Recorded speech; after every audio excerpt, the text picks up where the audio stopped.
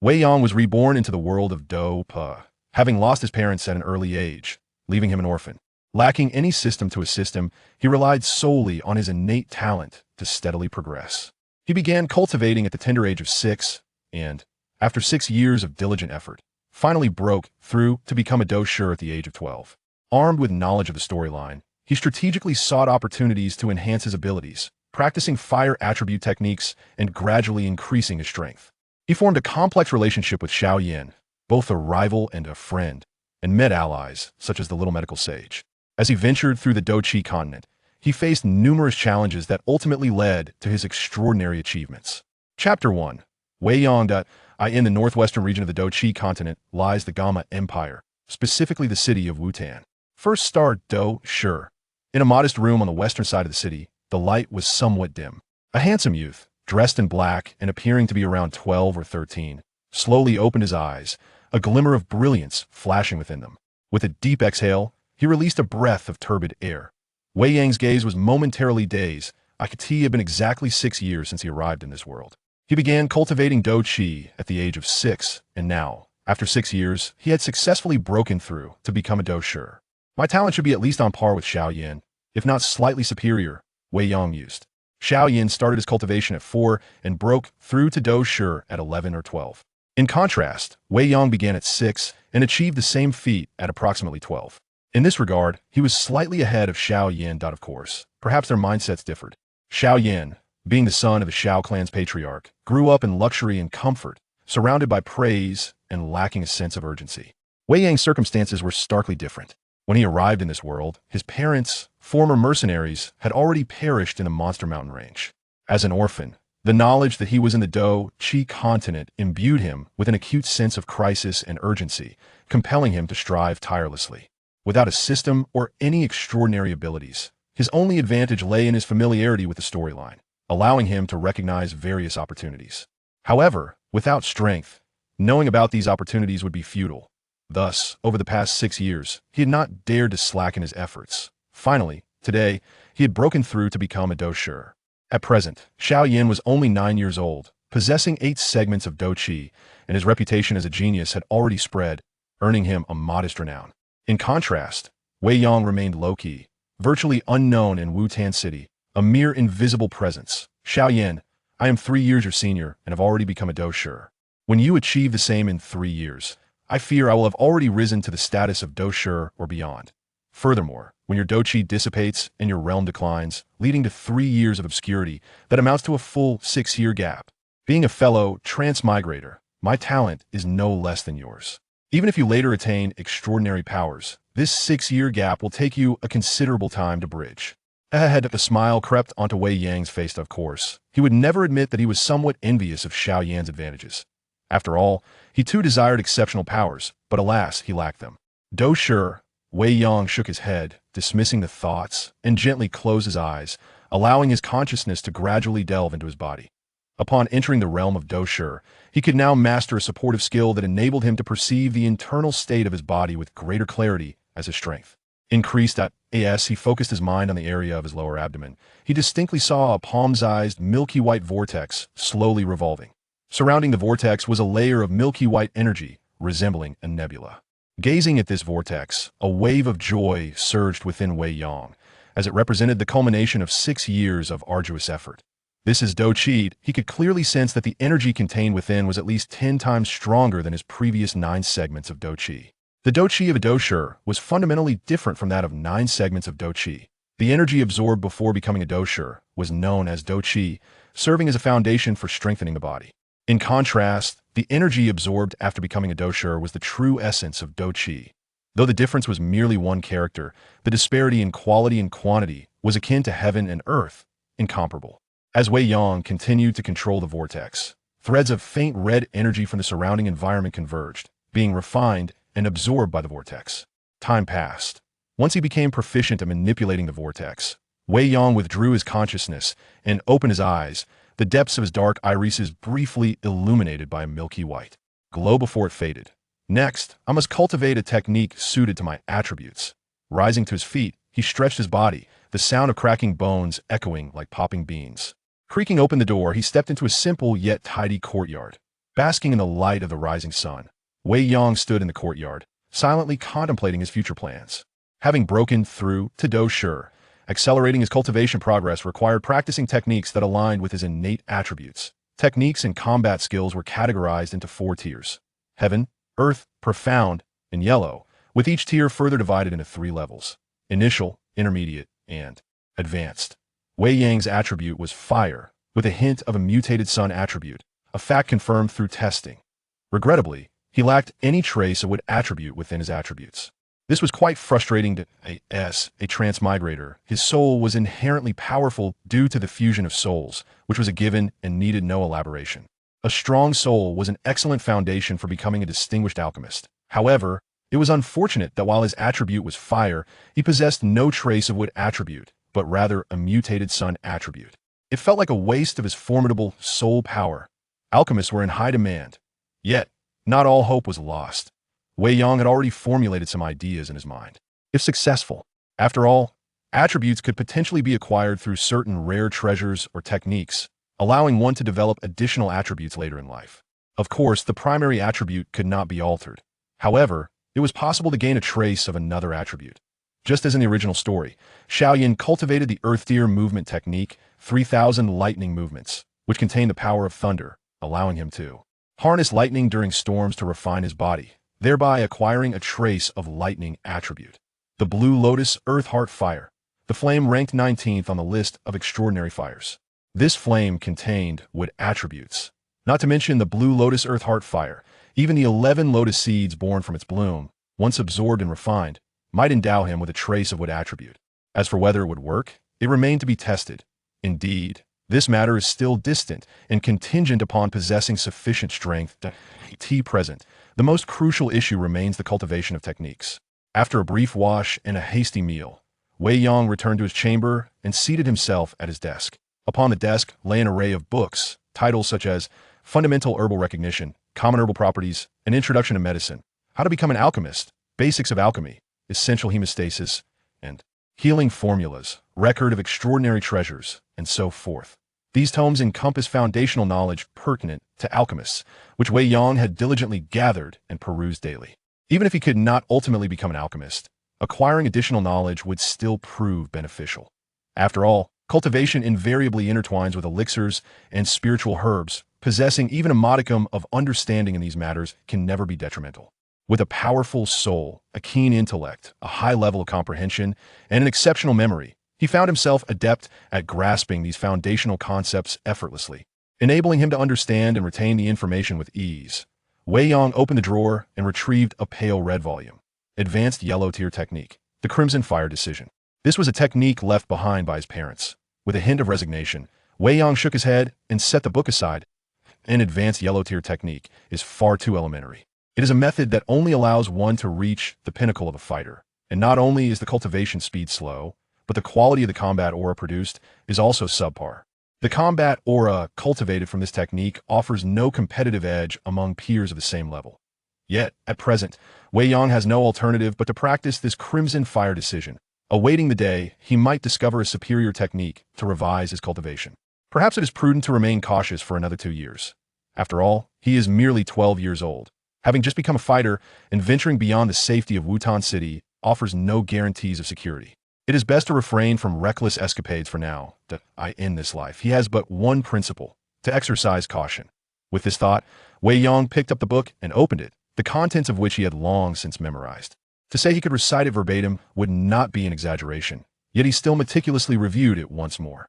Only after ensuring no detail was overlooked did he declare, "Commence." Setting the book aside, Wei Yang rose and returned to his bed, sitting cross-legged and closing his eyes. Chapter 2. The Dou Master. 3 days later, through the cultivation of the Crimson Fire Technique, Wei Yang successfully transformed the milky white, attribute-less Dou Shi within his dantian into a delicate red fire attribute Dou Shi. Within his dantian, the faintly red vortex appeared unremarkable at first glance, yet it emanated a subtle warmth. Through the practice of this technique, his Dou Shi not only became significantly more solidified, enhancing its quality, but its quantity also increased, thereby amplifying its potency. This exemplifies the benefits derived from cultivating techniques, even if it is merely a high-level yellow tier technique. The fire attribute Dou Shi he cultivated surpassed the initial attribute-less milky white Dou Shi in both quality and quantity. Clenching his fist, Wei Yang could distinctly sense his newfound strength compared to before. However, he swiftly suppressed this feeling of pride. He continued his training, reminding himself that he was still merely a novice Dou practitioner and must not become arrogant. Not until he reached the Dou Master rank would he emerge from his seclusion. Wei Yang resumed his meditation, channeling the technique to further strengthen the vortex, perhaps due to his innate aptitude or other factors. The high-level yellow tier technique seemed to operate at a pace faster than he had anticipated. This might illustrate a typical scenario where one possesses exceptional talent, yet is hampered by an inadequate technique, resulting in an inability to fully harness one's potential. Nevertheless, his superior aptitude elevated even the training speed of this ordinary technique to a degree. When the aptitude falters, one must rely on techniques to compensate. Conversely, possessing an exceptional aptitude with a mediocre technique leads to a burdensome effort, yielding minimal results. Time flowed unceasingly. In the blink of an eye, 3 years had passed. In a dimly lit chamber, a striking young man clad in black sat in meditation with closed eyes.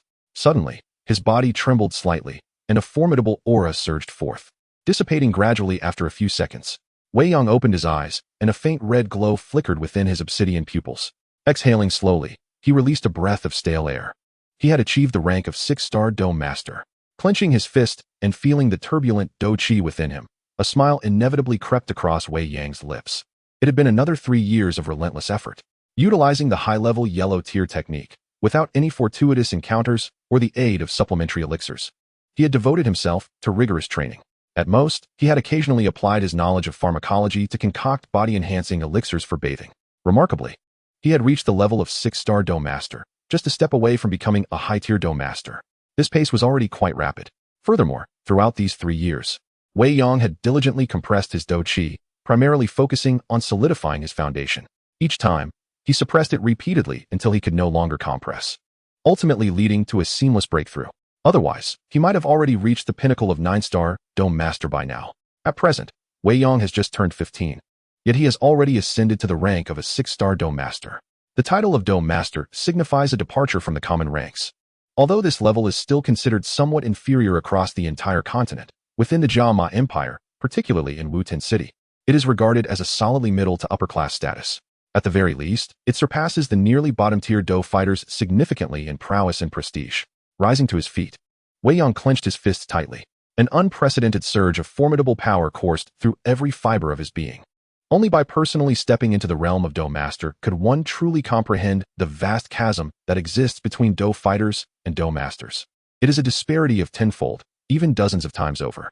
Gradually stretching his body, a symphony of cracks and pops echoed from his joints, reminiscent of sizzling beans. Standing still, Wei Yang extended his right palm, and with a mere thought, a faint red glow, tinged with a hint of hazy golden light, erupted from his hand, swiftly enveloping his entire form. Moments later, the Dou Shi retracted, forming a protective layer upon his body's surface. The Dou Shi gauze is a hallmark skill of powerful Dou Masters, renowned for its practicality. It enhances speed, defense, and attack capabilities alike. Given that Wei Yang is already a 6-star Dou Master, this gauze appears exceptionally solid, completely cocooning every corner of his physique. At this level, the Dou Shi within a Dou Master can already be unleashed to strike at enemies from a distance, something unattainable for mere Dou fighters. Standing there, Wei Yang was adorned in a striking and majestic layer of faint red gauze, a palpable heat radiating from him, causing the surrounding temperature to rise noticeably. He swiftly unleashed a series of punches into the air ahead. The sharp sound of slicing wind accompanied each strike, a testament to the raw strength of his physical form.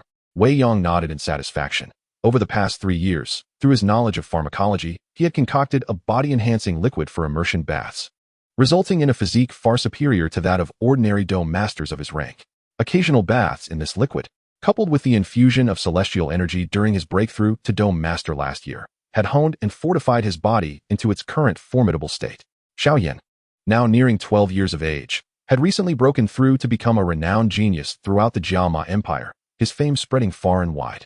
However, given the passage of time, he must soon confront the vexation of having his Dou Shi absorbed by the old alchemist. Oh, how swiftly one can descend from the heights of glory to the depths of despair. The heights of pride are often accompanied by the depths of downfall. Wei Yang retracted his fighting spirit attire, his demeanor transforming to that of an ordinary individual, all the while harboring a secret smile within. This implies that there are still 3 years remaining before the narrative officially unfolds. During this period, Wei Yang intends to make good use of the time to strategize for himself. Regarding Xiao Yan, he harbors no animosity, nor does he wish to undermine or target him in any deliberate way. After all, there exists no enmity or grievance between them, and they can be considered fellow townsmen. While not inclined to excessive flattery, there is certainly no need to provoke or offend one another. Mutual cooperation could indeed be beneficial. Should he find himself unable to become an alchemist in the future, he could forge a friendship with one instead. Opposing the protagonist, the destined child, requires immense courage, akin to courting death. At least for Wei Yang, he believes it is entirely unnecessary. Xiao Yan may not possess an overly charming disposition, yet he is not unkind either. He treats his friends well. Apart from his somewhat sluggish approach to relationships, he is generally agreeable and not a backstabber. Selfishness is a common trait. None can claim to be saints. As a friend, Xiao Yan is trustworthy. As for opportunities, one must seize what is rightfully theirs. Now that he has reached the status of a 6-star Dou Master, he has gained a modicum of self-preservation in the Jiama Empire and is prepared to venture forth in search of opportunities. With due caution and by avoiding unnecessary conflicts, he anticipates that he should encounter no significant issues. Wei Yang mused. His first destination would be Qingshan Town. Chapter 3. Reuniting with a fellow townsman. In the courtyard, neatly arranged shelves displayed an array of medicinal herbs, which Wei Yang was currently organizing. Given that his departure might be prolonged, it was imperative to properly secure these herbs. All the materials were procured from the market. Over the past 3 years, apart from his training, he had dedicated time to studying and experimenting with the herbs, and he could now be considered a healer. He had concocted various basic healing powders and scar ointments, achieving commendable results. Occasionally, he would sell these remedies at the market for a modest profit, successfully establishing a small reputation. After all, even those skilled in martial arts must eat. Knock, knock, knock. The sound of knocking echoed at the courtyard door. Is the little Dr. Wei here? A booming voice called from outside. Yes, I'm coming, Wei Yang replied, setting aside his tasks and turning to open the door. Upon opening the door, he was greeted by a robust figure, clad in mercenary attire, exuding an aura of formidable strength. Little Dr. Wei, do you still remember me? The robust man forced a somewhat sinister smile onto his face, softening his voice as he spoke. Remember, you're Captain Meng.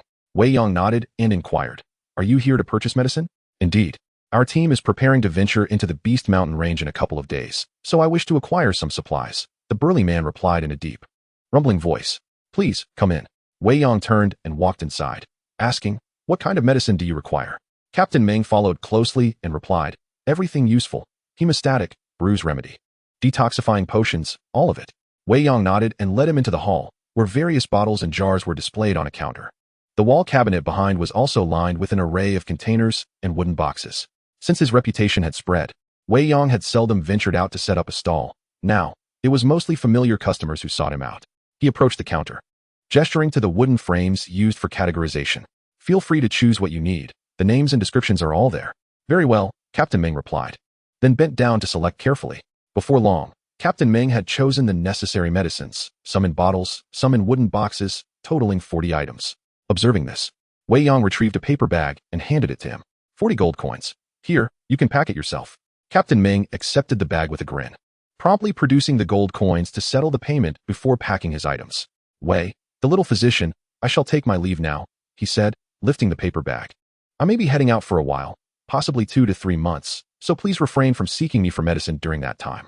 Wei Yang remarked, also, why do you add little when addressing me? It's just Wei physician. Ah, it's become a habit. Captain Meng scratched his head. Very well, I understand now. I shall return to seek you out in 3 months, Wei the little physician. With that, he turned and departed. Watching his retreating figure, Wei Yang shook his head and began organizing the counter. What a bunch of hulking brutes. He then looked down at himself, 15 years old, nearly 170 centimeters tall, with a handsome appearance. Although he seemed somewhat slender, it was merely the effect of clothing. Without it, one could see he had a well-defined physique. His muscles were not exaggerated, but rather robust. In short, what was lacking? Damn it. Wei Yang reached into his pocket and retrieved a pouch, opening it to stow away the gold coins. As for a spatial ring, that was a joke. Even the most basic one started at 50,000 gold coins. And in reality, it could reach 80 or even 100,000. Such an item was far beyond his means, a typical luxury in the continent of fighting Qi, exclusive to the nobility. The following day, at dawn, as the sun began to rise, Wei Yang secured the courtyard door and set out, carrying a leather bundle on his back. Stepping out of the alley and onto the bustling street, the city of Wutan began to awaken in the rosy hues of dawn, exuding an atmosphere of vibrancy and liveliness. The thoroughfare was teeming with people, as vehicles traversed the roads in a ceaseless flow. Groups of mercenaries, armed with blades and swords, passed by in clusters, their presence emanating an air of ferocity. Given its proximity to the Beast Mountain range, Wutan was never short of these bloodthirsty mercenaries, which fundamentally contributed to the city's popularity. Wei Yang strode forward, making his way toward the city gate. Before long, he encountered the entrance of a grand marketplace belonging to one of the three prominent families, the Xiao family. The guards at the entrance stood tall and erect, clad in neat uniforms and fully equipped, exuding an aura of discipline. Suddenly, a cacophony erupted at the entrance of the marketplace. Intrigued, Wei Yang halted to observe. Xiao Yan has arrived. It's young Master Xiao Yan, the third young master. Oh, how handsome he is. The name Xiao Yan caught Wei Yang's attention, prompting him to focus intently. At last, he was about to meet this fellow townsman. In the midst of the crowd, a strikingly youthful boy, around 12 or 13 years of age, approached the marketplace entrance, surrounded by a throng of admirers. The air buzzed with cheers and accolades, reminiscent of a celebrity's public appearance. Leading the procession, Xiao Yan maintained a calm demeanor, smiling as he graciously received the adoration and praise of the onlookers. Undoubtedly, at that moment, amidst the youthful assembly, Xiao Yan was the most dazzling figure on the street, the third young master of the Xiao family, a prodigy renowned throughout the empire. At just shy of 12 years old, Xiao Yan had already attained the rank of a one-star Dou fighter. This scene was one of exuberance and brilliance. Wei Yang observed with a smile, reflecting on his own accomplishments, having reached the 6-star Dou Master level at the age of 15. However, upon closer inspection of his compatriot, Wei Yang discerned a hint of anxiety lurking behind Xiao Yan's spirited countenance, as well as a subtle stiffness in his smile. Oh, it seemed that the esteemed elder Yao had already begun his trials. Wei Yang speculated quietly. At this moment, Xiao Yan had yet to experience a decline in his realm, but it was likely that his daily cultivation efforts were yielding diminishing returns. Despite his relentless training, the progress of his Dou Shi had inexplicably stalled, a source of anxiety he could hardly confide to others. Soon, he would undoubtedly begin to experience a drop in his realm. Elder Yao, it seemed, was not overly concerned about this particular aspect of Dou Shi. Rather, he appeared to be testing his future disciple. After all, having been deceived by a former pupil, it was only prudent for Elder Yao to exercise caution. Moreover, both the current and former Xiao Yan, in terms of temperament, indeed do not quite meet the expectations of the venerable Yao Lao. He is overly flamboyant and has not yet faced any setbacks. Thus, this is a manifestation of Yao Lao's benevolent concern. As Wei Yang pondered this, he couldn't help but chuckle, and then his gaze fell upon another figure. Beside Xiao Yan stood a beautiful young girl, around 11 or 12 years of age, exuding an aura akin to a delicate blue lotus. Xiao Suner, or rather, Gu Suner. She is quite the catch, a little heiress. Wei Yang felt a surge of warmth in his heart, tempted to abandon his efforts. Envy and jealousy welled within him. Alas, such aspirations seemed futile. It appeared that Gu Suner had sensed Wei Yang's gaze, her eyes turning towards him, as her enchanting, cool eyes met his. A flicker of surprise danced within them. A 6-star Dou Master, remarkably youthful, with a potent spiritual aura. Could he be an alchemist? Gu Suner mused in astonishment. To notice him with just a single glance indicated her keen perception. Wei Yang was taken aback, but masked his surprise with a smile, nodding politely before turning to leave. She was not someone to provoke lightly. He had no desire to attract even the slightest attention from Gu Suner, especially since she was accompanied by at least 2 Dou Huang bodyguards. Gu Suner slightly turned her head, her gaze subtly following the retreating figure of Wei Yang, her brows furrowing in mild surprise. He was very young, likely no more than 14 or 15, with a solid presence devoid of any superficiality. His foundation was commendable. It was unexpected to encounter such a gifted youth in the remote Jiaoma Empire. Was he perhaps from elsewhere? Gu Suner soon withdrew her gaze, choosing not to dwell on it further. Individuals like Wei Yang were plentiful within the Gu clan, and there were many who surpassed him. Encountering him in this secluded city of Wutan was merely a momentary surprise, not worthy of her further contemplation. Chapter 4. Qingshan Town. After departing from Wutan City, as Wei Yang traversed the path to Qingshan Town, he let out a quiet sigh of relief. It would be disingenuous to claim he was not nervous under Gu Suner's scrutiny. After all, at her side, there were always at least 2 Dou Huang strongmen lurking in the shadows. He had no desire to attract attention from anyone, until he possessed the strength for self-defense. Wei Yang wished to avoid any unforeseen incidents. Whether one calls it paranoia or fear of being inadequately armed, such sentiments were inherited. Alone in this foreign realm, devoid of any support, he felt utterly insecure. Caution was imperative. Several days later, at dusk, Wei Yang finally arrived at his destination, a small town on the outskirts of the Monster Mountain Range, Qingshan Town. This was a town frequented by mercenaries. As he entered the town, the streets bustled predominantly with mercenaries who eked out a living from the Beast Mountain Range.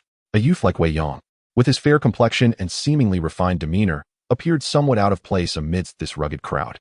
Clad in black, he strode through the town, attracting curious glances from passing mercenaries, some of whom, unable to restrain their tongues, made jesting remarks. "Hey, which noble family does this young master hail from? Visiting for leisure? Haha, I say, young sir, best return home soon. Keep it down, or you might frighten him to tears." Laughter erupted around him. Wei Yang maintained a calm expression, choosing to disregard them.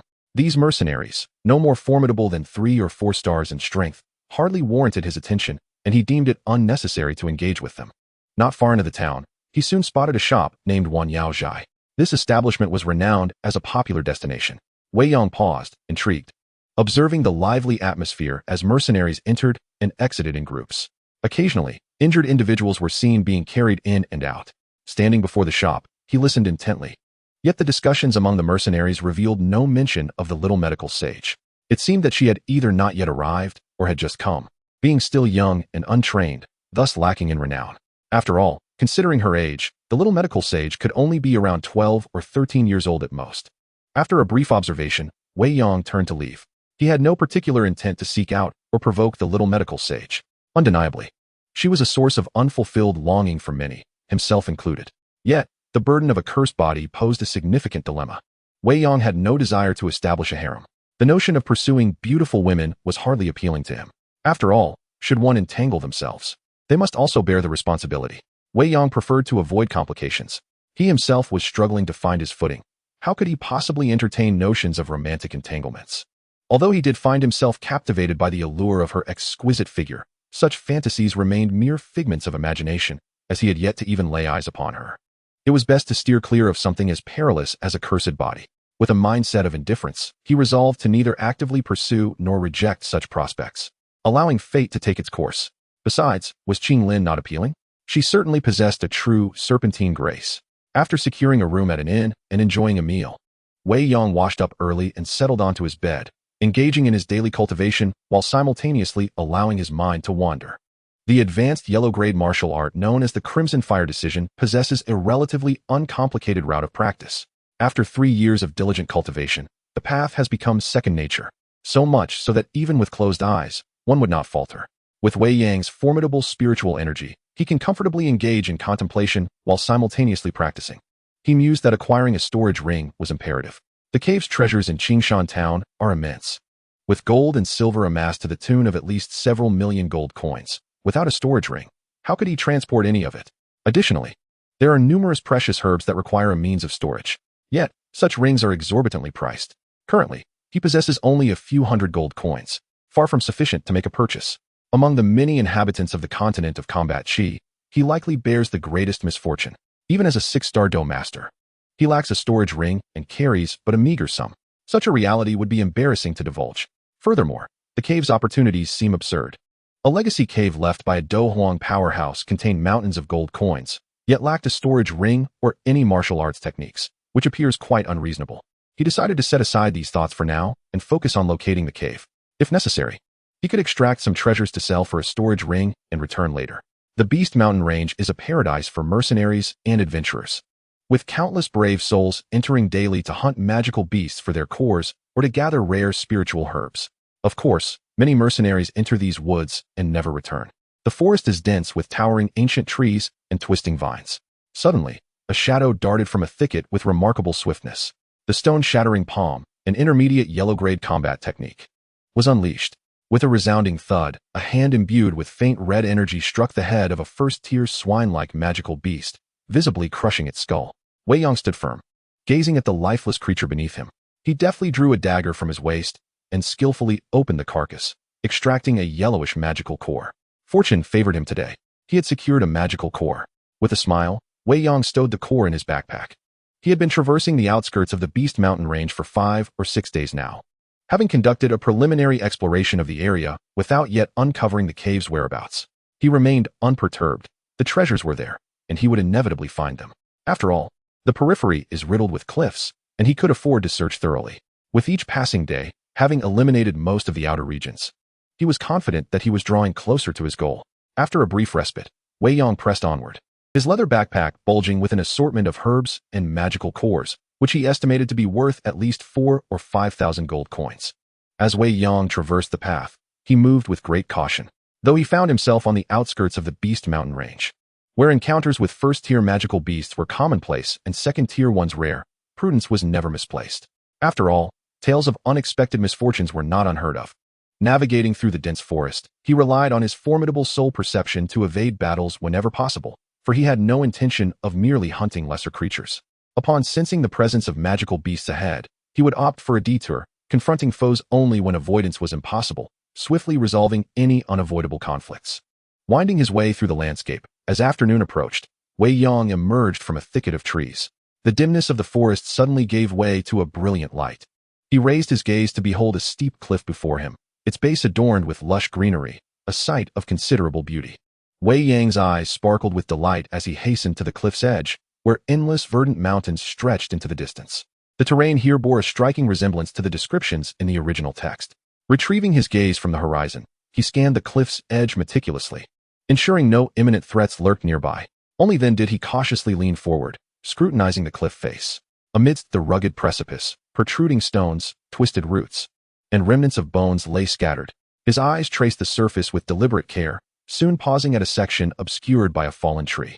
Although the wood appeared unremarkable at first glance, Wei Yang, having prepared himself, discerned subtle differences.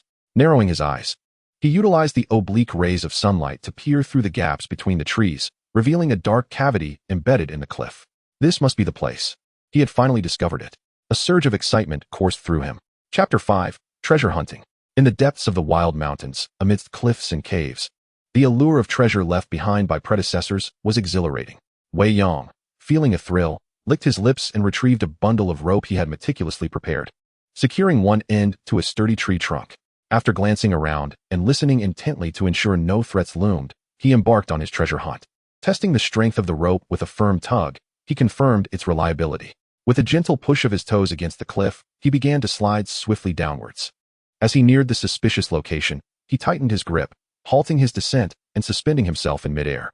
Exhaling softly, he turned his gaze towards the cluster of fallen timber and the dark void concealed behind it.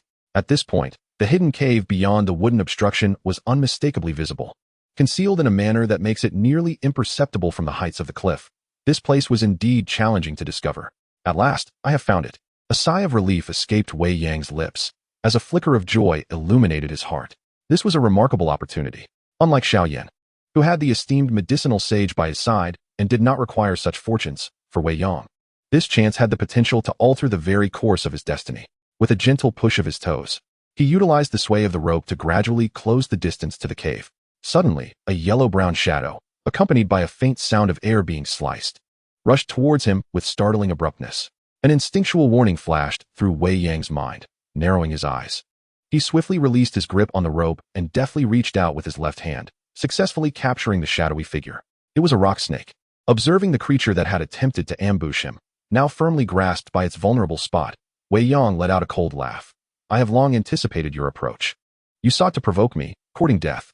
The rock snake is a serpentine beast that dwells upon rocky cliffs, classified as a first-tier magical creature.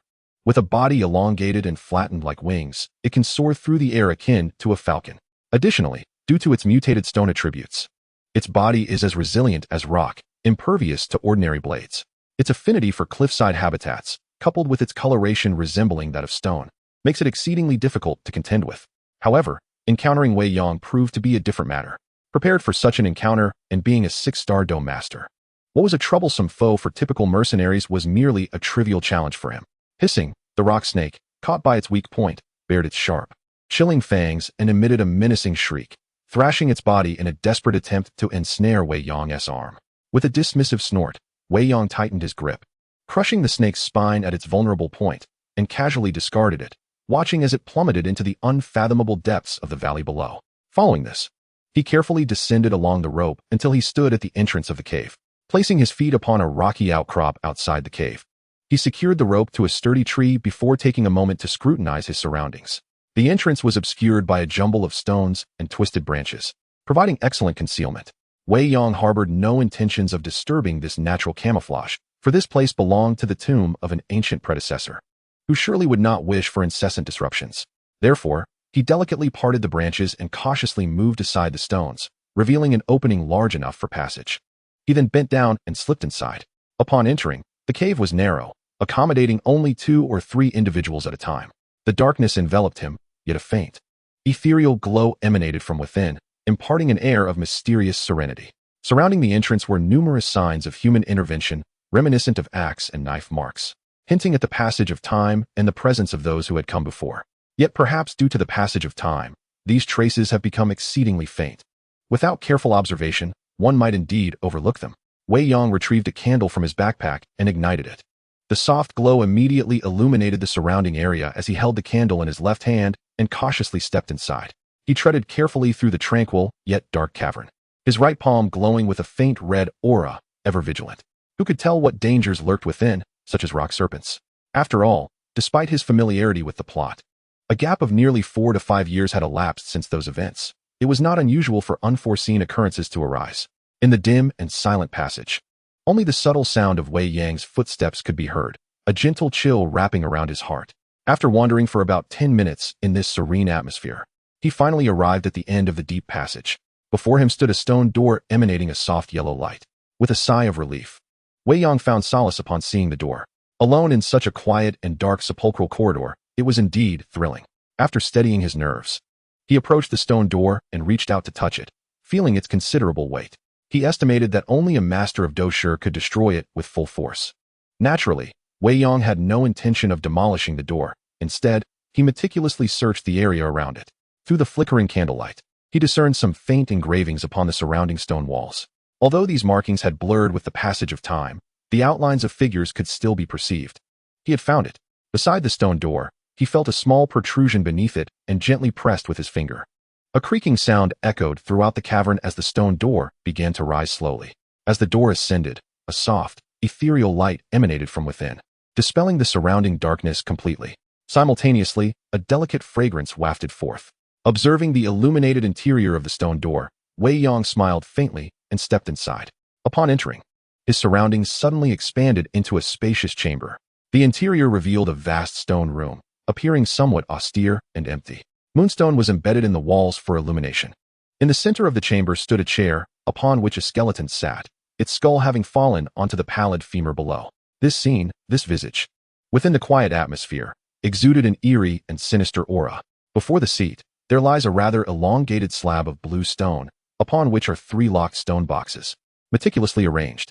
In the 3 corners of the stone chamber, there are 3 mounds resembling small hills, heaped with gold coins and various treasures, including exquisite jewelry. A cursory glance reveals that the quantity of gold coins alone exceeds several 100,000, and when combined with the jewelry and other valuables, the worth is surely in the millions of gold coins. How astonishing! The sight of these coins and treasures causes Wei Yang's eyes to gleam with excitement. After gazing for quite some time, he finally diverts his attention from the 3 glittering piles of wealth to other corners of the room. In the final corner, there is a small flower bed constructed of earth, filled with a variety of spiritual herbs, planted as if they were mere flowers. A fragrant aroma wafts through the stone chamber. Chapter 6. Surprises and Gains. Among the herbs are xylem leaves, white spirit ginseng fruit, snow lotus seeds, and blood lotus essence. Standing before the flower bed, Wei Yang carefully identifies the precious herbs, recognizing some while many remain unfamiliar. These seemingly haphazardly planted flora are, in terms of value, likely far more precious than the 3 piles of gold coins. At this moment, Wei Yang's eyes shine with an extraordinary brightness, as names of rare and elusive high-grade medicinal materials spring forth from his lips. Ultimately, his gaze settles on a plant in the center of the flower bed, characterized by alternating white and red leaves. The ice spirit flame grass. This plant exhibits a duality of colors. The white stalk is adorned with crystalline-like speckles, while the fiery red crown resembles a flickering flame. The stark contrast of colors and attributes astonishingly coexists within a single plant, a true marvel of nature. A gentle mist envelopes the plant, imparting an ethereal quality reminiscent of being amidst clouds and rainbows. Were he to exchange this collection of dozens of herbs with the esteemed apothecary, it would likely yield at least a foundational earth-level cultivation technique, Wei Yang muses, unable to suppress a smile of joy. Such treasures are indeed enviable wealth. Inhaling the distinctive fragrance of the herbs, he feels a wave of elation. After some time, Wei Yang exhales deeply, seeking to calm his exuberance. Finally, he shifts his focus to the blue stone slab, specifically the 3 locked stone boxes. Approaching the stone table, he bends down to touch the metallic locks on the boxes, feeling a slight warmth emanating from them. Remarkably, after countless years, they still retain warmth, indicating that this metal is far from ordinary. Wei Yang's gaze then drifts to the pale, skeletal remains seated behind the stone table, and his eyes descend to the skeletal hands, where 3 black keys dangle, suspended above the bones. "Forgive me, esteemed predecessor," Wei Yang respectfully bows. He then steps forward, cautiously retrieving the keys and placing them upon the stone table. Raising the withered arm with a sudden motion, a gentle squeeze was applied. Crack! With a resounding snap, the bones of the desiccated limb splintered apart. Through the fissure, a glimpse of a small, delicate scroll could be discerned, nestled within the skeletal crevice. One of the fragments of the pure Lotus Demon Fire's residual map. Wei Yang cautiously extracted the scroll from the bony confines. While 3 boxes filled with precious herbs and treasures lay prominently displayed, this scroll was discreetly concealed within the arm's bones, suggesting that the former occupant wished to keep its existence a secret from future generations. Wei Yang mused silently. Generally, when successors enter the abodes left by their predecessors and encounter fortuitous finds, it is rare for anyone to disturb a mere skeleton. After all, intruding into someone's eternal resting place is already a breach of respect. To claim their remnants without gratitude is one thing, but to vandalize their remains is exceedingly rude and seldom practiced. In the original narrative, had it not been for Xiao Yan's unintentional force in retrieving a key that inadvertently severed the skeleton's arm, the scroll would likely have remained undiscovered. Even if he had intended to restore it afterward, Wei Yang gently placed the bone back, murmuring an apology before returning to the stone table. Gazing intently at the small scroll in his hands, it appeared quite ancient, its hue slightly faded and yellowed with age. As he unfurled the scroll, a piece of parchment fashioned from an unknown material revealed itself, adorned with seemingly erratic patterns. This was indeed the greatest fortune here, one of the fragments of the pure Lotus Demon Fire's map. The pure Lotus Demon Fire, ranked 3rd on the list of extraordinary flames, is a singular existence within the realms. Within this fragment resides a remnant of the will of a semi-emperor, the pure Lotus Demon Saint.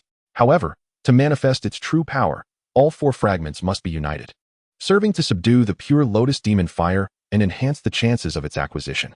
Ah, the pure Lotus Demon Fire. Wei Yang smacked his lips, his eyes shimmering with longing. Soon, he chuckled and shook his head, realizing he was thinking too far ahead. After all, it was a high-tier battle saint. Nevertheless, even if he did not intend to pursue the pure Lotus Demon Fire in the future, this fragment could be exchanged for substantial benefits. Surely, trading it for a heavenly level technique or battle skill would not be excessive, he contemplated.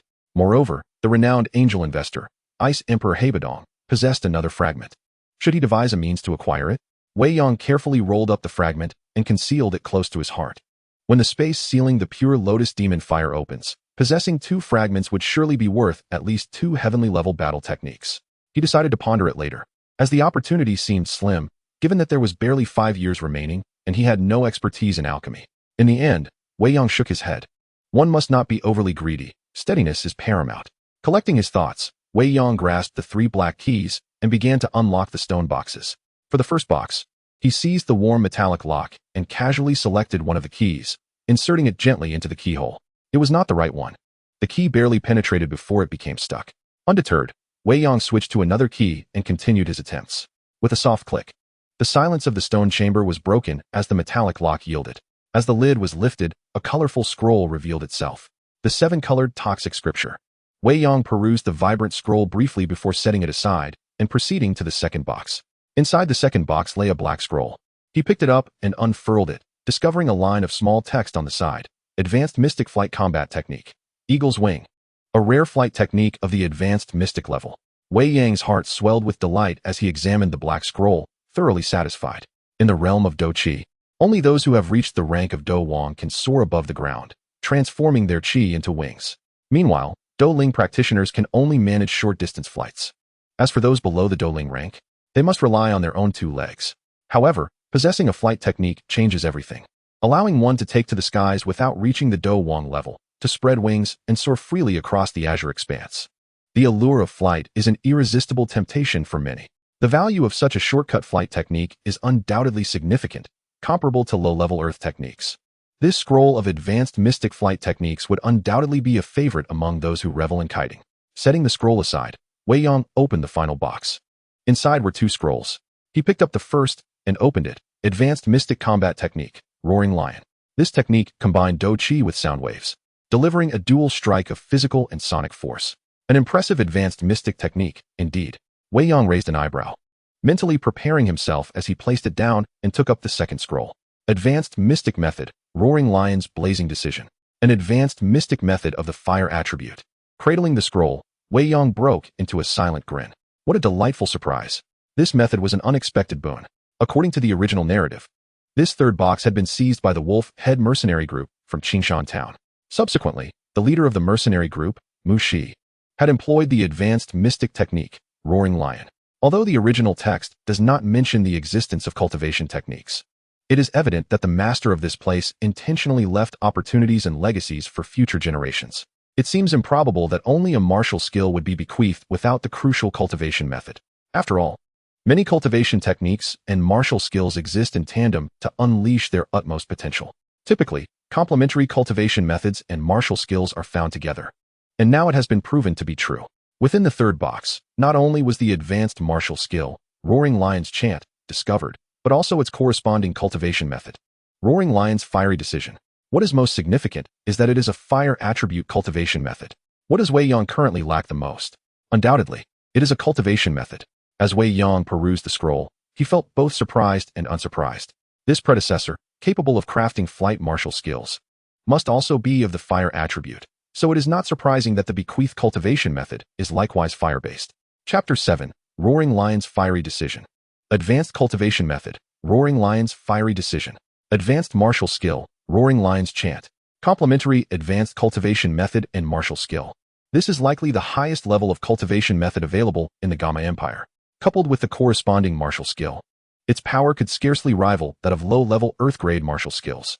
Of course, there are Earth-grade cultivation methods or martial skills within the Yunlan sect, but those are the sect's foundational techniques and are certainly not available for external trade. After calming his emotions, Wei Yang meticulously contemplated the contents of the Roaring Lion's Fiery Decision.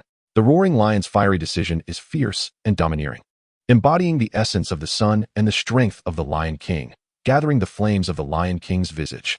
As he carefully studied the contents of the cultivation method, a joyful expression gradually emerged on Wei Yang's face, and his heart surged with excitement. This is a fire, sun attribute cultivation method, perfectly aligned with him. Wei Yang himself possesses a fire attribute, along with a hint of a mutated sun attribute, making the cultivation method a flawless match. This is destiny. Unable to contain his inner excitement, Wei Yang immediately sat cross-legged in the stone chamber, began to circulate his internal fighting energy, and shifted the cultivation method route. He had been enduring the yellow-grade advanced cultivation method, Crimson Fire Decision, for quite some time. Now that he had acquired a superior cultivation method, he naturally switched without hesitation. As he practiced, the advanced cultivation method was vastly more formidable than the Crimson Fire Decision. With a far more intricate route, Wei Yang focused his mind, cautiously guiding a strand of fighting energy along the new cultivation method route. As the strand of fighting energy completed its circulation and returned to the Dantian, it had transformed into an entirely new fighting energy. Its volume diminished, being compressed and refined. The faint red fighting energy had transformed into a deep red infused with a hint of golden hue, representing an entirely new fighting energy. As time flowed by, his aura became increasingly refined and formidable, yet his realm gradually declined. In the blink of an eye, 7 days had passed. During this period, Wei Yang had devoted himself tirelessly to the cultivation of a new technique. When hunger struck, he consumed the provisions he had brought. When fatigue set in, he rested briefly before resuming his practice. Finally, after 7 days, within the stone chamber, Wei Yang slowly opened his eyes, and an overwhelming aura erupted from him. A deep crimson lion's head, faintly tinged with golden hues, subtly manifested, enveloping him. A majestic roar of the lion echoed, resonating deeply within the hearts of those who heard it. The aura surged forth, creating a circular shockwave that swept across the entire stone chamber. The skeletal remains on the seat crumbled and fell apart. Moments later, calm returned, and the phantom of the lion's head gradually receded into his body. With a crackling sound, Wei Yang rose, stretching his body, feeling invigorated, in an unexpectedly splendid state. At this moment, his realm had fallen from a 6-star Dou Master to a 2-star Dou Master. Yet his strength had not diminished. Rather, it had increased, and his aura was even more potent and refined than when he had been a 6-star Dou Master. It was believed that once Wei Yang regained his status as a 6-star Dou Master, his overall strength would surpass his previous form by at least tenfold. This was the advantage of advanced techniques. In every aspect, whether in the quality and quantity of Dou Shi, offensive power, defensive capability, endurance, or recovery, there was an all-encompassing enhancement. Wei Yang picked up the scroll of techniques, unable to suppress his admiration. This was merely an advanced technique of the Xian rank. How vast was the difference? What of the earth rank? The heaven rank? What grandeur would that entail? Setting aside the fierce lion blaze technique, Wei Yang then took up the technique Fierce Lion Song. Flipping through its pages with keen interest, this was an advanced Xian rank combat skill, complementary to the techniques he had learned. Until now, he had only mastered one intermediate yellow rank combat skill, the Shattering Palm. Finally, he had acquired a technique worthy of display. Eagerly, Wei Yang delved into his study of it. Fierce Lion's Song, an advanced Xian rank combat skill, encompassed both Dou Qi and sound wave attacks. It was versatile, capable of being unleashed through weapons or bare hands. Its offensive power was fierce and domineering. When mastered to perfection, the dual forces united, unleashing a terrifying sound wave that could overpower foes, with the Dou Qi annihilating the opponent. A double blow of tremendous might akin to an inferior earth rank combat skill. After thoroughly absorbing the content of Fierce Lion's Song, Wei Yang felt a surge of joy. It was indeed a solid foundation for cultivation. Thus, he immersed himself once more into his practice. Who could resist the exhilaration of newfound strength? In any case, with nothing else to occupy his time, where he practiced was of little concern. Wei Yang chose to remain and continue his cultivation in that very place. 3 days had passed once more, and he had garnered a modicum of understanding regarding this combat technique. It was inherently complementary to the martial arts, mutually reinforcing, with the foundational practices in place. The cultivation was not excessively arduous, and he had barely scratched the surface. Breathing out a long sigh, Wei Yang sat cross-legged at the stone table. Reluctantly setting aside the combat technique, he reached for the nearby black scroll. This was an advanced flight technique of the mysterious tier, a treasure valued comparably to a low-grade earth tier technique. Soaring through the skies was a dream cherished by all, and Wei Yang, too, yearned for the freedom of flight. Taking a deep breath and adjusting his state to perfection, he gradually unfurled the scroll upon the table. Before him appeared a pair of wings, dark as night, which sent a chill down his spine, vividly etched onto the scroll, appearing almost lifelike. These wings were entirely enveloped in a shadowy hue, faintly revealing mysterious purple patterns. Resembling an artifact forged from black metal, with a palpable metallic texture upon touch, as if they were animate. A gentle breath seemed to stir the metallic feathers of the wings, causing them to flutter as if they were genuine plumage. The black flame purple cloud eagle, a 5th-tier flying magical beast, was said to possess a trace of the ancient phoenix's bloodline. Its flight speed ranked among the elite of all flying magical beasts. Inherently cunning and vicious, making it exceedingly difficult to capture, residing solely in the Cloudstorm region of the southern continent. A line of small script inscribed on the scroll chronicled the origins of the wings utilized in this flight technique. A 5th-tier magical beast was equivalent to a human combat king, and being a paragon among 5th-tier flying magical beasts. Confronting it would be no less challenging than facing a combat emperor, indirectly attesting to the prowess of its creator. Furthermore, the name Black Flame Purple Cloud Eagle implied its affinity for fire, with the possibility of wind attributes as well. As Wei Yang caressed the scroll depicting the wings, his formidable soul perception allowed him to sense the remnant savage spirit lurking within the feathers. This was the beast soul of the Black Flame Purple Cloud Eagle, akin to a weapon spirit, and it was pivotal for the refinement of this flight technique. With the strength of my soul, I need not overly concern myself with the assault of this residual spirit. Though it was once 5th tier, it now existed merely as a remnant soul, like water without roots. And having endured the passage of many years, its intellect had been reduced to mere primal instinct, posing little threat, Wei Yang mused. Taking another deep breath, he placed his palms gently upon the scroll, closing his eyes slowly. Shortly after his hands made contact with the wings, the fierce eagle soul within suddenly emitted a shrill cry that sent tremors through his very essence. The cry pierced through the scroll, racing along Wei Yang's arm, penetrating his mind like a drill. Wei Yang experienced an unprecedented assault on his soul, causing his entire body to tremble violently, his complexion paling significantly. With a disdainful snort, he steadied his mind, erecting several protective layers around his consciousness to fend off the shrill cries. Perceiving the futility of its anguished wails, the spirit of the Purple Cloud Eagle, after a fleeting moment of silence, erupted with an even more ferocious emotion, violently colliding with Wei Yang's soul defenses. He stifled a groan, gritting his teeth, resolutely maintaining his mental fortitude against the onslaught. At long last, this soul-straining contest, which endured for over a dozen minutes, concluded slowly with the defeat of the purple cloud eagle. Chapter 8. Another surprise. Wei Yang, his complexion somewhat pale, opened his eyes, revealing a hint of fatigue. Such a clash of souls was perilous and exceedingly draining on one's psyche. I succeeded, he murmured, wiping the sweat from his brow. Lowering his gaze to the black scroll cradled in his hands, he directed his internal energy along the path inscribed within the scroll, allowing it to circulate gradually through his body. Moments later, the energy flowed into his palms, emanating from his very core. As the energy manifested in his palm, the eagle's wings on the black scroll suddenly radiated a brilliant glow. The dark, purplish light intensified, ultimately transforming into two slender streams of black-purple energy that darted into Wei Yang's palm like lightning. Upon entering his body, these two delicate streams raced through his meridians. When they reached the meridian along his spine, they came to an abrupt halt, then began to forcibly carve out new pathways, extending two exceedingly fine branches from the main meridian. These branches stretched from the primary conduit and, upon reaching his back, gradually ceased their expansion. With a pained grimace, Wei Yang clenched his jaw and emitted a piercing scream of agony from his throat. Sweat cascaded from his forehead, and his fists tightened into resolute balls.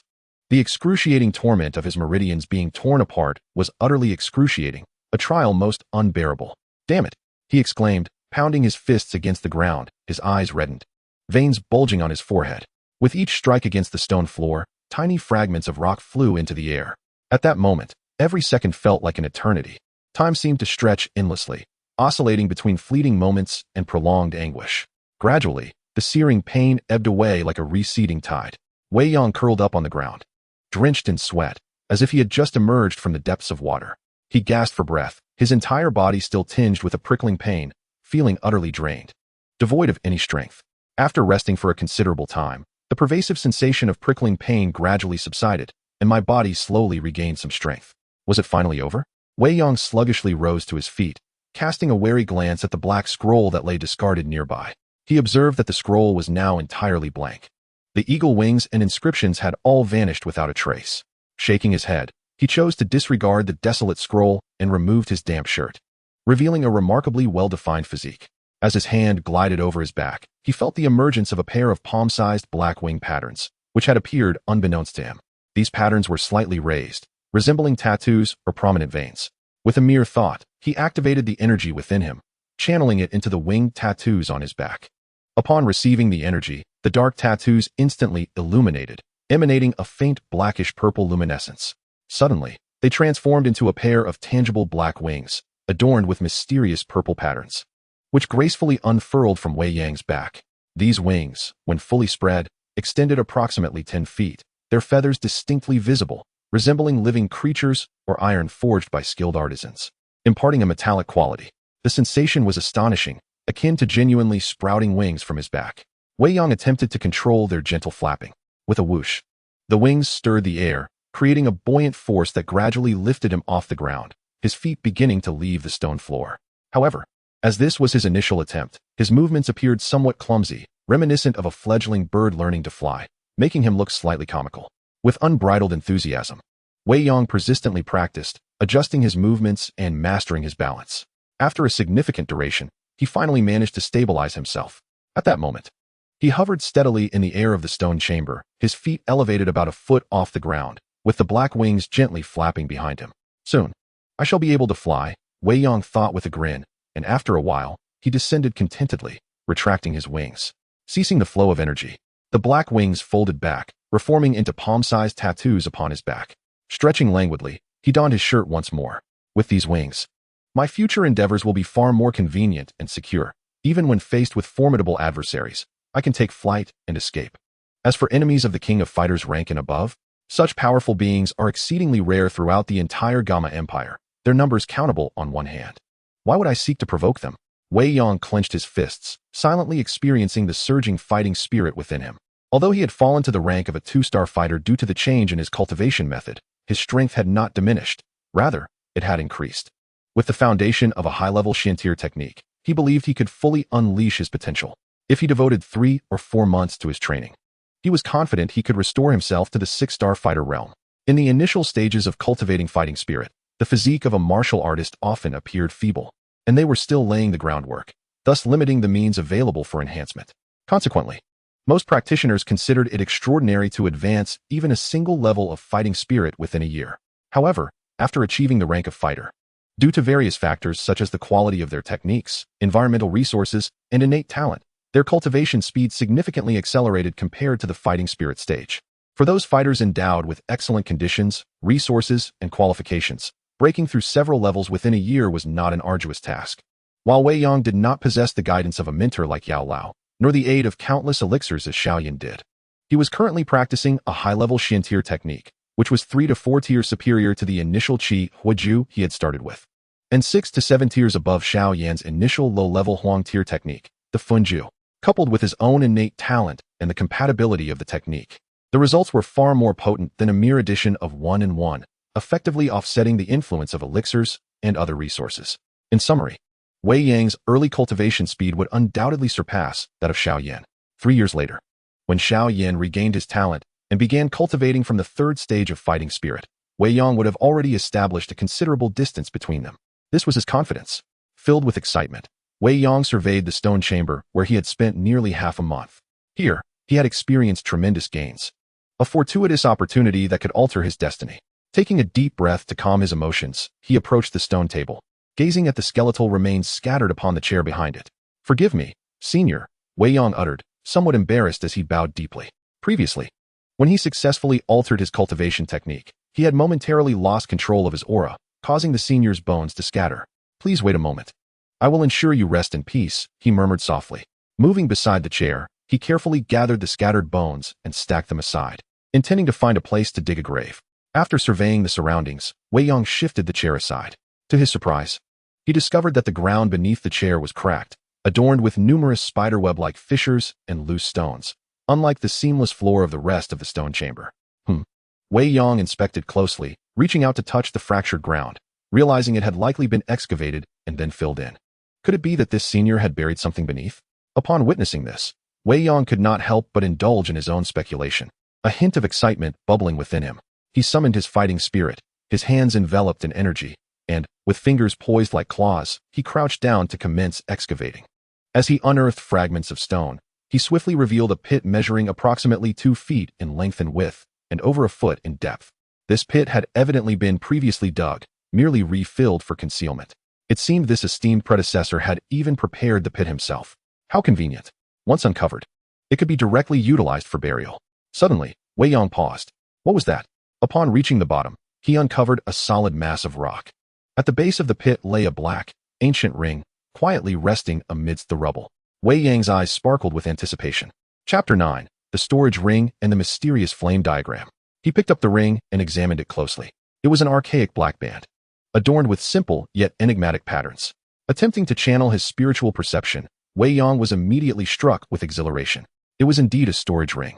How could a being of at least the Dou Huang level not possess such an artifact? It became clear. This predecessor had even prepared the pit, and if future seekers, after reaping the benefits, contemplated interring the remains, a careful examination of the stone chamber would reveal cracks and debris beneath the seat. By excavating the pit, one would naturally discover this storage ring. Furthermore, while gathering the remains for burial, with a stroke of luck, one might also uncover the remnants of the pure lotus demonic fire diagram concealed within the arm bones.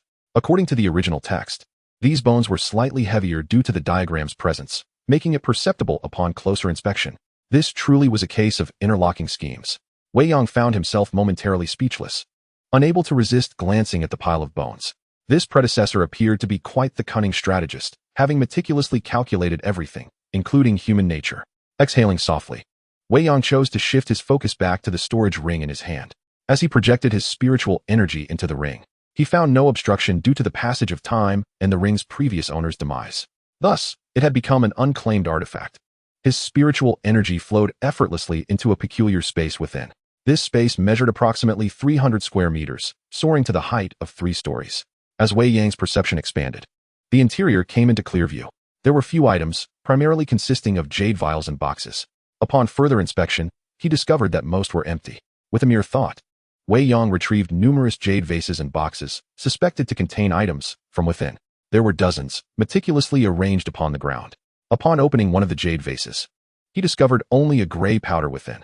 Judging by this powder, it was evident that the vase had once held medicinal pills, but perhaps due to the passage of time, the essence of these pills had completely dissipated, leaving only remnants. Consequently, Wei Yang proceeded to open the remaining jade vases and boxes, finding similar results. Whether they contained pills or herbs, the prolonged duration had loosened the internal seals, causing the efficacy of their contents to fade, ultimately leaving behind mere husks. A sense of regret washed over Wei Yang, prompting him to shake his head and sigh. Yet, he quickly regained his composure, dismissing any lingering thoughts of discontent. He had already acquired numerous benefits and recognized the importance of moderation. Wei Yang returned the items to his spatial ring, including the fragmented map of the pure lotus demon fire and various techniques. With the ring adorning his index finger, he delved once more into its depths to ensure nothing was overlooked. Soon, a new discovery emerged. What is this? With a mental nudge, Wei Yang extracted an ancient black scroll. Unfurling it revealed a map, exuding an enigmatic aura. He scrutinized it intently and, following some geographical markers, quickly discerned its significance. This depicted the Beastmaster mountain range, and there lay the Tagore Desert. Following the route indicated on the map, he realized it was a depiction of a path leading deep into the uncharted territories of the Tagore Desert. It seemed to penetrate further than he had initially imagined, as the scale of the map suggested the route delved into the boundless sea of sand. This area had long surpassed the habitats of the serpent people, requiring further exploration into the unknown, a place rumored to be an absolute forbidden zone for life. In such a realm, even the serpent people might never have ventured, let alone explored. Wei Yang inhaled sharply, feeling a chill of trepidation as he continued to examine the map. At the terminus of the mapped route, a small red circle marked a location, within which was a crimson skull symbol, exuding an eerie aura that sent shivers down his spine. Beside the skull, a depiction of black flames seemed to flicker and dance, appearing vibrant and alive, akin to a black sun ablaze, instilling an overwhelming sense of heat. The peculiar aura emanating from the map originated from this fiery emblem resembling a black sun. Could this flame, resembling a black sun, be unlike any recorded in the rankings of extraordinary flames? The flame, akin to a black sun, bears no resemblance to the void-devouring flame, the 9 netherwind flame, nor the 3,000 blazing flames. What manner of flame could this be? The void-devouring flame can be dismissed, for it resides within the Soul Clan, and is an entity equivalent to the peak of Dou Saint, having already transformed into human form. Furthermore, the void-devouring flame ranks second, much like the purifying lotus demon flame, both being singular entities in the realm, with no other like them on the Duki continent. Wei Yang meticulously pondered over the 23 types of extraordinary flames described in the original text, only to find that none matched. Could it be an entirely new and uncharted flame? Wei Yang contemplated this notion. There exists a possibility indeed. After all, the formation of each extraordinary flame requires an exceedingly protracted period. It is not beyond reason to surmise that an undiscovered flame might exist. Each celestial flame carries an air of mystery. It could be a spark born from a celestial meteor, or perhaps the molten earth fire forged deep within a volcano over millennia, or it may arise from peculiar locations shaped by unique environments.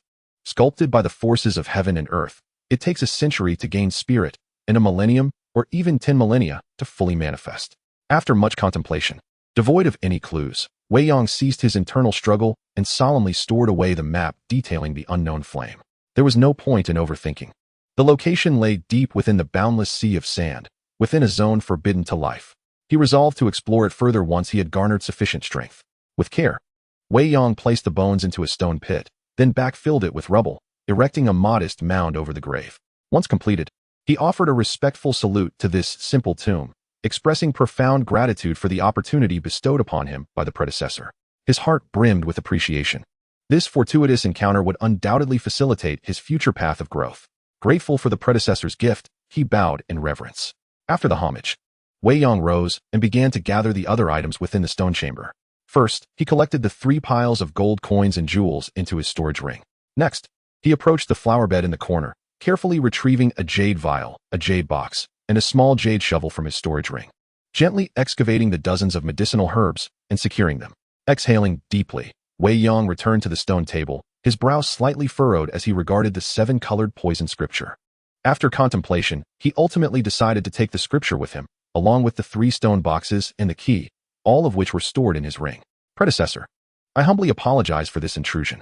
I shall depart now and will ensure the destruction of the entrance. preventing any further disturbances to your eternal slumber. With a respectful bow, Wei Yang turned to leave. Upon exiting the stone chamber, he activated the mechanism. With a soft hiss, the stone door descended slowly, sealing the chamber behind him. Subsequently, Wei Yang's hands radiated fighting spirit, his fingers resembling claws, as he began to dismantle the surrounding cave walls. As stones cascaded down, the stone door behind him gradually became buried. After 3 arduous days, Wei Yang finally obliterated the entire deep passage, completely sealing it with an endless array of stones. The entrance to the cave was restored to its original state, concealing all traces of his actions. Chapter 10, The Little Medicine Master. The sky was a vivid blue. The sun hung high, and white clouds rolled gracefully across the horizon. On the outskirts of the Beast Mountain range, a black figure swiftly darted through the air, gliding between the sheer cliffs. Behind him, a pair of black wings, spanning 10 feet, gently flapped, adorned with enigmatic purple patterns, exuding an aura of mystery and allure. The sensation of soaring freely was exhilarating. A smile of delight graced Wei Yang's lips as he reveled in the joy of unrestrained flight. After a moment, he landed atop a mountain peak, retracting his wings as he descended slowly.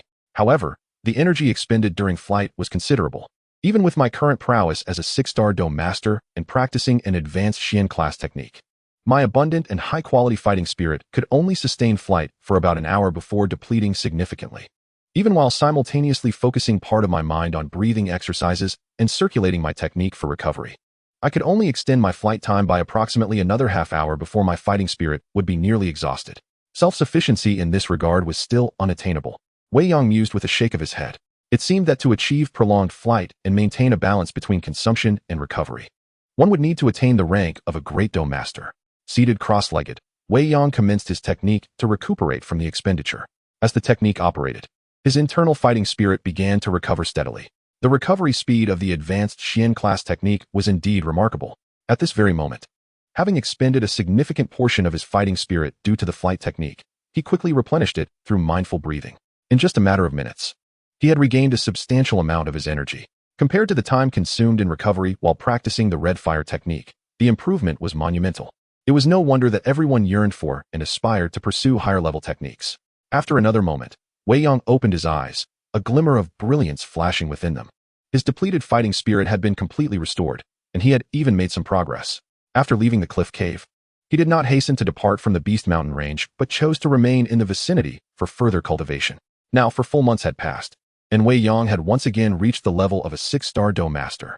Though still a 6-star Dou Master, his strength was incomparable to what it had been before. The disparity in power and combat capability was more than tenfold. This venture into the Beast Mountain range had yielded abundant rewards, and it was time to return. Wei Yang rose to his feet and turned his gaze towards the direction of Qingshan Town. With a swift motion, his black wings unfurled, transforming him into a shadow that soared beyond the mountain range. The return journey was remarkably swift. After all, flying was far quicker than his initial entry. Within a mere 15 minutes, he was nearing the exit of the Beast Mountain range. In the distance, the outline of Qingshan Town began to emerge faintly.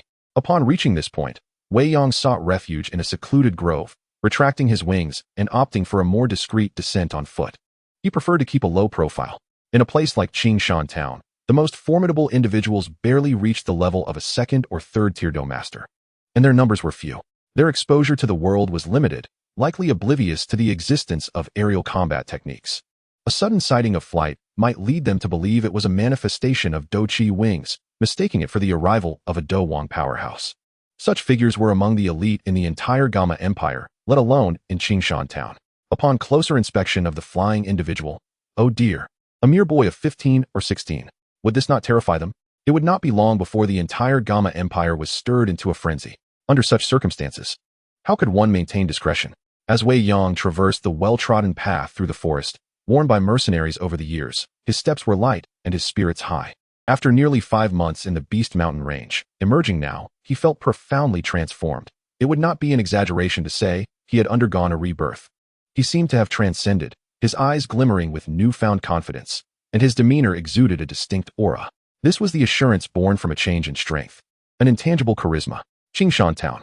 Upon exiting the mountains, he decided not to rush back, but rather to rest for a couple of days. Wei Yang thought to himself, having spent almost 5 months in the Beast Mountain range, it was only sensible to take a brief respite. Thus, he returned to the inn where he had lodged 5 months prior. Innkeeper, a room for me, please, and prepare hot water, along with a sumptuous meal. Wei Yang instructed as he entered the inn and approached the counter. Certainly, young master, the innkeeper promptly replied, beckoning. San, please take this young master to his room. Of course, young master. Please follow me. The attendant responded respectfully, leading the way. As Wei Yang walked along, he suddenly halted, his gaze shifting towards a corner of the main hall. There sat a beautiful girl, seemingly no more than 12 or 13 years old, all alone. The young girl appeared somewhat frail, dressed in a simple white cloth dress, bearing the marks of a traveler. With skin as fair as porcelain, a delicate face, no larger than a palm, bore a hint of dust. The strands of hair atop her head were slightly disheveled, and from her subtly arched brows and exquisite features, it was evident that she was a quintessential beauty. The little girl sat quietly in the corner, nibbling on a steamed bun, exuding a refreshing and ethereal aura, reminiscent of a white orchid quietly blooming in a secluded valley. Her petite frame, still in the early stages of development, hinted at the promise of youth. Most striking was the slender waist, accentuated by a white fabric belt, seemingly delicate enough to be grasped with a single hand. Her willow-like brows were gently furrowed, betraying a hint of fatigue and a touch of melancholy. It was she. Wei Yang's brow arched in recognition as his thumb absent-mindedly brushed against the black ring adorning his index finger. The little medical sage. Without the need for further confirmation, her enchanting presence, akin to that of an elusive orchid in the mountains, and her notable slender waist unmistakably revealed her identity. What a fortunate coincidence. Having just emerged from the Beast Mountain range, he serendipitously encountered her. It appeared that the little medical sage had also recently found herself in this town of Qingshan. Truly, fate was at play. Wei Yang exhaled softly. The nature of destiny was indeed wondrous. Just as one might not wish to seek her out, she unexpectedly materialized before him, as though preordained. He had brought the 7-colored poison manual from the cliff cave, yet he had not decided whether to entrust it to the little medical sage. His intention was merely to return to Wutan City and study it further. As for whether to hand it over to her in the future, that could be contemplated later. But here, just as he left the mountains, he fortuitously encountered the little medical sage, as if it were all meticulously orchestrated. Wei Yang's eyes narrowed slightly. Young master? A nearby waiter, noticing Wei Yang's unwavering gaze fixed on the little girl, cautiously approached to offer a gentle reminder after a brief pause. Wei Yang cast a fleeting glance at him, causing the waiter to shudder and lower his head, silenced by the encounter. Humph. Wei Yang withdrew his gaze and departed, dismissing it as mere coincidence. Chapter 11. A Reunion. After a restful night, Wei Yang awoke the next day, rising only at noon. He stretched comfortably, feeling remarkably refreshed. For the first time in nearly a decade since arriving in this world, he enjoyed such a profound sense of restfulness. Perhaps it was due to newfound confidence, which had subtly shifted his mindset. After rising, he engaged in his usual practice, followed by his morning routine, and then enjoyed lunch. Poster passed. Wei Yang resolved to take a stroll, intending to leisurely explore while also addressing some of the low-level herbs and first-tier magic cores he had collected in the Beast Mountain range, ensuring they did not occupy unnecessary space. As he strolled leisurely down the street, Wei Yang took in the surroundings, absorbing the tranquility of the moment. It was a rare opportunity for relaxation, a well-deserved reprieve after nearly a decade of arduous effort. At last, he possessed a modicum of strength and confidence, and he believed it was time to indulge a little. Unbeknownst to him, he had wandered near the Wanyao Zhai, for the town was rather small, with only a few bustling streets. Suddenly, a delicate figure clad in white caught his eye. Pausing momentarily, Wei Yang realized he had encountered her again. However, at this moment, the little physician appeared to be in distress, cornered by 3 burly mercenaries who wore lewd grins on their faces, taunting her with their lascivious remarks. What a beautiful little maiden. Where are you off to, dear? Your big brother fancies you. Why not come home with me? One mercenary leered. No, little beauty. Don't go with him. Come with me instead, and I shall treat you well. You can choose any one of us, or perhaps all 3. Haha. The 3 mercenaries encircled the little physician, their lewd expressions growing bolder. She had shed the dust of yesterday, now adorned in a simple white dress, a pale green ribbon accentuating her slender waist. With her long hair cascading down her back, she stood there, exuding an ethereal grace that captivated the onlookers. Faced with their advances, she appeared flustered, her face paling as she clutched the hem of her dress, her head bowed in silence. Yet a flicker of defiance shone through her demeanor. This pitiable, delicate appearance only heightened her allure, evoking a protective instinct in those who beheld her. The mercenaries, emboldened by her vulnerability, grew increasingly brazen, their gazes burning with desire. It was utterly disgraceful to harass a young woman. They were members of the Wolf Head mercenary group, known for their arrogance. Nearby, a few bystanders exhibited signs of indignation, yet the majority remained indifferent, merely spectators to the unfolding drama. No one stepped forward to intervene. Encouraged by the lack of opposition, the mercenaries reveled in their brazen behavior, their expressions filled with arrogant delight. The wolf-head mercenary group was a dominant force in Qingshan town, accustomed to their own impunity. Wei Yang furrowed his brow as he observed the scene. An uncomfortable sensation arising within him. Discontent brewed in his heart. How dare these ruffians dare to toy with someone so innocent? Even though I approach this with a nonchalant attitude, it certainly does not warrant the likes of you lowly figures to bully me. The cliché trope of a hero rescuing a damsel in distress unfolds. Wei Yang shook his head and boldly stepped forward. Little sister, allow your brother to escort you. With a swift motion, Wei Yang raised his hand and struck down, delivering a powerful slap to the mercenary's face, sending him crashing to the ground, unconscious. Although he refrained from employing any fighting spirit, his robust physique alone was far too formidable for these second- or third-tier fighters to withstand. A hushed silence enveloped the onlookers, quickly followed by a wave of astonishment. Who is this young man, daring to provoke the wolf-head mercenary corps? While the notion of a hero saving a beauty may be noble, one must consider the stakes involved. This could spell trouble. Having antagonized the wolf-head mercenary corps, no one in Qingshan town would dare come to his aid. Xiao Yan was taken aback, lifting her gaze to Wei Yang. A wave of warmth surged within her heart. Amidst the throng, he was the sole individual to intervene and rescue her. Come here, Wei Yang beckoned. Huh? Xiao Yan paused, then quickly realized and scurried behind Wei Yang. Who are you, daring to meddle in our affairs? Do you even know we are the wolf-head mercenary corps? One mercenary glared at his fallen comrade, his expression dark as he barked. Do you not fear the consequences of offending us? Another mercenary added angrily. Enough. Wei Yang's expression turned icy as he advanced, delivering swift kicks that sent them flying several meters away. The two mercenaries, who had just moments ago been brimming with arrogance, now lay on the ground, their bodies curled like shrimp, faces shifting from red to white, then to a ghastly shade of green. Beads of cold sweat cascading down their foreheads, pain rendering them speechless. This scene silenced the crowd, who were previously eager for entertainment. I reside at the inn. Should your leader possess the audacity, let him come find me. However, the price will be quite steep, Wei Yang stated nonchalantly. Turning away, he glanced at the startled Xiao Yan, who resembled a frightened deer, and softly said, "Let us go." With that, he began to stride towards the inn. His interest in further exploring the market dissipated by this incident. Behind him, Xiao Yan hurriedly followed. As they walked, she occasionally stole glances at Wei Yang's back, her cheeks gradually flushing.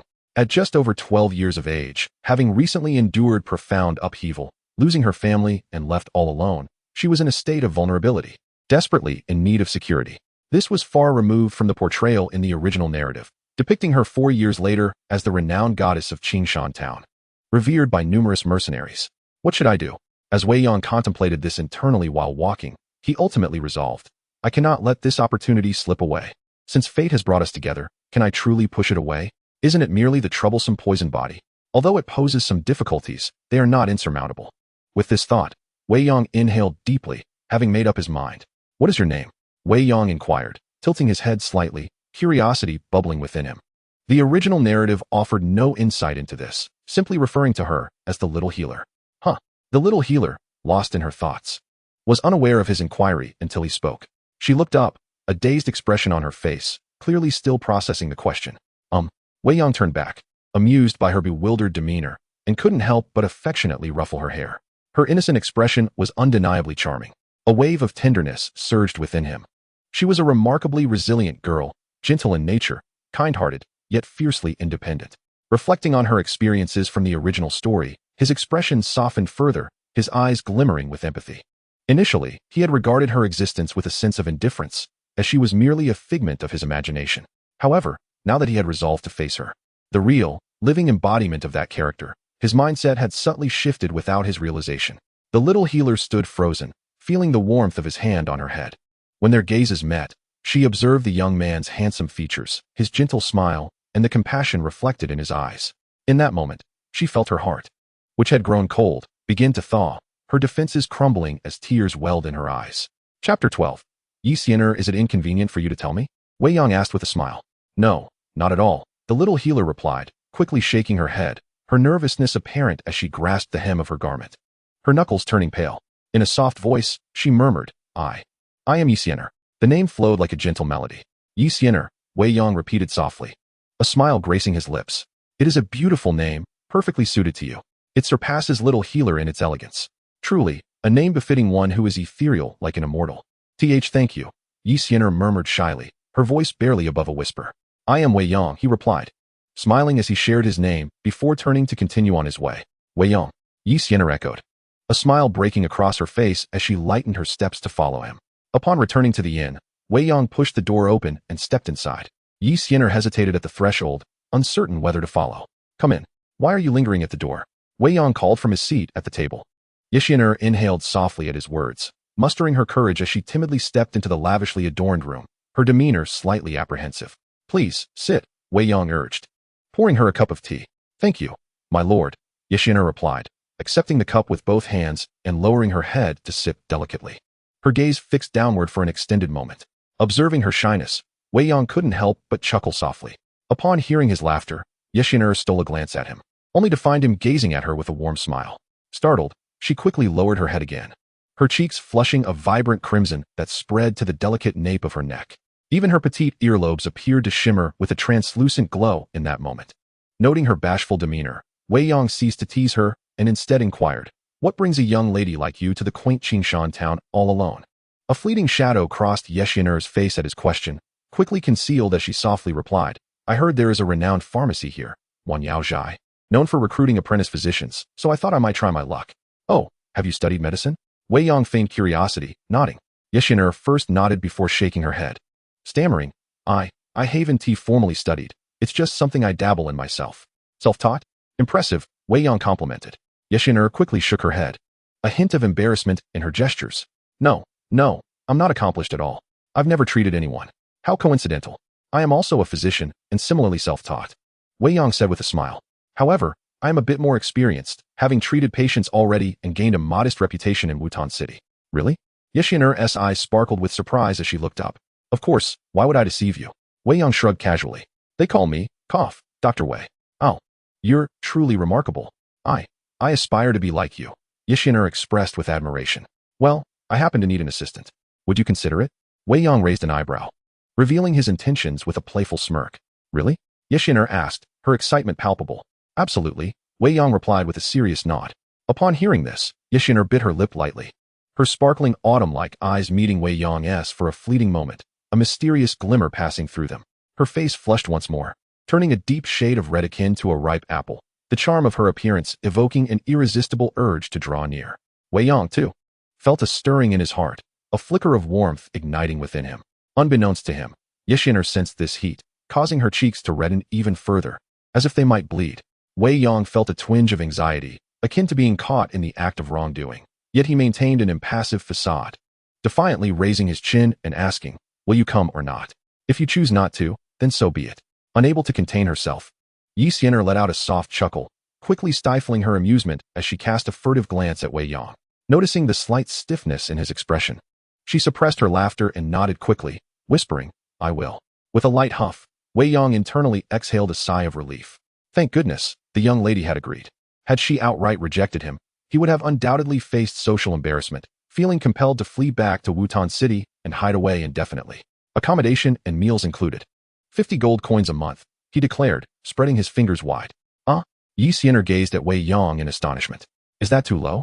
He asked tentatively, considering whether to increase the offer. No, she quickly shook her head. Wei Yang nodded. Too high then? It's rather excessive, she replied softly. Oh well, that's fine. If it's not too low, then we're good. Upon hearing her response, Wei Yang felt a wave of relief wash over him and decisively waved his hand, finalizing the arrangement. It's just money, after all. What is the big deal? I may not have much, but I certainly have an abundance of money. At this moment, Wei Yang boldly proclaimed, I have no interest in wealth whatsoever. Were it not for the concern of startling Sienna, he would have had no qualms about offering her 1,000 or even 10,000 gold coins a month. Sienna found herself both bemused and exasperated by her employer, who appeared to embody the archetype of a foolishly wealthy individual. 50 gold coins a month? Surely, even ordinary shopkeepers do not earn such a salary. As an apprentice, she felt satisfied with provisions and lodging alone, contemplating whether she should offer a word of caution. She hesitated. However, Wei Yang was undeterred by her thoughts and decisively stated, You prepare for your return. We shall leave for Wutan City tomorrow morning. The following morning, after breakfast, Wei Yang led his newly appointed assistant, Sienna, away from the inn. They rented a luxurious, spacious carriage and departed from Qingshan town. Inside the carriage, Wei Yang reclined against the soft fur seat, his eyes slightly closed. While he appeared to be resting, in reality, he was cultivating his techniques. Sienna, seated beside him, dutifully prepared tea for her employer before immersing herself in a book on basic herbal knowledge. Just as the carriage had scarcely ventured far from Qingshan town, it suddenly came to a halt. Sienna set her book down and looked up. Wei Yang furrowed his brow, ceasing his cultivation and opening his eyes. "My lord." The driver knocked on the carriage door from outside. "What is it?" Wei Yang inquired in a low tone. "My lord, there's a group of people outside blocking our path." The coachman cautiously replied, "It is the members of the Wolf Head Mercenary Corps, led by their young vice-captain, Muli." Upon hearing this, Sienna was immediately struck with a sense of alarm and glanced at Wei Yang. Given that the situation had arisen because of her, how could she not feel tense? Moreover, she had heard of the formidable reputation of the Wolf Head Mercenary Corps, well aware that they were a significant force in Qingshan town, not to be trifled with. "Stay calm, no need to worry." Wei Yang reassured Sienna with a comforting glance. He rose and moved toward the carriage door, feeling rather troubled. "I have already warned you not to provoke me. Let us hope you can bear the consequences." Chapter 13. Kill. On the official road, a group of well-equipped and disciplined mercenaries stood in the way, blocking a rather spacious and luxurious carriage. They numbered around 30, exuding an aura of ferocity. Clearly, these were elite members of the Wolf Head Mercenary Corps, with at least a 3-star fighter strength. Leading this group was a young man who appeared to be around 18 or 19. They all fixed their gaze upon the carriage. With a creaking sound, the carriage door swung open, revealing a young man clad in black, his hair tied back with a jade hairpiece, possessing striking features and emanating a mysterious aura. Following him was a beautiful young woman dressed in white. "It is the vice-captain," murmured a mercenary who had been bested by Wei Yang the day before, his gaze toward the young leader filled with a mixture of hatred and fear. The young leader squinted at Wei Yang, sensing the intangible yet powerful presence emanating from him, his brow furrowing in response. He was somewhat knowledgeable. Individuals who possess such a formidable aura are typically not to be trifled with. His father, Dou Shi, the captain of the Wolf Head Mercenary Corps, bore a similar presence. It was the kind of aura that naturally radiates from those of strength or status. "Looks like he is not someone to provoke," the young leader thought to himself. He considered whether to let the matter slide, as there were no mortal enemies between them, merely a few subordinates who had been beaten. He contemplated requesting some form of compensation, allowing both parties to save face and providing an explanation for his men, thus resolving the matter amicably. However, when his gaze fell upon Sienna, standing behind Wei Yang, his eyes brightened and a fiery glimmer sparkled within them. Although Sienna appeared somewhat youthful, she was precisely to his liking. The young leader's intense gaze lingered on her, captivated by her ethereal aura, her delicate features, her fair skin, her petite waist that seemed to be perfectly grasped in one hand, and her budding femininity. All of this ignited a fervent desire within him, causing him to swallow hard, moistening his dry throat and lick his lips. Muli, the young vice-captain of the Wolf Head Mercenary Corps, wielded considerable influence in Qingshan town. Yet he had never encountered a beauty of such exquisite charm. In the original narrative, Muli harbored an insatiable desire for the young healer, fervently pursuing her. However, at that time, the young healer was revered as a goddess among countless mercenaries, having saved innumerable lives and commanded immense respect and a multitude of admirers. Additionally, the Wanyao pharmacy held substantial power in Qingshan town. Thus, even Muli dared not act recklessly, lest he invoke the wrath of the masses. In this timeline, although Sienna had lost her divine aura, Muli's gaze still fell upon her with unmistakable interest. Consequently, he redirected his attention to Wei Yang, suppressing his earlier intention to settle matters privately. Wei Yang stood on the platform before the carriage door, resting his hand on the railing. Looking down upon the group of mercenaries, his gaze ultimately landing on the leading figure, Muli. This was one of the few characters he recognized from the original story, albeit a minor one who met an untimely demise shortly after his introduction due to crossing paths with the fated one. The way Muli looked at Sienna unsettled Wei Yang. While Wei Yang preferred to avoid trouble, it did not imply he was afraid of it. Ever since he made his decision yesterday, Sienna had become a cherished possession in his heart, one he would not allow anyone to tarnish. Not only would he not permit anyone to touch her, but he would not even tolerate a gaze laden with inappropriate desire. Thus, he found himself quite vexed, a shadow of murderous intent flickering within him. "What is it?" Wei Yang inquired coolly. At his words, Muli waved a hand and summoned 3 mercenaries to his side, those same 3 who had been beaten by Wei Yang the previous day. Pointing at them, Muli coldly asked Wei Yang, "Do you recognize them?" Wei Yang shook his head, indicating he did not. "You." The trio of mercenaries glared furiously. "What a joke." You just assaulted us yesterday, and now you claim not to recognize us after just one night? Mu Li, equally enraged, sneered. What a convenient lapse of memory. You just injured them yesterday, and now you dare to deny it? Are you trying to evade responsibility? Oh, is it them? Wei Yang feigned sudden realization, nodding. Indeed. I did strike 3 dogs yesterday. With this declaration, the atmosphere shifted dramatically, and the crowd erupted with indignation. The sounds of swords being drawn echoed ominously. They glared at Wei Yang, particularly the 3 mercenaries from yesterday, whose eyes burned with fury, as if they longed to devour him whole. This is too much. You struck us and now refer to us as dogs. We are all warriors who have tasted blood. We can be killed, but not humiliated.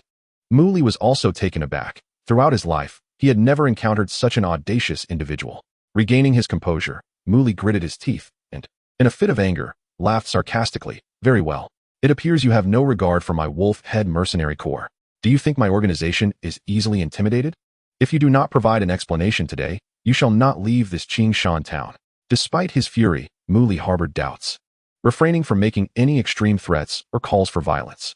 He was somewhat overbearing, yet not foolish. The more arrogant and unyielding the other party appeared, the more cautious and apprehensive he became. Why should I pay any mind to you and your so-called wolf head and dog head? As for an explanation, Wei Yang sidestepped, revealing Sienna. Those who dare to bully me still have the audacity to ask for an explanation? Wei Yang's words instantly flushed Sienna's face with a rosy hue, her lips biting down in indignation as she gazed at him, her eyes reflecting both embarrassment and a hint of inexplicable joy. How irritating. When did she become his possession? Wei Yang, with a sidelong glance, caught sight of Sienna's flustered demeanor and felt a sense of relief wash over him. Perfect. The reason he had patiently endured the incessant prattle of these miscreants was to seize this moment to utter those words, gradually winning her over, cultivating their bond. No. While Sienna was still young and impressionable, it was the optimal time to secure his claim over her. Seeing her reaction now, Wei Yang felt assured. Silence on her part implied consent, did it not? Excellent. His declaration of ownership was a success. Once this mark was made, it could not be erased. With his claim established, everything else was merely a matter of course, already within his grasp. Having achieved his objective, Wei Yang no longer felt the need to engage in futile discourse with this group. His gaze grew increasingly perilous. Sienna, you should return to the carriage, he instructed, his figure already springing into action. In a flash, he transformed into a shadow, swiftly traversing the void, and in the blink of an eye, he stood before Mu Li. Since the pawn was no longer of use, it was time for its demise. Meanwhile, Mu Li, seething with rage and envy, thought, such beauty, and she is already. How infuriating. Do you truly wish to oppose my wolf-head mercenary corps? State your name. As Mu Li called out, a shadow suddenly darted before him, and in an instant, he found himself caught in a vice-like grip around his throat. What did you say? I didn't catch that, Wei Yang said, lifting Mu Li entirely off the ground before slamming him down with tremendous force. With a resonating thud, accompanied by the faint sound of cracking bones, Mu Li's eyes nearly bulged from their sockets. Suddenly, consciousness plunged into darkness. Wei Yang released his grip and rose to his feet. Silence enveloped the scene, a deathly stillness permeating the air. The group of mercenaries stared wide-eyed at the lifeless body of the young commander, whose neck lay twisted at an unnatural angle. Their hearts gripped by an icy dread. It was over. The young commander was dead. Everything had come to an end. Fearfully, they cast their gazes upon Wei Yang, a boy who appeared no older than 15 or 16. He was a demon incarnate. The 3 mercenaries at the forefront felt as though their hearts had turned to ash. They understood that their fates were sealed, either at the hands of this devilish youth or by their own commander. I recall telling you that seeking trouble with me comes at a steep price, Wei Yang murmured softly, a grin spreading across his face as crimson energy surged from his palm. In an instant, he transformed into a fleeting shadow, dashing into the crowd. Bang, bang, bang. The 3 mercenaries in the front crumpled, their bodies soaring like torn sacks. The dark shadow continued to weave through the throngs. Each agonized scream echoed the demise of a life. Ah, spare me. Run. Flee. Some were hurled away, others begged desperately for mercy, while many frantically sought to escape. Yet, without exception, they all ultimately succumbed to death. Before long, in less than a minute, the ground was strewn with bodies, some sprawled at odd angles, most with caved chests, and a few with sunken skulls. Only Wei Yang stood amidst the carnage. Chapter 14. The First Trial of the Lion's Roar. Qingshan Town. The Wolf-Head Mercenary Corps headquarters. A somewhat spacious and luxurious carriage slowly came to a halt on the street outside the gate. Under the watchful eyes of the gatekeeping mercenaries, the driver, pale-faced and trembling, rapped on the carriage door. And Master, we have arrived. Creak. The carriage door opened, and Wei Yang stepped out, turning back to glance at Sienna, who sat inside, her complexion still somewhat pale, yet striving to maintain her composure. Wei Yang spoke gently. Wait for me a moment. I shall return shortly. Okay. Sienna nodded, her delicate hands tightening nervously. Huh. Wei Yang smiled reassuringly. Do not worry. He closed the carriage door and turned to the driver. Stay here. Understood. The driver wiped the cold sweat from his forehead. Dismounting from the carriage, Wei Yang strode towards the entrance of the Wolf-Head Mercenary Corps. Who are you looking for? The gatekeeper mercenary inquired, eyeing Wei Yang with suspicion. Wei Yang grinned. I seek your commander. Inside the spacious hall. At this moment, the leader of the Wolf-Head Mercenary Corps, Dou Shi, sat restlessly upon his throne. He held a teacup in his hands, yet he did not indulge in its warmth, his brow furrowed in concern. After a brief pause, Dou Shi raised his voice, commanding. Come in. A mercenary hastily entered. Commander, where's the young commander? Dou Shi inquired. Upon uttering this question, an inexplicable wave of unease surged within him, causing his countenance to darken. Reporting to the commander, the young commander has taken a group of brothers out early this morning. Claiming they were going to seek out some misfortune, the mercenary answered cautiously. Upon hearing this, Dou Shi's sense of foreboding intensified inexplicably, igniting a flicker of agitation within him. He barked, where did they go? To the outskirts of the town, the mercenary replied, beads of sweat forming on his brow. Go immediately, and command him to return at once. Dou Shi ordered, his eyes shadowed with menace. Understood, the mercenary hastily replied, turning to depart. Wait, bring along 3rd Commander Hemung and gather more men, Dou Shi added. Yes. At that moment, a commotion erupted outside, accompanied by the sounds of fighting and anguished cries. What on earth is happening out there? Dou Shi, already in a foul mood, erupted in fury, crushing the teacup in his grip and roaring. Commander, it's bad. Someone has breached our defenses. They are incredibly strong, and many of our brothers have been injured. A mercenary rushed in, shouting in alarm. What? Someone has entered? Here? Dou Shi was momentarily taken aback, and then nearly laughed in disbelief. This is the headquarters of the Wolf-Head Mercenary Corps. Who dares to cause trouble here? Yes. Who is it? How many have come? Dou Shi stood, his demeanor shifting to urgency. Only one, just a single person, a youth. The messenger trembled as he reported. Bang! Dou Shi's face flushed crimson, his chest heaving with rage as he smashed the table before him, bellowing, One? A youth? Invaded our headquarters? Are you all fools? Where's Hemung? No sooner had Dou Shi's words left his lips than a figure came crashing through the doorway, akin to a sack of potatoes, shattering a row of tables and chairs before collapsing motionless. Upon closer inspection, Dou Shi was horrified to recognize the fallen figure as none other than his 3rd commander, Hemung. At that moment, this seasoned warrior, a 7-star battle master, had already breathed his last. Dou Shi felt a chill run down his spine, as if doused with a bucket of cold water, and his mind cleared. How long had it been? From the moment he first heard the commotion until now. Had merely 2 minutes elapsed? 2 minutes. Had the assailant fought their way through the front door to this very spot? Did he also slay his loyal subordinate, the 3rd commander? As Dou Shi contemplated this, his gaze abruptly shifted to the entrance of the hall. There, a strikingly handsome youth clad in black entered, hands clasped behind his back, striding with an air of confidence.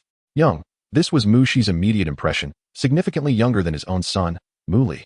Perhaps only 15 or 16 years of age. May I inquire as to your esteemed identity? Dou Shi, striving to maintain his composure, forced a smile and inquired amiably. He knew that being ungracious was not an option. He had an inkling that the Wolf-Head Mercenary Corps had perhaps encountered a formidable opponent this time. Dou Shi, a seasoned individual, recognized the incredible strength possessed by such youth, suggesting an astonishing background. As a mere 1st-star Dou Master, he felt utterly incapable of withstanding this presence. A dead man has no need for my name. Wei Yang strode to the center of the hall, casually kicking aside the mercenary who had rushed in to deliver the news. The sound of crashing weapons echoed as the mercenary was pinned beneath the fallen armory, oblivious to his fate. Dou Shi's face flushed with anger, but he inhaled deeply, forcing down the surge of rage and managing a strained smile. Might I inquire how the Wolf-Head Mercenary Corps has offended you? Perhaps there has been some misunderstanding? It is too late for explanations now. Wei Yang shook his head.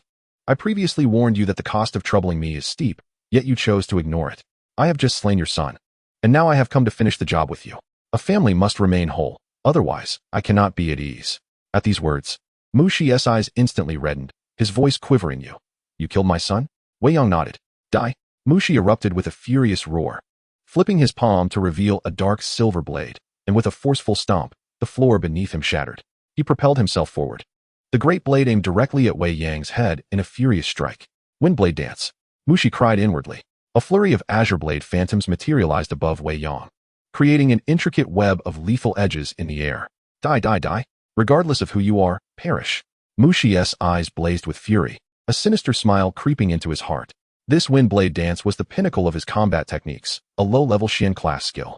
It was through this very technique that he had earned the title of the strongest in Qingshan Town, able to defeat opponents of equal rank or even those 1 or 2 stars above him. All had fallen before him under this singular move. Now, facing this formidable and enigmatic youth, the cautious Mu Shi decided to unleash his ultimate attack right away. Wei Yang lifted his gaze, feeling the fierce knife-like aura slicing through the air, accompanied by a sharp, cutting wind. With a flourish, he raised his palm, within which a deep crimson fighting spirit had long been brewing, now poised for release.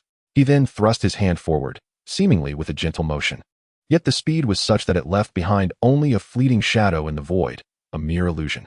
Roar of the wild lion, an energy lion, deep crimson with a hint of golden sheen, materialized in the air, exuding an overwhelming presence that surged forth with the majesty of a lion king, instilling a sense of fear in the hearts of onlookers.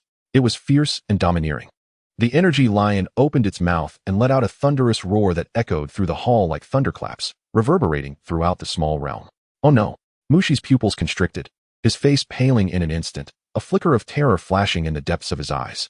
In that moment, he sensed the taste of death. I will die? This was Mu Shi's final thought before his consciousness plunged into an abyss of darkness. Boom. Mu Shi's body exploded in midair, scattering into countless fragments. A deep crimson semicircular shockwave radiated forth, shattering the floor beneath as it passed. The searing energy surged through, causing the temperature in the hall to rise uncontrollably, distorting the surrounding space into a vague blur. Boom, boom, boom.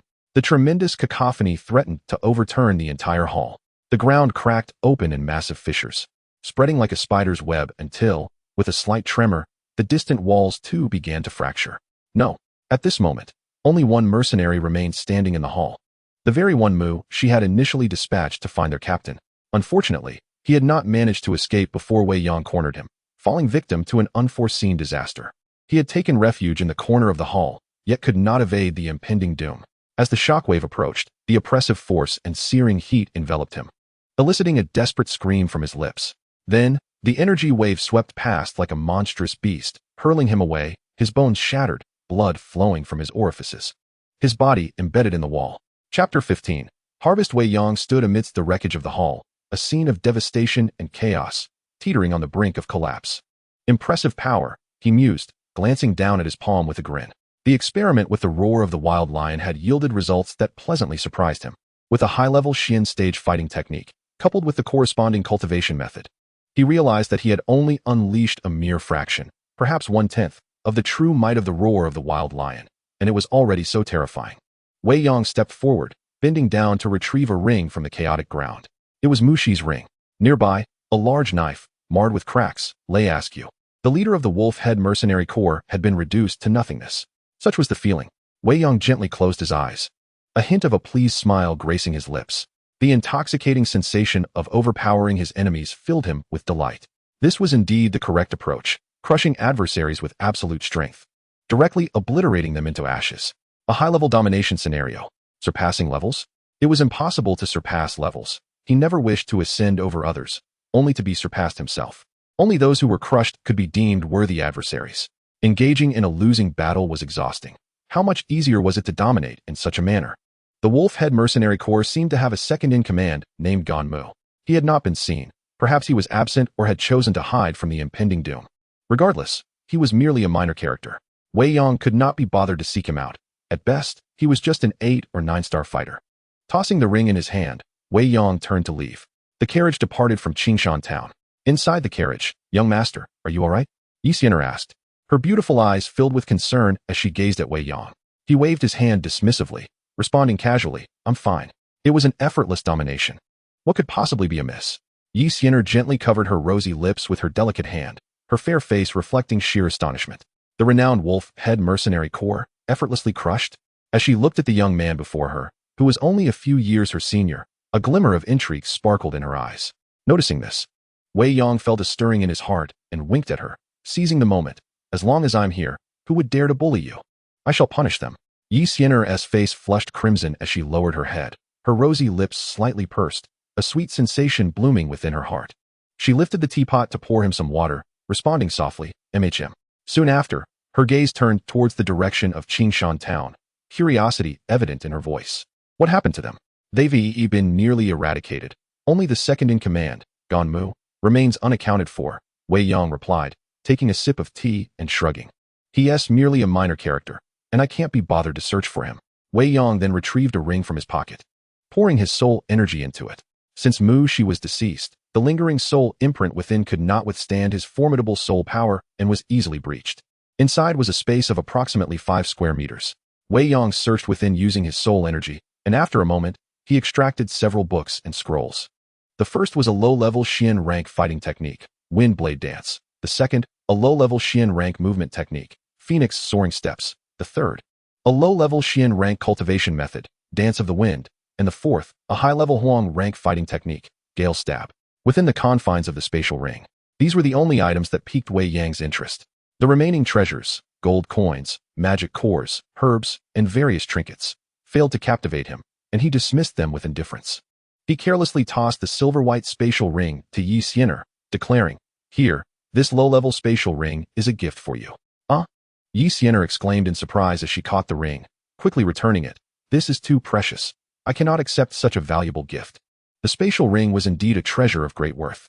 After a moment of contemplation, she felt as if she were being sold by the pound. Wholly unworthy of such a gem. "Stop hesitating," Wei Yang said, reclaiming the ring and seizing her delicate hand. Her skin was soft and smooth, exuding a gentle coolness, almost ethereal, evoking an irresistible desire to hold her. He couldn't help but gaze down at her hand, which was pale, refined, and slender, with a hint of pink at the fingertips, rendering it exceptionally beautiful. Sienna was momentarily taken aback.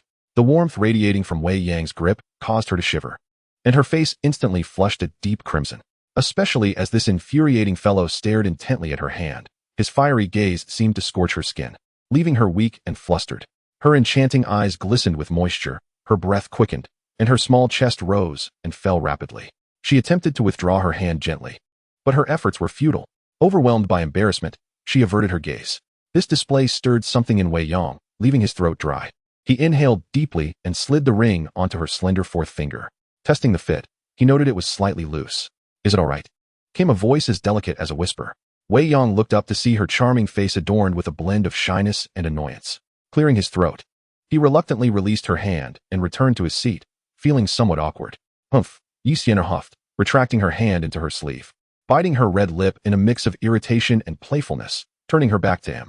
The atmosphere shifted, becoming tinged with awkwardness and a hint of intimacy, as a subtle tension enveloped the carriage. In that moment, even the air seemed to grow still. After a brief silence, Wei Yang awkwardly rubbed his nose and remarked, "The size is a bit off." He continued, "Once we return, I will teach you how to cultivate. When you develop your combat energy, you will be able to use the spatial ring. After refining it, you can adjust the size of the ring to your liking." Sienna, her cheeks still flushed with a hint of baby fat, puffed them out adorably, casting him a sidelong glance before pouting and choosing to ignore him. Wei Yang found himself in an awkward predicament and could only manage a sheepish smile, inwardly chiding himself for being too hasty and thus inciting the ire of the fair maiden. He then casually picked up a few tomes on martial arts and began to delve into their contents. Mu Shi indeed possessed some merit, offering 3 low-level martial techniques and a high-level technique called Wind Strike. However, it was regrettable that they all belonged to the wind attribute. Wei Yang did not claim he could not cultivate them, yet the disparity in attributes would undoubtedly prevent him from unleashing the full potency of these techniques.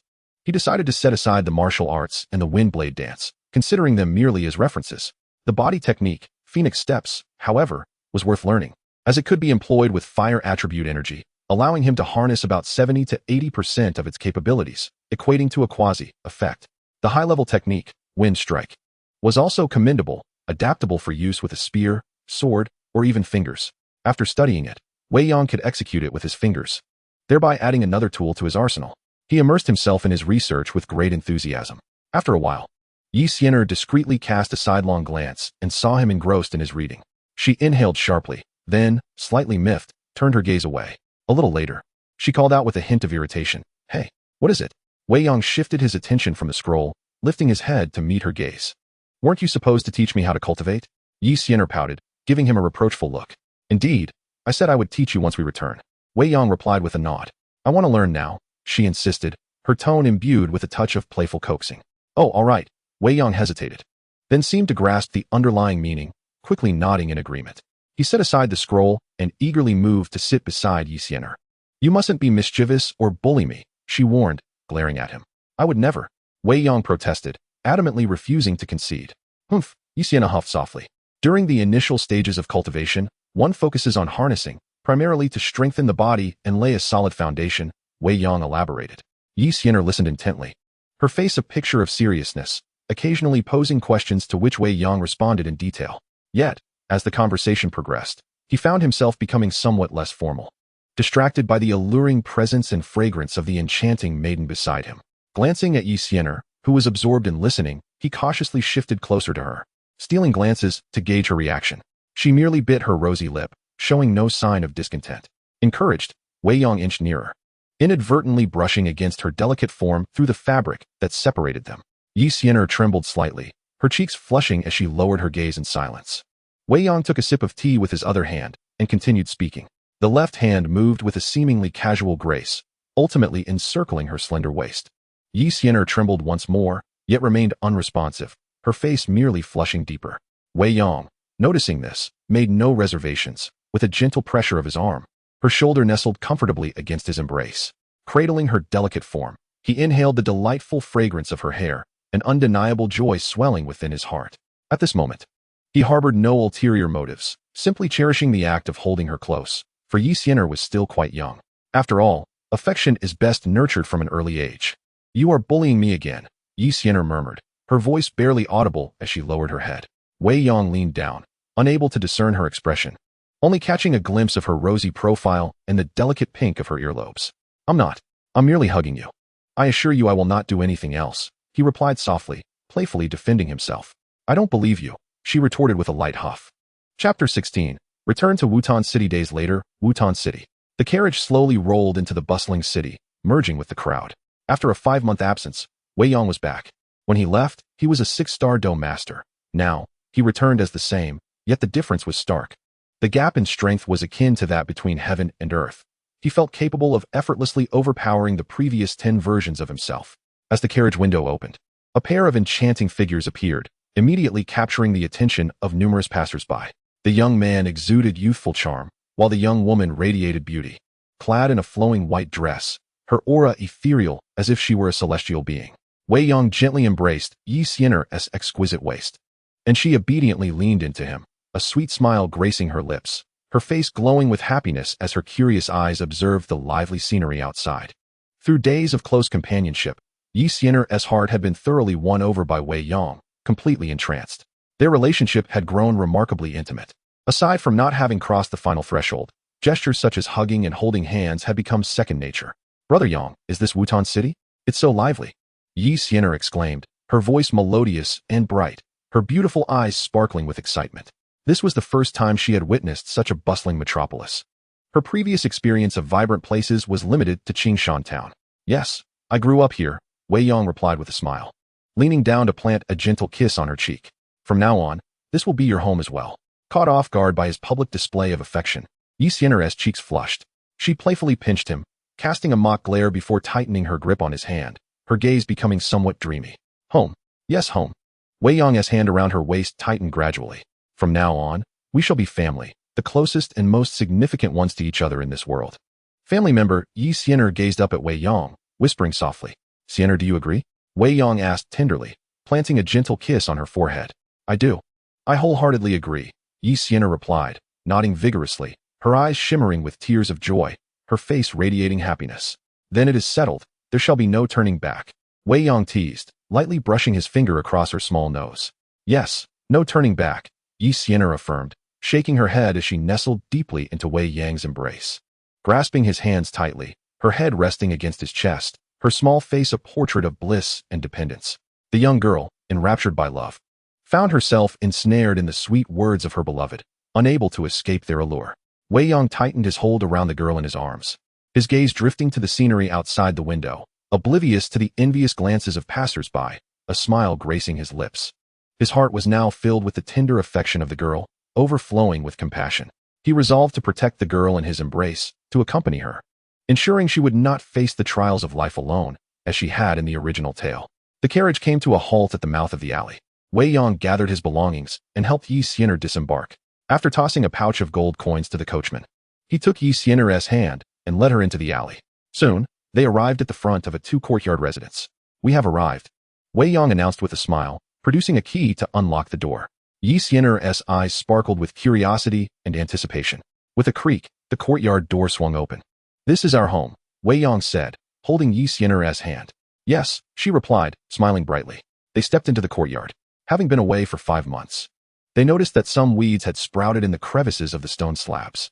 Pushing open the door to the house revealed a layer of fine dust covering the furniture. "Ahem," Wei Yang remarked, slightly embarrassed. "It's been a few months, so it's a bit dirty." "Indeed," Yi Xian'er said, suppressing a laugh as she nodded. "Wait here. I will clean up," Wei Yang said, releasing her hand and hurriedly grabbing a broom. "I'll help you," Yi Xian'er chimed, rolling up her sleeves and cheerfully rushing over. "Then you can fetch water and wipe the tables and chairs," he suggested. "All right." As the sun began to rise, Wei Yang sat cross-legged on a stool under the eaves, cultivating in the gentle morning light, his figure seemingly bathed in a soft golden hue. The wild lion flame technique, a fire attribute martial art, was a perfect match for him. With each rhythmic breath, a faint golden energy flowed into his body through his mouth and nose, refining and absorbing as it coursed through him, ultimately settling into his dantian.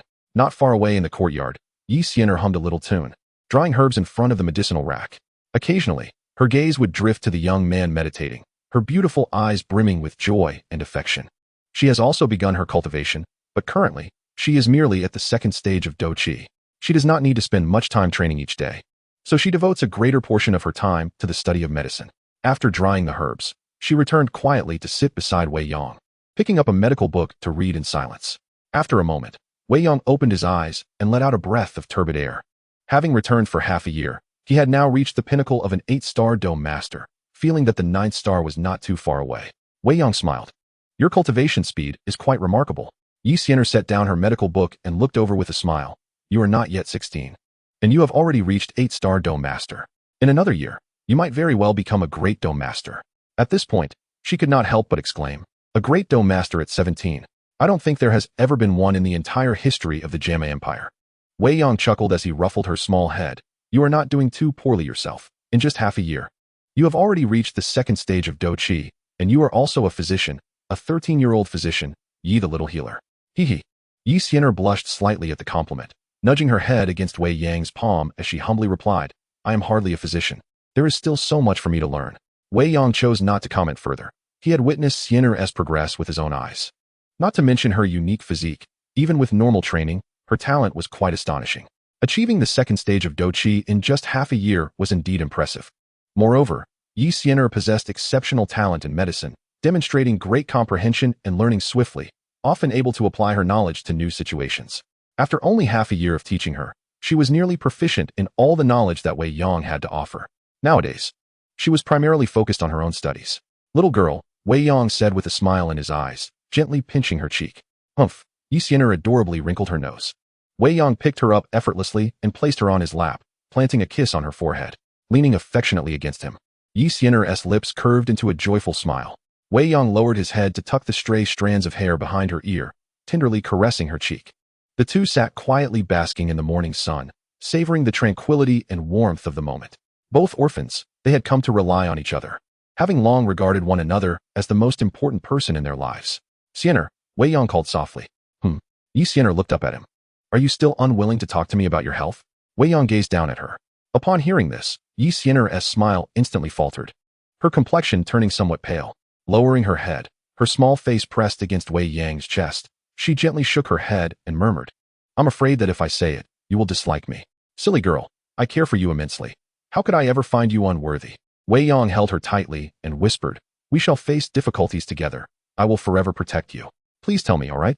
He was already aware that Yi Xian'er was afflicted with a cursed poison body, yet he could not disclose this knowledge directly. Chapter 17, The Cursed Poison Body. Over the past 6 months, Yi Xian'er had experienced 3 episodes of discomfort. These incidents were brief, lasting only about a day, but each time, she isolated herself in her room, preventing Wei Yang from entering. Even after recovering, She refrained from allowing him to approach her for several days. Wei Yang understood that these were signs of her cursed poison body beginning to act up. Sienna feared she might poison him, which was why she kept her distance. He also noticed that she would sometimes secretly study poisons in her room, careful not to let him know. However, with Wei Yang's formidable spiritual perception, it was impossible for him to remain oblivious. He merely pretended not to know. He was acutely aware that this was Sienna's most profound secret, her taboo, and a deep-rooted scar of pain, so he refrained from pressing her too hard, fearing it might lead to adverse effects. Now, Wei Yang felt that this could not continue. He did not wish for her to bear this burden alone and hoped to share it with her, which is why he resolved to have an open and honest conversation today. Sienna, please tell me, he urged softly. Sienna buried her head deeply in Wei Yang's embrace, weeping quietly, her tears soaking his shirt. I can't. You will despise me. Trust me. Wei Yang gently lifted her chin, tilting her head up to meet his gaze. Looking into her tear-filled, evasive eyes, his own were filled with compassion and affection. I promise. I will never despise my dear Sienna. You're annoying. Who is your dear Sienna? She replied, her tears giving way to a smile. Of course it's you. Who else could it be? Wei Yang wiped away the tears on her face and playfully pinched her little nose. Feeling his tenderness, Sienna's face radiated affection. Though hesitation lingered, Wei Yang looked at her encouragingly. After a moment, noticing her continued indecision, he spoke. If you have something to share but refuse to tell me, it implies a lack of trust, and that would sadden me. No, it's not like that, Sienna said nervously, her eyes wide with alarm. It's not like that at all. Then your current behavior suggests you do not trust me. Wei Yang raised an eyebrow. I fear you will despise me and abandon me, she confessed, her voice filled with sorrow, as tears began to fall once more. Then I swear. Wei Yang raised his hand. Don't. Sienna quickly covered his mouth with her hand, grasping his other hand tightly. I forbid you to swear. Wei Yang gazed at her, and after a moment of hesitation, Sienna gently caressed his face and said softly, You must promise not to despise me. Yes, I promise. Wei Yang affirmed with a serious nod. As Sienna gritted her teeth, she nestled into his embrace and whispered, Carry me back to my room. Very well. Wei Yang replied, lifting her effortlessly in his arms and striding toward her chamber, feeling as though she weighed no more than a feather, clinging tightly to his neck. Sienna was overwhelmed by a mix of shyness and anxiety, her heart racing like a startled deer, her thoughts swirling in a haze of confusion, oscillating between joy and worry. Before long, they arrived at her room. With a creak, Wei Yang pushed open the door and stepped inside, still holding her close. Sienna's quarters were modest, divided into two sections by a screen. The interior was simply decorated, clean and tidy, exuding a warm and inviting atmosphere. A faint, pleasant fragrance lingered in the air, reminiscent of her own scent, prompting Wei Yang to inhale deeply. How annoying, Sienna exclaimed, her face growing even warmer at his reaction. Hee, Wei Yang chuckled. Put me down, she urged, a mixture of embarrassment and irritation in her voice. Not a chance, Wei Yang replied, refusing to release her. He confidently crossed the screen and approached the bedside, gently placing her down on the soft mattress before sitting beside her. The bed felt exquisitely soft, and the delicate fragrance intensified, mirroring the natural scent that enveloped Sienna. Lying on the bed, she curled up, her body tense with nervousness, her lips lightly biting down on her rosy mouth, unable to meet Wei Yang's gaze. Please close the door first, she murmured. At her words, Wei Yang's eyes brightened, his mind racing with possibilities. Is that appropriate? She's still so young, he thought. What are you daydreaming about? Hurry up, Sienna chided him. Oh, right, Wei Yang replied, quickly rising to close the door before hastening back to her side. To his surprise, he found that Sienna had removed her embroidered shoes and curled herself under the covers, revealing only her adorable little head, her cheeks flushed with color. Sienna, Wei Yang called softly as he sat down beside her. She lifted her delicate face slightly, her beautiful features tinged with shyness, casting a timid glance his way, yet avoiding direct eye contact. Wei Yang chuckled lightly, leaning closer, his breath warm against her ear. Oh, Sienna, she sighed, her eyes becoming increasingly dreamy, as if on the verge of spilling over with emotion. Wei Yang gently tucked away the stray strands of hair from her face, caressing her cheek as he softly asked, May I see your secret? Sienna nodded shyly. Where is it? Wei Yang inquired with curiosity. It's in my belly, she stammered, turning her face away and closing her eyes tightly. Wei Yang lifted the covers, carefully laying her down flat. Sienna followed his movements obediently, yet her heart was filled with trepidation, her body taut with tension. Wei Yang gently unfastened the buttons of her garment. Sienna turned her head aside, eyes closed, surrendering to his actions. As her clothing was drawn aside, a figure of porcelain-like fairness, delicate, yet already possessing a certain allure, emerged before him. Wei Yang's breath grew slightly heavier. Sienna covered her eyes with her small hands, gritting her teeth, the crimson hue on her face gradually spreading to her neck. Unable to resist, Wei Yang licked his dry lips, his gaze slowly descending. A mixture of regret and relief washing over him as it shifted away from the embroidered white bodice adorned with orchids. Fortunately, that layer of fabric remained. Otherwise, he feared he might succumb to temptation in this moment. His gaze continued downward, ultimately resting upon her flat abdomen. There, just beneath her navel, a slender, multicolored pattern appeared. Akin to a tattoo, catching Wei Yang's eye. Against her snowy skin, this vibrant design seemed to shimmer with a hint of iridescence, resembling a small serpent imbued with life. Its brilliance subtly flowing. The cursed poison body. Wei Yang's eyes narrowed slightly, an understanding dawning within him. He leaned closer, the delightful fragrance at his nose intensifying. Taking a deep breath to steady his nerves, he scrutinized the intricate pattern. With a gentle touch of his fingertip, he brushed against the skin, which felt as smooth as the finest silk. A soft sound escaped Sienna, a blend of shyness and reproach, laced with a hint of charm. Wei Yang paused, raising his gaze to meet hers, noticing her hands tightly covering her face, yet a small gap appeared between her fingers. He couldn't help but chuckle softly. Regaining his composure, he redirected his attention back to her abdomen, his fingers slowly gliding along the multicolored pattern, curiosity sparkling in his eyes. This was indeed the cursed poison body. His so-called talent paled in comparison to such a physique. Chapter 18. Open your heart. The cursed poison body. A unique innate constitution. It allows the consumption of poisons to cultivate toxic energy rapidly, potentially elevating one to the rank of a Dou Zong in just a few short years. This was utterly terrifying, more so than transforming Dou Shi into a steed. Dou Zong, a realm coveted by countless martial artists throughout their lives. Such prowess, even across the entire Dou Shi continent, marked one as formidable, capable of establishing a powerful faction and becoming a revered ancestor. Yet the cursed poison body could achieve such heights merely through the ingestion of toxins, reaching this level in mere years while others remained at the Dou Shi stage. However, the cursed poison body harbors a naturally occurring iridescent pattern on the lower abdomen, encapsulating the essence and mysteries of the poison. Yet it is a perilous and unparalleled toxin. Its length expands as the poison body awakens, gradually ascending beyond the navel. When the vibrant lines extend to the heart's position, it signals the culmination of the cursed poison body. Simultaneously, it will erupt with unrestrained force, subjecting the cursed poison body to the excruciating torment of myriad toxins, resulting in a loss of reason. Within 1,000 miles, all living beings will perish. This physique is exceedingly dangerous, abhorred and feared by the world, universally condemned. Each manifestation of the cursed poison body heralds a calamity of monumental proportions.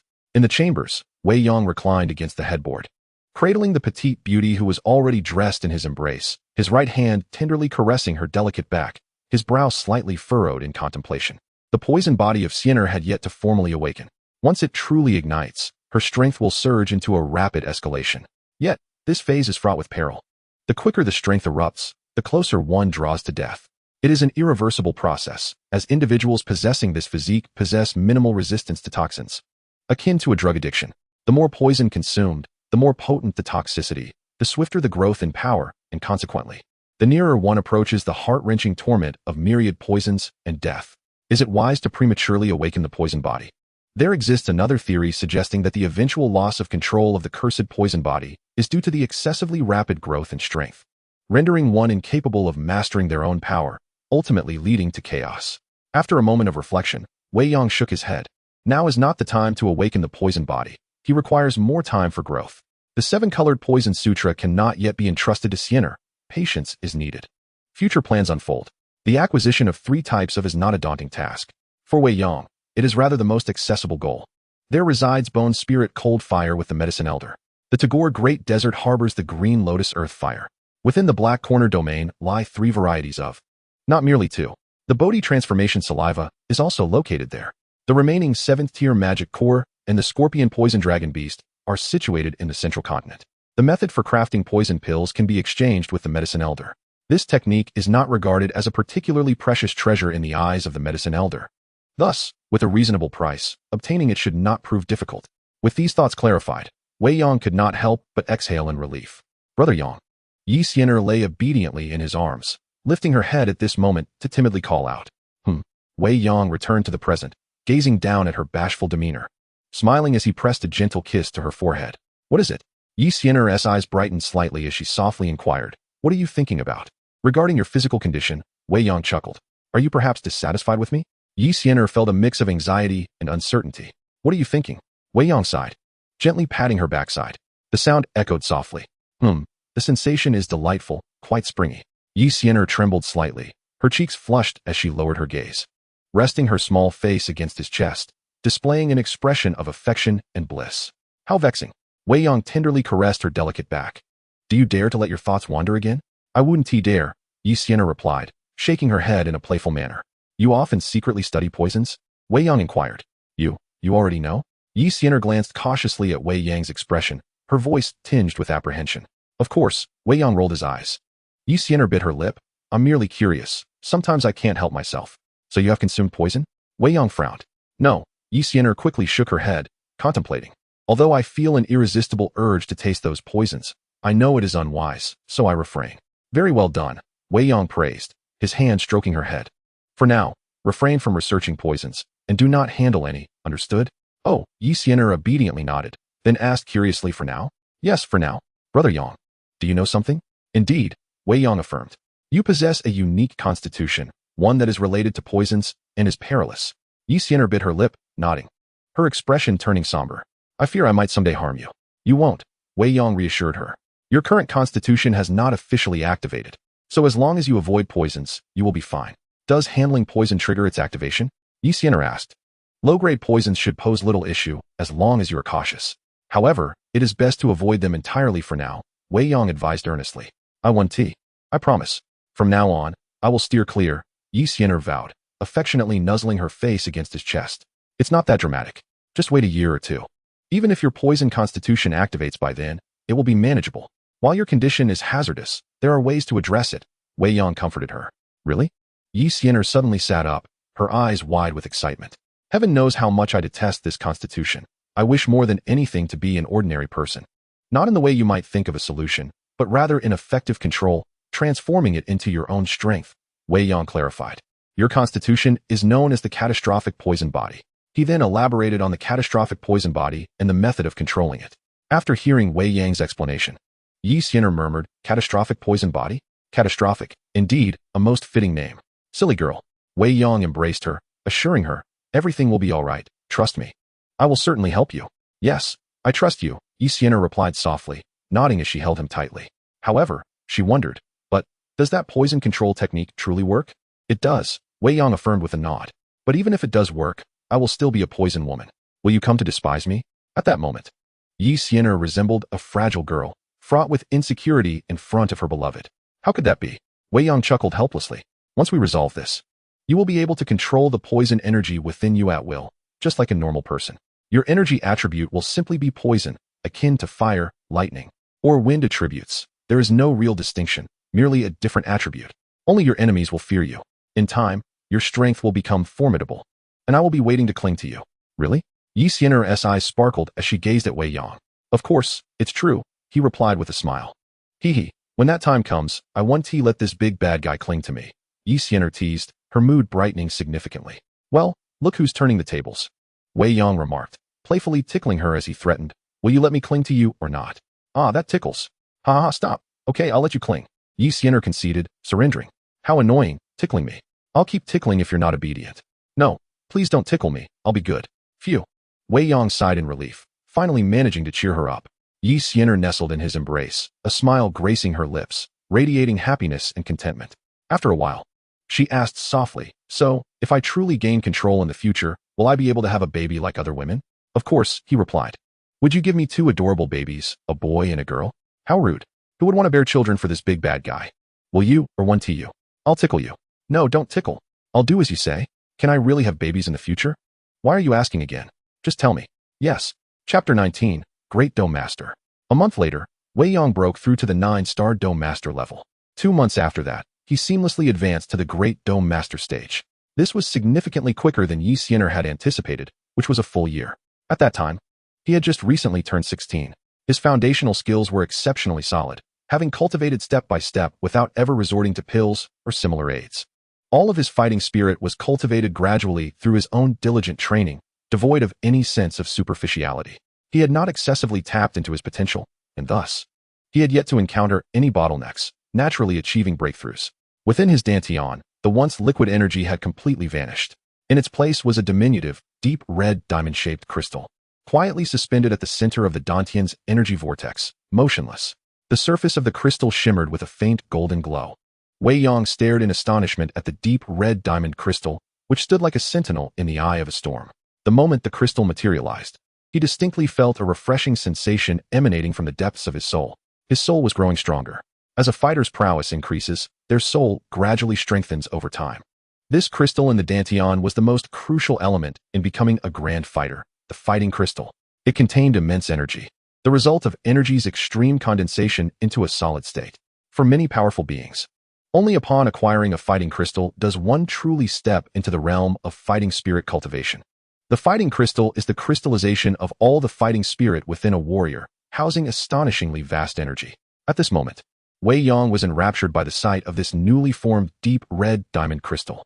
After a while, he gradually withdrew his focus. In the room, Wei Yang's eyes suddenly snapped open, deep red brilliance erupting from within. Simultaneously, a formidable aura surged forth, creating a tempest within the confines of the room. After a moment, everything gradually calmed. He exhaled deeply, sensing an unprecedented surge of power within himself, and softly murmured, "This is the grand fighter."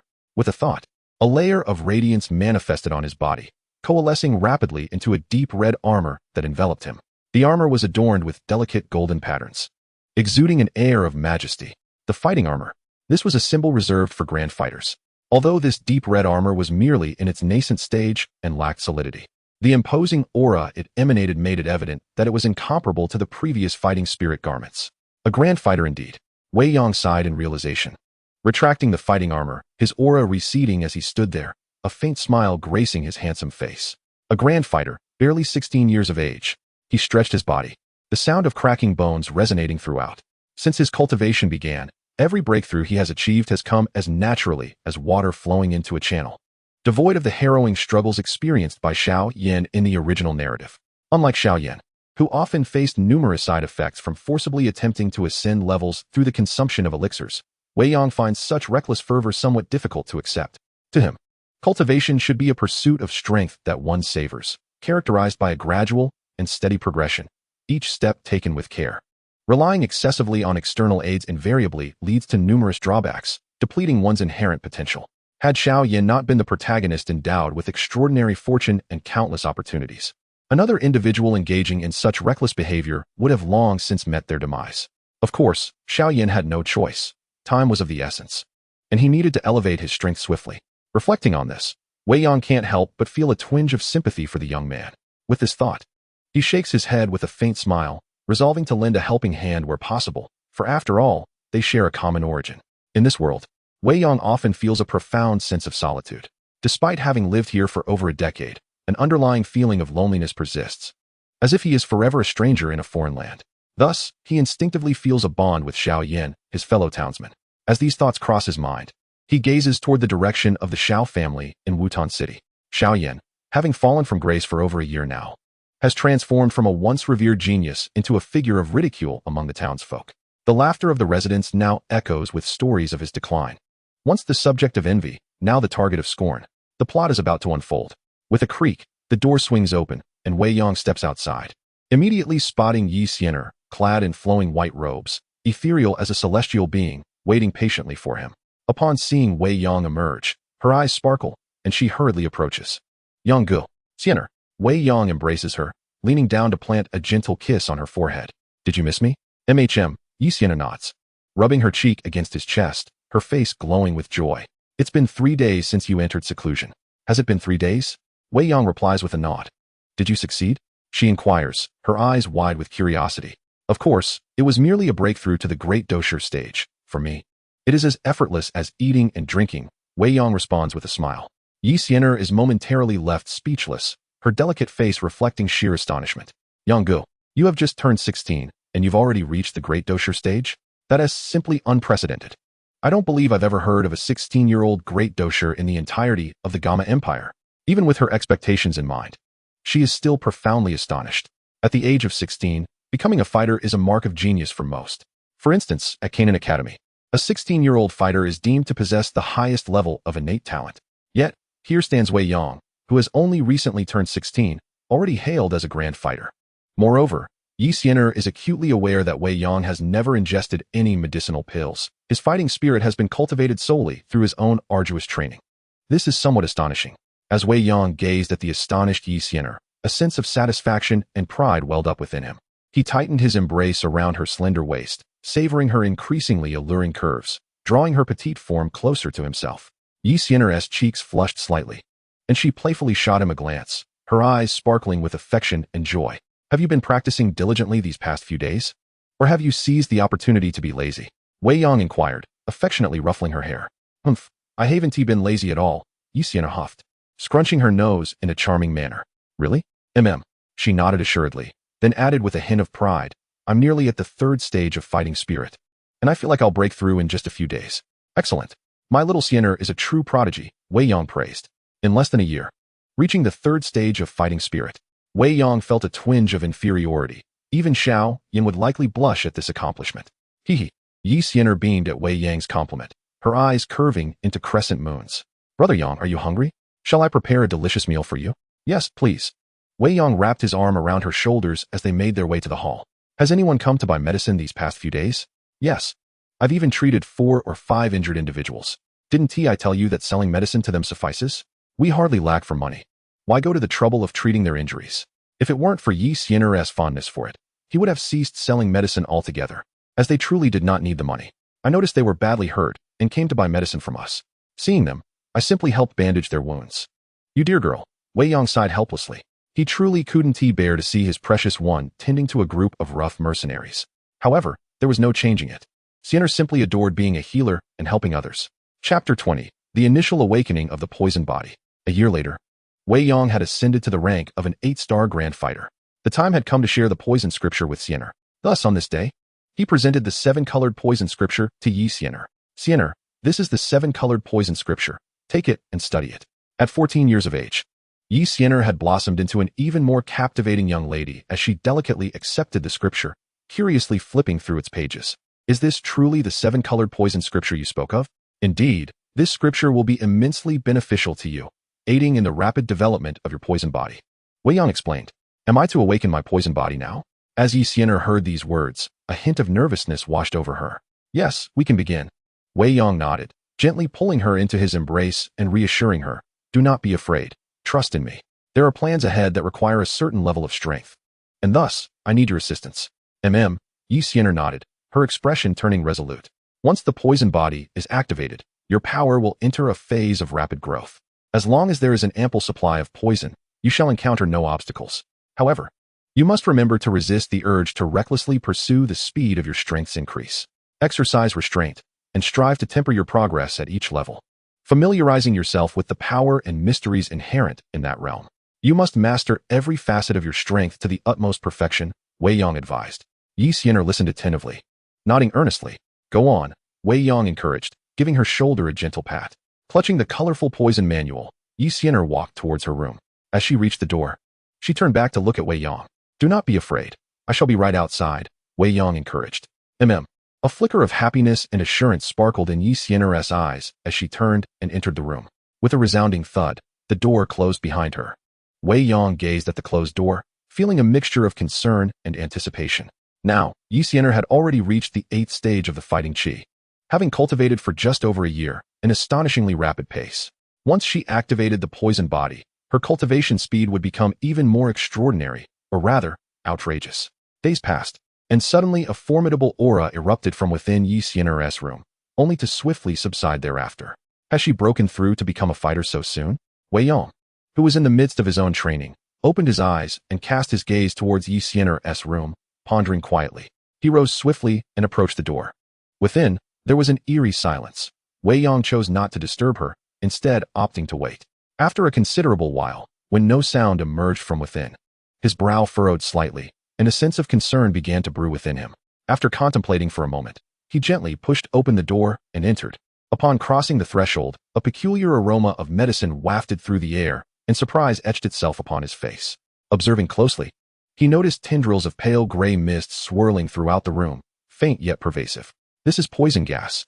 With a preemptive instinct, Wei Yang quickly held his breath, while the deep crimson, searing fighting chi within him surged forth, coursing through his body to incinerate and expunge the invading toxic vapors completely. He had just tested the air and found the potency of the poison to be quite formidable, yet given his cultivation level, inhaling a small amount would pose little threat. After all, although the little physician had initially activated her calamity poison body, her strength remained relatively weak, and thus the poison was not overly potent.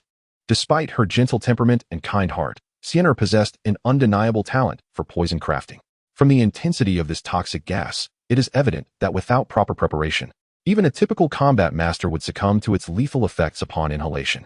Since acquiring the 7-colored poison scripture, only a mere 7 days have elapsed. Although she had previously conducted clandestine studies on poisons, her innate talent for toxin refinement remains astonishing. Truly, as one with the calamity poison body, she is inherently adept at manipulating toxins. As Wei Yang passed the screen, he beheld Sienna, clad in white, seated in a meditative posture on the ground. Enveloped by a dense, swirling grayish-white toxic mist, her aura gradually intensifying.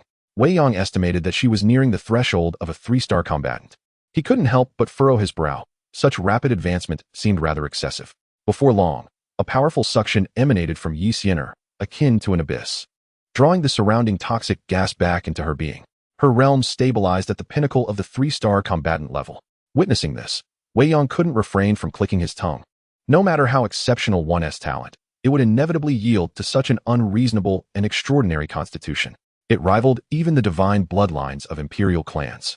Sienna slowly opened her eyes, a flicker of grayish-white brilliance shimmering within, while her face radiated a luminous, captivating glow. Wei Yang gazed at her with a smile, reflecting on how rapidly his little cabbage was maturing. Upon opening her eyes, Sienna was startled to find Wei Yang smiling at her, and her expression quickly shifted to one of alarm. Trembling, she exclaimed, "How did you get in here? You must leave at once. This place is toxic." As she spoke, she hastily rose and retreated, simultaneously parting her lips in an effort to draw in the residual toxic gas lingering in the air. "Do not be alarmed." Wei Yang gestured dismissively. "I am an 8-star grand combatant. This mere residual toxin poses no threat to me." "Really?" Sienna felt a slight sense of relief at his words. "Of course," Wei Yang replied with a hint of amusement. "Surely you do not believe that upon awakening your constitution, you have become invincible? Regardless of how extraordinary your physique may be, you are still merely a 3-star combatant at this moment. Your toxins are indeed formidable and present a threat to combat masters, but to grand combatants, as long as one does not inhale them in substantial quantities, they are hardly significant. Moreover, it is only this trifling amount of residual toxin in the air." Upon hearing this, Sienna felt her tension dissipate, exhaling a sigh of relief. It occurred to her that despite the potency of her toxins, her current strength was still a limiting factor. Wei Yang beckoned her closer. "What are you lingering for? Come here." However, Sienna shook her head, taking 2 steps back. "No, I have just broken through, and I cannot fully control my aura yet. The toxins within me have yet to be completely contained." Her voice carried a note of pleading. "Could you please step outside? Give me a couple of days to completely master my toxins before I seek you out." Wei Yang gazed at her with profound sympathy and spoke gently. "Your poison cannot harm me. Do not be afraid." Yet, Sienna shook her head. Her voice choked with emotion. "I do not wish for you to see me in this state." Wei Yang took a couple of steps closer, his tone becoming increasingly tender as he called out, "Sienna." She continued to shake her head, slowly retreating 2 steps, a shadow of sorrow crossing her face. Biting her crimson lip, she lamented, "The 7-colored poison scripture states that the calamity of the poison body is a taboo across the continent, bringing disaster to all those around me. In the future, everyone will fear me, distance themselves from me, loathe me, and wish to kill me. I will be like a rat in the street, hunted by all. Will you also treat me this way in the future?" "I will not," Wei Yang replied, frowning, feeling a sense of helplessness and frustration. He had warned Sienna earlier, yet her reaction was still overwhelmingly intense. She was far too sensitive. Indeed, before meeting him, Sienna had harbored a past she preferred to keep hidden. With her gentle disposition and kind heart, her greatest aspiration was to become an alchemist, but alas, she lacked the requisite talent. Consequently, she settled for the next best option, aspiring to be a physician, healing and saving lives. Yet, fate had dealt her a cruel hand. She was born with a poison body, and now, having awakened it, she had become a feared and loathed poison master. In the entirety of the Duki continent, only the Out Cloud Empire in the northwest harbored a thriving community of poison masters, a land where they could exist openly. In contrast, in other regions, those capable of killing invisibly through poison were met with disdain, fear, and avoidance. The calamity poison body was even more reviled, a condition that everyone wished to eradicate with fervor. At that moment, Wei Yang could not help but feel a twinge of regret for having allowed her to awaken her poisoned body prematurely. It should have been delayed for another 2 years. After all, Sienna was merely a 14-year-old girl. She should not have to confront such burdens at this tender age. Chapter 21. The Spirit of Combat. A tinge of sorrow graced Yi Sienna's countenance, her heart filled with trepidation. I had already begun to regret my awakening. I fear it. I do not wish to embrace this power. Yet, I find myself unable to control the insatiable desire to consume toxic substances. Though my heart rejects it, my hands still concoct the poison, and then I ingest it. Do you remember my promise to avoid poison? Yet at times, I cannot resist, sneaking away to brew it in secret. Her small hands clenched into fists, trembling with anxiety. I am so afraid. I worry that one day I will lose control of the poison and harm you. I fear that you will come to despise me, to reject me. I dread the day when the toxins will completely backfire, causing me to suffer endlessly until death claims me in a horrific manner, and you will witness it. At this moment, Yi Sienna resembled a little girl who had lost everything, akin to an abandoned creature, fragile, pitiable, and utterly helpless. After Wei Yang allowed her to vent her frustrations, he stepped forward. Yi Sienna attempted to evade him, but he grasped her tightly in an embrace filled with profound tenderness. Once held, she ceased to struggle. Instead, she clung to Wei Yang with fervent intensity. With a sharp sound, a resounding slap echoed through the air as Wei Yang playfully struck her pert backside. Yi Sienna shivered at the contact but obediently nestled against him, remaining still. A few more playful slaps followed. Are you done throwing a tantrum? Wei Yang inquired. I'm done. Yi Sienna fervently shook her head, burying her face against his chest, responding in muffled tones. From Wei Yang's vantage point, he could distinctly observe the delicate blush that spread across her fair neck. I've told you before. Your physical condition can be remedied. You just refuse to believe it. Wei Yang's voice carried a hint of irritation. Haven't I said that we can face and resolve any issues together? When have I ever expressed disdain for you? I know you possess the cursed poison body. If I were to disdain you, I would have done so long ago. There would be no need to wait until now. I am just afraid. Yi Sienna replied in a soft, timid voice, tinged with grievance. Do not fear. I am here. Trust me. Wei Yang soothed, gently stroking her back, his tone softening. Yi Sienna raised her gaze, her eyes shimmering with unshed tears as she looked at Wei Yang. But the poison scriptures say that every cursed poison body ultimately meets a tragic end. Do you trust the poison scriptures, or do you trust me? Wei Yang asked. I trust you. Yi Sienna responded without hesitation. Then, that is sufficient. I have assured you that it can be resolved, and it shall be. Oh, you have advanced in strength too rapidly, soaring from the 8th stage of combat energy to the 3rd star of a fighter in a single leap. You should refrain from consuming any more poison for the time being.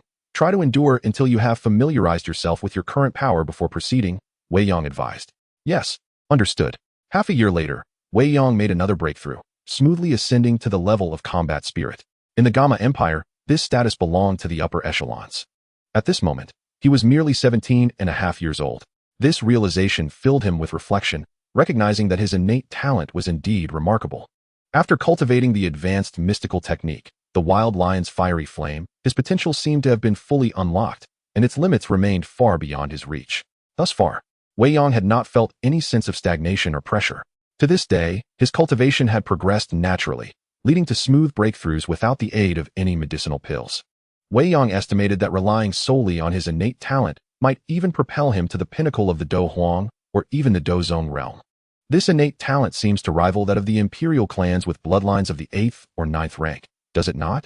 Moreover, Yi Sienna has made remarkable progress over the past 6 months, having recently ascended to the realm of Grand Fighter. In just half a year, she has surged from a 3-star fighter to a Grand Fighter. Such speed is indeed extraordinary. This is the result of Wei Yang's guidance to temper her growth. Otherwise, she would likely have already reached the pinnacle of Grand Fighter or even attained the status of Spirit Fighter. With ample financial backing, Yi Sienna has never had to worry about procuring the materials necessary for concocting deadly poisons. Thus, her daily focus is on familiarizing herself with her newfound realm and mastering her surging power. It is precisely because of Wei Yang's immense resources that she can continue to advance so swiftly, even while consciously restraining herself. After all, the various materials and herbs required for crafting potent toxins are quite costly. The more formidable the poison, the rarer the materials and herbs needed. Spirit Fighter. As Wei Yang felt the overwhelming power surging within him, his consciousness delved deep into his being. Within his dantian, an irregularly shaped fighting crystal floated serenely, its size significantly larger than during his grand fighter days. The energy contained within it was nothing short of terrifying. Withdrawing his consciousness, Wei Yang slowly opened his eyes. A glimmer of brilliance flickering within them, akin to lightning in the void. He exhaled a breath of turbid air. He had attained the spirit fighter level. With this strength, he could now strategize for the acquisition of the Blue Lotus Earth's Heartfire, he mused. Now, with approximately half a year remaining until the plot formally unfolds, when Xiao Yan faces the marriage annulment, time is still ample. Whoosh. In the high skies, Wei Yang held Sienna in his embrace, both enveloped in a layer of crimson fighting energy. A pair of black wings, spanning 2 yards, unfurled behind them. As the wings flapped, they transformed into a streak of black and red light, soaring towards the eastern region of the Tagore Desert in the Gamma Empire. Sienna, with her delicate arms wrapped around Wei Yang's neck, nestled closely against him, her beautiful eyes curiously surveying the world outside, her expression filled with delight. This was her first experience of flying through the air. With one arm encircling Sienna's slender waist, Wei Yang contemplated the specifics of their journey as they flew. His gaze flickered thoughtfully, reflecting, according to the original narrative, Medusa would seize the approximately half a year before Xiao Yan's trials in the desert, indicating that there remains over a year, perhaps even 2, before she claims the Blue Lotus Earth's Heartfire. Thus, there is no rush regarding time. The precise location of the Blue Lotus Earth's Heartfire lies near the eastern vicinity of Stone Desert City, seemingly several dozen to 100 miles away. When the time comes, searching inch by inch should not prove too challenging. After all, the temperature in the vicinity of the is somewhat higher than in other areas, and the concentration of fire attribute energy in the air is also more pronounced. In the original text, the Ice Emperor, Wutan, seems to have gathered some clues regarding the strange fire. However, as I am not an alchemist, it is unlikely that he would pay me any heed, let alone consider a collaboration. Furthermore, even though that individual has been sealed by Medusa, he still possesses the strength of a high-level Dou spirit. Given my current capabilities, facing him would yield no favorable outcome. Wei Yang shook his head. After all, he is an established Dou emperor. And even with only the strength of a Dou spirit now, he is not someone Wei Yang can provoke lightly, challenging him at a higher level. He is a seasoned Dou emperor, well-versed in techniques and skills, and Wei Yang, as a mere 1-star Dou spirit, holds no advantage whatsoever. Thus, he has decided against seeking out Wutan. As for the 3 essential auxiliary items required for Xiao Yan to refine the Blue Lotus Heartfire in the original work, Wei Yang has not prepared a single one. Firstly, the Blood Lotus pill is a 5th-grade medicinal pill, indispensable for absorbing. Without its protection, even Medusa, at the pinnacle of Dou Emperor, would suffer severe injuries. Not to mention that Wei Yang is currently merely a 1-star Dou spirit. After all, this is a mature entity. Its power comparable to that of a Dou Emperor. However, the Blood Lotus pill is a 5th-grade medicinal concoction, setting aside the pill formula. Even if Wei Yang were to acquire it, there are hardly any alchemists in the entire Gamma Empire capable of successfully refining it. As for the Ice Spirit Cold Spring, he knows where to find it. The spiritual essence is also not easy to obtain. Yet, Wei Yang remains unconcerned. Ultimately, his primary purpose in seeking the is for the 11 lotus seeds. The itself is merely a secondary objective. Chapter 22, The Tagore Desert. Ahead lies an endless expanse of vast desert. He has finally arrived at the Tagore Desert. Wei Yang hovers in midair, a pair of black wings gently flapping behind him. With his current 1-star Dou spirit strength, flying using his wings has long achieved a balance of effort and reward. Moreover, thanks to the advanced flight techniques and the quality of the wing materials, his speed and agility surpass that of the ordinary Dou King's Dou Shi wings by a significant margin. Even so, it took Wei Yang a full 7 days of flight to finally reach the vast desert at the eastern border of the empire. A cute little head poked out from his embrace, curiously gazing at the boundless sea of sand outside. A wave of scorching wind blew past, causing the little head to retract swiftly. Wei Yang smiled at this, enveloping the little beauty in a layer of crimson Dou Shi shield for protection. Upon entering the desert, the surrounding temperature noticeably increased. The sun in the desert appeared particularly intense, blazing high in the sky and scorching the land, resulting in extremely high temperatures during the day. At this moment, Wei Yang felt an overwhelming sense of comfort and tranquility, as if his body and mind were in perfect harmony. The fighting energy within him surged with remarkable vitality, enabling him to harness the surrounding elemental forces far beyond his previous capabilities.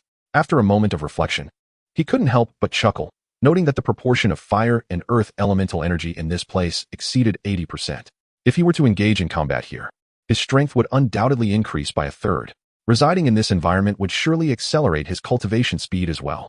With a flick of his wings, Wei Yang soared through the sky, observing the nearly identical scenery that surrounded him, leaving him somewhat speechless.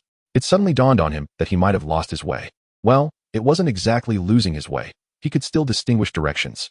It was merely that he was uncertain of the location of Stone Desert City. Perhaps he should look for someone nearby. Shaking his head, he flapped his wings and transformed into a streak of black and crimson light, propelling himself forward with great speed. Not long after, he sensed a faint yet distinct fluctuation of battle energy in the distance. He gazed intently in the direction of the disturbance. With a powerful flap of his wings, he adjusted his course and swiftly headed toward the source of the combat. As he drew nearer, he could discern a group of mercenaries engaged in fierce combat with a horde of serpent people several miles ahead. The clash between the two sides sent vibrant bursts of fighting energy colliding with one another, stirring up clouds of dust in the air. Serpent people? Soon, Wei Yang arrived above the battlefield, hovering in the sky while gazing down below. The little girl nestled in his arms also peeked out, her curiosity piqued. Below, in the desert, a dozen mercenaries wielding weapons fought valiantly against approximately 20 serpent people who had effectively surrounded them.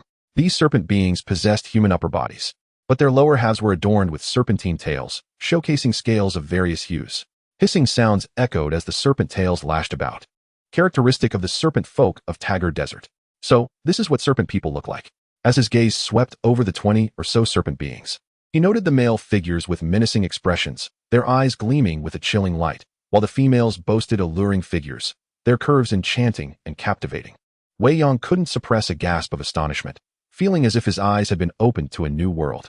This was his first encounter with serpent people, and he found himself unable to tear his gaze away from the voluptuous forms of several female serpent beings.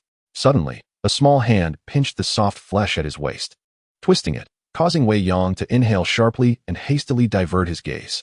A dissatisfied huff emanated from his embrace. "I was merely curious. I just wanted to take a look," he protested in defense.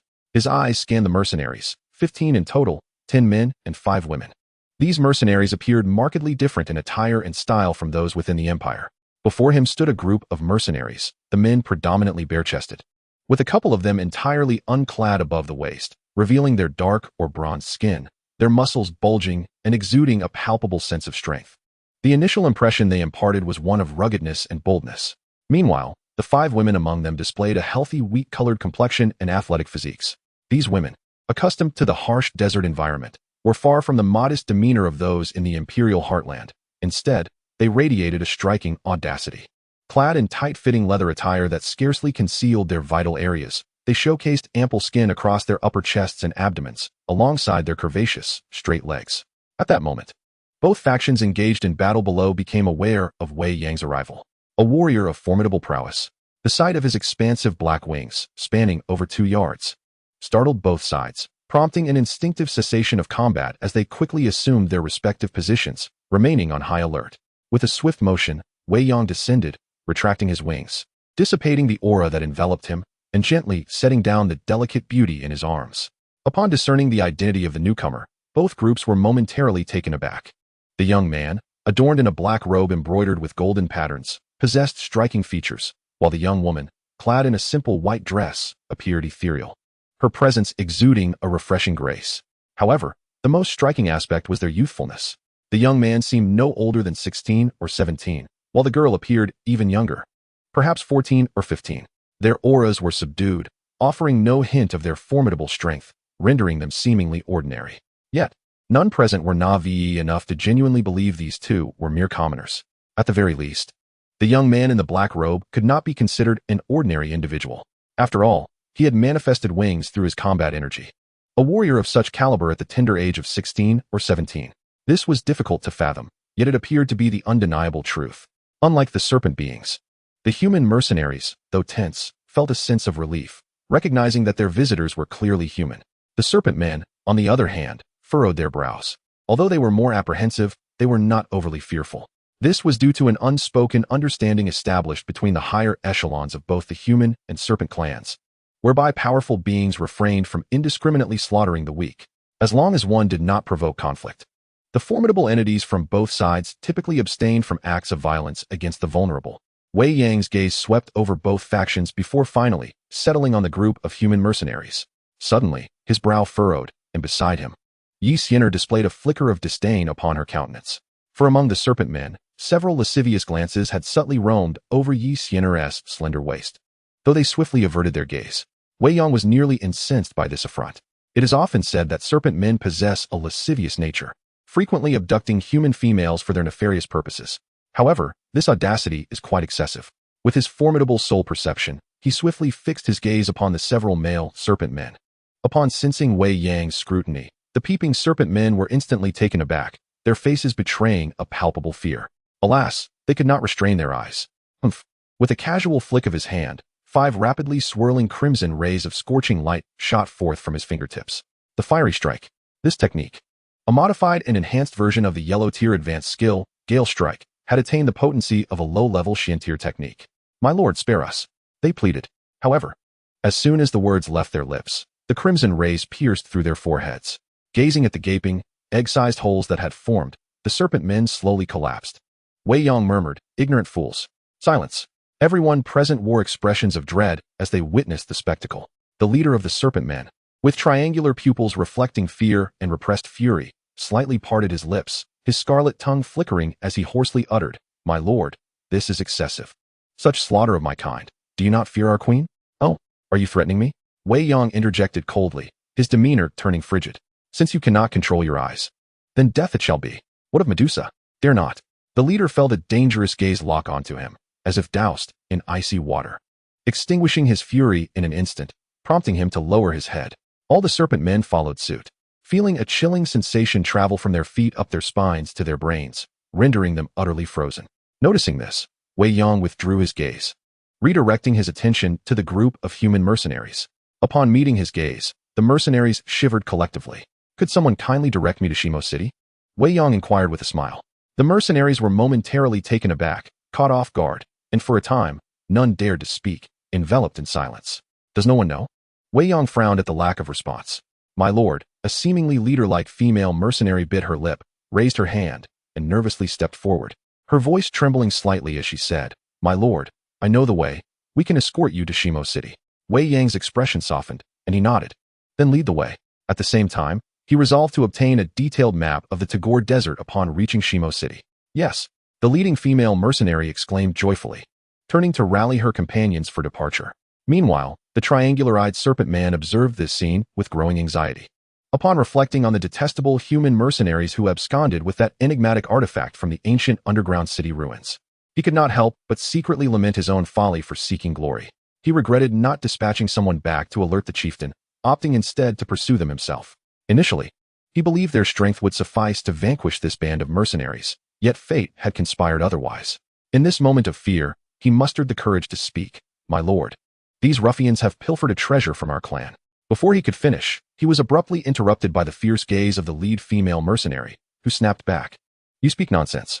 Her comrades echoed her discontent. "My lord," the female mercenary addressed Wei Yang with utmost respect.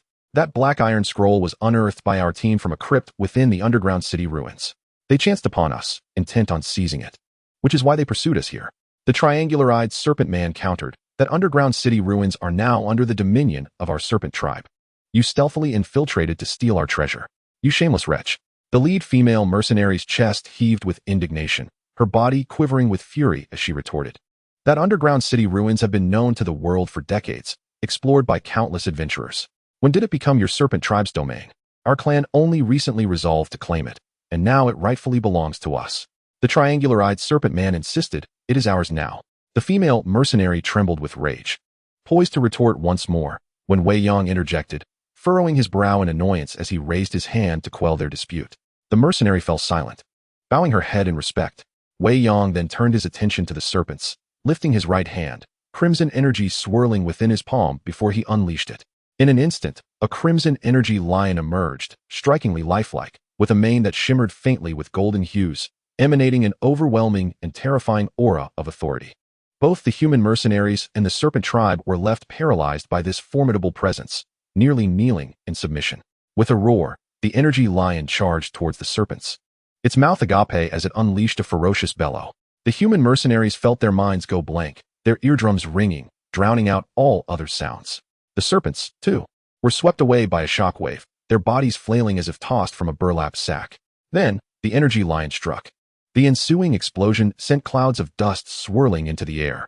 With an impassive expression, Wei Yang lowered his hand, pulling Sienna into his embrace. A shield of energy enveloping them to ward off the encroaching debris. With a swift motion of his hand, a powerful gust swept through the surroundings, swiftly dispelling the swirling sands. In the place where the serpentine beings once stood, a large pit emerged, exuding heat, with some of the sand melting into crystalline formations. The serpents, however, were no more, their remains utterly obliterated. Isn't this a resolution? They sought their demise and disturbed my peace, Wei Yang murmured softly. The group of human mercenaries, clutching their still buzzing ears, gazed at the scene before them with profound trepidation, their legs trembling beneath them. Wei Yang gestured toward the pit, and a dark silver storage ring soared into his hand. With a surge of formidable spiritual power, he forcefully dispelled the lingering seals within the ring, scanning the internal space. Soon, he withdrew his spiritual essence, curling his lips in disdain. This belonged to the triangular-eyed serpent. It was merely a low-grade storage ring, with an internal space of about 1 square meter, and contained nothing of value. Wei Yang's gaze shifted to the leading female mercenary. Trembling, she stepped forward, "My lord. We shall escort you to Shimo City immediately." "Very well, let us proceed." Wei Yang nonchalantly tossed the storage ring to her, stating, "This is your reward." "Thank you, my lord," the mercenary exclaimed, her eyes alight with joy as she accepted the ring, her heart brimming with exhilaration. This was indeed a storage ring. The other mercenaries looked on with a mix of astonishment and envy. Even a low-grade storage ring was worth several thousand gold coins, had it possessed a slightly larger space. Its value would have doubled. Their entire squad of 15 could not collectively afford even the most basic of storage rings. Once they returned and sold it, the proceeds would suffice to sustain their team for 3 to 5 years without worry. Unexpectedly, not only did their squad escape from the clutches of the serpentine beings, but they were also rewarded handsomely. The leading female mercenary, with a beaming countenance, carefully stowed the ring away and quickly beckoned the others to prepare for departure, while she eagerly approached Wei Yang to personally guide him. "My lord, the journey to Shimo City from here spans roughly 100 miles, at our pace. We should arrive by dusk," she informed him. "Very well," Wei Yang acknowledged without elaboration, taking hold of Sienna's hand as they admired the desert landscape along the way. In truth, there was little to behold. An endless expanse of yellow sand stretched before their eyes, occasionally interrupted by a small oasis, resembling emeralds scattered amidst the sandy sea. After a brief observation, Wei Yang's interest waned, and he withdrew his gaze, while Sienna continued to look on with curiosity. "My lord, I am Amy," the leading female mercenary ventured cautiously. "Oh," Wei Yang replied, casting her a sidelong glance and nodding indifferently. "Amy? How intriguing." As if sensing a subtle glance from Sienna and the slight tightening of the jade hand in her palm, Wei Yang nearly felt compelled to strike down this troublemaker. Amy. The mercenary named Amy, perhaps emboldened by Wei Yang's previous amiable demeanor, appeared to have regained some courage. After a moment of contemplation, she took a deep breath and retrieved a black iron scroll from the leather pouch at her waist. "My lord, this is what we discovered beneath a concealed altar in the ruins of the ancient underground city," she offered, her voice laced with respect. "Though I cannot ascertain its true nature. If you are interested, I would be honored to present it to you." Curious, Wei Yang cast a casual glance over the black iron scroll. Initially, he held little regard for it. After all, he had overheard conversations indicating that the so-called underground ruins had been known to the world for decades, having been explored by countless individuals. What treasures could possibly remain for this band of mercenaries, whose highest rank was merely that of a 9-star fighter, to unearth? However, as his gaze lingered on the black iron scroll, he felt a jolt of surprise. He murmured, intrigued, as he reached for the scroll to examine it more closely. To his astonishment, he discovered that the spiritual energy he had carelessly brushed over it with had vanished upon contact. With renewed determination, he focused once more, channeling his spiritual energy into the scroll, only to find it inexplicably dissipating once again. It was as though the black iron scroll was a bottomless abyss, consuming his probing energy entirely. This realization deepened Wei Yang's seriousness, prompting him to pour forth an even greater surge of spiritual energy. Instantly, a torrent of his essence flowed from his palm into the black iron scroll. After a moment, he found himself fatigued and reluctantly ceased his efforts. Staring at the seemingly unremarkable and aged black iron scroll in his hand, Wei Yang could not suppress a gasp, feeling a rush of astonishment and excitement. Had he truly stumbled upon a treasure? It was worth noting that although he was currently only at the 1-star fighter realm, his spiritual strength could rival that of an average Dou Wang, if not exceed it. Yet, Even with such formidable energy surging into the scroll, it vanished without a trace, as if swallowed by the void. Chapter 24, Stone Desert City. Yang Ge, what's wrong? Sienna inquired, noticing Wei Yang's furrowed brow. This scroll is rather peculiar. Wei Yang replied with a light chuckle. He then turned to the visibly anxious mercenary Annie, saying, I am indeed interested in this black iron scroll. What do you desire in exchange? Upon hearing this, Annie's expression brightened immediately, and she hastily replied, as long as you favor it, my lord. I shall leave the terms to your discretion. She was cautious, hesitant to make any demands, merely hoping that the other party would offer something willingly. After all, in her perspective, for such formidable individuals, anything they carelessly let slip through their fingers would be immensely precious to her. Wei Yang cast a surprised glance at her, finding her quite intriguing. Indeed, surviving in such an environment, especially as a woman leading a band of mercenaries, required no small measure of resilience and ingenuity. As he stowed away the black iron scroll, Wei Yang contemplated for a moment before producing the techniques he had acquired from Dou Shi, extending them towards her. Do you find these sufficient? Annie's eyes brightened as she carefully and respectfully accepted them, glancing at the contents. The techniques included low-tier mystical stage technique, Dance of the Winds; low-tier mystical stage movement technique, Phoenix's Ascend; low-tier mystical stage combat technique, Wind Blade Dance; high-tier yellow stage combat technique, Gale Stab. Her heart raced with excitement. 3 low-tier mystical stage techniques and combat arts. All perfectly complementary, despite the slight disappointment that they were all wind attribute, which did not align with her earth attribute. They could certainly be traded or sold. The combined worth of these 4 techniques was estimated to exceed 100,000 gold coins. Is this sufficient? Noticing her struggle to contain her excitement, Wei Yang raised an eyebrow and inquired. The surrounding mercenaries also looked on with keen interest, ears perked up to listen. Annie quickly composed herself, inhaling deeply before respectfully responding. It is sufficient, thank you, my lord. That is satisfactory. Wei Yang nodded, a faint smile gracing his lips. He too felt pleased. This black iron scroll was evidently a valuable item, although its specific nature and purpose remained a mystery. Nevertheless, exchanging what he deemed mundane and unnecessary for such a treasure felt like a tremendous gain, akin to finding a fortune. Annie, too, had achieved a gratifying outcome. Both parties had fulfilled their needs, leaving them mutually content. As dusk approached, the silhouette of a city emerged on the horizon. As they drew closer, the imposing walls began to materialize before their eyes. This city, standing resilient in the desert and located on the frontier with the serpent people, naturally differed from those within the empire, exuding an aura of majesty and solidity, imbued with a sense of iron will and strength. My lord, ahead lies Stone Desert City. Annie informed respectfully. Indeed, Wei Yang replied, taking hold of Sienna and directly detaching from the mercenary group. With each step, though appearing leisurely, he covered an impressive distance of several meters. Amidst the envious and regretful gazes of Annie and her mercenary companions, Wei Yang and his companions swiftly approached the city gates. After paying the entrance fee, they seamlessly blended into the throng of people entering the city. It was not until their figures had completely vanished from sight that the mercenaries gradually withdrew their gaze. Annie let out a soft sigh, her heart filled with admiration for the ethereal beauty of the young maiden. Yet, it was merely admiration, for she understood that they hailed from entirely different worlds. Although the girl appeared delicate and unthreatening, it was inconceivable that someone who walked alongside that young lord could be anything but extraordinary. Captain, the mercenaries looked towards her, their eyes glimmering with a hint of excitement. Observing the expressions of her teammates, Annie's exquisite face broke into a smile. Brothers, not only have we returned safely, but we have also achieved great gains. Upon hearing her words, the team erupted in joyous cheers. Annie smiled, suppressing her exhilaration. With this bounty, once fully absorbed, I shall undoubtedly become a fighter, she mused.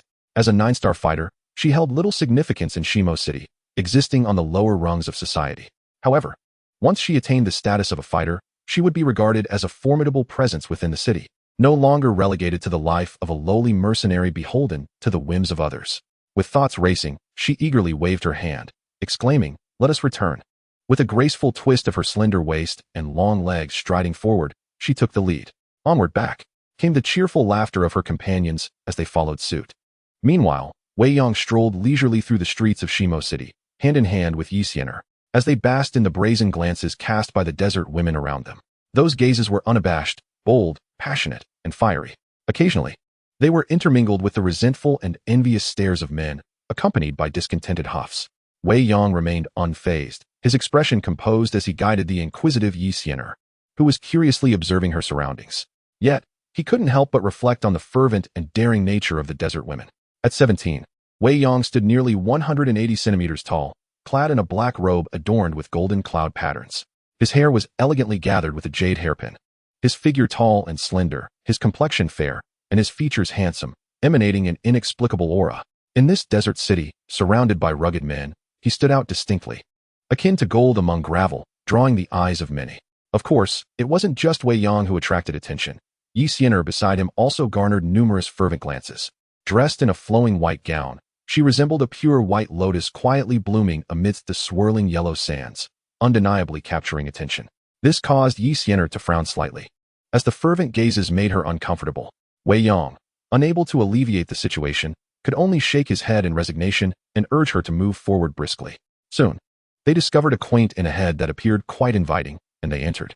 They rented a room and requested hot water to refresh themselves, washing away the dust of their travels. That evening, Wei Yang casually meditated for a while before retiring early. Having departed from Wutan City, they had flown for 7 consecutive days and spent half a day traversing the desert, leaving him feeling somewhat mentally fatigued.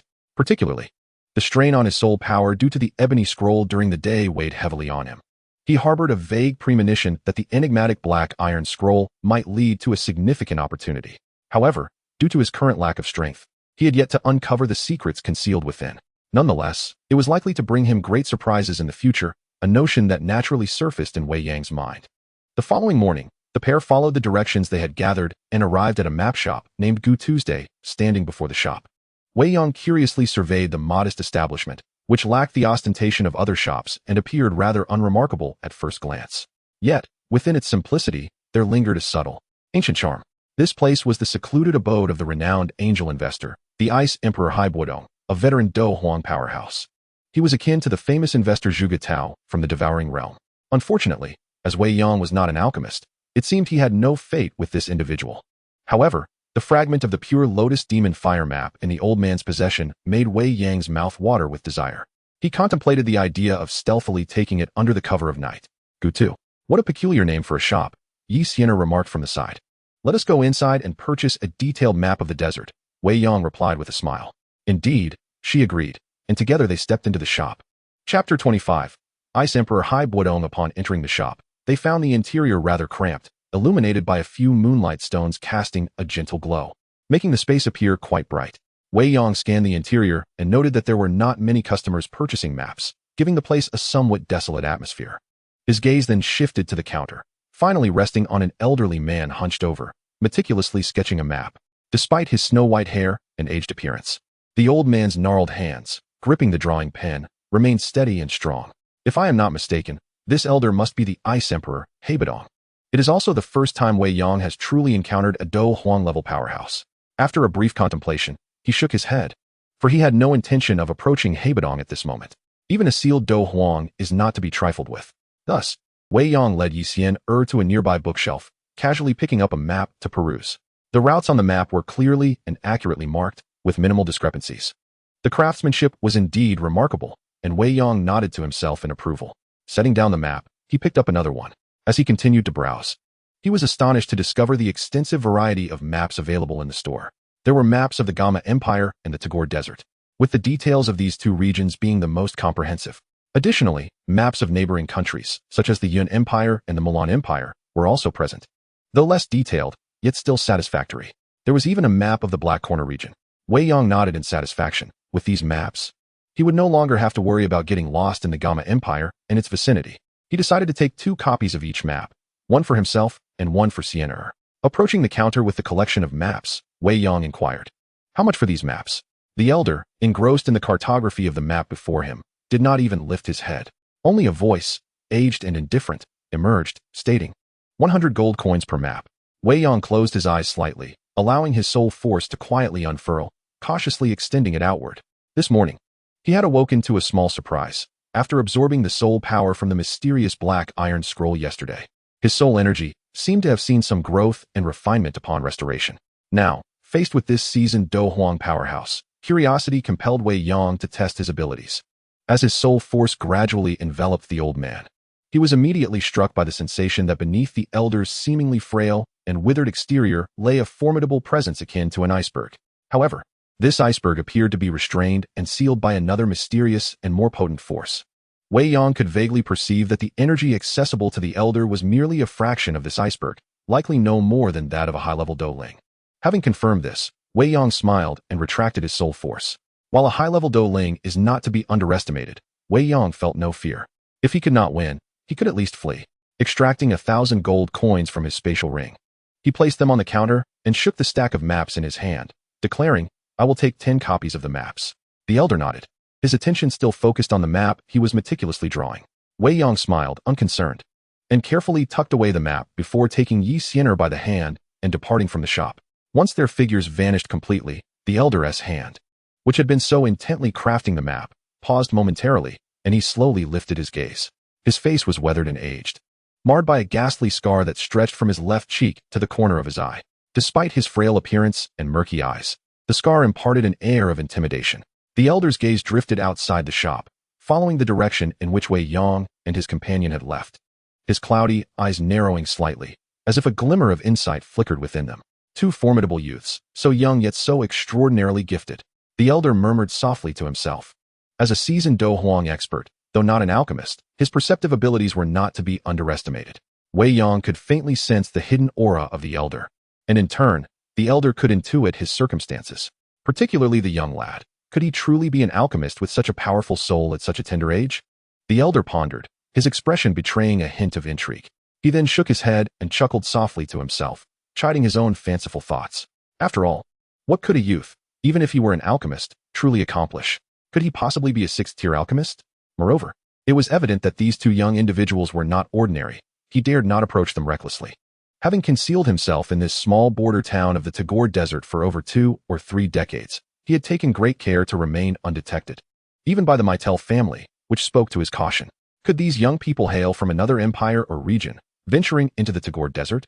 A flicker of enigmatic meaning crossed the elder's murky gaze as he muttered a few words to himself. He then dismissed further thoughts and returned to his laborious task of drawing the map. Having acquired a detailed map of the Tagore Desert, Wei Yang felt quite pleased as he strolled back to the inn with Sienna. He intended to study the map thoroughly and set off the next day in search of the. This reminded him of another girl from the original narrative, Qinglin, a pitiable child of serpent lineage, who was also the bearer of the Bai Shi San Hua Tong, a remarkable being in her own right. According to the original text, within the subterranean magma lake resided a 4-tiered, 2-headed fire spirit snake, which had yet to be wounded by Medusa, boasting strength that likely reached the pinnacle of the 4th tier. At the height of the 4th tier, in comparison to human experts, that equated to the peak of Dou Ling. Furthermore, having been nurtured in the unique environment of the subterranean magma lake, it was in its element, thriving as if in water. The combat prowess exhibited is comparable to that of a Dou Wang, and its energy can be replenished rapidly, rendering it almost inexhaustible. Wei Yang mused, acknowledging the predicament. In the unique environment of the underground magma lake, he found himself facing the formidable 2-headed fire spirit snake, which proved to be quite a challenge. Until he dealt with that beast, he would not dare to delve into the depths of the magma in search of the. However, it was not without a solution. After all, it was merely a magical beast. With a plan in mind, he intended to lure it out and vanquish it with decisive force. As for Qinglin, Wei Yang glanced at the little girl beside him, smiled slightly, and shook his head. As he often said, he would let fate take its course, not forcing the matter. His heart was vast, aspiring to reach the pinnacle of the Duki continent, even harboring a flicker of fantasy about the myriad worlds beyond. Yet, it was also small, limited in capacity, unable to accommodate too many people. Initially, he had considered choosing Qinglin, but now with Sienna, the little girl had successfully occupied the majority of his heart space. Consequently, he had grown indifferent towards Qinglin, adopting a nonchalant attitude. Undeniably, everyone appreciates beauty, and Wei Yang was no exception. Moreover, this beauty was not merely ornamental. She possessed an extraordinary physique that could potentially propel her to Dou Shang. Currently, she was at her most vulnerable and helpless phase, making it an opportune moment to act. Yet, admiration did not necessitate possession. There were countless beauties in the world. Did he intend to love them all? Wei Yang was not a sea king. Chapter 26, The Search for. Early the next morning, Wei Yang set off with Sienna. The vast desert was besieged by relentless sandstorms. The daytime in the Tagore Desert was perpetually accompanied by scorching sunlight and fierce winds, while nighttime saw a drastic drop in temperature, often plummeting below freezing. A streak of blackish red light sliced through the sky, heading eastward. In less than half an hour, The light descended upon a stretch of desert approximately 100 miles from Shimo City. Wei Yang cradled Sienna, his black wings gently flapping as they hovered in the high sky, surveying the terrain below. The landscape appeared no different from other parts of the desert, all sharing a monotonous appearance. He lowered his gaze to the map in his hands, which was meticulously detailed, clearly illustrating the distribution of cities, water sources, oases, and even the frequent haunts of the snake people. Comparing it to the original text, it seemed that Xiao Yan had discovered the underground passage roughly 100 miles east of the city. Gazing upon the endless expanse of yellow sand below, the quest to discover a passage leading to the Earth's depths seemed an arduous endeavor. Wei Yang closed his eyes, meticulously attuning himself to the surrounding fire energy. Soon, he opened his eyes and remarked softly, "The fire energy here appears to be unremarkable, similar to that of other locations." With a flutter of his wings, he departed from the spot, seeking a new area to continue his exploration. After half a day, he gradually came to a halt, taking a moment to rest. He had surveyed numerous regions, yet none exhibited any discernible anomalies in the fire energy. In his embrace, Sienna produced a water pouch and offered it to him, saying, "Brother Yang, have a sip of water." Wei Yang replied with a smile, accepting the pouch and taking several hearty gulps. "Brother Yang, I have examined the surroundings closely. We have largely explored this vicinity," Sienna stated, holding a map and pointing with her delicate hand towards a direction. "We have yet to investigate that area." "Indeed, Sienna is quite remarkable," Wei Yang said as he tucked away the water pouch, planting a gentle kiss on her forehead before soaring towards the direction she indicated. As dusk approached, Wei Yang returned to Stone Desert City with Sienna, having found nothing of note. The following 3 days yielded no discoveries. However, on the 5th day, as the afternoon drew near, Wei Yang finally sensed something noteworthy. The fire energy in this area was slightly more intense and appeared to possess a wilder essence than elsewhere. Upon entering this region, he did not need to concentrate deeply. His keen instincts immediately detected a subtle difference. "Sienna, we may have found it," he exclaimed with a smile. Sienna, nestled against Wei Yang, looked up and murmured in response. Wei Yang, cradling her, dove downward, decelerating gracefully as he neared the ground, ultimately landing steadily upon a sand dune. Folding his black wings, he closed his eyes to absorb the atmosphere, confirming the presence of an anomaly.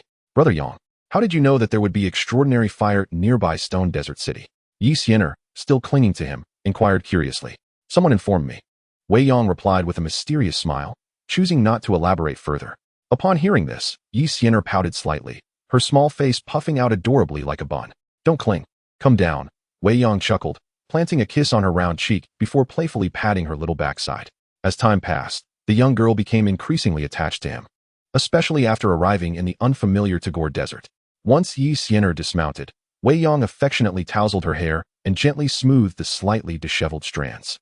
Sienna closed her eyes in delight, savoring Wei Yang's tender gestures. Subsequently, Wei Yang stepped aside, his eyes gently closing, as his robes and long hair swayed without wind. A surge of formidable spiritual energy erupted from his brow, radiating outward. In that moment, Wei Yang seemed to possess a divine perspective, his spiritual essence sweeping over the surroundings, rendering everything within his gaze crystal clear, a realm entirely distinct from that perceived by the naked eye. As this vision unfolded, he perceived an alternate world. The ground and air were saturated with an omnipresent crimson fire energy, while beneath the surface lay a vast expanse of earthy yellow energy, boundless and immense, akin to an endless sea of sand, magnificent and grand. This place could be deemed a paradise for practitioners of fire and earth attributes, a wellspring of inexhaustible energy. Then, Wei Yang focused his spiritual energy, condensing it as he directed it toward the yellow sands beneath his feet. As his concentrated spiritual essence penetrated the ground, he was immediately greeted by a world of earthy yellow hues. In this realm, his spiritual energy faced a palpable suppression. As his essence delved deeper, the pressure intensified, causing a rapid depletion of his spiritual force. He ventured deeper, 10 meters, 20 meters, 50 meters, 100 meters. Moments later, Wei Yang withdrew his expansive spiritual energy, fatigue evident as he rubbed his brow. He had descended nearly 200 meters into this earthy domain, yet found no bounty. This depth marked the limit of his current spiritual capacity. It seemed this was not the place. Wei Yang shook his head. "Brother Yang," Sienna approached, her expression filled with concern. "I'm fine," Wei Yang smiled, affectionately ruffling her hair. "Come, let us find another location." After a brief respite, he took her small hand and led her forward. The azure lotus fire resides within the lava of the Earth's core, having been born from the depths of magma, shaped and refined through countless trials of the Earth's fire. It takes a decade to attain a spirit, a century to form, and a millennium to blossom into a lotus. When fully matured, it exhibits a green hue, with a cluster of azure flames at its heart, known as azure lotus fire, or the earth core azure lotus fire. Therefore, Wei Yang sought a place rich in fire attribute energy within the molten core. However, having penetrated over 200 meters, he still encountered a world suffused with earthy yellow energy, devoid of the abundant fire essence he sought. This locale was clearly misaligned with his quest. After grasping Sienna's hand, he repositioned himself and once more delved into the depths with his spiritual energy. At this juncture, a general region has been delineated. What remains is to embark on a meticulous exploration, inch by inch, as we currently are. Time passes gradually, and as dusk approaches, Wei Yang retrieves his profound soul energy from the depths below. A wave of dizziness envelopes him, causing his body to sway precariously, nearly leading him to stumble. Observing this, Sienna rushes forward in alarm, supporting Wei Yang with great concern, inquiring anxiously, "Brother Yang, are you all right?" Wei Yang shakes his head, subsequently closing his eyes to rest for a moment before reopening them. Fatigue is evident in his gaze as he rests one hand on Sienna's shoulder while pinching the bridge of his nose, his voice hoarse as he replies, "I am fine.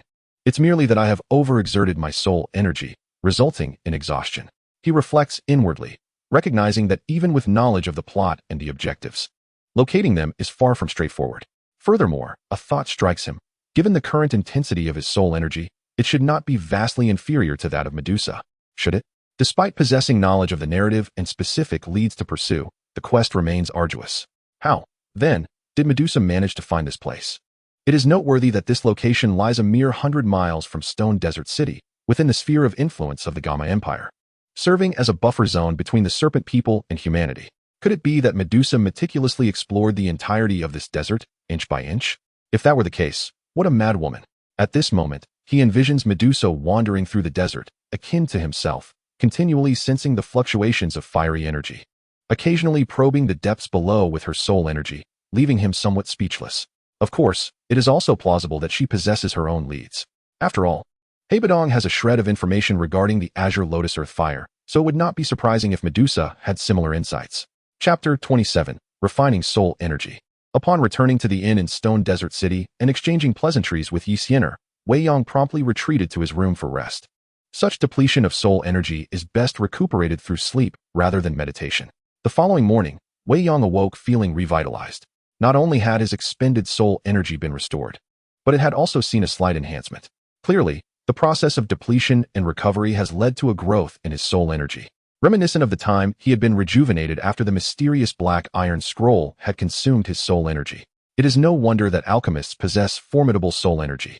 Their frequent engagement in alchemy provides ample exercise for their soul energy. Alchemy not only requires the expenditure of fighting spirit, but also necessitates a significant consumption of soul energy. This cycle of consumption and restoration naturally leads to a gradual increase in spiritual power. At the dining table, Wei Yang gazed at the petite figure of Sienna, who was delicately savoring her breakfast. He couldn't help but feel a pang of sympathy for her, considering that she accompanied him daily on their wanderings through the desert. Despite her being at the great fighter level, her poison attribute was inherently at odds with the scorching desert environment. Among the various elements, fire is the most effective counter to poison. Particularly, the exotic flames are deemed the nemesis of poison attributes, significantly diminishing their potency. However, in the realm of absolutes, there exists a unique flame known as the Nether Poison Fire, ranked 20th on the exotic fire list, which is a distinctive manifestation of the poison attribute. In the future, it might be prudent to devise a plan for Sienna to consume the Nether Poison Fire, thereby liberating her from the constraints of exotic flames, while simultaneously enhancing her offensive capabilities. The Nether Poison Fire and the Calamity Poison Body would indeed be a perfect match. The Nether Poison Marsh of the Outcloud Empire. Wei Yang mused. This locale is the most likely to harbor the Nether Poison Fire, and he resolved to take Sienna there when time permitted. Moreover, there is a notion that the Nether Poison Fire could serve as a substitute for the poison pill method, enabling perfect control over the Calamity Poison Body. Whether this is true remains uncertain. Yet, it seems unlikely to be mere hearsay. Even if it doesn't work as intended, it could significantly delay the complete eruption of the Calamity Poison Body, potentially extending its longevity until the fighter's sovereign stage. These thoughts flickered rapidly through his mind before he set them aside, choosing not to dwell further. After breakfast, he observed Sienna, who was all set and eager to embark on their journey. "Sienna, perhaps you should stay behind at the inn while I go," Wei Yang suggested. "Sienna, taken aback by his words, immediately leaped into his embrace, shaking her head defiantly. "No, I want to go with you. You can't leave me behind." Wei Yang found himself amused yet exasperated, ruffling her hair and retorting playfully, "How could I possibly leave you? I'll be back by dusk after a brief outing. Finding the exotic fire won't be that simple. It may take several days." "I don't care. I want to be with you," Sienna insisted, clinging tightly to him. "Foolish girl, it's because I worry for you," Wei Yang replied gently. "Your poison attribute is somewhat suppressed during the daytime in this sweltering desert. Have you not sensed it these past few days?" "I have felt it. It is rather uncomfortable," Sienna admitted, lifting her little head to gaze earnestly at Wei Yang. "But I must acclimate to this environment so that I can adapt swiftly in the future. I want to be of assistance to you, not remain a burden in your shadow." Understanding her resolve, Wei Yang smiled, his eyes brimming with affection.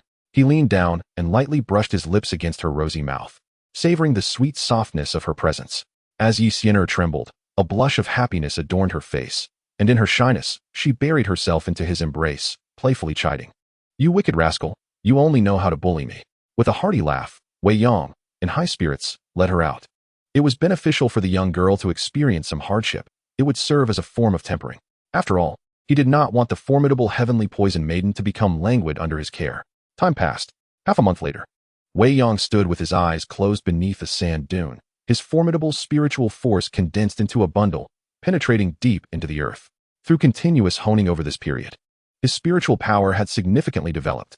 Compared to his arrival in Shimo City 20 days prior, it had increased by at least 40% and had become more refined. This was a remarkable achievement that filled his heart with joy. Consequently, he was no longer anxious. He relaxed, diligently refining his spiritual strength daily, treating it as a form of cultivation. After all, the growth of spiritual power is a challenging endeavor. Besides some rare celestial treasures, it primarily relies on the enhancement of one's strength and the gradual accumulation of time. Now that he had found such an excellent method to amplify his spiritual force, he naturally would not let this opportunity slip by. However, this growth was not limitless. As his spiritual power gradually adapted to this tempering and environment, he could distinctly feel that the rate of growth had begun to slow down over the past 2 days. Yet, Wei Yang was unfazed. He had long been prepared for this. After all, it was the first time in many years that he had actively sought to refine his spiritual power, and rapid growth was to be expected. Nonetheless, such growth would inevitably reach a cap. It could not continue indefinitely. An increase of 40% was already a remarkable feat. Given the current rate of growth, by the time this tempering concluded, he estimated his spiritual power could increase by another 10%. At that moment, wouldn't the strength of his spiritual force rival that of an average Dou Zong expert? Wei Yang mused. Currently, he was merely a 1-star Dou Ling. Yet his spiritual power could already compare to that of an average Dou Zong expert, which was indeed formidable. The advantages of possessing powerful spiritual force were self-evident. Beyond enhanced perception and intuition, the most crucial benefit was comprehension. A formidable spirit would invariably lead to a corresponding increase in understanding. For instance, mid-level techniques of the Xian tier are considered precious by ordinary warriors, yet to a Dou Zong expert, they might be created with ease, merely requiring some time. Besides reaching that level of cultivation, a Dou Zong expert's strong spiritual power would naturally also enhance their comprehension to some extent. Not far atop the sand dune sat a delicate figure in white, eyes closed in earnest meditation, none other than Sienna. Since he had decided to refine her abilities, Wei Yang naturally approached the task with utmost seriousness. At this moment, Sienna was tirelessly circulating her fighting energy in the sweltering environment, compressing and condensing it repeatedly. The oppressive atmosphere hindered the flow of her toxic fighting energy, yet this very suppression allowed it to undergo significant refinement. As time progressed, the energy became increasingly pure and solidified. Throughout this process, Sienna also gained a greater mastery over her fighting energy, wielding it with increasing ease and precision. Days slipped by, and after another week, Wei Yang, who was standing with closed eyes atop a sand dune, suddenly opened them with excitement, a broad smile gracing his face. After nearly a month of searching, he had finally discovered it, the magma deep beneath the earth, brimming with fiery energy. It was also the birthplace of the blue lotus earth fire. Wei Yang withdrew his spiritual power, instinctively rubbing his temples. Although his face bore traces of fatigue, it was not severe. Compared to a month ago, his spiritual strength had increased by roughly 50% and had become more solidified. Overall, he had grown more than twice as powerful compared to the previous month. Now, his spiritual intensity was not significantly inferior to that of an average Dou Zong expert. He looked down at the sand dune beneath his feet, a smile dancing on his lips. The blue lotus earth fire had finally been found. Chapter 28. Opening the Passage. Wei Yang wandered around the vicinity, but regrettably did not find the passage described in the original text. Was there truly no way to enter the magma lake below? Wei Yang furrowed his brow, recalling that the original narrative mentioned numerous intricate passages leading directly to the underground magma lake. Suddenly enlightened, he realized that when Xiao Yan discovered the magma lake, Medusa had already been there and taken the blue lotus earth fire. Beneath the magma, only a blue lotus seat remained. Those passages were likely carved out by Medusa using her formidable cultivation prowess, forcibly creating them from the surface downwards. With this thought, Wei Yang glanced down at the sand beneath his feet and chuckled helplessly. It seemed he would have to dig through the sand. The distance from the surface to the magma lake was approximately 200 meters deep. Moreover, the passage would need to be inclined downwards rather than going straight down, making the journey even longer. Digging down over 100 meters through layers of sand posed significant risks of collapse. Brother Yang. Sienna lightly tapped her toes on the sand, her form fluttering gracefully like a white butterfly as she approached. Have you found it? Indeed, I have found it. Right beneath our feet, Wei Yang replied, pressing his foot into the yellow sand with a smile. Congratulations, Brother Yang. After such a long search, you have finally found it. Sienna exclaimed joyfully, her laughter ringing out in delight. Suddenly, she gazed at the sand beneath her feet and inquired, is it deep down there? How shall we descend? It is likely over 200 meters deep. We shall carve a passageway down, Wei Yang replied. He then smiled and asked, during this past month, you have honed your fighting spirit in such an environment. How do you feel about your gains? I may require your assistance shortly.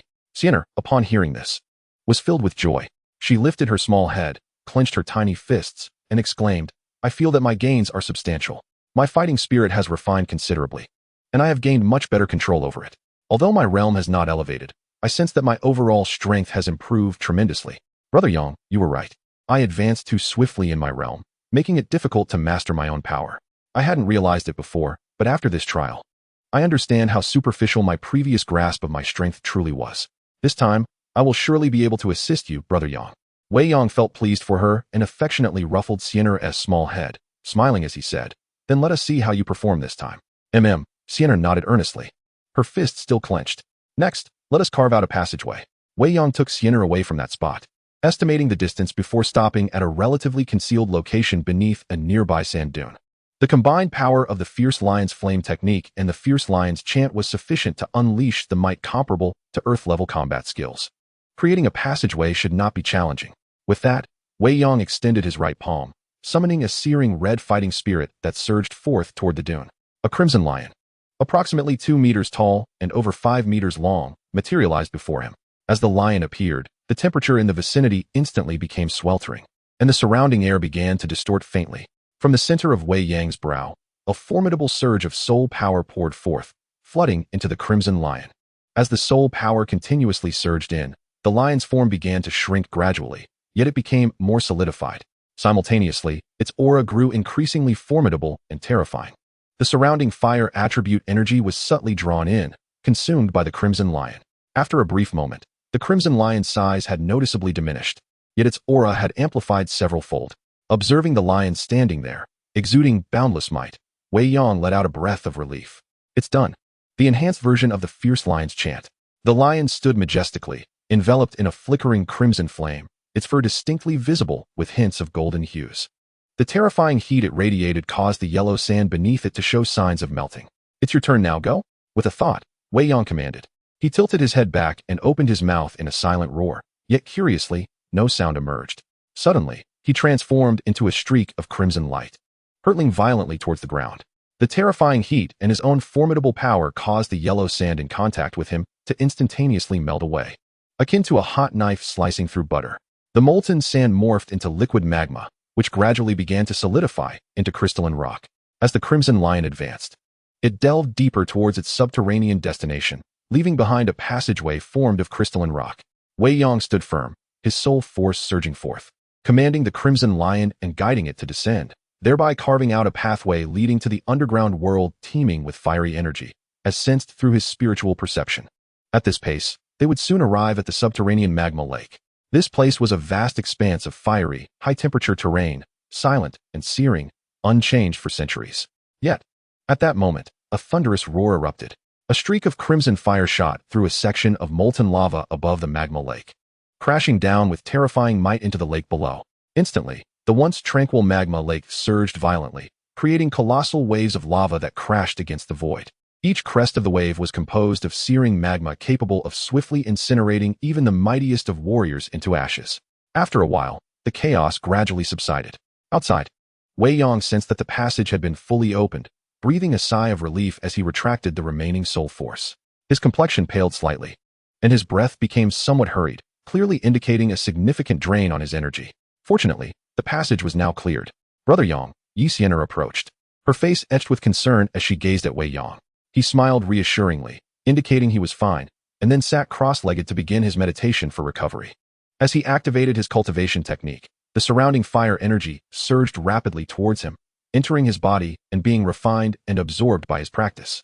In the sweltering environment of the desert during the day, Wei Yang thrived as if he were a fish in water, his combat strength, endurance, and recovery rate significantly enhanced. After 20 minutes, Wei Yang opened his eyes once more, a gleam of brilliance flickering within them. At this point, he had replenished the expended fighting spirit. Rising to his feet, he gazed at the newly forged passageway. During this time, the crystalline layers surrounding the walls of the passage had completely cooled and solidified, forming a stable and secure route. Sienna, let us descend, Wei Yang declared, his mood buoyant as he spread his arms wide. Sienna smiled and nodded, approaching to nestle into Wei Yang's embrace, draping herself over him like a sloth. Wei Yang cradled Sienna in his arms, leaning down to tease the charming little beauty with a gentle smile. It seemed that Sienna had gained a bit of weight, resembling a little plump pig. You're annoying. I am not a little plump pig. Sienna immediately twisted her body in playful defiance, reaching out to pinch him. After a moment, she nervously tilted her head and asked, am I really fat? Ha! Wei Yang couldn't help but burst into hearty laughter at her adorable expression. With her in his embrace, he circulated his fighting spirit, forming a protective layer around them. In an instant, he moved into the passageway.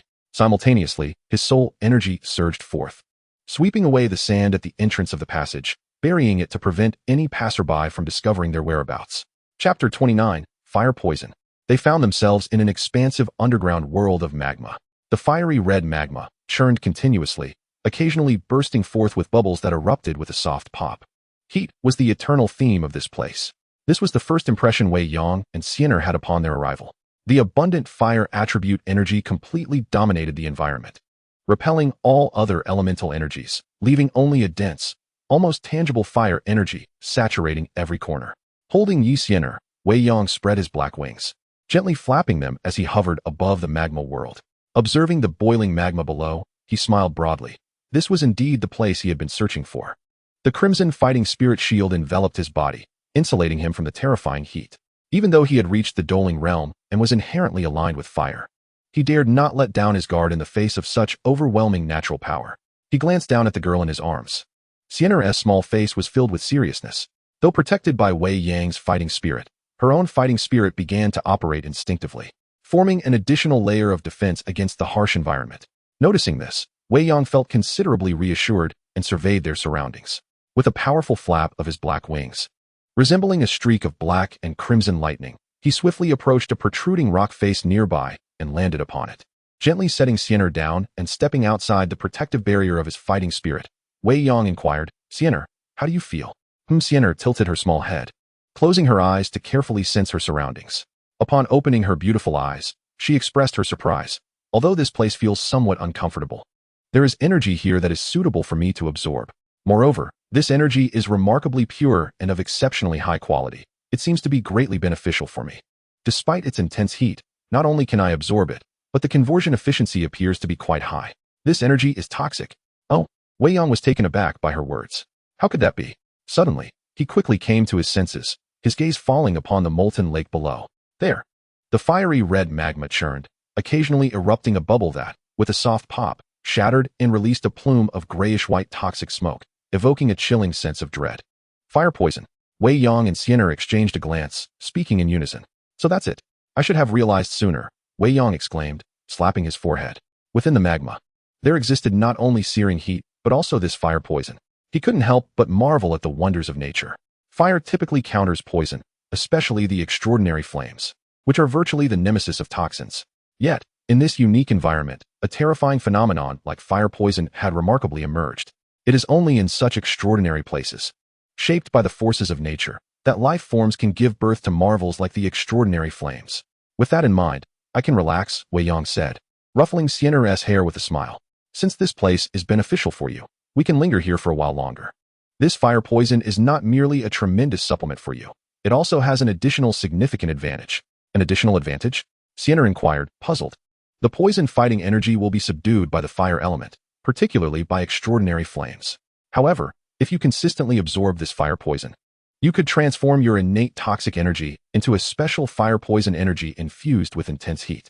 This dilemma would thus be effortlessly resolved, Wei Yang explained with a grin. You have only recently awakened your poison body, and your realm is still low. The toxic energy within you should convert smoothly in no time. Perhaps, over time, you might even acquire both fire and poison attributes, which is not beyond the realm of possibility. This way, in the desert or in regions like this molten landscape, you would navigate with much greater ease, even thriving in such environments without feeling constrained. As Wei Yang analyzed, he felt a tinge of fear. A poison master unshackled by the constraints of fire and extraordinary flames, especially one with a cursed poison body. How formidable would that be? Truly, a being with no weaknesses. Of course, perhaps only a cursed poison body could withstand fire poison and regard it as a great tonic. In the original narrative, the burning flame valley of Zhongzhou, a sect dedicated to fire, had long suffered from the affliction of fire poison. Even their esteemed elders, the Star Lords, were plagued by this ailment, retreating into seclusion for years. Thus, one could argue that fire poison is indeed the most fearsome toxin in existence. Even the Star Lords are vulnerable, unable to resolve their predicament with their 12th-ranked extraordinary flame, the Nine-Dragon Thunderfire. There was yet another advantage to absorbing fire poison, which Wei Yang chose to withhold for the moment. Thus, Sienna has acquired the fire poison attribute, which may facilitate the future consumption of the nether poison fire. Listening to Wei Yang's analysis, Sienna's eyes sparkled with excitement as she nodded her head enthusiastically. She has deeply experienced the suppression of her own poison-fighting spirit in the desert environment over the past month. If this weakness can indeed be resolved, encountering enemies who practice fire attribute techniques in the future will become significantly easier, freeing her from the fear of being restrained. However, it is crucial to remember that while fire poison is a substantial boon, it must be absorbed gradually. One must never consume an excessive amount at once. Wei Yang earnestly cautioned, emphasizing that each absorption must remain within her control. It is preferable to slow her cultivation speed than to succumb to greed. Wei Yang recalled another perilous aspect of fire poison. Excessive absorption can gradually erode one's sanity. Just like the students of the inner court at Canaan Academy, many have been affected by fire poison due to their frequent training in the heaven-burning tower, utilizing the fallen heart flame to assist their cultivation, resulting in increasingly irritable and volatile personalities. The cursed poison body may not be so easily influenced, yet. One must not forget that this physique inherently poses the risk of losing control in the later stages. If she does not heed this warning and excessively absorbs fire poison, the danger of losing control may arise much sooner than anticipated. Therefore, Wei Yang thoroughly explained these hidden dangers to Sienna, sternly advising her to slow her cultivation pace rather than overindulge in the absorption of fire poison. Surely, you would not wish to lose your sanity to fire poison and forget even me, perhaps even seek to harm me? Wei Yang stated pointedly, intending to convey the seriousness of the situation, fearful that this young girl might be blinded by the allure of power and recklessly consume fire poison. Sienna quickly nodded, obediently assuring him, Brother Yang, do not worry, Sienna will remember and will never be greedy. Good, Wei Yang replied. I have but one request of you. Ensure that the quantity of fire poison absorbed each time is one you can completely handle, so as not to let excess poison erode your mind and affect your sanity. Furthermore, with each advancement, you must master every ounce of your power, at least to the extent that you currently have, where you can manipulate your strength at will. I understand, Sienna nodded, pouting, Brother Yang, you are rather talkative today. Isn't this all for your benefit? Wei Yang retorted, somewhat exasperated. I began cultivating at the age of 6, and after over 11 years, I have only reached the Dou Ling level. Every bit of strength I possess, every thread of power, has been painstakingly earned through my diligent efforts. And you? How long have you been cultivating? Just a little over 2 years, and you have already attained the rank of Great Dou Master. It is astonishingly swift. Thus, you have not had the luxury of time to truly absorb and familiarize yourself with this newfound power. Furthermore, this strength has not been cultivated gradually. Rather, it has surged forth uncontrollably, flooding into you. Do you comprehend why the cursed venomous body ultimately spirals out of control? A significant reason lies in this very phenomenon. Now, there is yet another risk of fiery toxicity. How can I not be concerned? Brother Yang, Please do not be angry. Upon seeing Wei Yang's serious demeanor, Sienna grasped his arm and gently shook it, assuring him earnestly, I promise I will heed your words and will not absorb any more than necessary. Chapter 30. The Two-Headed Fire Spirit Serpent. In the subterranean world of magma, Wei Yang suddenly narrowed his eyes, sensing a subtle feeling of being watched. A faint smile of cold amusement crept upon his lips as he mused, that beast has arrived. In this realm, which could be deemed a forbidden zone for living beings, the only entity capable of invoking such a feeling of scrutiny was the fourth-tier magical beast, the Two-Headed Fire Spirit Serpent. Wei Yang's gaze remained calm as he surveyed the seemingly tranquil magma lake, while internally, he grew increasingly vigilant. He softly addressed Sienna, saying, Sienna, stay here and be cautious. What's wrong, Brother Yang? Sienna inquired anxiously, her delicate hands emanating a grayish-white aura of energy. There's a beast targeting us below. I must confront it, Wei Yang replied with a cold laugh. Sienna, her eyes alert as she glanced toward the tranquil magma lake below, nodded and said, be careful. Brother Yang, do not worry about me. Wei Yang nodded in acknowledgement. As he diverted the creature's attention, he believed Sienna would be safe as long as she remained cautious. With that, he swiftly moved, unfurling his black wings, and in an instant, found himself hovering above the magma lake. His aura of fighting spirit surged forth, radiating an overwhelming presence that seemed to challenge the very air around him. Before long, a strong aura began to approach rapidly from beneath the magma, prompting him to glance downward. Just then, an area of the magma erupted with a multitude of bubbling gases, swelling into a massive bulge. With a resounding pop, the bulge exploded, and a fiery column of energy, intermingled with magma, shot forth towards Wei Yang's position in midair. The column was as thick as a barrel and moved with the swiftness of a laser cannon, exuding a terrifying heat that warped the very air in its wake.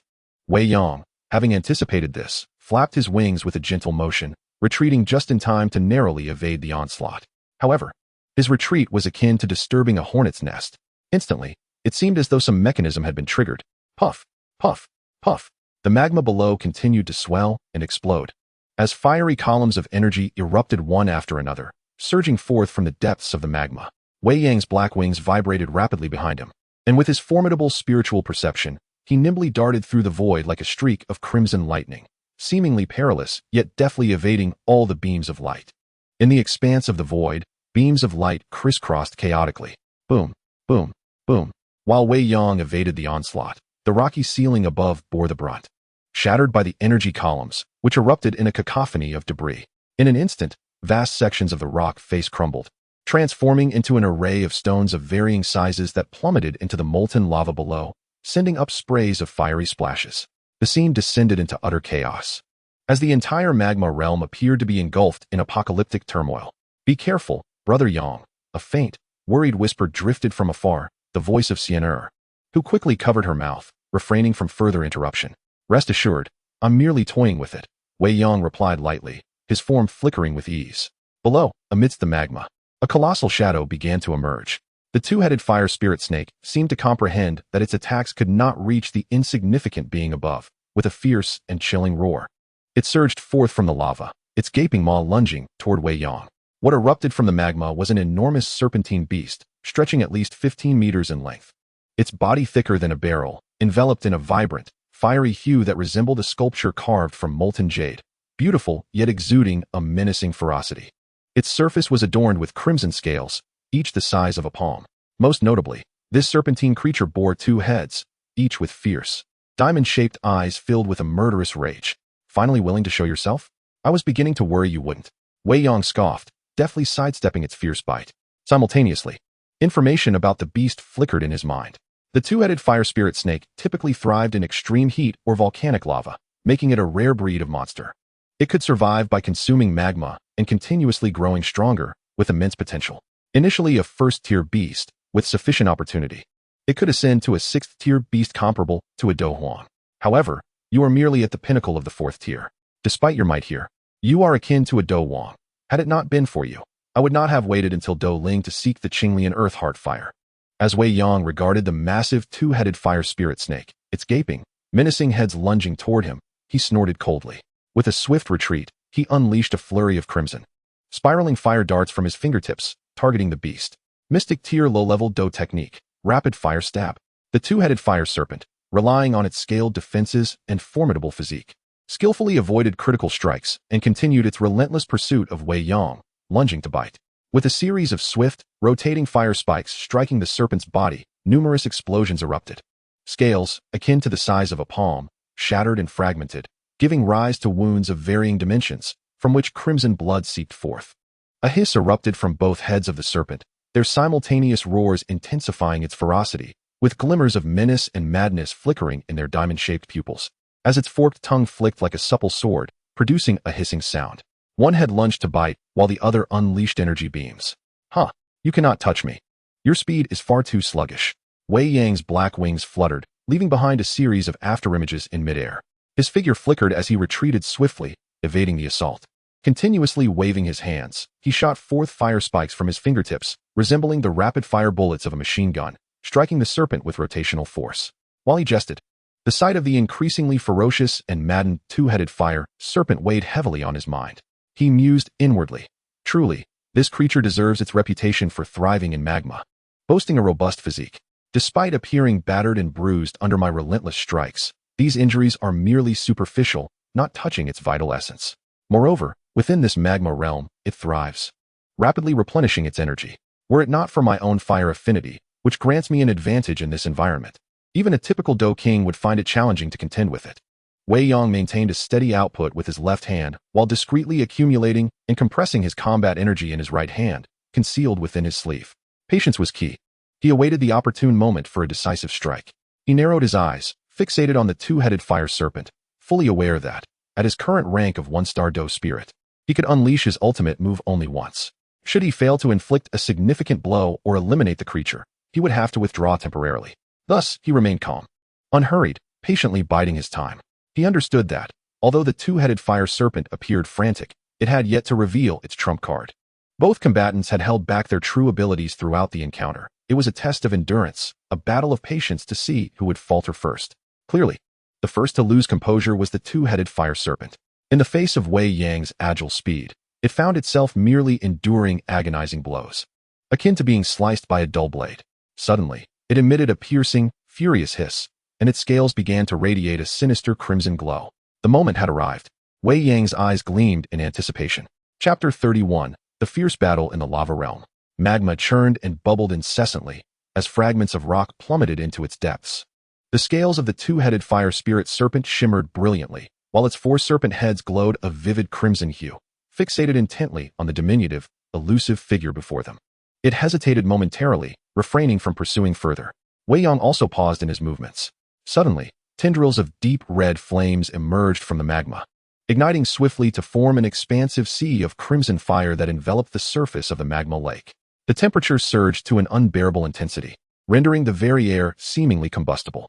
With a thunderous roar, the swirling crimson flames erupted violently, spinning rapidly and emitting a cacophony of piercing howls that resonated throughout this vast subterranean realm. As the sea of flames intensified, it writhed and convulsed, giving rise to a dozen two-headed fire spirit serpents, vividly animated, emerging from the fiery depths. These serpents, conjured entirely from fire, possessed both form and spirit. Their size scarcely diminished compared to their corporeal counterparts. They coiled around Wei Yang, encircling him entirely, their heads twisting and flicking, forked tongues tasting the air. As countless diamond-shaped pupils glimmered with ferocity and madness, fixated on him with unwavering intensity. A palpable aura of danger permeated the air. This mastery over fire was utterly astounding. Wei Yang faltered, his black wings slowly unfurling, generating waves of searing heat, as he struggled to swallow hard. A tingling sensation crept across his scalp. Was this truly a beast? This display of pyromancy surpassed that of many alchemists. Though he awaited his opponent's formidable attack, this display left him feeling unusually unsettled, the weight of apprehension settling heavily in his chest. In that moment, the dozen two-headed fire spirit serpents unleashed a unified, piercing roar that echoed relentlessly through the underground world, a sound so jarring it was almost unbearable.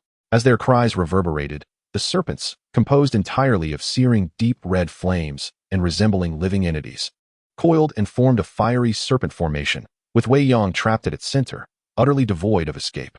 Then, propelled by an inexhaustible inferno and the terrifying heat capable of incinerating the very air, they surged toward Wei Yang in a relentless assault. The serpents, each measuring several meters in length, soared through the air, their assault awe-inspiring in its ferocity. The spectacle was nothing short of magnificent. However, behind this grandeur lay destruction, a threat potent enough to severely injure even the most formidable of combatants. Regrettably, he had underestimated the situation, believing he could wait until reaching the pinnacle of combat spirit. Little did he know that the steadfast prowess he had cultivated over the past 11 years was on the verge of being shattered in this very moment. Wei Yang gazed upon the dual-headed fire spirit snake, which surged toward him from all directions, his eyes reflecting a mixture of shock and awe.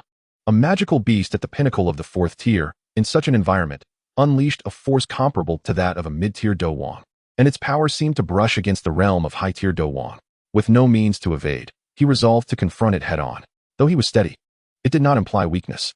These thoughts flickered through his mind in an instant. In the external world, mere moments had elapsed. Taking a deep breath of the searing air, Wei Yang propelled himself upward, his crimson Dou Shi intensifying in hue as he bent forward, thrusting his right palm forcefully against the void before him. With a roar, a massive crimson lion, nearly 8 meters in length, manifested in the air, its mouth opening to emit a furious roar directed downward. Instantly, a sonic wave rippled outward, momentarily halting the vast sea of deep red flames below. Then, the colossal crimson lion charged forth, colliding fiercely with the dozen dual-headed fire spirit snakes. The impact occurred nearly simultaneously, a resounding explosion reverberating through the air.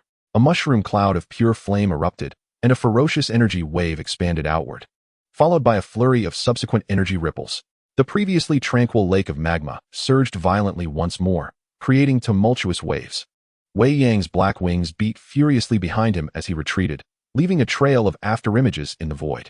His Dou Shi surged within him, forming a thick layer of defense around his body. However, while he retreated swiftly, the energy ripples spread even faster. In an instant, they caught up to him, and the afterimages he had left behind were visibly swept away and obliterated. There was no time left.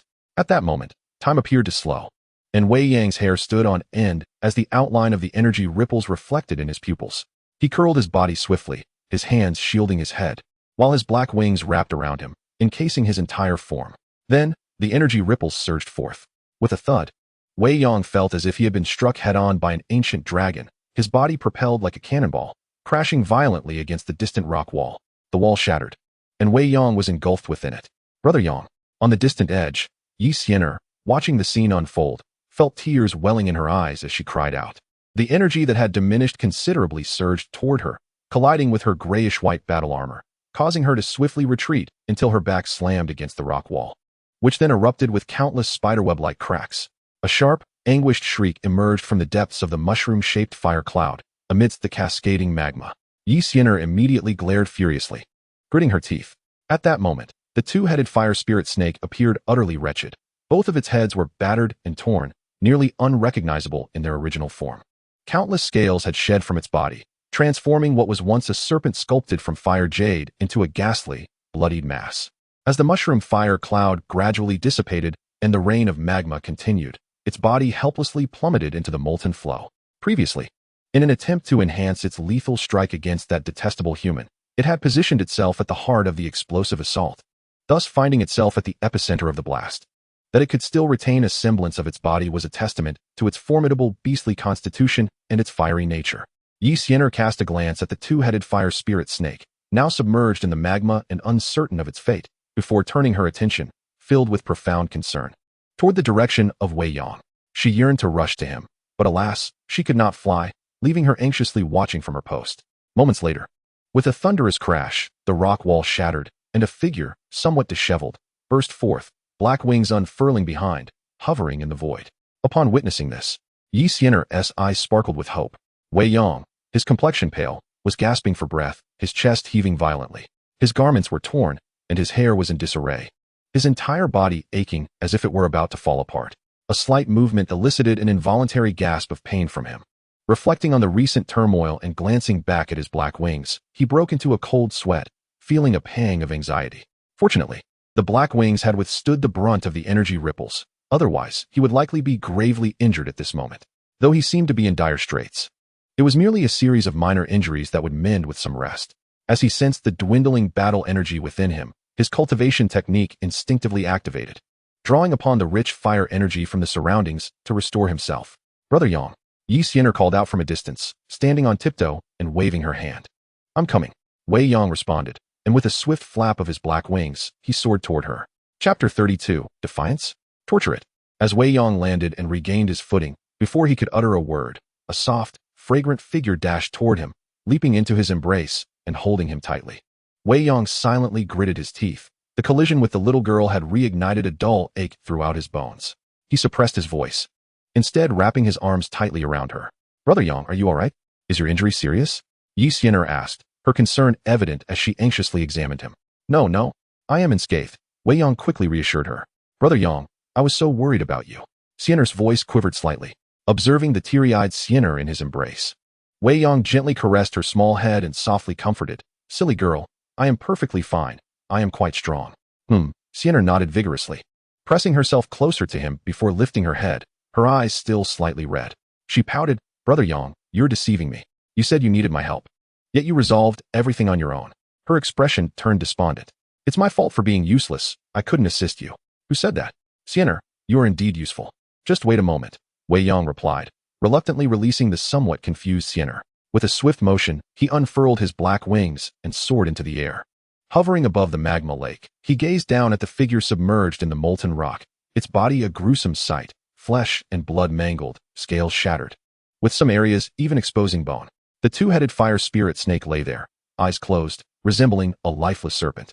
Wei Yang extended his senses and soon discerned a faint vitality still lingering within its body, which was stealthily absorbing the surrounding magma energy to recuperate.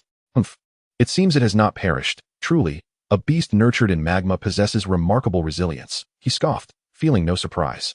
After all, this was its domain, and its vitality thrived in such an environment. Moreover, both combatants had employed fire attribute energy, and its natural resistance to flames explained its continued survival. In the original tale, it managed to survive in the presence of Medusa after more than a year. Who is Medusa? A peak Dou Wang powerhouse. Perhaps Medusa was preoccupied with at the time, which allowed the fire spirit snake to evade her notice. Nevertheless, it was undeniable that its ability to survive a sneak attack by Medusa showcased its prowess. Otherwise, had it been in a fully victorious state, it would not have allowed Xiao Yan to penetrate the depths of the magma and successfully retrieve the green lotus seat. Even with Yao Lao's assistance, a fierce battle would have undoubtedly strained Yao Lao's weakened spirit. As these thoughts crossed his mind, Wei Yang swiftly moved to the neck of the fire spirit snake, channeling his Dou Shi to envelop his palm and firmly grasping its vulnerable spot. With a powerful flap of his wings, he lifted the creature from the magma, suspending it in midair. Feeling the gaze fixed upon him, Wei Yang lowered his head and met the eyes of the serpent, for slitted, slightly opened eyes that appeared weak and devoid of spirit, yet still exuded a fierce aura. Unruly? Very well, I hope you can persevere. Wei Yang smiled. With a powerful flap of its black wings, it lifted its massive form closer to Sienna, and with a flick of his hand, he unleashed arcs of energy, cleaving the surrounding rock and creating a spacious platform. He then carelessly discarded the serpent. Crash! Crash! The severed body of the two-headed fire spirit serpent, along with its two heads, fell helplessly onto the platform, stirring up a cloud of dust. Meanwhile, the other half of its body and its tail plunged into the magma, sending up two towering geysers of molten rock that spread outward. At that moment, Sienna gracefully descended beside Wei Yang, taking hold of his hand. She cast a glance at the gruesome, yet somewhat fearsome two-headed fire spirit serpent, furrowing her brow as she instinctively took a couple of steps back. For a girl, snakes invariably evoke a sense of unease. Brother Yang, is it dead? Sienna inquired. Not yet. This two-headed fire spirit serpent possesses remarkable resilience, especially in such an environment. Wei Yang replied with a smile, playfully nudging one of its heads with his foot. The serpent's eyes fluttered open once more, its four fiery red pupils glaring defiantly at Wei Yang, harboring a hint of deeply buried fear. Such is the nature of magical beasts. They abide by the law of the jungle. If you are powerful enough to defeat them, they will fear you. If you can subdue them, they might even yield. Are we to kill it now? Sienna asked. The two-headed fire spirit serpent seemed to comprehend, its diamond-shaped pupils narrowing as its eyes widened in alarm. No. Wei Yang shook his head. The we seek lies deep within this magma lake, but the depths are unknown and tumultuous currents may disrupt the search. It would be akin to finding a needle in a haystack. As he spoke, Wei Yang locked eyes with the two-headed fire spirit serpent, certain it knew the location of the. If it were willing to guide them, the path would become much clearer. After a moment of mutual gaze, the serpent once again closed its four eyes, a flicker of defiance evident. It clearly had no intention of yielding. How infuriating. Even after being beaten down by Brother Yang, it still refuses to submit, Sienna exclaimed, her frustration palpable. In her heart, Brother Yang's well-being was paramount, and considering the serpent had previously caused him harm, the young girl held a grudge. Thus, witnessing its obstinacy only fueled her anger further. Wei Yang chuckled, Sienna, since it refuses to submit, we shall see what you can do. Poison it. Just don't kill it. We need to torment it until it agrees to lead us. Understood. Sienna nodded eagerly, her hands itching to begin. She glanced at the two-headed fire spirit snake, already contemplating which poison would prove most effective. Sensing the malicious intent radiating from the two, the snake felt a chill run through it, prompting it to open its eyes wider, its four serpent eyes warily fixed on the pair. Ah, I have an idea. Sienna exclaimed, clapping her hands in excitement. She moved aside and retrieved several vials and herbs from her storage ring, crouching down to prepare her concoction. She was a true expert when it came to poisons. Observing her, Wei Yang smiled and cast a sympathetic glance at the two-headed fire spirit snake before settling into a meditative posture, silently cultivating to regain his strength. After a while, Sienna approached, cradling several jade vials in her hands. Wei Yang opened his eyes at just the right moment. Brother Yang, I've done it. I've concocted several different poisons, none lethal, but sure to cause a great discomfort. Sienna raised the vials confidently, adding, I hope it can endure long enough for me to test each one. Wei Yang chuckled softly, while the two-headed fire spirit snake displayed a distinct glimmer of fear in its four eyes. Let us start with this one. Sienna studied the vials, then selected one. The snake seemed to struggle, attempting to rise, but alas, it was too weak to muster any strength. It could only watch helplessly as Sienna uncorked the vial and poured out a faintly green liquid exuding a peculiar scent. The liquid trickled onto one of its wounds, gradually seeping in. Wei Yang and Sienna observed with keen curiosity, their eyes fixed on the snake, which in turn stared back at them. The atmosphere hung heavy in silence. Before long, the two-headed fire spirit snake began to react. Chapter 33. Into the depths of the lava. After a day and a night, the two-headed fire spirit snake succumbed. Its already feeble aura had dwindled to the brink of extinction. Were it not for a portion of its body submerged in the lava, it might have already perished. Its four serpent eyes gazed at the two diminutive humans before it, filled with a mix of dread, fear, submission, and a desire to appease. A full day and night. These wretched humans had tormented it for that long. Who could understand? A snake may be slain, but it must not be humiliated. I would rather die. Release your soul's defenses and allow me to establish a restriction, Wei Yang said, giving it a light kick. The two-headed fire spirit serpent quivered slightly. Subsequently, it obediently complied, allowing Wei Yang to inscribe a seal deep within its soul. Whenever Wei Yang desired, with merely a thought, he could detonate this seal and take its life at will. Beside him, Sienna also waved her hand, infusing a grayish-white energy into its body, which nestled within its heart. Together, they imposed a dual restraint upon both its corporeal and ethereal forms. Wei Yang felt a sense of relief. Caution was imperative, for they were to delve deep into the magma, and any lack of vigilance could lead to farcical consequences. Let us descend into the magma and recuperate, Wei Yang declared, grasping the serpent and casting it into the molten depths below. Its current frail state rendered it incapable of leading the way. It required time to regain its strength. Sienna, you two should commence absorbing the fire poison to transform your own energy attributes. Understood, she replied. Thus, the two began their respective training on the makeshift platform. Half a month later, boom, a slender grayish-white palm imprint descended upon the magma lake, sending waves of molten rock splashing into the air. Not far off, the two-headed fire spirit serpent, now submerged in the magma, had noticeably regained its vitality. It recoiled slightly, its tail flicking as it swam further away. This diminutive human woman seemed to have grown stronger once more. Then, with a flick of her hand, Sienna unleashed spiraling gusts of grayish-white energy from her fingertips, splattering the magma and creating more waves. Fiery sting, she exclaimed, delighting in her experimentation with the new fire poison energy. Have you completed your transformation? Wei Yang, who had recently ascended to the second star of the Dou spirit, opened his eyes and inquired, gazing at Sienna. Yes, she replied, her excitement palpable as her palms glimmered with grayish-white energy. They resembled two dancing flames, flickering and burning upon her hands. If the previous grayish-white energy had evoked a sense of eeriness, now it radiated a palpable warmth. How does it feel? Wei Yang asked with concern. He carefully sensed her aura and noted that she remained at the first star of the great Dou Master level, yet her entire essence had undergone a remarkable transformation.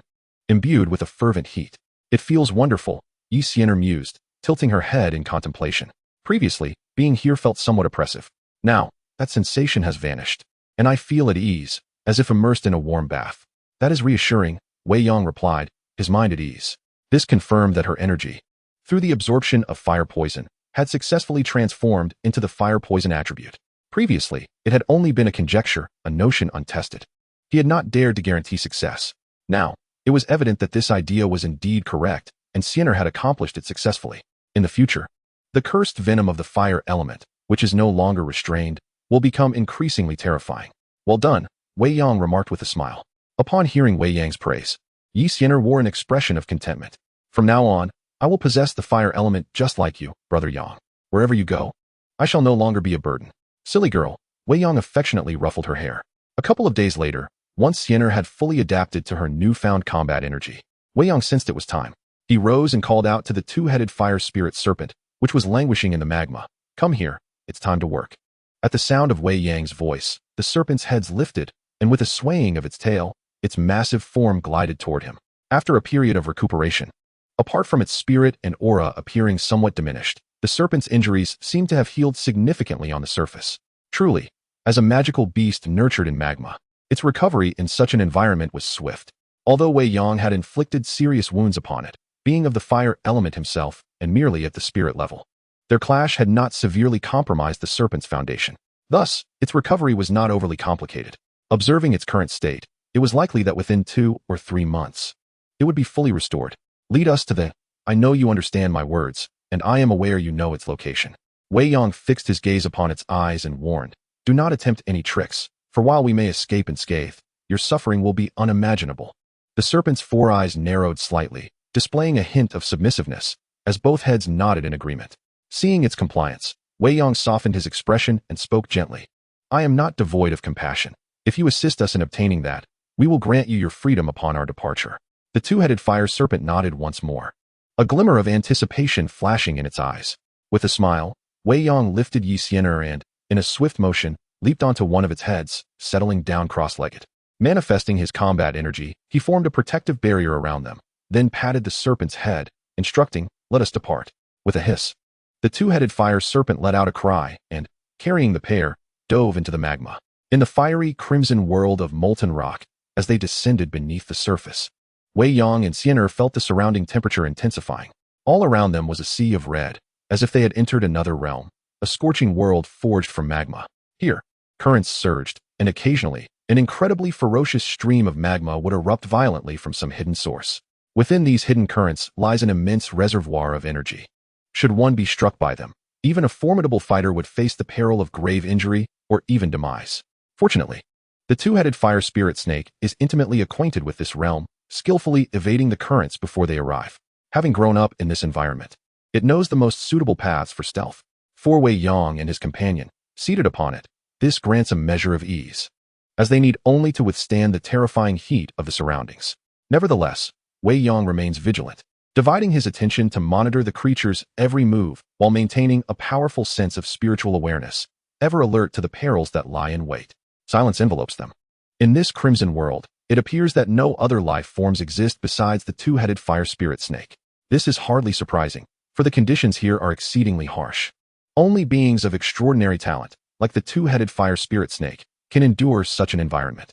As they continue their descent into the seemingly endless depths of magma, even with Wei Yang's current mastery of combat energy, he can distinctly feel the external temperature rising relentlessly. With each descent, the consumption of his energy becomes increasingly substantial. Noticing this phenomenon, Wei Yang furrows his brow. Truly, this realm, a breeding ground for extraordinary flames, is a life-restricting zone where the two-headed fire spirit snake thrives due to its robust physique and exceptional gifts. In contrast, Wei Yang finds himself depleting his energy to shield against the oppressive heat. Sensing the tension in his companion, he tightens his embrace around her. In this terrifying silence, where their senses feel almost stripped away, even the young girl seems anxious, and Wei Yang himself feels a knot of unease. Time appears to lose its flow. The act of descending stretches on interminably. Wei Yang's energy reserves have dwindled to nearly 40%, approaching a precarious threshold, close to his psychological limits. He must ensure he has sufficient energy for the return journey and to cope with unforeseen challenges. As they plunge deeper, the surrounding magma begins to take on a green hue, a vivid indicator of the extreme temperatures outside. The two-headed fire spirit snake weaves through the now almost entirely transformed green magma, and the gravity of Wei Yang's expression deepens further. Gazing at the still descending two-headed fire spirit snake, he was prepared to make it wish it were never born. Simultaneously, he couldn't help but lament the extraordinary fortune of the character Xiao Yan in the original tale. As a mere Dou Ling, he felt immense pressure. Had Xiao Yan not been sheltered by the bone spirit cold fire of the medicine elder, his meager rank as a Dou Master would have turned him to ash upon arrival in this perilous place. Wei Yang lowered his head, his gaze fixed intently upon the two-headed fire spirit snake, his eyes narrowing as a flicker of dangerous cold light occasionally glimmered within. Doubts began to plague him. Was this creature leading him into a trap? At that moment, the serpent's descent came to an abrupt halt. Wei Yang was taken aback, his eyes following the snake's gaze ahead. Instantly, his expression sharpened. Not far in front, a resplendent azure light emanated from a particular area. This azure radiance enveloped a section of the magma, and upon closer inspection, he discerned a blue lotus quietly swaying and blooming amidst the endless sea of lava. It was it. Wei Yang's heart surged with excitement. The blue lotus earth fire. Ranked 19th on the list of extraordinary flames, it originated from deep within the earth, within the molten core. After countless trials of the earth's fire, merging, compressing, and sculpting, it took 10 years to become sentient, a century to form, and a millennium to blossom into a lotus. In its mature state, it takes on a bluish hue and a lotus shape. The heart of the lotus gives rise to a cluster of azure flames, known as the blue lotus fire, or the blue lotus earth fire. This flame possesses immeasurable power, capable of triggering volcanic eruptions in proximity to volcanic regions, embodying the destructive force of nature. A brief overview of the blue lotus earth fire flashed through Wei Yang's mind as he rose slowly, cradling his companion. Even with his steady composure, the sudden appearance of such a celestial treasure filled him with uncontainable joy. At last, he had found it. Brother Yang, is this the extraordinary fire you spoke of? It's beautiful, Sienna murmured, equally awestruck. Hiss. Beneath them, the two-headed fire spirit snake emitted a sharp hiss. Wei Yang glanced down to see the creature's four serpent heads displaying evident fear as they gazed at the azure light, its massive body trembling slightly. Clearly, it had suffered a setback before. As a fire attribute magical beast, it had long coveted this extraordinary flame. However, in its ignorance, it had once approached in an attempt to devour the flame, only to be met with its overwhelming power. Do you think you are Medusa? Even she could not withstand it. The current blue lotus earth fire is in a state of absolute dominance. Furthermore, given the ferocity of if one were to recklessly consume it without any preparation, even it would be unable to withstand it. Merely unleashing a fraction of its power would be beyond what a fourth tier could endure. It is a stroke of fortune that this creature has survived. Ignoring the peculiar behavior of Wei Yang lowered his gaze to Sienna and said, Sienna, wait for me here. Be careful, Brother Yang, Sienna nodded, obediently stepping away from his embrace and channeling her to form a protective barrier. With her strength, sustaining herself for a brief moment would not pose a challenge. Rest assured, I shall return shortly. A faint smile graced Wei Yang's lips as he moved away from gradually approaching Ultimately, he stepped within. As Wei Yang's body entered the embrace of the temperature around him mysteriously dropped. He paid it no mind, his gaze fixated on the center of intently observing this, with its 8 petals, resembled a flawless jade sculpture, exuding an aura of natural perfection. At first glance, it appeared crystalline and translucent, evoking an irresistible desire to behold it. Within the lotus, there was a platform approximately 3 feet in diameter. At the center of this platform, a palm-sized flickered gently, dancing with an ethereal grace. Surrounding the platform were several orifices, from which emitted faint. These were likely that the platform had nurtured, 11 in total. It may sound somewhat amusing, but these were indeed Wei Yang's primary objective. The had, in his heart, become a secondary concern. His gaze shifted downward, where slender roots extended for over 10 meters. Along these roots, countless delicate tendrils were densely clustered. As these tendrils swayed, Wei Yang could distinctly sense their almost gluttonous manner of voraciously absorbing the violent fire attribute energy from the surrounding magma. Such a divine creation of nature left one entranced, prompting deep admiration for the artistry of the natural world.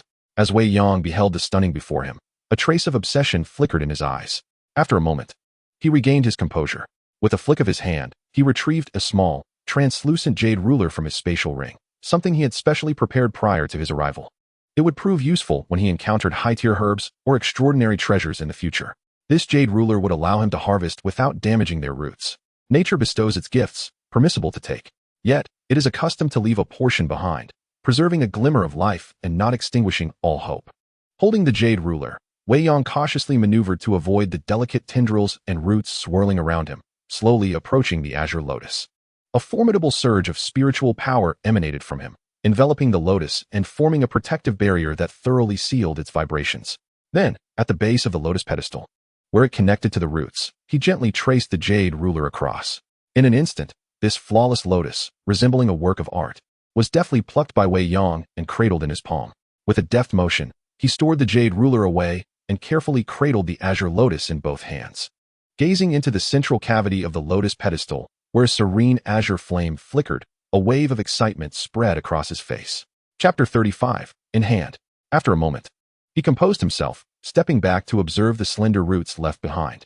I shall take the azure lotus, leaving the roots here, preserving a glimmer of hope. Perhaps, after countless years, another azure lotus will emerge from the heart of this earth fire once more. As for the extraordinary flames, aside from the top 3 on the ranking, which are unique, there exist multiple specimens of the remaining extraordinary flames. Wei Yang retrieved a small jade vial, meticulously extracting the 11 lotus seeds from the lotus pedestal and securing them within the vial. He then produced a specially prepared empty storage ring, spacious enough to encompass approximately 10 square meters, with a height akin to that of a single story. The interior resembled the size of a room. He placed the azure lotus into this storage ring. While extraordinary flames can incinerate the entire space of a storage ring, the azure heart fire within the lotus pedestal remained tranquil, showing no signs of resistance. Clearly, although this azure lotus heart fire had developed a semblance of sentience, it possessed only a primal instinct. Otherwise, it would have retaliated during Wei Yang's harvesting of the lotus. Having completed these tasks, Wei Yang stored the ring away and exhaled deeply, feeling a wave of relaxation wash over him. After all his efforts, the azure heart fire was finally in his grasp. However, for Wei Yang, the most significant acquisition was the lotus seeds, which he had finally obtained. Truth be told, if he were destined to consume only one type of extraordinary flame, the azure heart fire would not wholly satisfy him. Given other options, he would certainly choose to refine a flame that ranked higher or was more suitable for him. Currently, he regarded the azure heart fire merely as a backup option. Thus, there was no urgency in his desire to refine it. His fingers absent-mindedly brushed against the storage ring on his index finger, which contained a map acquired from a cave's fortuitous encounter. This map detailed a route leading deep into the boundless desert, with its ultimate destination suspected to harbor another unknown extraordinary flame. With a slight shake of his head, Wei Yang chose not to dwell on the matter any further. He resolved to explore once his strength had sufficiently increased. For delving into the depths of the endless sea of sand was undeniably a venture into a realm of absolute danger, warranting careful contemplation. Slowly stretching his body and surveying his surroundings, he noticed that the azure glow that had once enveloped the area gradually faded away with the disappearance of the Qinglian. Turning his gaze, he beheld the two-headed fire spirit serpent waiting not far off, upon which stood a figure cloaked in white, smiling and awaiting his arrival. With a smile, Wei Yang propelled himself towards her. The silent world of magma was occasionally disrupted by the bursting of bubbles, releasing plumes of grayish-white smoke. Suddenly, a massive double-headed serpent emerged from beneath the molten surface, and upon one of its heads stood 2 figures, one clad in black and the other in white. The serpent glided towards the shore, raising its body and halting at the edge of the platform. Wei Yang gently leapt, cradling Sienna, landing upon the temporary platform that had been established. Congratulations, Brother Yang. After all this time, you have finally achieved your desire. Sienna exclaimed with a cheerful smile. Haha. Wei Yang replied, his face beaming with satisfaction at the success of their endeavor. In a moment of joy, he lowered his gaze and delicately pecked her rosy lips. Startled by the sudden gesture, Sienna gasped softly, her cheeks flushing crimson as she buried her face into his embrace, playfully scolding him. A blend of shyness and delight evident in her demeanor. Wei Yang tenderly caressed her long hair, his gaze drifting into a daze. Realizing that Sienna was nearly 15 years old now, a sense of fulfillment blossomed within him as he reflected on her growth. With a gentle smile, he turned to the double-headed fire spirit serpent, which was curiously peeking at him, its eyes betraying a hint of anticipation. I appreciate your assistance this time, rest assured. I shall keep my word, he said. After all, it was merely a 4th-tier magical beast, and he harbored no ulterior motives. Extending his hand, he stated, provide me with 2 of your flame seeds, and I shall grant you your freedom. The pinnacle of 4th-tier beast fire would suffice for his initial training. Upon hearing this, the serpent's eyes flickered with hesitation, clearly reluctant to part with 2 of its flame seeds, as it would incur a significant loss to its essence. What is the matter? Wei Yang raised an eyebrow. Are you unwilling? The essence you would lose can be replenished in this magma after a year or so. Is that not worth it? Am I too kind? Sienna also turned to face the serpent, her beautiful eyes fixed on it with a piercing gaze. Feeling a shudder run through its body, the double-headed fire spirit serpent experienced a chill, akin to having its fur stand on end, despite the absence of any actual fur. It felt a mix of frustration and helplessness, lamenting its misfortune since encountering these two humans. Inhabitants of the subterranean magma lake once led a tranquil existence, blissfully unaware of the turmoil that would soon ensue. However, the arrival of two malevolent individuals shattered this peace, leaving it in a state of despair. How unfortunate it seemed. Helpless, it could only shift its form slightly before unfurling two large maws, from which emerged two palm-sized flames of deep crimson hue. These flames were fragments of the primal beast fire that had been extracted from its very essence. With the division of these two flames, its aura noticeably waned, further exacerbating its already grievous condition. Wei Yang bestowed upon it a knowing glance, retrieving two jade vials to securely contain the flames. With a mere gesture, he lifted the binding imposed upon its soul. This restraint, a product of Wei Yang's formidable spiritual prowess, was uncomplicated and easily retracted with a mere thought. Sienna, witnessing this, also raised her hand, drawing forth a stream of grayish-white energy from the heart of the dual-headed fire serpent, which she subsequently stored away. Very well. You may depart, Wei Yang said with a cheerful wave. We may linger here for a while, so feel free to visit us for some amusement. The dual-headed fire serpent, upon hearing this, swiftly submerged itself into the magma, its massive form twisting and vanishing from sight, even its presence fading into obscurity. Clearly, it sought refuge deep within the molten depths, wishing to avoid any further encounters with Wei Yang and his companion. Haha, Sienna could not suppress her laughter, a glimmer of mischief dancing in her eyes, reminiscent of a playful young girl reveling in the success of a prank. Wei Yang shook his head with a chuckle, realizing the creature had been thoroughly tormented. He then extended a jade vial containing the fire of the dual-headed serpent to Sienna. This is a fragment of the fire extracted from it, Wei Yang remarked with a smile. Currently, its potency is somewhat limited, being the magma core fire. Perhaps you could refine it for your own use, enhancing your offensive capabilities. Indeed, Sienna replied, her eyes sparkling with interest as she accepted the vial. Intrigued by the prospect of wielding fire, a departure from her usual affinity for poison, her internal energy had entirely transformed into a blend of fire and poison attributes, making the refinement of a fourth-tier peak beast fire an uncomplicated task. Do not be too hasty in your delight. There is more, Wei Yang said, a mysterious smile gracing his lips as he produced another jade vial containing lotus seeds. He poured forth a seed radiating a cerulean glow and handed it to her. Is this the lotus seed you extracted from the azure lotus? Sienna inquired, curiosity piqued as she accepted the seed. Feeling the immense purity and vast reservoir of fire attribute energy contained within the jade-like seed, roughly the size of a fingernail.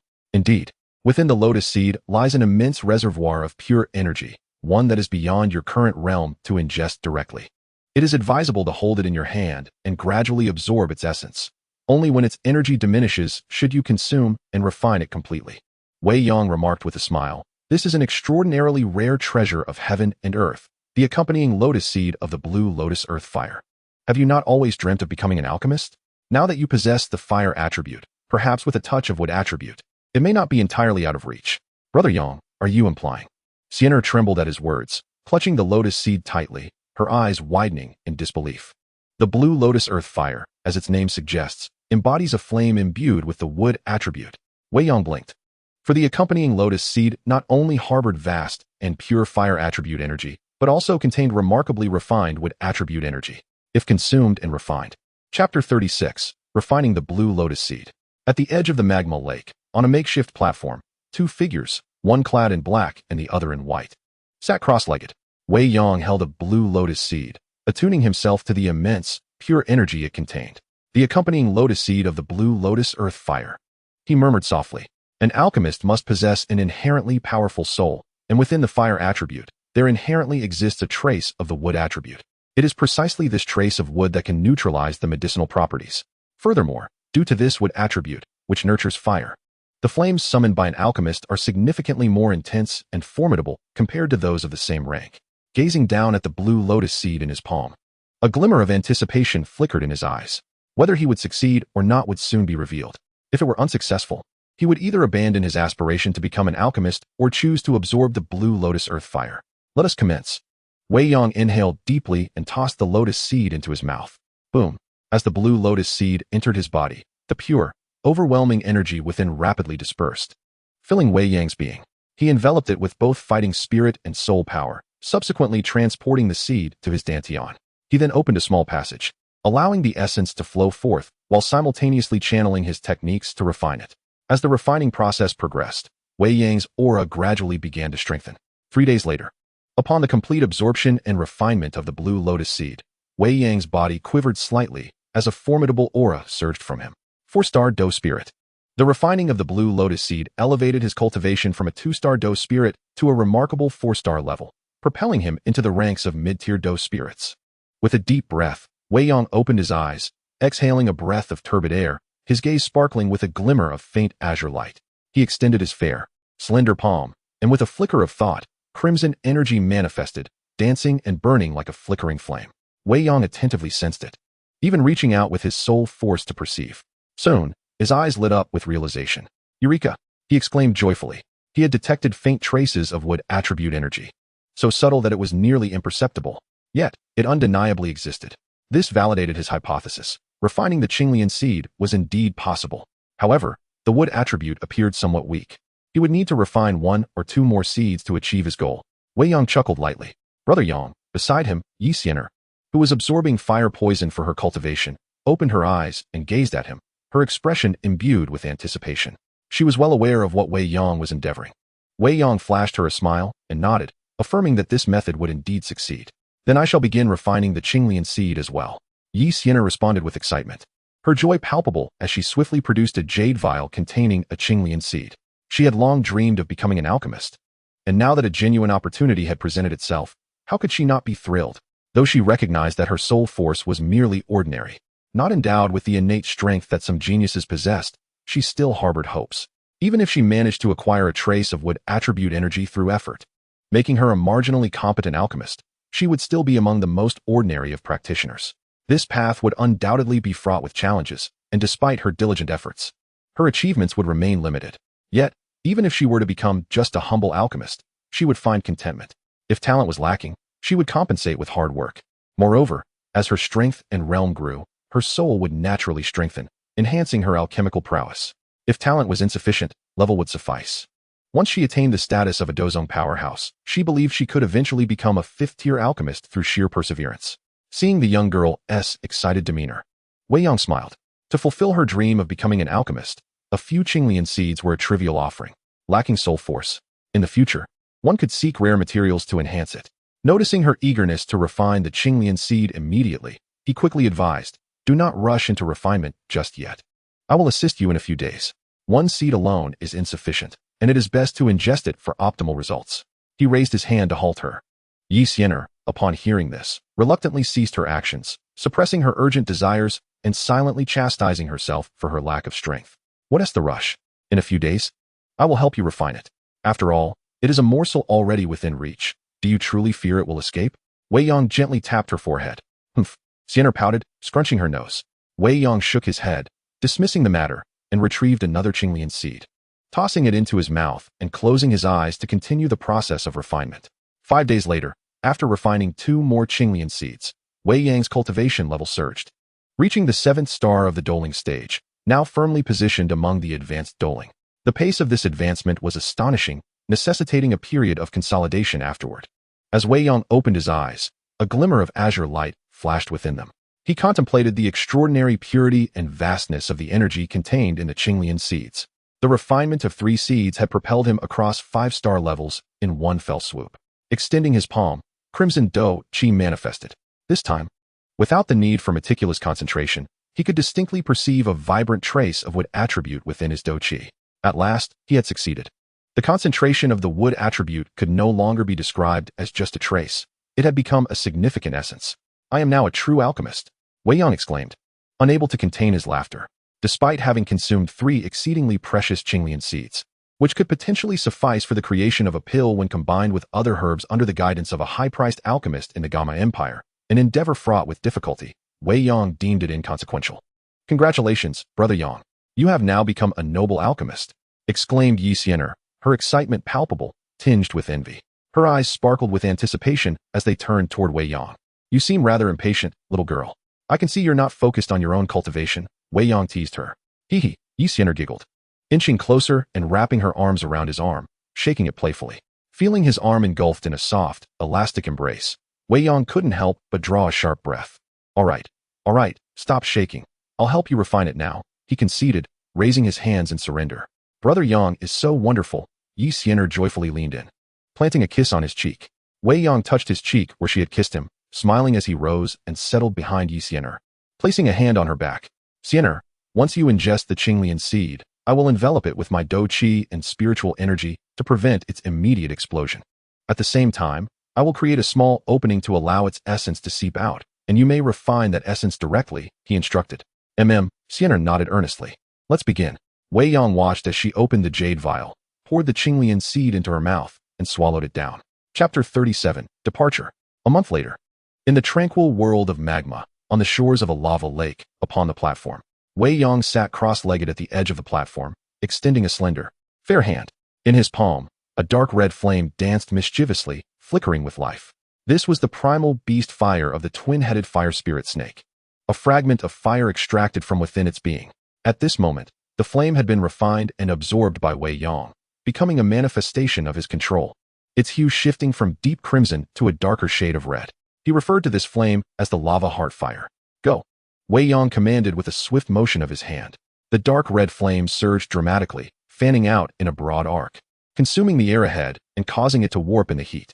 Under the impetus of his own fighting spirit, the might of this flame appeared even more intense and ferocious than that exhibited by the twin-headed fire spirit snake. Beside him, Sienna also waved her small hands. A deep red flame with a tinge of ashen white swirling within her palm. She played with the fire with great enthusiasm, thoroughly enjoying herself. Just days prior, Wei Yang had successfully assisted her in refining and absorbing 3 azure lotus seeds, propelling her realm from a 1-star great fighter directly to a 9-star great fighter within the span of nearly a month. The day before, he had once again intervened to help her refine the beast fire into her body. In truth, with her innate fire poison affinity and her current strength as a 9-star great fighter, she could have refined a masterless 4th-tier peak beast fire on her own, albeit with some difficulty, suffering, and time required. Observing her struggle, Wei Yang decided to lend a hand, facilitating the process for her. Now, Sienna not only possessed the fire poison attribute, but also harbored a rich and pure essence of the wood attribute within her.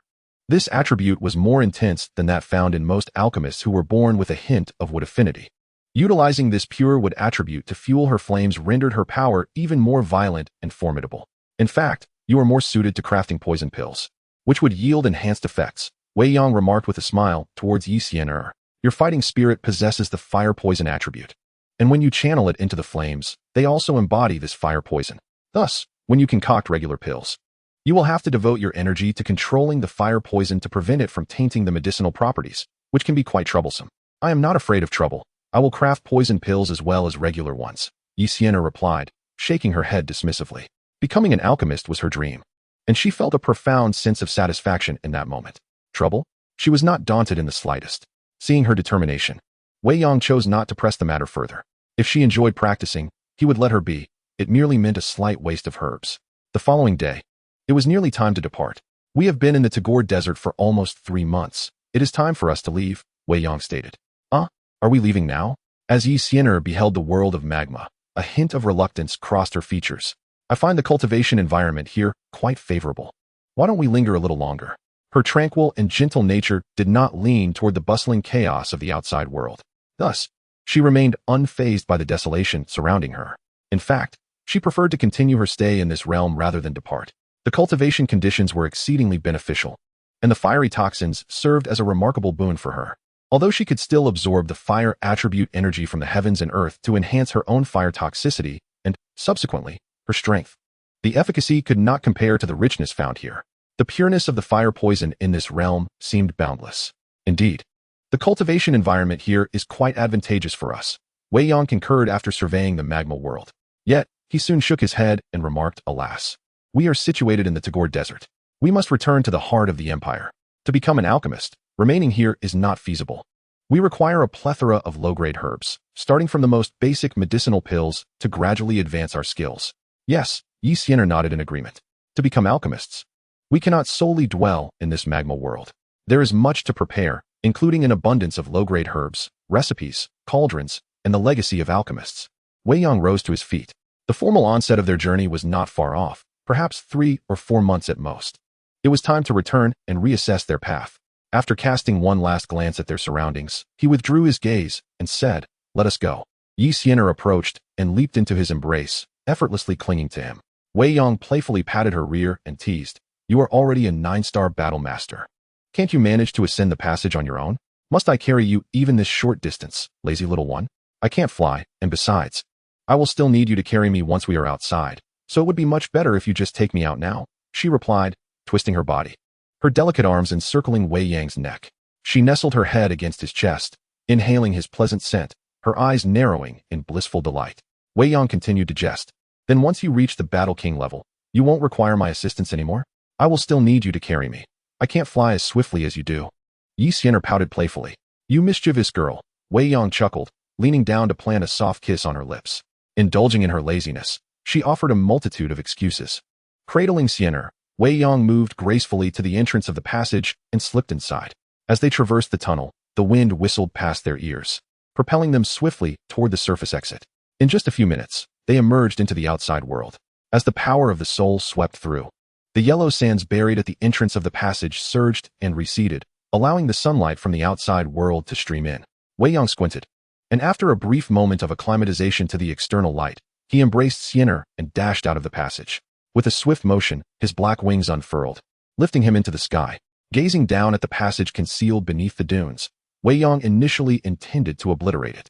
However, after a moment's contemplation, he merely waved his hand, unleashing a torrent of vigorous energy mixed with a fierce wind, which swept the nearby yellow sands to bury the entrance once more. After all, there might be a time in the future when they would return. It was prudent to leave the passage intact. By obscuring it with sand, outsiders would remain oblivious, making the entrance difficult to detect.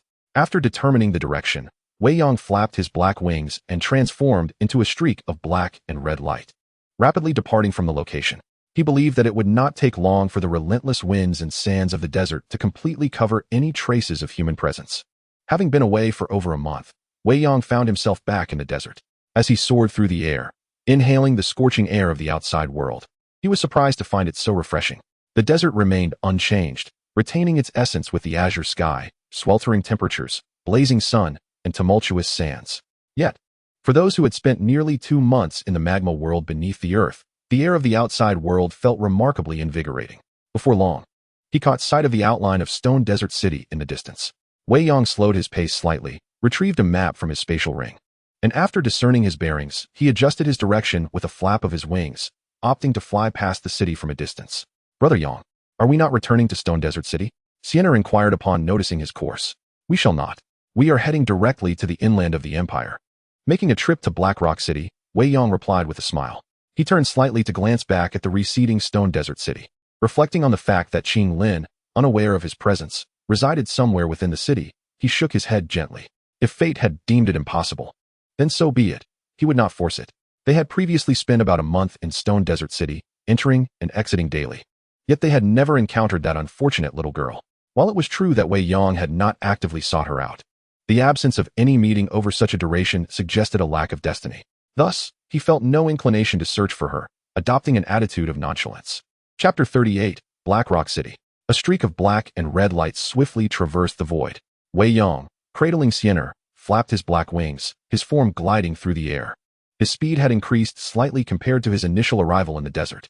3 months prior, upon their initial arrival at the Tagore Desert, one was a 1-star spirit fighter, and the other a 1-star great fighter. Now, after the passage of 3 months, as they prepared to depart, one had ascended to a 7-star spirit fighter, while the other had reached the esteemed rank of a 9-star great fighter. Of course, these achievements were merely superficial gains, insignificant in the grand scheme of things. The true treasures awaited them in the shadows, far more precious than the visible accolades. Sienna had transformed from a simple poison attribute to a fire poison attribute, now enriched with a hint of pure and profound wood attribute. After refining a peak tier 4-grade beast fire, she had begun to play with flames. Wei Yang, having evolved from a fire infused with a trace of the Yang attribute, now also possessed a pure and potent wood attribute, having similarly refined a peak tier 4-grade beast fire. They had both established a foundation to become alchemists. Out of 11 lotus seeds, only 5 remained, which required no further elaboration, for they were indeed rare and invaluable treasures. They had also acquired the celestial blue lotus earth fire, a wondrous gift from nature. Wei Yang's overall soul power had more than doubled. Oh, and let us not forget the mysterious black iron scroll obtained from mercenaries. All these accomplishments were undeniably significant. As Wei Yang soared through the skies, he felt a wave of elation. Brother Yang, shouldn't we be returning to Wutan City? What purpose does our journey to Blackrock City serve? Sienna inquired curiously, peering out at the landscape rapidly retreating behind them, transforming from desert terrain to rugged hills. We lack the inheritance of an alchemist, Wei Yang replied. Our visit to Blackrock City is to procure some items from a friend. Within Blackrock City resided a third-tier alchemist named Gu Te, a brother of the renowned Pill King Gu He. Though he was merely a third-tier alchemist, his collection was astonishingly vast. The original text described it as so abundant that any alchemist within the Jimar Empire would be envious. He possessed not only the inheritance of an alchemist, but also numerous formulas, precious herbs, and many other valuable items, including a treasure known as the Ice Spirit Cold Spring. These were the compelling reasons for Wei Yang's visit. He firmly believed that such a well-stocked individual would not disappoint him. Once this endeavor was complete, he would retreat back to Wutan City and engage in secluded cultivation for a time. Sienna, with a twinkle in her eye, grasped the essence of Wei Yang's words and couldn't help but smile. Robbery? Borrowing? It matters not. As long as it is what Brother Yang wishes to do. It is undoubtedly the right course of action, and I shall support you wholeheartedly. 3 days later, Wei Yang flew steadily onward, successfully arriving at his destination, Blackrock City. He gradually decelerated, gazing ahead at the imposing silhouette of the grand city emerging in the distance. As the distance gradually diminished, the colossal city, bathed in the soft crimson glow of the setting sun, became increasingly distinct. High City at last. Wei Yang exhaled softly, a smile gracing his lips. The delicate Yeshinner nestled in his arms curiously peered out, her little head popping up as she gazed at the grand silhouette of the city ahead, exclaiming in awe. Is this High City? It appears much larger than both Wutan City and Shimo City. Indeed, it is a magnificent metropolis. Wei Yang nodded in agreement. High City is situated in the eastern province of the Jimar Empire, boasting a scale that surpasses even that of Wutan City, grander and more imposing. When considering overall strength, this city, named Haiyan, ranks among the foremost of all major cities within the Jimar Empire. As they drew closer, Wei Yang beheld the city in its entirety, astonished to discover that its colossal walls were entirely constructed from neatly arranged blocks of black rock. This black rock is an exceptionally resilient material. The formidable walls, crafted solely from this substance, could withstand the full force of a Dou Wang's assault without yielding in the slightest. This attests to the remarkable strength of the black rock and the formidable level of defense it provides. Not far from Haiyan City, the thoroughfare beneath their feet became increasingly bustling with pedestrians. The flow of people surged towards the city gates like a great, sinuous dragon. Wei Yang sought a secluded grove nearby and descended. The two then strolled out of the woods, seamlessly merging into the throng on the avenue. In such a grand city, the daily influx of people is staggering, and naturally, the entrance to the city appeared exceptionally orderly. Moments later, the pair arrived at the city gate, paid the entrance tax, and gained entry with ease. As they led Yeshinner through the somewhat dim passageway of the city wall, their vision suddenly expanded. The cacophony of voices enveloped them, overwhelming the two as they momentarily felt dazed. Shaking off the slight dizziness, they stood hand in hand on the street, surveying the dense throngs of people surrounding them. Having grown accustomed to the serene environment of the subterranean magma world, they found themselves momentarily unprepared for this vibrant spectacle. After a brief pause, Wei Yang regained his composure and remarked, "Truly, this is a city that lives up to its reputation as one of the Empire's finest." Yeshinner, too, emerged from her astonishment. Nodding in wonder, so many people. The sea of heads extended to the horizon, rendering it impossible to count their number. "Let us proceed. We should first find a place to stay," he suggested. Wei Yang led Sienna into the bustling crowd ahead, making their way forward. "Brother Yang, this city is so vast and filled with people. Where does the friend you intend to rob reside?" Sienna inquired softly, closely following Wei Yang. "I am unsure, but he is quite renowned in this Blackrock City. We can simply ask around for information," Wei Yang replied in a hushed tone. "Oh, and what shall we do once we find him?" Sienna appeared somewhat anxious, her sparkling eyes cautiously scanning their surroundings. "We will proceed in this manner first, and then continue with that," he said, to which she nodded in agreement. The duo whispered as if conspiring, resembling thieves in their furtive endeavor. In truth, their intentions were indeed nefarious, though not as mere thieves, but rather as bandits, fearsome brigands. Before long, they halted before a lavishly adorned inn, its opulence evident from the exterior. After appraising the establishment, Wei Yang expressed his satisfaction. This will do. With that, he took Sienna by the hand, and they entered the inn. That evening, Wei Yang merely ventured out for a stroll and successfully gathered pertinent information regarding Gu Te. Such details were not difficult to acquire, as Gu Te was well known not only throughout the entire Jama Empire, but particularly within Blackrock City. His renown stemmed not only from being the brother of the esteemed Pill King Gu He, but also from his eccentric character. Despite possessing considerable talent in alchemy, his interests lay elsewhere, primarily in the obsessive collection of rare treasures, which had led to his stagnation at the third-tier alchemist level. His obsession with these treasures bordered on the pathological. Upon discovering that someone possessed valuable items, he would relentlessly pursue them until he achieved his goal, proving to be quite a nuisance. Not only was he a third-tier alchemist, but he also possessed the strength of a great fighter. And being the brother of Pill King Gu He, few dared to provoke him within the Jama Empire. Were it not for the protection of Gu He, his considerable collection would have likely been plundered numerous times due to his own power. Nevertheless, though Gu Te was bothersome, his character was not entirely malevolent. He was simply somewhat stubborn and pedantic. Moreover, he detested having Gu He's name mentioned in his presence. Although he recognized that his current standing was largely due to his brother's assistance, any mention of Gu He would provoke an immediate and violent outburst from him. Thus, he chose to distance himself from the Yunlan sect, opting for solitude in the eastern city of Black Rock, which inadvertently provided Wei Yang the opportunity he sought. Chapter 39, Night Theft. The night in Black Rock City remained vibrant and lively. As the night approached its twilight hours, the lively atmosphere gradually subsided. In the southern part of the city, nestled within a secluded corner, stood an oddly peculiar structure. This was the abode of Gu Te in the dark city of Haiyan. Concealed within the shadows, two figures cloaked in black robes, their bodies shrouded in darkness, fixated their gaze upon the strange building ahead. It was none other than Wei Yang and Sienna. At this moment, Wei Yang looked up at the moon, which had begun its descent towards the horizon, and strained to listen to the gradually quieting streets in the distance.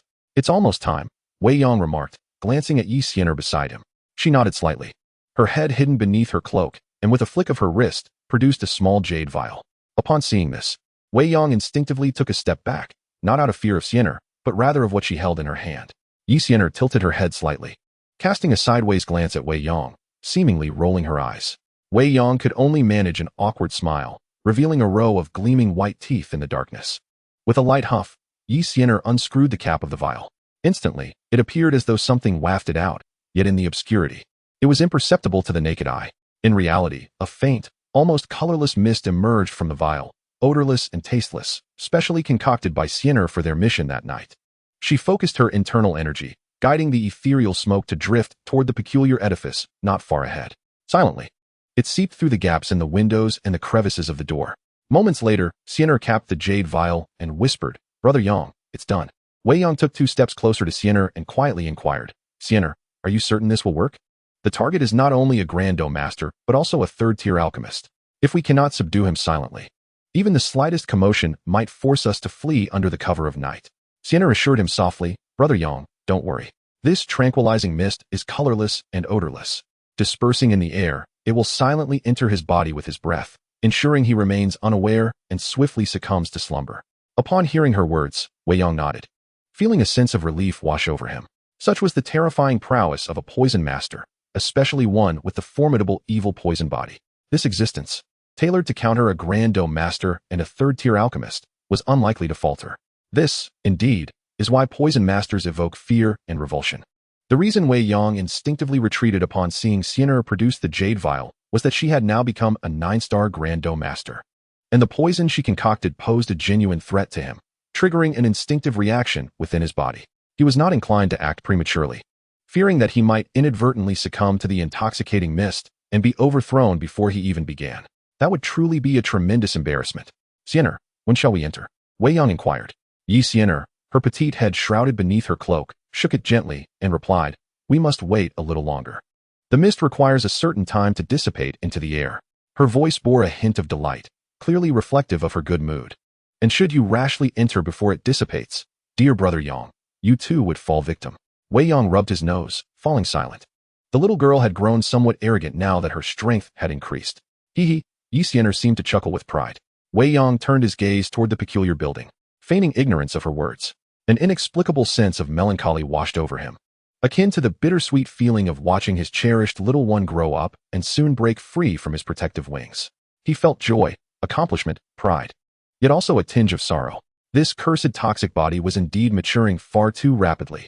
It diminished the sense of achievement Wei Yang derived from nurturing her.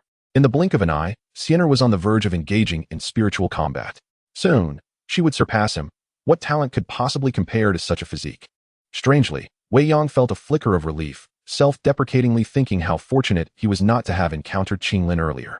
Otherwise, he would have faced a dual blow from two younger girls. Though, the notion of relying on their strengths and enjoying the benefits was not entirely unwelcome. After a considerable wait, Sienna tugged at Wei Yang's arm and said, "Brother Yang, we can go in now." At her words, Wei Yang inhaled deeply, shaking his head slightly to dispel the chaotic thoughts swirling within. He grasped her small hand, and they proceeded. They approached the building cautiously, and Wei Yang whispered, "Sienna, be careful once we enter. I've heard this fellow enjoys setting up all sorts of traps to ensnare intruders." Sienna nodded earnestly. Wei Yang unleashed his spiritual energy, allowing it to seep through the crack of the door, unlocking it from within. As he gently pushed the door open, a fierce surge of energy accompanied by a deluge of black powder erupted from the dark interior. The sudden turn of events startled both of them, prompting them to cautiously step back a few paces. Just as the black powder was about to spill out of the room, Wei Yang raised his hand. However, Sienna stepped forward, exclaiming, "Let me handle this, Brother Yang." With a swift motion of her small hand, she summoned a tremendous force of attraction from her palm.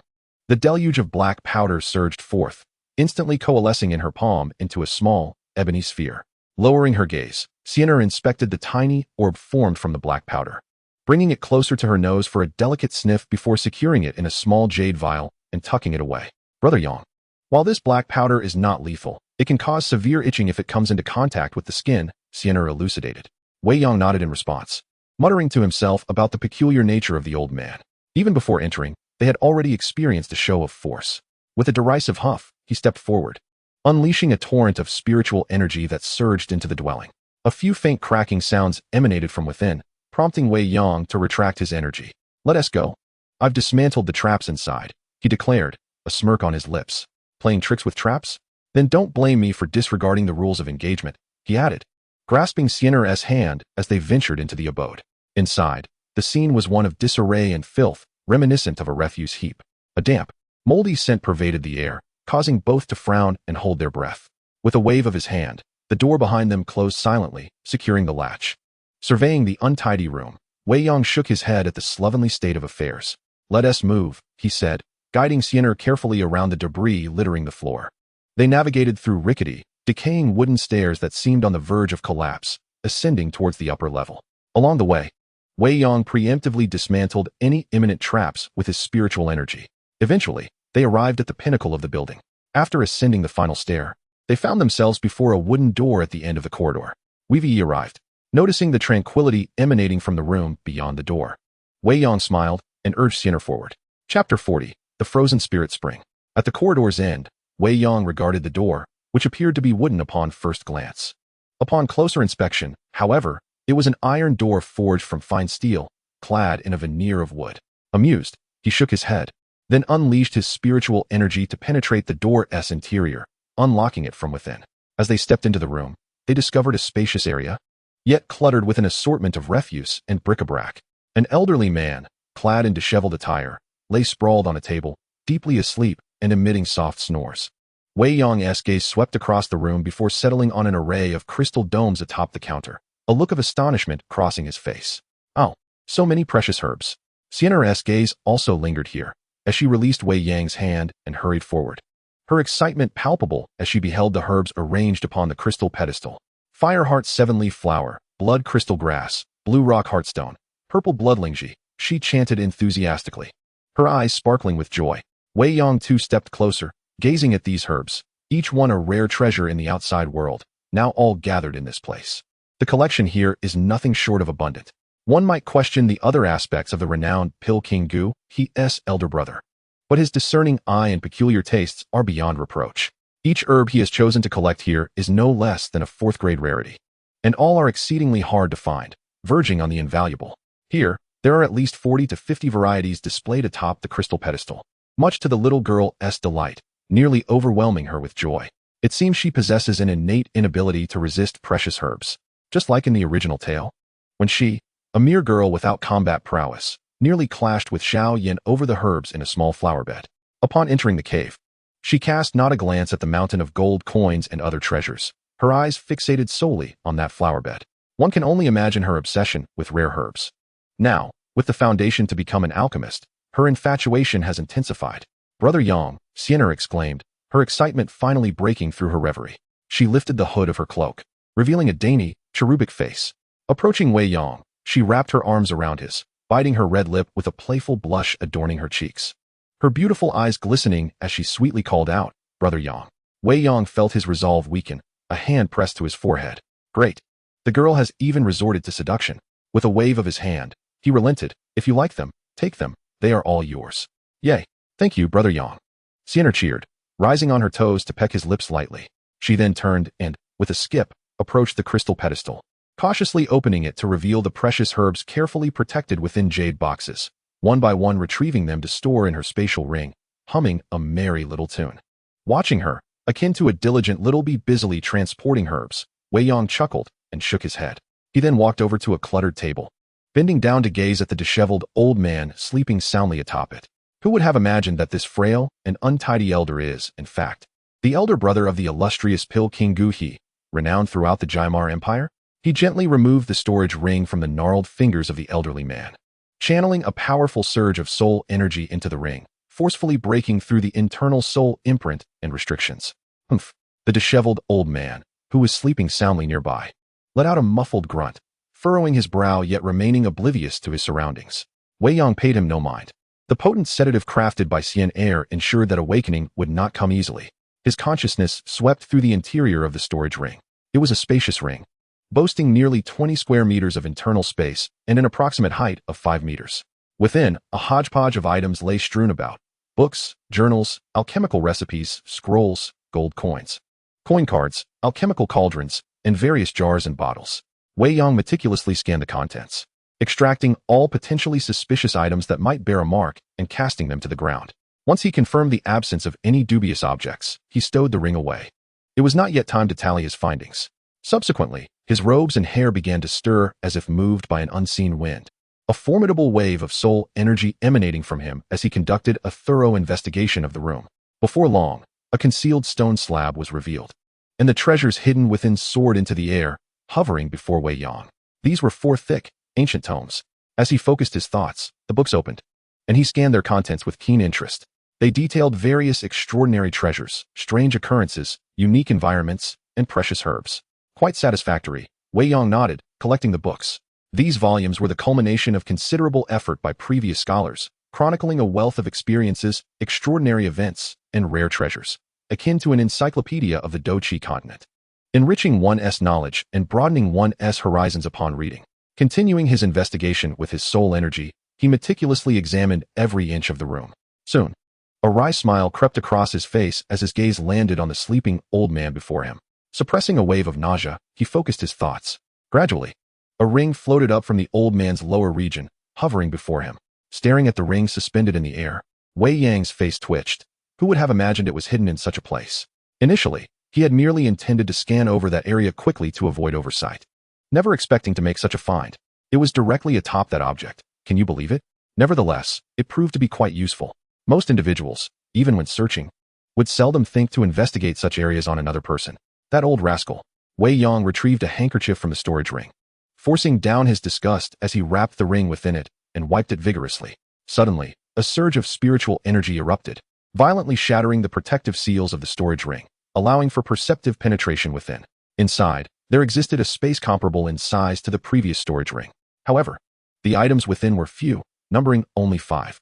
Yet, upon glimpsing these 5 treasures, Wei Yang's eyes sparkled with excitement, for each piece was of immeasurable value. Among them lay the very object he sought on this occasion. With a mere thought, a white jade box, reminiscent of a basin in size, floated gracefully before him. This box was sealed with utmost precision, displaying no gaps save for the opening at the top. Despite the barrier of white jade, Wei Yang could unmistakably sense a chilling aura emanating from within. He cautiously lifted the sealed lid of the jade box, and as it opened, a wave of frigid mist spiraled upwards, causing the temperature in the room to plummet abruptly. Ignoring the sudden chill, Wei Yang's gaze hastened to the contents of the jade box. Inside, a thick layer of frost was meticulously arranged, and at the center lay a small jade vial made of sheep fat. Surrounding this vial, an aura of frostiness enveloped it, exuding an ice-cold essence that pierced the soul. Gazing at the chilly vial, Wei Yang inhaled a breath of the cold air, exclaiming with a smile, "At last, I have found it, the ice spirit cold spring." This extraordinary treasure, born of the most frigid lands, was invaluable and served as an aid in refining exotic flames. Consuming the ice spirit cold spring during the refinement process would protect the body's meridians from the searing heat of the exotic flames, preventing them from being scorched or destroyed. Chapter 41, A Bountiful Harvest. Wei Yang reached into the white jade box, his fingers gently brushing against the jade vial. The moment his fingers made contact, his brow furrowed. The touch was chilling to the bone, and in the blink of an eye, a thin layer of frost began to cover his palm, rapidly spreading towards his arm. With a reflexive jerk, he withdrew his hand, his heart racing. Instantly, his inner energy surged, coursing through his meridians and converging in his palm. In that moment, dark red flames erupted from his hand, blazing fiercely. After a brief standoff with the icy chill, the flames swiftly melted away the frost. With a decisive shake of his hand, he flicked away the residual moisture and extinguished the dark red flames. Indeed, the ice spirit cold spring is astonishingly cold. Wei Yang nodded in satisfaction, carefully replacing the lid of the jade box before stowing it away. His perception swept through the remaining contents of the ring, and he retrieved the 4 other items. Among these were 2 scrolls, which, upon opening, revealed they were recipes for elixirs. One scroll contains the formula for the Dou Ling Dan, classified as a 5th-grade elixir. The Dou Ling Dan is a potion capable of elevating a Dou Wang expert by 1 to 2 stars in rank without any adverse consequences, making it an exceptionally rare and valuable concoction. It is a desire universally held by Dou Wang practitioners. The origin of its name, Dou Ling Dan, remains a mystery.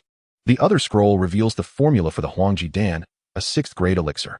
This potion is even more precious, also capable of enhancing a Dou Huang expert by 1 to 2 stars without any side effects.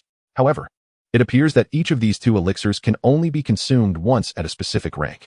Undoubtedly, both formulas are worth a fortune and are highly coveted. Wei Yang perused the formulas before setting them aside, his gaze shifting to the remaining 2 items, 2 jade vials. Could they contain elixirs? Intrigued, Wei Yang speculated that they must be of significant quality, given that they were specifically preserved by Gu Te within a spatial ring. Upon opening one of the jade vials, a rich fragrance of verdant elixir instantly permeated the room, swiftly filling every corner. Even Sienna, who was diligently organizing precious herbs nearby, turned her head in curiosity. Wei Yang leaned down to examine the contents of the vial. Inside lay a round elixir, the size of a longan, resting quietly. This was a green elixir, adorned with 3 mysterious patterns that encircled its surface. This was the Sanwen Qingling Dan. Wei Yang recognized the elixir's identity at once, realizing it was not just any ordinary Sanwen Qingling Dan.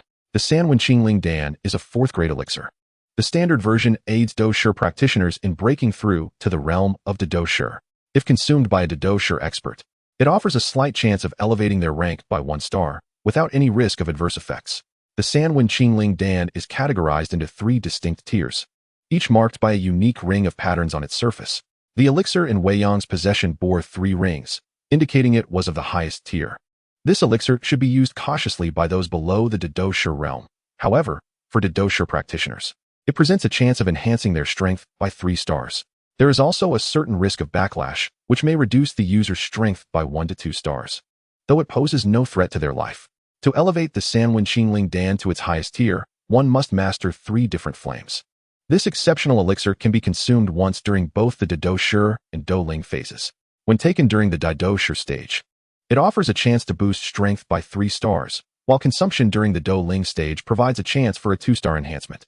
A fleeting thought crossed Wei Yang's mind as he sealed the jade vial, carefully storing away the exquisite 3-pattern Qingling pill. Undoubtedly, this was a rare elixir, one that could incite envy and madness among countless grand fighters and spirit fighters. This pill possessed the potential to elevate a grand fighter's rank to the 3rd star, and for a spirit fighter, it could enhance their level by 2 stars. If it were to be auctioned, it would likely incite fierce competition. The formula for the 3-pattern Qingling pill, as described in the original text, would fetch an exorbitant price on the market. Many would be willing to trade high-level mystic techniques or even Earth-tier combat skills for it. While the highest quality 3-pattern Qingling pill may not quite match the value of the formula, its worth would undoubtedly be considerable. To someone in urgent need, perhaps it could be deemed comparable. Reflecting on his current 7-star spirit fighter status, Wei Yang mused that the arrival of this 3-pattern Ling pill was indeed timely. Perhaps consuming it would enable him to ascend directly to the realm of a 9-star spirit fighter. The chances seemed promising. Setting aside his innate talent and formidable spiritual prowess, which significantly enhanced his likelihood of success, he also considered that he had never consumed a pill before, which might further improve his odds. However, he paused, recalling that he had ascended from a 1-star spirit fighter to a 7-star within a mere 3 months, and decided to temper his eagerness. It would be prudent to take a moment to reflect before proceeding. He then opened the final jade vial. Instantly, a flicker of purple light emerged, releasing a rich, fragrant purple mist that coiled like clouds around the vial's opening. Such a potent aroma suggested yet another high-grade elixir. At that moment, Sienna, having finished organizing the precious herbs, approached with a satisfied expression. Her curiosity piqued as she gazed at the jade vial. Wei Yang leaned down to peer inside, where a purple pill, roughly the size of a longan, lay quietly within. The purple heart breakthrough pill. Wei Yang's eyes narrowed slightly. A glimmer of purple reflected in his pupils as he softly uttered the name of the pill. This was a pill that could rival 5th-tier elixirs. 5th-tier elixir? Sienna exclaimed, her eyes widening as she reached out with her small hand to take the jade vial, leaning in to examine the purple pill. Wei Yang clarified that while it was comparable in value, it remained a pinnacle 4th-tier elixir. The purple heart breakthrough pill, like the 3-pattern Ling pill, was a precious elixir capable of directly enhancing a person's strength. However, its effects were limited to grand fighters, proving ineffective for spirit fighters. For a grand fighter, consuming the purple heart breakthrough pill would undoubtedly elevate their power by 1 star. Failure is nearly non-existent, and there is no risk of backlash. Most importantly, at the Grand Master level, one can consume 2 heart-piercing pills in succession without developing significant drug resistance. In other words, as long as you manage to acquire 2 heart-piercing pills, you can almost unfailingly and steadily elevate your strength to the 2nd star. This holds a value that is, if not superior, certainly on par with the highest quality 3-pattern Azure Spirit pill, perhaps even surpassing it. Although the 3-pattern Azure Spirit pill has a chance to enhance one's strength to the 3-star level, this is merely probabilistic, and it carries the risk of backlash, which is enough to deter many. At the Grand Master level, given the choice, it is likely that most would opt for the 2 heart-piercing pills, which have no side effects, rather than a single 3-pattern Azure Spirit pill. Of course, the specific worth and significance of both options are subject to personal interpretation. Wei Yang sealed the jade vial and stowed it away. To him, they were all valuable commodities. Chapter 42, Counting Gains. Holding the now empty spatial ring wrapped in a cloth, Wei Yang cast it back onto the table without any intention of taking it. Although this was a mid-tier spatial ring worth at least 200,000 gold coins, it was simply unappealing to him. Brother Yang, this spatial ring looks quite high-end, unlike a low-tier one. Aren't we taking it? Sienna asked, her concern evident. This was a mid-tier spatial ring with an internal space of approximately 100 square meters. Wei Yang shook his head, saying, I do not wish to take it. Let it remain with Gute. A mid-tier spatial ring? Sienna's eyes widened as she glanced at the low-tier ring adorning her own finger. You can simply decide not to take it. Cough. I have already acquired a mid-tier spatial ring from him. Once we return and sort through its contents, I shall gift it to you, Wei Yang replied with a light cough. As for this one, let it be. We have taken enough from him already. It is only fair to leave him something. Wei Yang certainly could not explain to her that this ring once belonged to that lecherous old man. Oh well then. Sienna nodded, accepting this rationale. We have taken so many good items from him. Leaving a spatial ring is reasonable. Indeed, one should leave a little room for others. Wei Yang added, we bear no grudge against him. There is no need to be ruthless. Shall we leave now? Sienna inquired. We have yet to explore here. Wei Yang replied, leading Sienna to a wall. Once we have thoroughly searched within, we shall depart. Sienna blinked at the smooth wall before her. Is there a hidden chamber behind this wall? Indeed, Wei Yang affirmed, his formidable spiritual force surging forth to envelop the entire wall.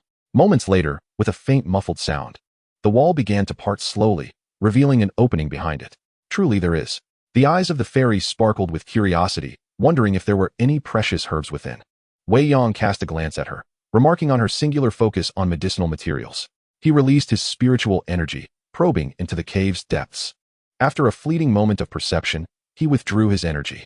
Inside lay a chamber of approximately 20 square meters, seemingly designed for seclusion or alchemical pursuits. Yet, it was utterly barren. Aside from a few tables, chairs, cushions, and a small desk, there was nothing of note. Wei Yang recalled from the original text that Gute had deliberately opened this wall before Xiao Yan, burrowing inside to retrieve the ice spirit spring. He had anticipated it to be a treasure trove brimming with valuable items. Alas, Gu Te had merely entered to extract something from his trousers. What a rascal! Wei Yang felt speechless.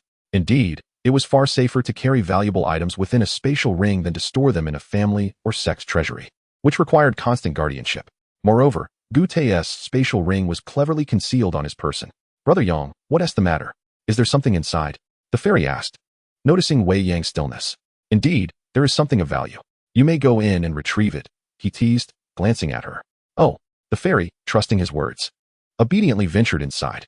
Wei Yang chuckled softly, turning to leisurely pace before the door, awaiting her return. Before long, the fairy emerged, pouting, and rushed over to pinch the flesh at his waist, playfully scolding, "You naughty trickster. I'll pinch you to death." "Haha, I admit my fault," Wei Yang laughed, pleading for mercy. He then took her hand and exited the chamber, standing in the corridor. Turning back, he observed Gu Te still soundly asleep. "Fairy, how much longer do you think he will slumber?" Wei Yang inquired. She tilted her head in thought, probably more than 12 hours. Let us hope he awakens eventually. Wei Yang nodded, considering their intentions were merely to seek wealth without causing harm. After all, Gu Te was the elder brother of Dan Wang Guhi. If he were to perish, Guhi would likely go mad. Don't worry, I know what I'm doing. When I concocted the sleeping potion, I controlled the dosage well. With his great fighter cultivation level, he should awaken within 12 hours at most, the fairy assured him. By then, we will have already traveled far from Haiyan City. Wei Yang smiled, pulling the fairy along as they departed. After exiting the building, they secured the door behind them. Cloaked in their expansive black robes, their figures melded into the shadows, vanishing from sight. At dawn, the two of them ventured out of the city and immediately took to the skies, hastening their journey onward. 5 days later, having traversed nearly half of the Gamadi Empire, they finally returned to the city of Wutan. Upon arriving home that evening, the two tidied up their dwelling casually before retiring for the night. The following morning, they began to tally the spoils of their expedition. In Sienna's possession were a total of 48 varieties of rare and precious medicinal herbs, classified between the 4th and 5th grades. Among these, 3 were 4th-grade herbs beneficial for soul restoration, known as soul-nurturing lotus. As for Wei Yang, aside from the Ice Spirit Spring and the formulas for the Spirit Potential Pill and the Emperor's Pill, he held 2 pills, the 3-stripe Azure Spirit Pill and the Purple Heart Barrier Breaking Pill. Additionally, he had 4 thick, ancient tomes. After cataloging these items, they turned their attention to the spatial ring obtained from the ancient expert, which possessed an internal space of nearly 20 square meters and a height of approximately 5 meters. This was indeed a commendable spatial ring. With a mere thought, Wei Yang summoned forth all the contents, which clattered to the floor of the hall in a heap. "This spatial ring is for you," he said, tossing the empty ring to Sienna. Sienna caught it and examined it with astonishment, exclaiming, "The internal space is so vast, almost the size of a room. Don't you want it, Brother Yang?" Wei Yang raised his hand to reveal a ring he had acquired from a cave opportunity, smiling. "I have one even larger." This ring boasted an internal space of around 300 square meters and a height equivalent to 3 stories, classifying it as an exceptionally rare high-grade spatial ring. "Oh," Sienna exclaimed joyfully as she stored the ring away.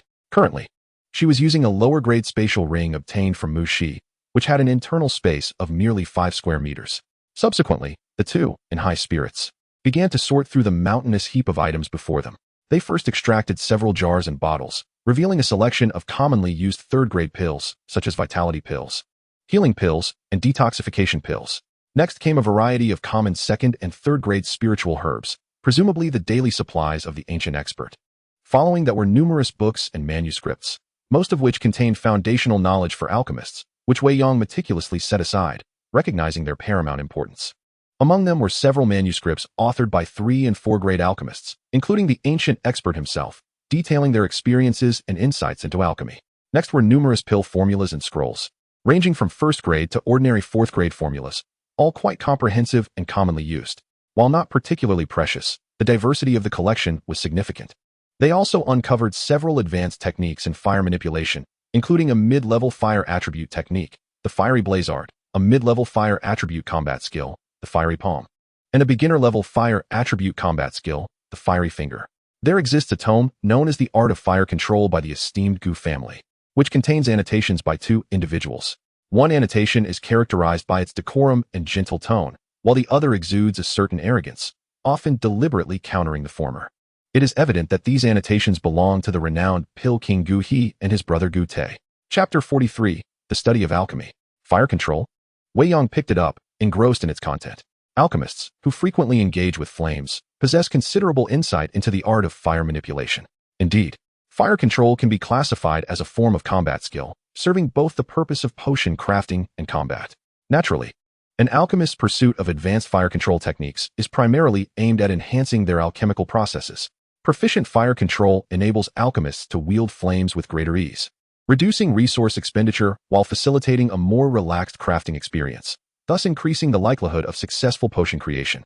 As for its application in battle, it is certainly employed. Yet a noble alchemist seldom resorts to direct confrontation, as such actions would compromise their dignity. Typically, they would opt to persuade others instead, offering a few potions in exchange, a trivial matter. As Wei Yang held the book on fire control, a mere cursory glance stirred something within him, indicating the value of this technique. After all, it was the creation of Pil King Gu He. Wei Yang's horizons were broadened. He had not anticipated the myriad complexities and artistry involved in the manipulation of fire. His mind wandered back to the impressive display of fire control demonstrated by the two-headed fire spirit in the magma realm, which had left him thoroughly educated in its mastery. For someone aspiring to become an alchemist, it was indeed a source of embarrassment to be outshone by a creature of the same realm in the art of fire. This incident, he surmised, would linger in his memory for quite some time. Wei Yang smacked his lips, stowing away the treatise on fire control for future study. Next, he encountered various inconsequential items. And there were 3 half-human-sized medicinal cauldrons. Wei Yang examined them, feeling somewhat unversed in this area. Presumably, their quality was commendable, given that they were stored by Gu Tei in his spatial ring. Thus, they could not be lacking in merit. At the very least, they would suffice for him and his companion to practice with in the early stages. He tossed one of the smaller, elegantly designed dark red cauldrons to Sienna, while he retained the remaining 2 for himself. Following this, he discovered some gold coins and jewels, estimating their total worth to be around 100,000. Wei Yang entrusted all of these to Sienna for management. He then picked up a card displaying a balance of 200,000 gold coins. Quite satisfactory, he thought. As he reveled in the wealth of an alchemist, particularly one related to the illustrious Pil King Gu He. Speaking of King Dan and Gu He, his tale is indeed tragic. As the foremost alchemist of the Gamma Empire, he has garnered immense fame throughout the realm. A formidable Dou Wang, a 6th-grade alchemist, and strikingly handsome, he epitomizes the quintessential prodigy. Alas, he encountered Xiao Yan, a child of destiny. His affection for Yun was unrequited. As she was seized by Xiao Yan, not only was she taken, but ultimately, Xiao Yan did not even cherish her. How disheartening. The most lamentable aspect is that Gu He ultimately joined the Flame Alliance, and in a nominal sense, became a subordinate to Xiao Yan. How melodramatic. Wei Yang reflected briefly before resuming his organization of the remnants, which consisted of various metallic ores and miscellaneous items like empty jade bottles and boxes. As Wei Yang's spirit traversed these objects, he found nothing of particular interest, so he casually set them aside. In the following fortnight, Wei Yang and Sienna immersed themselves in the study of numerous tomes and manuscripts, diligently acquiring knowledge in alchemy. It was not until 2 weeks later that Wei Yang ventured out to the Xiao family market, where he sought out their steward and procured a substantial quantity of first-grade herbs. Thereafter, he engaged in a dual pursuit of learning and practical application. Given Wei Yang's formidable strength and spirit power, concocting first-grade elixirs was hardly a challenge. After a few initial failures due to lack of familiarity, subsequent attempts proceeded smoothly. However, Wei Yang refrained from hastily advancing to second-grade elixirs, instead choosing to continue refining and researching first-grade potions, exploring the interactions of various herbs, their synergistic combinations, and principles of incompatibility. This was a foundational learning process that warranted meticulous attention. Only with a solid foundation could he ascend to greater heights. Fortunately, his wealth afforded him ample low-cost herbs for practice. Sienna's progress was equally gratifying. Initially, she too encountered a few failures, but soon transitioned to producing several semi-finished powders, and then successfully crafted elixirs. After all, one was a Dou Ling with formidable spirit power, and the other a 9-star Dou Shi. Their strengths were undeniable. Equipped with quality alchemical cauldrons and the assistance of pinnacle 4th-grade beast fire, their prior experience as physicians equipped them with a solid understanding of pharmacological knowledge, eliminating the need to start from scratch. Concocting first-grade elixirs required them only to grasp the formulas and pharmacology. The remainder was merely a matter of execution. Another month elapsed. Wei Yang found that he had largely exhausted further learning opportunities regarding first-grade elixirs. He meticulously studied all available formulas, comprehended their pharmacological properties, and successfully crafted them no less than 10 times, feeling confident in his solid foundation. Sienna was similarly well prepared. Thus, they began to prepare for the crafting of second-grade elixirs.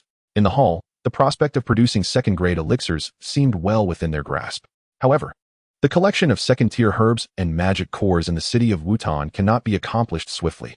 Wei Yang observed the plethora of jade vials carelessly arranged upon the table and remarked that these were the first-grade elixirs he and Sienna had concocted over the past few days, numbering over 100, all of which were quite common in the market. It must be noted that first-grade elixirs hold no particular distinction, generally. Those below the fourth grade are rather commonplace, with exceptions for special purposes. The remainder serves primarily to restore energy, heal wounds, detoxify, or assist in cultivation. Are we not in partnership with the Xiao family's marketplace? We previously procured a substantial quantity of low-priced herbs from them. Perhaps we should request their assistance in acquiring a large number of second-tier herbs and magic cores, Sienna suggested. The crafting of second and third-grade elixirs often requires first and second-tier magic cores. In Wutan City, second and third-tier herbs and magic cores are already considered relatively advanced items. A modest quantity may be manageable, but in large amounts, the Xiao family might struggle to meet our demands in a timely manner, Wei Yang replied, shaking his head. What about the Maitel auction house? Sienna inquired. Could we enlist their help in supplying our needs? With the strength of the Maitel auction house, they should be able to fulfill our requirements. She felt a pang of discomfort at the thought of halting her studies in alchemy. This is indeed a viable option. Should both the Xiao family and Maitel provide for us, our needs may be met, Wei Yang acknowledged. Considering that they were presently at the second-tier level and likely would not linger there for long, merely transitioning through a phase of learning and experience accumulation. It seems that third-grade elixirs represent your current limit. Given that your soul power is not particularly remarkable, Wei Yang noted. Sienna nodded in agreement. At this juncture, third-grade elixirs do indeed present a bottleneck for her, constrained by her soul power. Even with a breakthrough to Dou Ling, she might not swiftly attain the pinnacle of third-grade elixirs in the near term. Furthermore, due to her innate fire toxicity, she must divert her focus to control and separate the fire poison while refining, which consumes a portion of her mental faculties. This means that during the alchemical process, she must exert more effort and focus than a typical alchemist. This is the price she pays. For the time being, this issue cannot be resolved, and perhaps it will remain so in the future. Yet she harbors no complaints and feels quite content. As for me, I anticipate that I can swiftly reach the fourth grade in a short time. It should not pose a significant challenge, Wei Yang analyzed. Of course, this fourth grade refers only to the ordinary tier. He certainly could not hope to refine pinnacle fourth-grade elixirs, such as the 3-pattern Qingling pill or the purple heart barrier-breaking pill, which rival fifth-grade potions in a short span. Chapter 44, The Xiao Family. If it were merely second-tier herbs and magic cores, it would be manageable. However, for third-tier items, Wutan City is unlikely to provide them in large quantities. Sienna furrowed her brow. Are we to relocate to the imperial capital or inhabit a bustling metropolis like Haiyan City? The second-grade medicinal herbs are manageable, but acquiring second-grade magic cores necessitates hunting second-tier magical beasts, which equate to formidable Dou Shi-level warriors.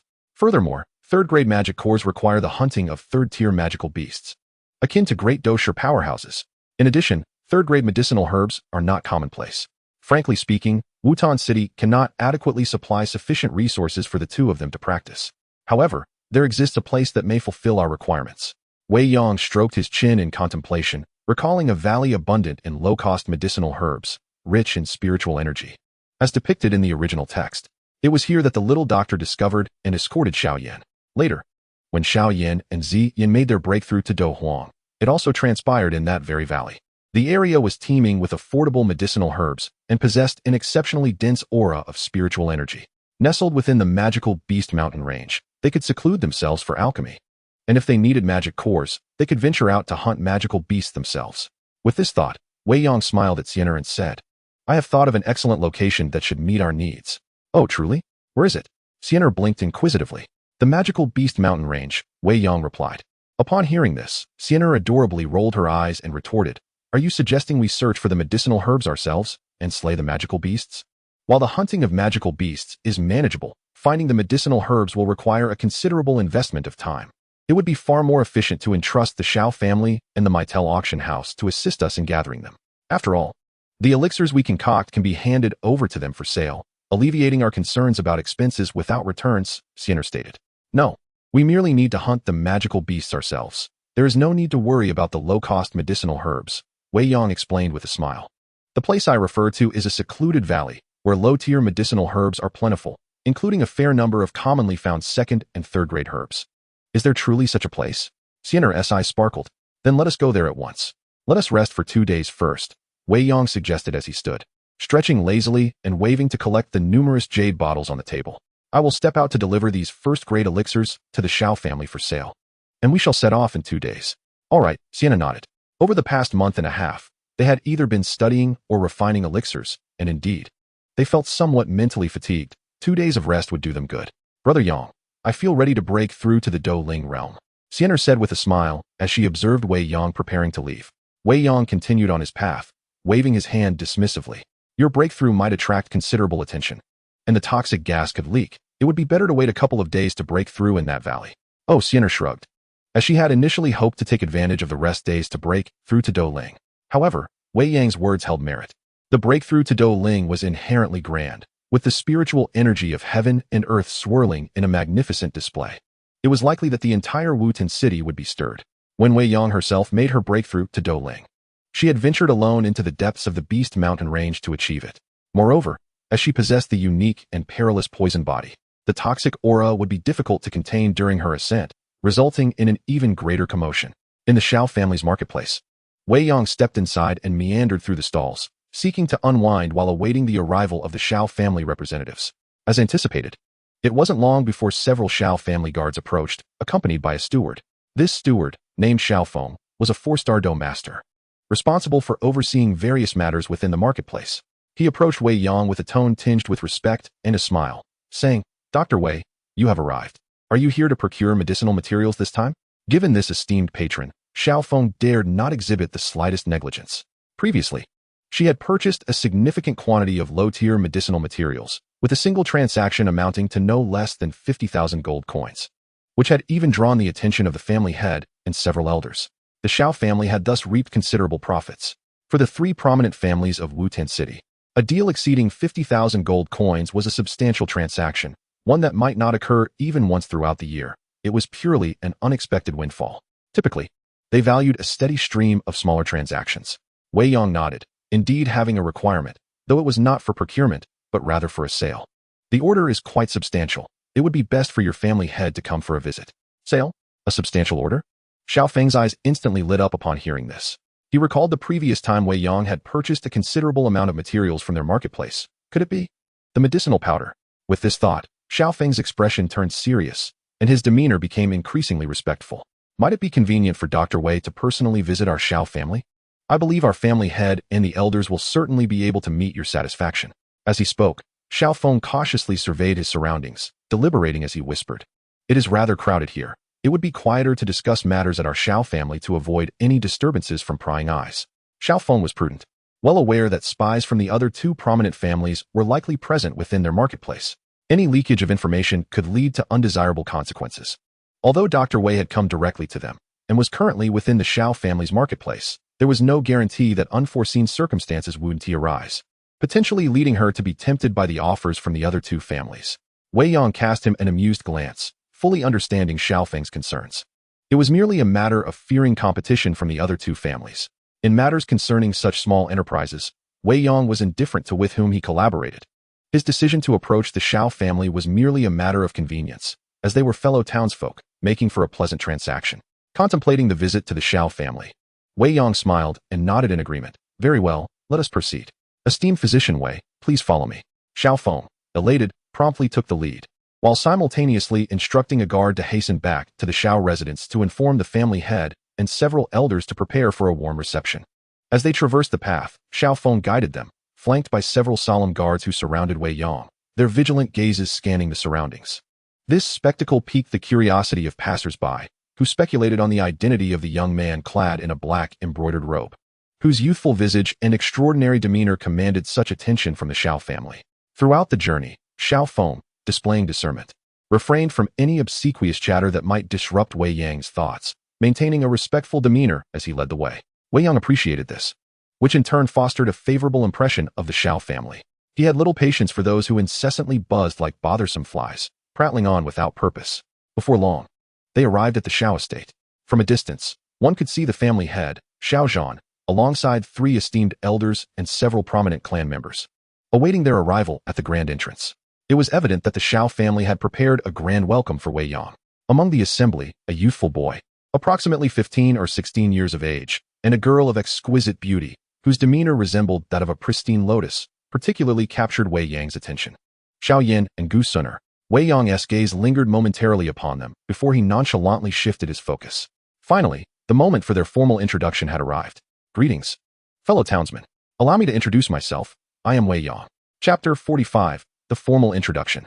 Xiao Yan was nearing his 15th year, while Wei Yang was approaching 18. The age difference between them was approximately 3 years, perhaps a few months more. This marked their inaugural formal meeting. Their previous encounter had been when Wei Yang was a mere Dou Shi, having only observed Xiao Yan from a distance. The once spirited youth, who had garnered much attention, had undergone substantial change over the nearly 3 years since their last meeting. Although Xiao Yan's expression appeared calm, and he bore a slight smile, the underlying hints of melancholy and bitterness were perceptible to Wei Yang. Yet, at that moment, Wei Yang harbored no sympathy or pity for him. After all, this individual was on the verge of a remarkable transformation, with the annulment of Nailin Yinran's engagement looming no more than 3 months away. He was about to embark on an extraordinary journey. The golden opportunity, symbolized by the ring of the enigmatic elder, was about to manifest. How enviable. Dr. Wei, we have arrived. Ahead are our clan leader and the 3 elders, Xiao Feng said respectfully. Indeed, Wei Yang nodded, a gentle smile gracing his lips as he stepped forward. Dr. Wei, welcome to the Xiao family. The leading middle-aged man, clad in opulent gray attire and exuding an air of authority with his commanding presence and thick brows, was none other than Xiao Yan, the current patriarch of the Xiao clan. He approached first, a warm smile adorning his face. The other 3 elders, along with the members of the Xiao family present, also expressed their greetings, some with kindness, others with reverence or flattery. Except for Gu Sun'er, who wore a subtle smile, her expression serene. Upon seeing Wei Yang for the first time, she felt a flicker of familiarity. After a moment's reflection, realization dawned. It was him. She recalled their brief encounter over 2 years ago at the entrance of the Xiao clan's marketplace, where she had merely glimpsed the young man, a mere nod between strangers. Gu Sun'er remembered Wei Yang not only because the time elapsed was not too distant, but also due to the impressive strength of his soul power and innate talent that had astonished her at that time. Now, seeing him again, her surprise deepened. Although Wei Yang's aura was notably restrained, she caught a glimpse of a flickering golden flame in the depths of his eyes, revealing that this young man had grown exponentially stronger in his soul power compared to over 2 years ago. His cultivation had also reached the advanced Dou Ling stage. While the Dou Ling realm was significant, what truly captured her attention was the extraordinary strength of his soul power, which she surmised was comparable to that of a typical Douzong. Gu Sun'er marveled inwardly, though her surprise was tempered. She merely offered a reserved smile, neither overly familiar nor distant, acknowledging him briefly. Her gaze, for the most part, remained fixed on Xiao Yan standing nearby. Wei Yang, catching this exchange out of the corner of his eye, felt a broader smile emerge. Indeed, for Gu Sun'er, the entire Xiao family, no, the entirety of the Gamma Empire, seemed to pale in comparison to Xiao Yan, the only one capable of truly captivating her attention. As for the others? Apologies, but to the young lady of the Gu family, they were mere weeds by the roadside, hardly worth consideration. He had no intention of seeking her favor. His gaze merely brushed past her and moved on. As for Gu Sun'er, to be candid, whether in this world or when reading the original text, he felt indifferent towards her. Among the myriad of female characters, Gu Sun'er left less of an impression on him than Medusa. This was not to say Gu Sun'er was unattractive or lacking in stature or talent. She is, after all, of an ancient lineage with divine blood, and is the daughter of a 9-star Dou saint.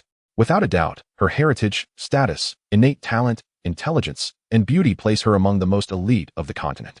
Logically, such a woman would be irresistible to any man. Yet, Wei Yang finds himself strangely indifferent to her allure. A multitude of thoughts flickers through his mind. Responding to the greetings from the Xiao family, Wei Yang smiles and nods. Esteemed guests, I apologize for the intrusion. Dr. Wei, you are being too modest. Your presence in our Xiao family is most welcome. There is no question of disturbance, interjected the elder of the Xiao family, seizing the opportunity to steer the conversation. Such an interruption, however, is somewhat impolite in the presence of guests, especially when the clan leader, Xiao Yan, is addressing them. The elder's abrupt interjection before the clan leader had finished speaking was quite audacious. Nevertheless, he proceeded unabashedly. The other 2 elders maintained serene expressions, showing no signs of embarrassment. Xiao Yan furrowed his brow slightly, but chose not to comment further, instead gesturing. Dr. Wei, please, come inside. Wei Yang merely observed silently, fully aware of the Xiao family's trivial matters, and felt no inclination to engage with their domestic affairs. He nodded and followed Xiao Yan into the Xiao residence. Upon entering, under Xiao Yan's guidance, they traversed the front courtyard and arrived at the solemn guest reception hall. Inside, numerous servants bustled about, arranging tea, fruit platters, and snacks. Upon their arrival, a venerable old steward, his hair and beard white, promptly directed the servants to retreat to the back hall. "Dr. Wei, please enter." Xiao Yan extended his hand to lead the way. Wei Yang nodded and stepped inside. The hall was quite spacious, and everyone took their seats according to their status. At the head of the table sat Xiao Yan alongside the three elders, while Wei Yang was assigned the first seat on the left. The remaining members of the Xiao family settled on the right side. The individuals seated at the front were those with considerable influence and strength within the clan, while the younger generation of the Xiao family, who had distinguished themselves, occupied the seats behind them. "Dr. Wei, please enjoy some tea." Xiao Yan lifted his teacup in a sign of hospitality, and the other members of the Xiao family followed suit. "Please." Wei Yang raised his cup and took a delicate sip. After the tea was served, the atmosphere gradually relaxed. "Dr. Wei, not long ago, you purchased a substantial quantity of medicinal herbs from our Xiao family's market. Last time, due to your hasty departure, we were unable to properly extend our hospitality. Thank you for your support and trust in our Xiao family," Xiao Yan said with a warm smile. The esteemed clan leader Xiao appeared rather grave. After exchanging customary pleasantries, Xiao Yan cautiously inquired, "I have heard from Physician Wei that he wishes to collaborate with our Xiao family on a significant venture. Could you, clan leader Xiao, arrange for a large table?" Wei Yang remarked with a smile. Upon hearing this, Xiao Yan promptly gestured, and a clan member immediately rose to make arrangements. Wei Yang's gaze drifted towards a corner of the hall, where Xiao Yan sat with Gusuner, and he casually remarked, "I have always held a favorable impression of the Xiao family. My decision to engage in this transaction is not solely based on trust. It is also partially due to my regard for brother Xiao Yan." A wave of astonishment washed over the Xiao family members at these words. Sitting in the corner, acting rather inconspicuous while secretly whispering to Gusuner, Xiao Yan was equally taken aback, his mouth agape in disbelief. "Me?" The three elders furrowed their brows slightly. In response, a glimmer of joy flickered across Xiao Yan's face. He first glanced at the astonished Xiao Yan and then turned to Wei Yang, his tone growing increasingly gentle. "Oh? Might it be that Physician Wei is acquainted with my son Yan?" Wei Yang chuckled and waved his hand dismissively. "Acquainted is perhaps an overstatement. To be candid, I am also a native of Wutan City, and I have grown up hearing tales of brother Xiao Yan. Thus, I have long admired him from afar. It is a pity that I have never had the opportunity to meet him in person." At this juncture, Wei Yang looked at Xiao Yan, his expression warm and amiable as he continued, "Today, I finally have the chance to formally meet you, brother Xiao Yan, which fulfills a long-held wish of mine." Regarding Wei Yang's claim of being a local of Wutan City, the Xiao family members were not the least bit surprised. Following their previous large-scale procurement of first-tier medicinal herbs, they had discreetly investigated Wei Yang's background. Given the Xiao family's influence in the area, unearthing information about a local was a trivial matter. Moreover, Wei Yang had garnered some renown as a physician several years prior. This made it relatively easy for them to uncover numerous details about him, including his birth date and the identities of his parents. "I lost my parents at a tender age. They perished in the Beast Mountain range when I was merely 6 years old." Wei Yang's gaze grew distant as he reminisced. "At that time, I felt lost and bewildered, having only just embarked on the path of cultivation without anyone to guide me." He then turned his attention back to Xiao Yan, his eyes regaining clarity as he smiled. "In the subsequent 2 years, your reputation gradually spread throughout Wutan City. I must admit, brother Xiao Yan, that I regarded you as a target to aspire to, often seeking news about you and using your accomplishments as motivation to propel myself forward. It is precisely for this reason that I now consider myself to have achieved a modest accomplishment." The crowd fell into silence. To their surprise, it turned out that Physician Wei was indeed a little fan of Xiao Yan. Although they were unaware of the term little fan, the essence was quite similar. Wei Yang's words were, in fact, a blend of truth and embellishment. When he first arrived in this world, he genuinely regarded Xiao Yan as the embodiment of his aspirations and efforts, which is undeniably true. His relentless pursuit of the Dou Shi was motivated by a desire to not fall too far behind Xiao Yan, and it was only at the age of 12 that he became a fighter. This served as both a comparison and a source of motivation. In a corner, Gusuner rolled her eyes secretly upon hearing Wei Yang's words. To call this a modest achievement? Such humility, let alone in Wutan City. Within the entirety of the Jiamai Empire, your talent and accomplishments are sufficient to earn you renown across the empire. Even in the central state, you would be regarded as quite impressive. Under the influence of affection, hearing that Wei Yang held Xiao Yan in such high esteem and harbored feelings for him made Gusuner view Wei Yang with much more favor. The deep-seated coldness in her gaze softened slightly. At the same time, She couldn't help but admire this young man. Losing his parents at the tender age of 6 and having come this far alone, it was evident that his journey was fraught with hardships. Xiao Yan opened his mouth, feeling a sense of unease in response to Wei Yang's words and the kind gaze directed at him. It was all so sudden. How awkward. Xiao Yan's face flushed slightly. He had many admirers in his past, which was no surprise. However, if this had occurred 2 or 3 years ago, he would have accepted such praise with ease. Now, though, he found himself engulfed in embarrassment. He felt utterly unworthy of such attention. The tides of time had changed him. Simultaneously, a wave of emotion and warmth surged within him. To think, despite his current state of decline, he still had a supporter who remembered and cared for him. How touching.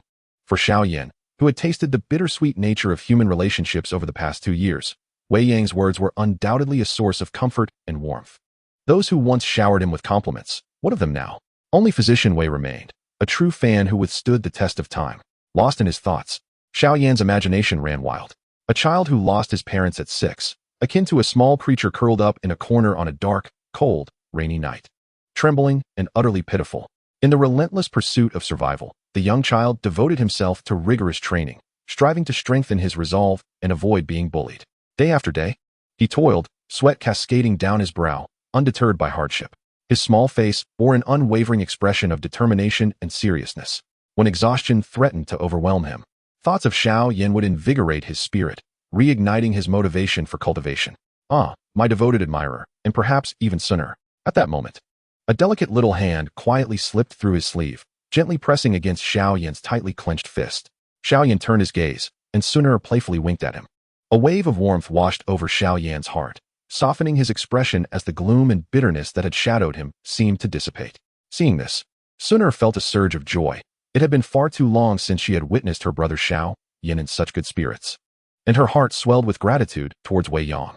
She dared not reveal to Xiao Yan the true extent of Wei Yang's power and status, fearing it might shatter the fragile happiness he had finally regained. What must it feel like to be surpassed by one's own admirers? It must be a blow harsher than any critical strike. Xiao Yan's gaze towards Wei Yang transformed, imbued with kindness and sincerity, shedding the previous air of indifference and detachment. Yet, upon sensing the mocking and derisive stares of the surrounding clansmen, he let out a self-deprecating smile and lowered his head, adopting a meditative stance. Wei Yang, noticing this, also averted his gaze. Just then, the elder cleared his throat, shattering the stillness of the hall. Now was not the time for reverie. Xiao Zhan, regaining his focus, cast a tender glance at Xiao Yan before turning to Wei Yang, his expression tinged with awkwardness. He offered a weak smile, a fleeting shadow of bitterness and regret crossing his face as he sighed. It seemed that the plight of his son would undoubtedly disappoint Physician Wei. The three elders remained silent, their faces betraying a hint of subtle mockery. Wei Yang, however, waved his hand dismissively. Addressing Xiao Zhan with a gentle tone, "I have heard about Xiao Yan's circumstances. It is indeed unfortunate, yet perhaps there remains a glimmer of hope for recovery. There is no need for clan leader Xiao to be overly concerned." Xiao Zhan's eyes flickered with a faint glimmer of hope, though he soon offered a rueful nod in agreement, accepting Physician Wei's kind words. He had attempted countless remedies over the past 2 years, consulting numerous physicians and even alchemists. All in vain. The weight of failure and disappointment had become burdensome, leaving him hesitant to nurture hope, yet unwilling to surrender. At that moment, a clansman entered, accompanied by several servants, who proceeded to set a large round table in the hall. The members of the Xiao family turned their attention towards Wei Yang. Rising from his seat, Wei Yang stepped forward and waved his hand with a flourish. The sound of movement filled the air. A multitude of jade vials was meticulously arranged upon the table, completely occupying its surface, with a rough count revealing no fewer than 150. At this sight, Xiao Zhan abruptly rose to his feet, his expression one of profound astonishment. The three elders, along with numerous members of the Xiao family, also stood up, their gazes fixed intently upon the jade vials. A faint, delicate fragrance of medicinal herbs subtly permeated the air, filling the entire hall. "What is this?" Xiao Zhan's eyes turned toward Wei Yang, his countenance a mixture of disbelief and excitement. Within these jade vials resided a total of 163 first-grade elixirs. Wei Yang, with a smile, explained, "I wish to entrust you, the Xiao family, with the sale of these elixirs. What do you think?" A collective gasp echoed throughout the room. The faces of the Xiao family members flushed instantly, their eyes glimmering with a hint of red. First-grade elixirs. 163 of them. Such a grand gesture. Am I dreaming? These are elixirs. The mere presence of such a quantity of first-grade elixirs laid out before them instilled a sense of exhilaration that was impossible to ignore. These elixirs included those for staunching bleeding, healing injuries, restoring energy, assisting in cultivation, and even detoxifying, among others. Wei Yang resumed his seat, casually lifting his teacup for a sip, speaking nonchalantly. I did not label each one individually. It seemed too cumbersome. I trust you can discern them. Chapter 47, Astonishment. In the now silent hall, the members of the Xiao family were further astounded, their breaths becoming somewhat labored as their intense gazes remained fixated on the 100+ small jade vials on the table. Such a vast assortment of elixirs was something they had scarcely witnessed firsthand. The sheer variety and abundance of these elixirs were simply astounding. No one present from the Xiao family remained unmoved. They understood the magnitude of this remarkable fortune. If this batch of elixirs were to enter the market, the uproar it would cause was unimaginable. Should the Xiao family take charge of their sale, they would truly prosper. Beyond the profits from selling the elixirs, there were numerous hidden benefits to consider, such as increased influence, popularity, and reputation. The steward who had brought Wei Yang to the Xiao family, Xiao, was left in a state of shock, rendered speechless for a prolonged moment. Initially, he had assumed that this physician, Wei, would merely present some half-finished medicinal powders, which would still be impressive. After all, seasoned physicians or apprentice alchemists could produce such semi-finished products, albeit with varying quality. Only a genuine first-grade alchemist could forge complete elixirs. Yet now, Wei Yang had not only produced first-grade elixirs, but an entire collection. The sound of swallowing echoed softly, resonating through the air. How goes the transaction? Wei Yang inquired. There are no issues. The Grand Elder responded eagerly. Indeed, esteemed physician Wei, you may rest assured. This batch of elixirs entrusted to our Xiao family will undoubtedly be handled with utmost care, and we guarantee to secure a price that will meet your expectations. The second elder added promptly. Yes, physician Wei, you can trust in the reputation of our Xiao family, echoed the third elder. Xiao Yan took a deep breath to steady his emotions, nodding earnestly at Wei Yang. Rest easy, physician Wei. Since you have chosen to collaborate with our Xiao family, we shall not disappoint you. Wei Yang waved his hand dismissively. Those matters are trivial. You may decide on the pricing yourselves. For now, please inspect these elixirs. If all is satisfactory, we shall discuss further. Yes, let us inspect them first. The Grand Elder nodded repeatedly, then respectfully addressed Wei Yang. Of course, physician Wei. Please do not misunderstand. It is merely protocol. Understood. Proceed with your inspection. Wei Yang gestured. Very well, please hold for a moment. Physician Wei, Xiao Yan replied. With that, he, along with the three elders and several elders from the Xiao clan, began their meticulous examination. One elder cautiously picked up a jade vial, his hands trembling slightly with excitement as he gently opened the cap. Immediately, the subtle fragrance of medicine in the air intensified, revealing the high quality of the elixir contained within. This scene brought a silent sigh of relief to Xiao Yan and the three elders. It was indeed a genuine finished product, and of excellent quality. They felt reassured, dispelling any lingering doubts as boundless joy washed over them. Witnessing this, Wei Yang couldn't help but reflect how glorious the Xiao clan once was. As one of the ancient 8 clans, with clan leader Xiao Xian being the strongest on the continent, a half-emperor, yet now the Xiao clan has fallen into such despair. This is a grade 1 Qi recovery pill, richly fragrant, perfectly round and flawless, with a brilliant hue. The quality of this pill is exceptional. The Grand Elder carefully returned the pill to the jade vial, expressing his admiration. This is a blood supplement powder, a grade 1 elixir for external application. It is remarkably effective for treating wounds from blades or the bites of magical beasts. The liquid is a translucent emerald green, viscous and gel-like, with no impurities visible, and it possesses a rich fragrance, indicative of its superior quality. Xiao Yan exclaimed, holding a vial of the thick green liquid with admiration. This is a grade 1 healing pill for internal use, capable of treating internal injuries. This is a grade 1 detoxifying pill of excellent quality. With each examination of the elixirs, the members of the Xiao family present grew increasingly animated. Although they were not alchemists, they possessed a fundamental ability to discern the types and qualities of the pills before them. All these first-grade elixirs were undeniably of superior quality. Simultaneously, their glances towards Wei Yang became increasingly respectful, even tinged with a hint of deference. Wei Yang, however, sat there nonchalantly, feeling rather bored.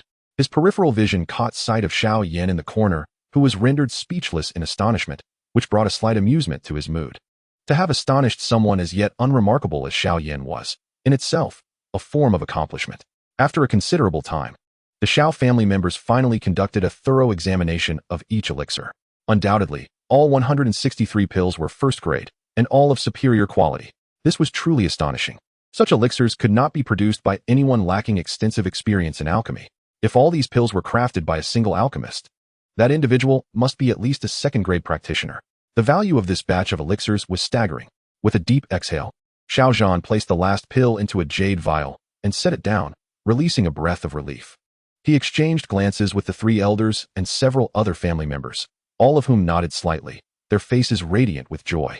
When Xiao Yan turned to face Wei Yang again, his expression shifted to one of reverence as he clasped his hands together and said, "Dr. Wei, we have completed the examination of this batch of elixirs. They are undoubtedly first grade and of superior quality." The three elders and the other members of the Xiao family remained silent, not daring to interrupt. At that moment, no one was foolish enough to disrupt the proceedings, including the three elders, who relinquished the floor to Xiao Yan, allowing him to engage with Wei Yang. They were well aware of the distinction between personal matters and public affairs. "That is reassuring," Wei Yang nodded in reply. Xiao Yan appeared contemplative, as if hesitating to speak. "Please, if there is something on your mind, do not hesitate to share, clan leader Xiao," Wei Yang encouraged with a smile. "Then, if I may be so bold, may I inquire as to who crafted these elixirs?" Xiao Yan tentatively probed. "Of course, should it be inconvenient for Dr. Wei to disclose, it is entirely understandable." He quickly added. The surrounding members of the Xiao family looked at Wei Yang with a mix of tension and anticipation. This concerned an alchemist of at least second-grade status, a matter they could not afford to treat lightly. A second-grade alchemist held a distinguished position in the entirety of Wutan City. It seemed that only the Mitel auction house could boast of such an individual. Among the three great families, those they currently collaborated with were merely first-grade alchemists, whose alchemical skills left much to be desired. One could only say that their abilities barely met the standard. Thus, both parties remain merely in a cooperative relationship. Should the alchemist feel displeased, the collaboration can be terminated at any moment. Furthermore, at times, after providing the necessary materials, one must also appease the alchemist and act according to their whims. If the concoction fails, the Xiao family bears the responsibility. If it succeeds, the spoils are divided equally. On occasion, even when the Xiao family supplies 3 portions of materials, they may not receive a single ordinary grade elixir in return. This reveals just how coveted and unreasonable alchemists can be. Presently, however, someone has taken the initiative to approach them, offering a plethora of exquisite elixirs with the proposition, "Let us collaborate. You assist in selling these." Such a generous offer is akin to a windfall, enough to awaken one from slumber with a smile. In response to Xiao Yan's inquiry, Wei Yang nonchalantly remarked, "There is no inconvenience. These elixirs were crafted by my own hands." "Oh, not solely by me. Some were also concocted by my friends." A collective gasp echoed through the room. Everyone gazed at Wei Yang in utter astonishment. Although there had been some prior speculation, they were still taken aback. Xiao Yan, Xiao Yan, the 3 elders, and the entire assembly of Xiao family members stood agape in shock. Gu Suner, however, maintained her composure, evidently having anticipated this revelation. After all, she could sense the formidable strength of Wei Yang's soul power. One could hardly dispute his status as an alchemist. Chapter 48. The agreement is reached. How young is Wei Yang? If one disregards his youthful appearance and considers the intelligence gathered by the Xiao family, he is barely 18. An 18-year-old second-tier alchemist? Moreover, he has a friend who is also a second-tier alchemist. This is indeed terrifying. As Xiao Yan contemplated this, his lips twitched, and he inhaled a deep breath of icy air. This is what one would truly call a genius. Even with Yenner's innate talent, she likely pales in comparison. Xiao Yan marveled inwardly. Observing the hall, now rendered silent by shock, Wei Yang cleared his throat, rousing the crowd from their stupor. Ahem. Xiao Yan's face flushed slightly, and he offered an awkward smile, his gaze toward Wei Yang increasingly tinged with reverence. "Dr. Wei, no, Alchemist Wei, Mr. Wei. Let us first discuss the division of profits, as I have other matters to attend to," Wei Yang reminded. "Oh, certainly," Xiao Yan nodded, pondering briefly before tentatively proposing. "How about this? Our Xiao family will handle the sale of these elixirs, striving to attain the highest possible prices. The proceeds will be divided as follows. You, Mr. Wei, shall receive 90%, while we will take the remaining 10. Though it may seem a bit presumptuous, we do require manpower and operational channels. What do you think of this arrangement?" After speaking, Xiao Yan looked at Wei Yang with a hint of apprehension, fearing that his proposal might displease the latter. After all, the elixirs were readily available and of superior quality. The Xiao family had contributed nothing. Selling them? Wasn't that a mere matter of having hands? A light chuckle escaped Wei Yang's lips as he waved his hand nonchalantly. However, Xiao Yan's expression shifted noticeably, realizing that the other party seemed dissatisfied. The members of the Xiao family present in the hall also grew anxious, and the 3 elders exchanged furtive glances with Xiao Yan. Gritting his teeth, Xiao Yan was about to reduce his offer from 10% to 5%, determined not to let Wei Yang slip away today. Recognizing their misunderstanding, Wei Yang spoke up. I believe there has been a miscommunication, Xiao clan leader. While these elixirs were concocted by my friends and me, selling them is no trivial matter. How could I unjustly benefit from your efforts? How about this? We may establish a long-term partnership. And I also have certain matters that require assistance from your esteemed Xiao family. Let us split the profits 80-20, shall we? Upon hearing Wei Yang's words, the previously anxious elders and family members of the Xiao clan were immediately taken aback, struggling to believe their ears. Such fortune, an 80-20 split, and a long-term collaboration? Were they truly being showered with blessings from the heavens? They exchanged glances, disbelief evident in their expressions. Meanwhile, Xiao Yan's gaze towards Wei Yang grew increasingly amiable. This friend, I shall certainly befriend. Xiao Yan was momentarily taken aback. Gradually regaining his composure, he exhaled deeply and inquired, Mr. Wei, did you say an 80-20 split? You take 80, and we take 20? Indeed, it is a 280 division. Your Xiao family receives 20, and I take 80, Wei Yang confirmed with a nod.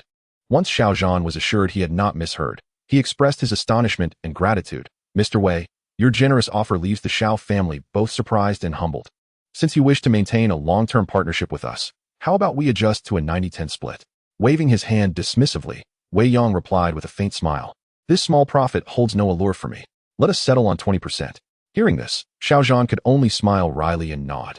Mr. Wei is truly quite indulgent. This was the first time Xiao Yan found himself in a position where someone was so eager to offer him money. Perhaps it was due to Xiao Yan's influence. With this thought, Xiao Yan glanced at Xiao Yan, who sat in the corner. Likewise, the others in the hall also considered this, their eyes turning towards Xiao Yan with a hint of envy. To gain the friendship of a second-tier alchemist was no small feat, Mr. Wei. You mentioned that you require our assistance with certain matters. Please, do share. Whatever the Xiao family can do, we shall not decline, Xiao Yan stated earnestly. Ah, indeed. I often find myself preoccupied and indifferent to trivial matters. Wei Yang explained. Thus, I would like to request your assistance in procuring some medicinal herbs and magical cores.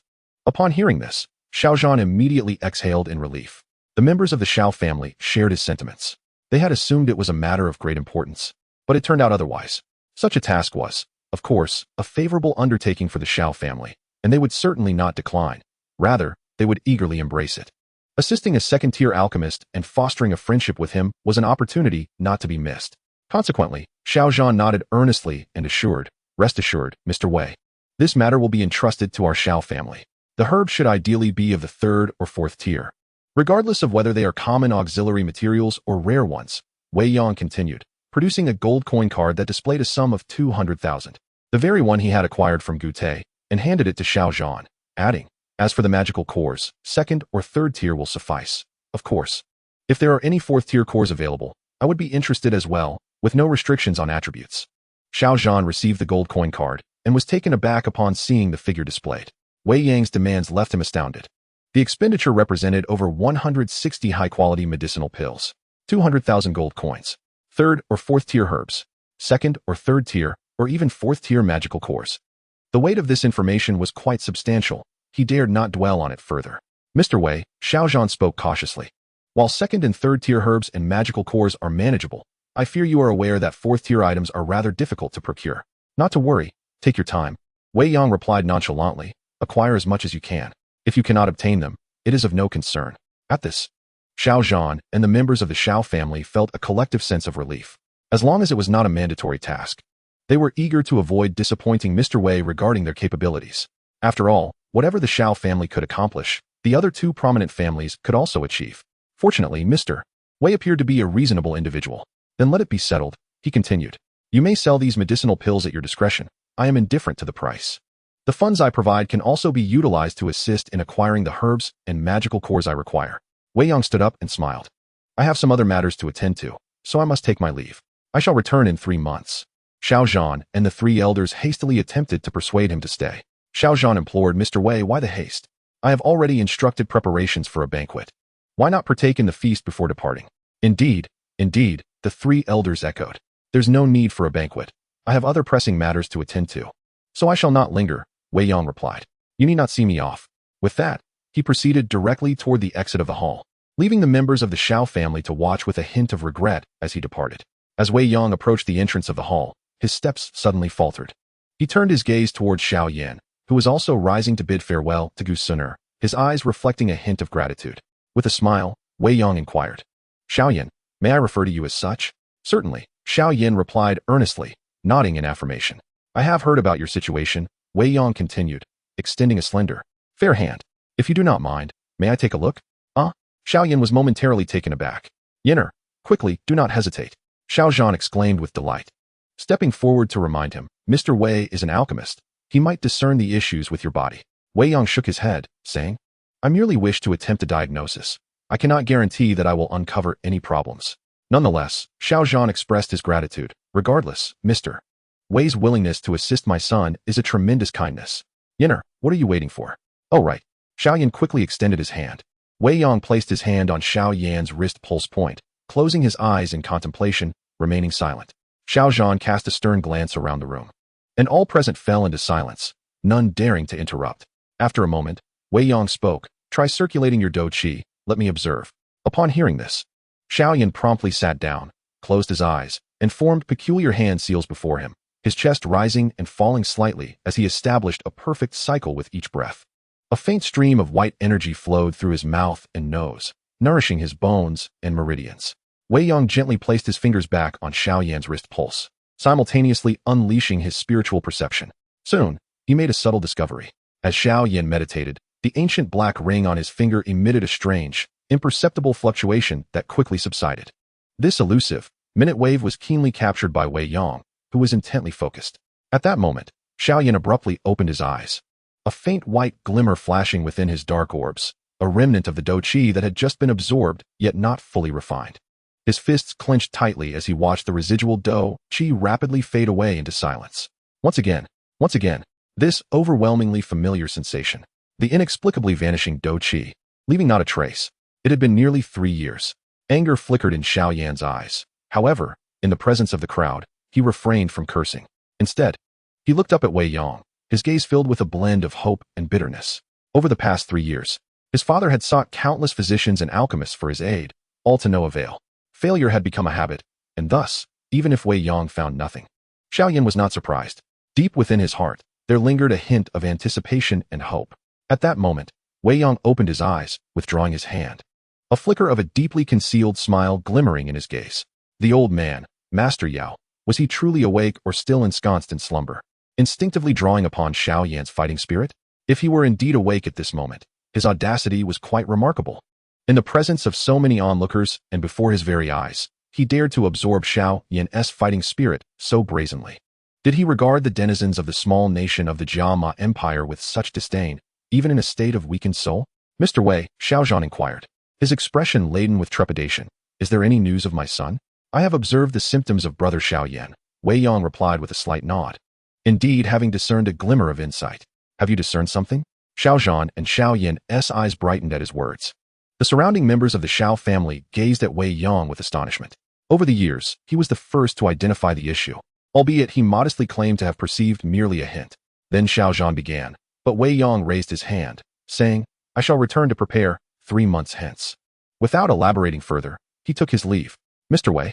Upon witnessing this, Xiao Yan grew anxious, eager to voice his thoughts, but was halted by Xiao Zhan. Observing Wei Yang's retreating figure, Xiao Zhan remarked, "Since Mr. Wei has stated he will return in 3 months, let us patiently await his return." Reluctantly, Xiao Yan nodded. Suppressing the urgency that surged within him, Xiao Zhan placed a reassuring hand on his shoulder, saying, "Yan, since Mr. Wei has indicated he has discerned something and intends to prepare, this is indeed a beacon of hope, is it not? We have endured for 3 years. 3 more months is but a fleeting moment. Let us be patient." After departing from the Xiao family, Wei Yang made his way out of Wutan city. With dark wings unfurled, he soared through the skies, heading towards the monster mountain range. He needed to locate that mysterious little valley. According to the descriptions in the original text, the valley lay on the outskirts of the monster mountain range near Qingshan town and was not far from the location where Wan Yaozhai gathered herbs. So it should not be difficult to find. The reason he had mentioned to Xiao Yan that he had discerned a hint was intentional. His purpose was to lay the groundwork for future contact with Master Yao. After all, considering the timeline, approximately 3 months from now would coincide with the onset of the story's main events. Engaging with Master Yao was not merely for the sake of coveting the burning determination, but rather to pursue other significant elements. such as the system inheritance of a 1st to 7th rank alchemist and the methods of poison pills. Among these, the methods of poison pills were of utmost importance and something Wei Yang must secure.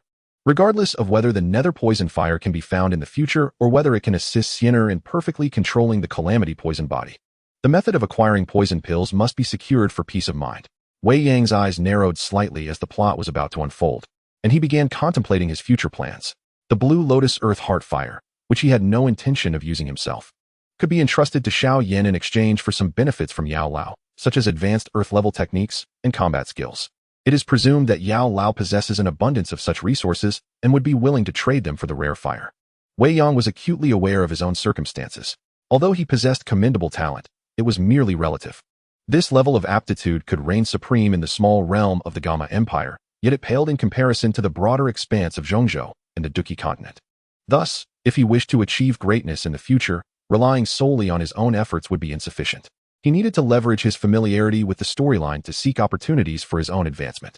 For this reason, Wei Yang was unperturbed by the prospect of engaging in actions that might appear selfish. It was a natural course of action. After all, one must prioritize their own interests. For instance, taking the blue lotus earth heart fire, which rightfully belonged to Xiao Yan, to barter with Yao Lao for benefits was a strategic move. He did not hesitate to seize opportunities such as those found in the cliff cave, nor did he feel any guilt in his acquisition of Gu Te. Such actions did not weigh on his conscience. However, he was cognizant of certain matters that were best left untouched. In a few decades, the Soul Heaven Emperor would bring devastation to the world. With the impending chaos, extraordinary talents would surely emerge. Wherever a child of destiny manifests, calamity will undoubtedly follow. This is a universal law. Xiao Yan was precisely that fated individual. Wei Yang was not so arrogant as to believe he could replace him, nor did he think he could thrive in Xiao Yan's stead. Supporting from the sidelines and reaping some benefits was acceptable, but taking the lead was another matter entirely.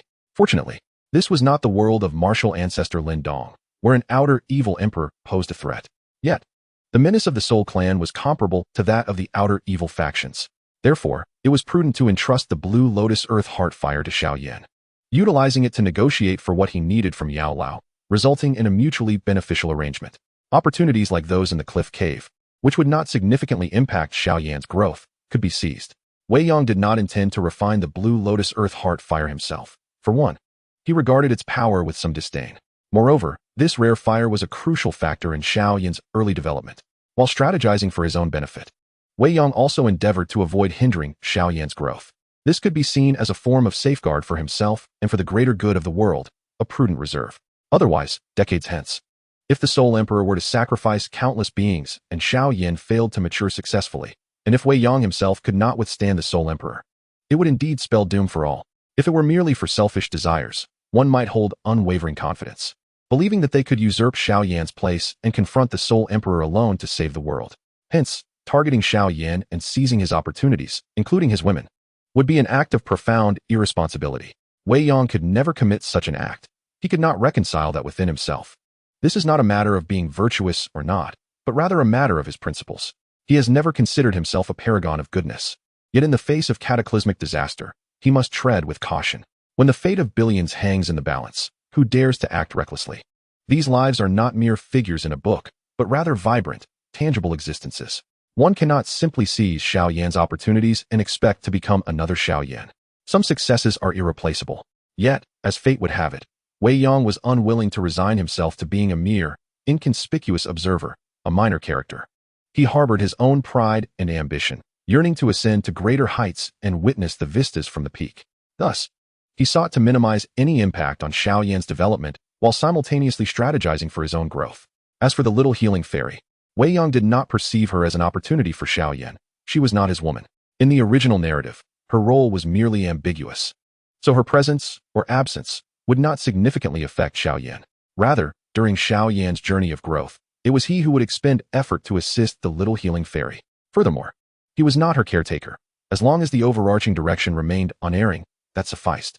Amidst these swirling thoughts, Wei Yang transformed into a streak of black and crimson light as his black wings unfurled, swiftly traversing the void. In Chapter 50, The Small Valley, with his current speed of flight, Wei Yang arrived at the outskirts of the Monster Mountain Range near Qingshan Town in just half a day's time, having successfully located the mysterious small valley within less than an hour. This place brimmed with abundant celestial energy. Observing from above, The terrain resembled a basin. It must be the right place. Wei Yang hovered in the air, gauging the energy density, and then, with a flap of his wings, dove into the depths of the basin. After exploring the vicinity, he departed, satisfied, and returned to Wutan city overnight. Following some preparations the next day, by the dawn of the third day, Wei Yang once again set forth with Sienna, arriving above the monster mountain range near Qingshan town by midday. Wei Yang cradled Sienna in his arms, swiftly gliding through the ethereal void.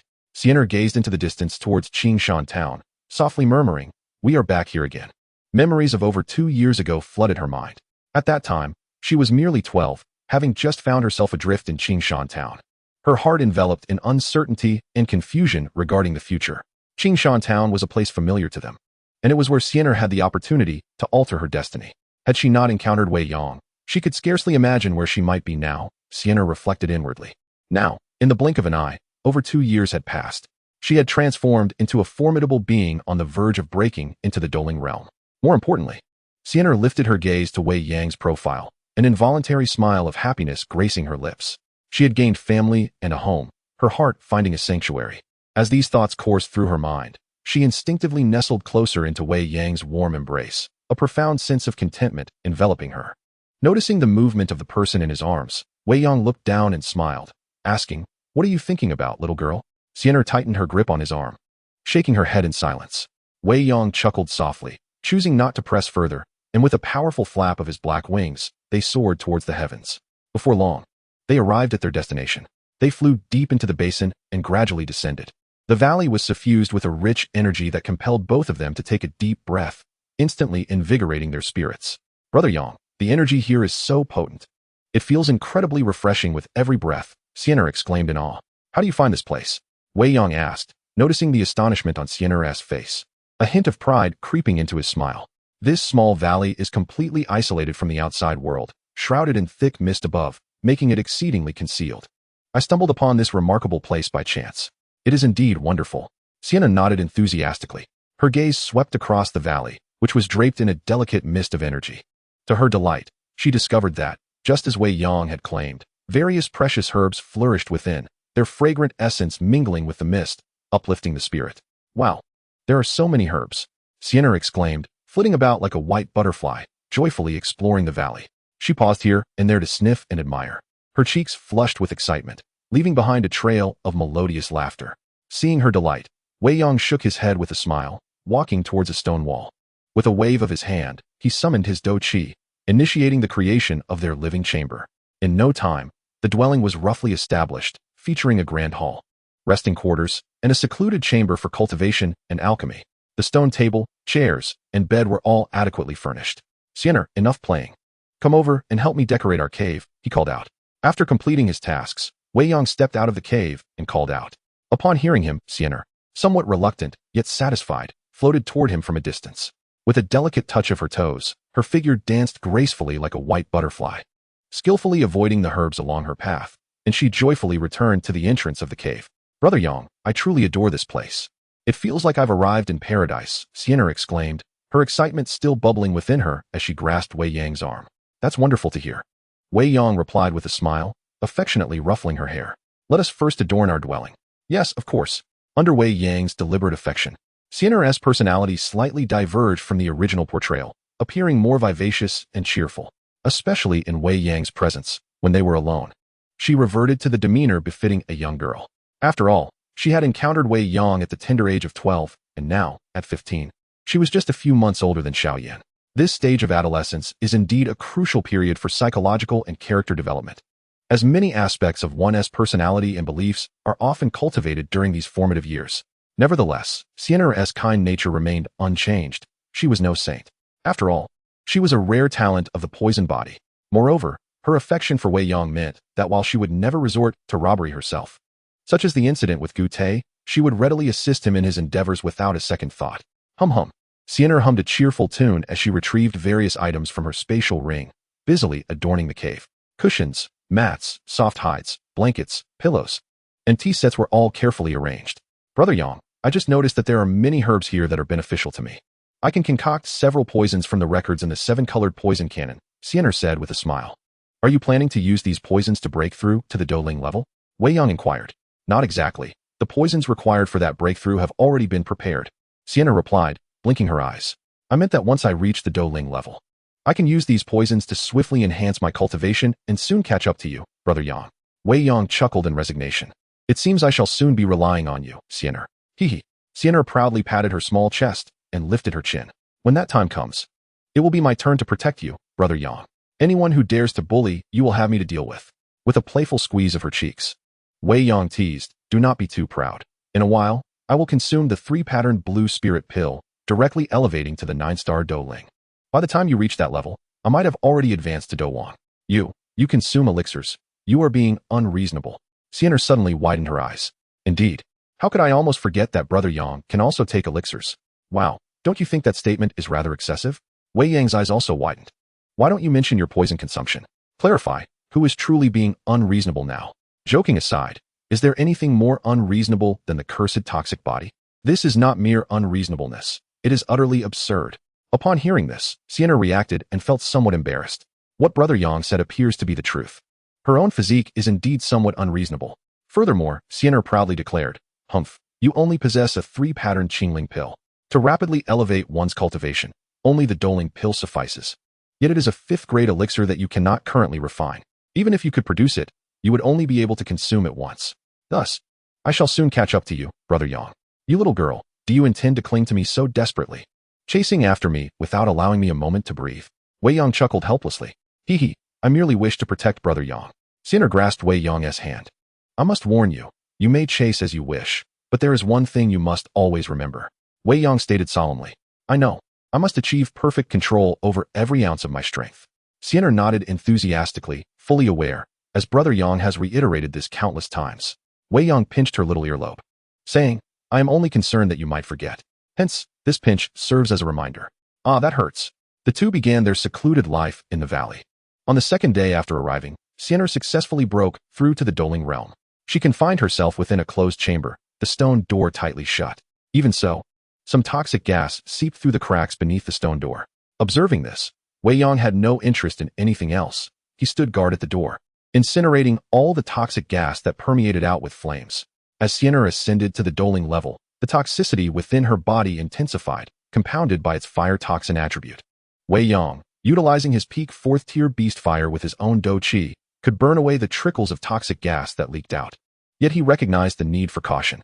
This realization astonished Wei Yang.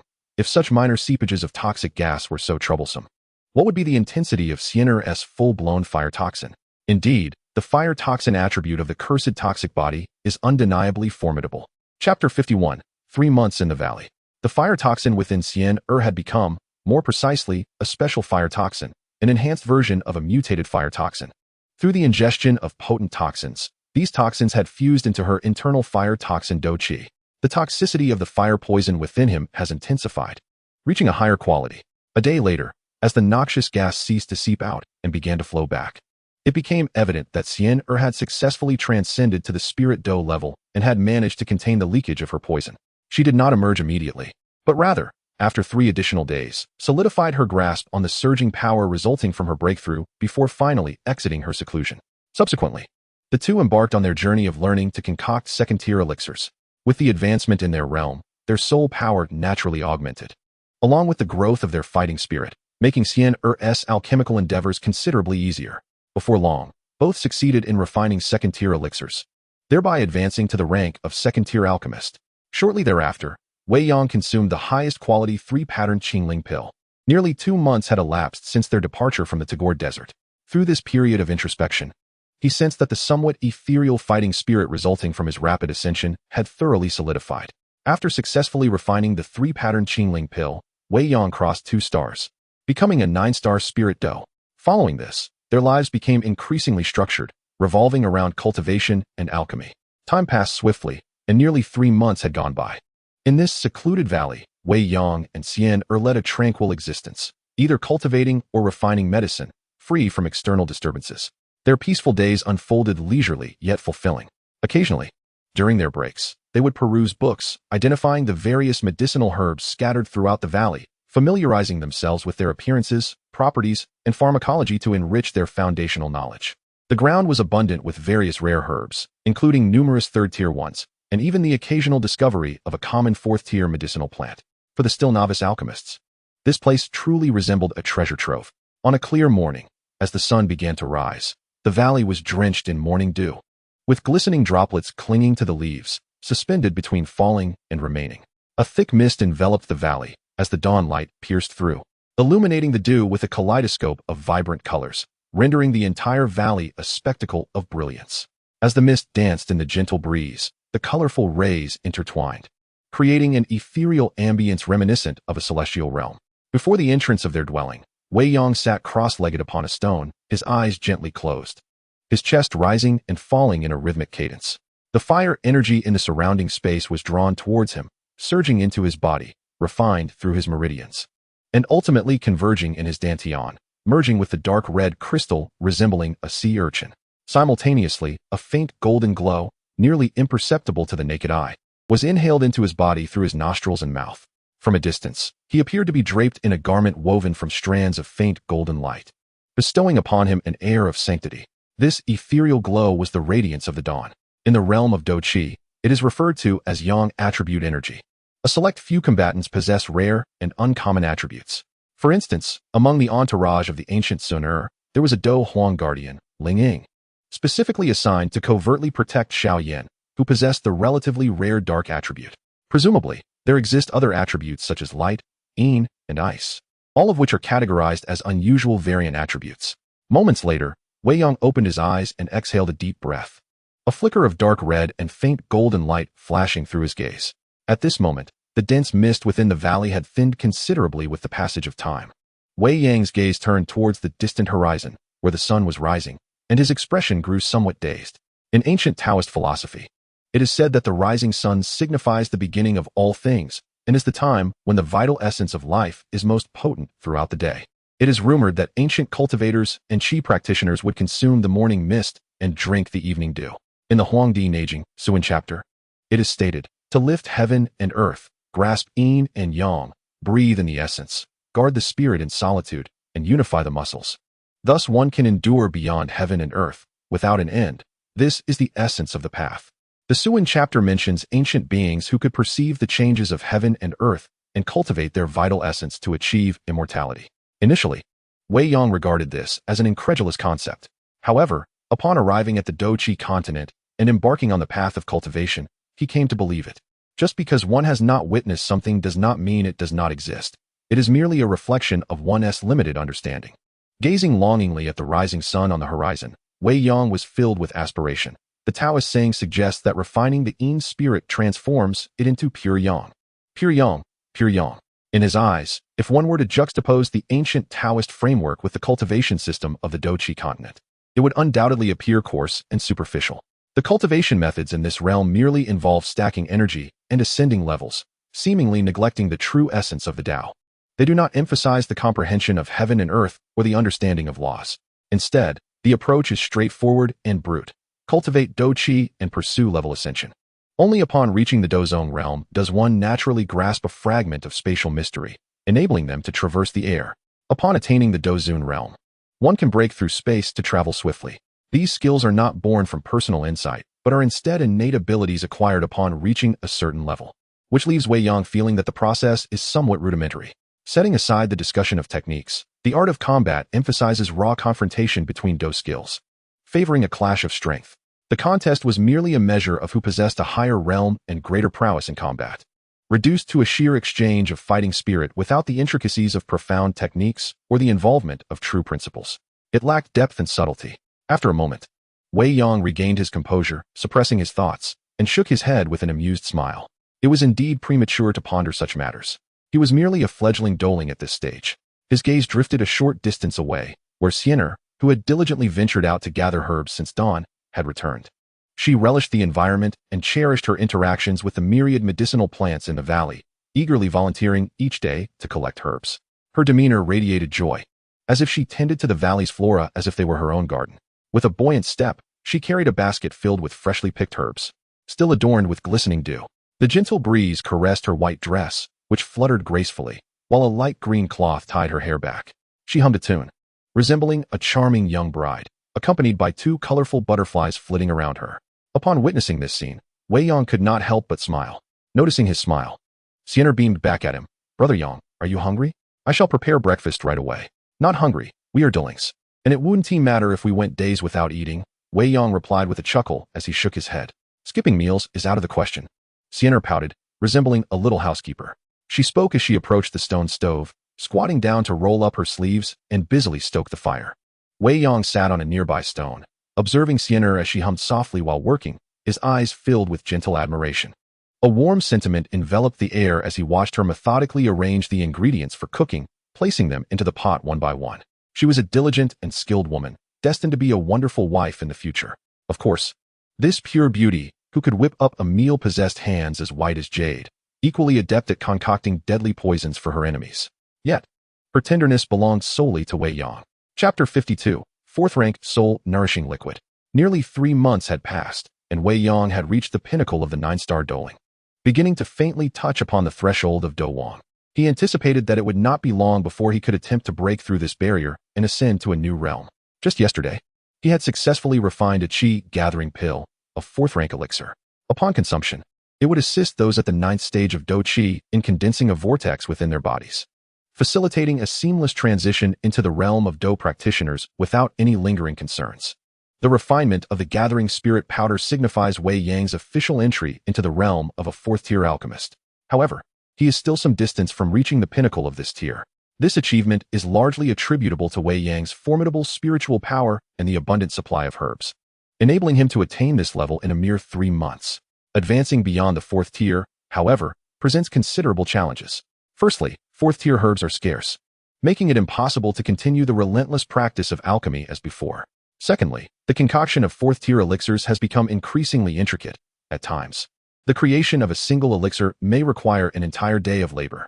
At this moment, Sienna has also reached the rank of a 3-star spirit fighter. Not long ago, she successfully crafted a 3rd-tier recovery pill, thereby ascending to the level of a 3rd-tier alchemist. Nevertheless, she has now surpassed her rapid growth phase and entered a stage of stagnation. Sitting upon a stone, Wei Yang gazes at her graceful figure bustling about in preparation for their breakfast, and smiles. Sienna, I plan to return to Wutan City in a couple of days. Would you care to accompany me? Sienna turns her head, brushing aside the strands of hair that fall across her forehead, her beautiful eyes regarding Wei Yang with curiosity. Brother Yang, what prompts your sudden desire to return to Wutan City? Is there something amiss? It's nothing significant. I merely have an appointment with the Xiao family. As agreed 3 months prior. Wei Yang waves his hand with a smile. Oh, Sienna resumes her tasks, evidently uninterested in visiting the Xiao family. You may go. I will wait for your return. Indeed, I shall set off in the morning and return by afternoon, Wei Yang affirms, then adds, by the way, please hand me those 3 soul-nurturing lotuses later. I have been studying various manuscripts and texts recently and am confident that I can refine them into a 4th-tier soul-nurturing liquid, enhancing their restorative properties for the spirit. 4th-tier soul-nurturing liquid? To mend spiritual injuries? What auxiliary herbs will you require? Sienna inquires, adding a few twigs to the fire with curiosity. The auxiliary herbs include clear spirit grass, bright flower, and focus spirit grass, all of which are found in the valley. Additionally, I have acquired a 3rd-tier water-type magic core during my recent hunting excursions, Wei Yang replies. There are only a handful of common 4th-tier herbs in the valley. You intend to harvest several at once? Sienna shoots an annoyed glance at Wei Yang, her expression revealing a hint of displeasure. The little girl cannot help but feel a pang of reluctance, as the herbs in the valley are dear to her heart, nurtured with great care. Furthermore, Wei Yang aims to take 3 rare 4th-tier soul-nurturing lotuses from her stock. Despite having acquired 48 precious herbs from the ancient treasury, none have yet been utilized. And now, he wishes to claim 3. Facing the protective demeanor of the little girl, Wei Yang smiles and reassures her. Though this soul-nurturing liquid is technically a 4th-tier potion, it will be well worth the effort. Not only does it possess the remarkable ability to mend the wounds of the soul, but upon its initial consumption, it also enhances one's own spiritual prowess. I have concocted 3 portions, and I shall present one to you when the time comes. Over the past 6 months, due to your frequent alchemical practices, your spiritual strength has surpassed that of an ordinary 3-star combat spirit. Should you partake of a portion of this soul-nourishing elixir, it is quite possible that your spiritual power could rival that of a typical Dou Wang. The attainment of a pinnacle 3rd-grade elixir is not far off, Wei Yang enticingly proclaimed. Upon hearing this, Sienna's eyes sparkled with delight. She tossed several mushrooms into a bubbling pot, wrinkling her delicate nose as she lightly huffed. I will serve it to you after dinner. Observing this, Wei Yang felt a surge of amusement within him. Suddenly, he was struck by the feeling of coaxing his beloved wife into parting with her pocket money. All right, do have a taste and see how it fares, Sienna said, stirring the simmering broth with a spoon. She gracefully extended her jade-like hand to retrieve a small bowl, filling it with a rich concoction of beast meat and mushrooms, and smiled as she offered it to Wei Yang. Here, be careful, it's hot. Wei Yang accepted the bowl and inhaled the enticing aroma, his mouth watering in anticipation. Swallowing hard, he generously gave Sienna a thumbs up, exclaiming, delicious. After blowing on it a few times, he disregarded the heat and took a hearty sip. Drink slowly, it's hot, Sienna admonished playfully. Wei Yang replied, his words muffled as he continued to drink. Sienna rolled her eyes at him, filling another bowl for herself and blowing gently on it before taking small sips. Watching Wei Yang, who was eagerly gulping down the broth, a smile blossomed on her face, her shimmering eyes brimming with happiness. Once Wei Yang finished his bowl, he passed her one that had cooled slightly. In the secret chamber, the atmosphere was warm. A grand, ancient red cauldron, standing about a meter tall, was adorned with intricate carvings of birds, beasts, and insects. Within, dark red flames blazed vigorously. Wei Yang sat cross-legged before the cauldron, his hands forming unusual seals as he deftly manipulated the temperature of the flames with utmost concentration. A palm-sized, bluish-green liquid floated within the fire, gently undulating. An extraordinary fragrance of herbs filled the air, invigorating the spirit and providing a refreshing sensation. As if all weariness had been swept away, Wei Yang's gaze remained fixed on the cauldron, his focus unwavering. He felt the spiritual energy enveloping him, meticulously sensing the subtle changes in the elixir while cautiously adjusting the flame's temperature in real time. The room was enveloped in tranquility, the only sound being the soft crackling of the flames. Nearby, Sienna sat cross-legged as well, intently observing Wei Yang's alchemical process, absorbing knowledge as she extended her perception. Now that she had just begun her journey into the third-grade realm, witnessing a fourth-grade alchemist at work proved to be immensely beneficial for her. Time flowed steadily onward. As the liquid within the cauldron grew increasingly verdant and translucent, the peculiar fragrance of the medicinal concoction intensified. It was only at this moment that Wei Yang stabilized the temperature of the flames beneath the cauldron, maintaining it at a constant level. He gently exhaled, a smile gracing his lips as he remarked, "It is complete. We merely need to nurture it for a while longer before it is ready." Sienna nodded with a smile. At this stage of alchemy, success was virtually assured.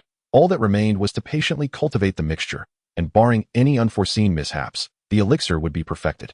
She inhaled deeply, greedily savoring the aromatic air, and said, "This fragrance is quite delightful.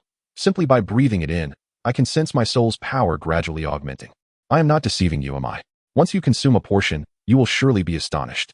I guarantee your spiritual strength will increase significantly, rivaling that of an ordinary mid to high tier Dou Wang." Wei Yang replied, his voice brimming with pride. "This soul-nourishing liquid, though not the most sophisticated formula, is a labor of love that I have meticulously researched. Indeed, Brother Yang, you are the most impressive," Sienna teased playfully, casting him a sidelong glance. A moment later, the fragrance became so rich that it began to coalesce into a faint white mist hovering above the cauldron. "It is done." Wei Yang's gaze sharpened as he altered his gestures. With a mere thought, the medicinal liquid emitted a forceful pull, drawing in the mist above the cauldron. He then retrieved 3 pre-prepared jade vials, suspending them in the air as their lids opened. With a wave of his hand, a portion of the verdant liquid, slightly smaller than a palm, soared from the cauldron. This liquid divided itself in midair into 3 segments, one slightly larger, comprising about 40%, while the other 2 occupied 30% each. The 3 portions descended into the jade vials, and with a flick of his spiritual energy, the lids sealed themselves securely. Wei Yang tucked away 2 vials, extending the one containing the larger portion of the liquid to Sienna. "Thank you, Brother Yang. You have worked hard," Sienna said, her face lighting up with a sweet smile as she accepted the vial. "I shall not accept mere words of gratitude," Wei Yang replied, turning his head slightly to cast her a knowing glance. Sienna chuckled softly, yet complied, leaning in to peck him lightly on the cheek. Chapter 53. The plot is about to unfold. Sienna chose to enter seclusion immediately to absorb and refine the soul-nourishing liquid. By the following morning, upon successfully refining the contents of the vial, she was pleasantly surprised to discover that her spiritual strength had increased even more than she had anticipated. Estimating her current soul potency, she realized it was now comparable to that of an ordinary peak high-tier Dou Wang. As a mere 3-star Dou Ling, her spiritual strength had reached this level, placing her not far behind some naturally gifted alchemists. It could be considered a modest, yet significant bridging of the gap through acquired means. She joyfully conveyed the news to Wei Yang. It seems that the effect of this soul-nourishing liquid surpasses my expectations, Wei Yang mused, stroking his chin softly. Indeed, the results are remarkable. Sienna affirmed with a delighted nod, her excitement palpable. Brother Yang, with the current strength of my soul power, I feel I could soon reach the pinnacle of the 3rd tier. Perhaps when I attain the Dou Wang realm, becoming a 4th-tier alchemist may not be beyond possibility. Hee. Wei Yang chuckled, affectionately ruffling her hair. Your ambitions are modest. Even if I were to amass heavenly materials and earthly treasures, I would ensure you ascend to at least the peak of the 6th tier, or perhaps even a 7th-tier alchemist. The peak of the 6th tier? 7th. Sienna's eyes sparkled with dreams and aspirations. This level was once beyond her wildest imaginings. Now, was there truly a chance to achieve it? The following morning, after tidying up, Wei Yang departed alone from the quaint valley. With his black wings unfurled, he hovered in the air, casting a contemplative glance back at the small valley shrouded in white mist below. The terrain here was rather peculiar. It was rare for such a vast array of rare medicinal herbs to flourish together in the outside world. Moreover, for reasons unknown, the energy here was extraordinarily pure and dense, reminiscent of a miniature realm of medicinal wonders. Perhaps, deep within the valley's depths, certain secrets lay hidden, worthy of exploration in the future. Shaking his head to dismiss further thoughts, Wei Yang flapped his wings, transforming into a streak of black and crimson light as he soared across the sky towards the distance. His gaze drifted towards the direction of Wutan City, where a flicker of anticipation glimmered in his eyes. Yesterday marked the annual evaluation of the younger clan members' fighting spirit by the Xiao family. If memory served him correctly, the day following the evaluation was when Yan would come to annul the engagement. And that day was today. A renowned scene indeed. The annulment. Today, Xiao Yan would utter that somewhat juvenile, yet famously stirring phrase. 30 years in the east of the river, and 30 years in the west. Do not underestimate the youth and poverty. One could only wonder if Xiao Yan, with a combined age of 30 to 40 years from 2 lifetimes, felt a twinge of embarrassment when proclaiming those words publicly. Haha, the thought brought a smile to Wei Yang's heart. Yet, he knew he could never utter such words aloud, even in the face of public humiliation. Regardless, how could he resist witnessing such a legendary moment? With a whoosh, the black and crimson light streaked across the sky. In the blink of an eye, 12 years had passed since arriving in this world. The narrative was finally set to commence in earnest. Wutan City, the Xiao family. Today, the atmosphere within the Xiao household seemed notably tense. Before the grand entrance, several vigilant guards stood erect, exuding an air of readiness. Wei Yang approached, halting just before the threshold. The guards of the Xiao family turned their gazes toward him, their eyes landing on Wei Yang as they noted his extraordinary attire and demeanor. Just as they were about to extend a courteous inquiry, their expressions suddenly shifted, recognition dawning upon them. Are you Mr. Wei, the esteemed apothecary Wei? One guard stepped forward, his tone respectful yet tinged with hesitation. I am Wei Yang, he affirmed with a nod. It truly is Mr. Wei. Please, come in. The guards immediately transformed their demeanor into one of utmost respect. One guard gestured for him to enter, while another swiftly turned to announce his arrival within the estate. Wei Yang inclined his head and followed the guard through the gates, stepping into the Xiao residence. It was evident that these guards had been previously informed of his arrival and thus required no formal announcement. Within the main hall, Xiao Yan and 3 elders were engaged in an animated conversation with an elderly gentleman clad in a moon-white robe. The elder's face was adorned with a broad smile. His eyes, though somewhat small, sparkled with intelligence. Prominently, a silver crescent moon was emblazoned on his robe's chest, surrounded by 7 gleaming stars, marking him as a 7-star Dou Master. Such a formidable figure was more than capable of overshadowing the entire Xiao family. Beside the elder sat a pair of young individuals, both similarly attired in moon-white garments. The young man, in his 20s, possessed striking features and a tall, athletic build that captivated the attention of many young ladies in the Xiao family. 5 golden stars were emblazoned on his chest, signifying his prowess as a 5-star Dou Practitioner. Achieving such a rank at merely 20 years of age was a remarkable feat, not only in Wutan City, but throughout the entire Jiamat Empire. His handsome visage, combined with notable strength and talent, rendered him the object of infatuation among the Xiao maidens, who cast him longing glances.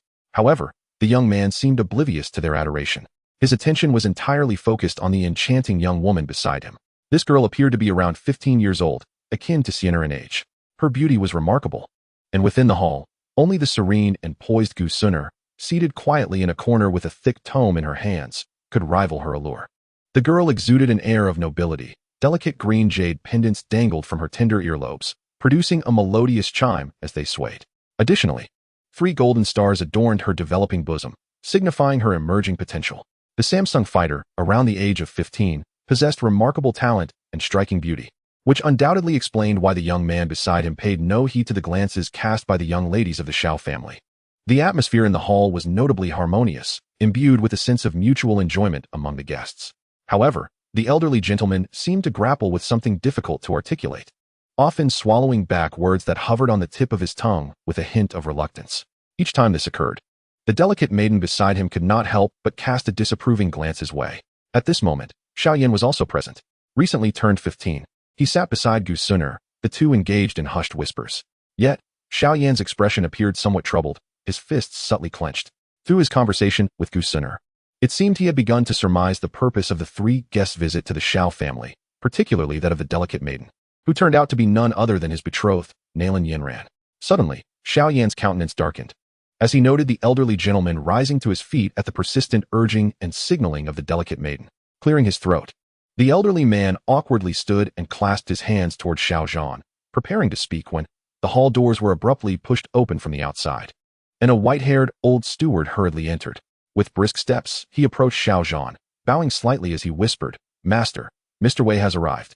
The elderly gentleman furrowed his brow slightly at this news, casting a resigned glance at the delicate maiden. Although she appeared somewhat vexed, she could only remain patient.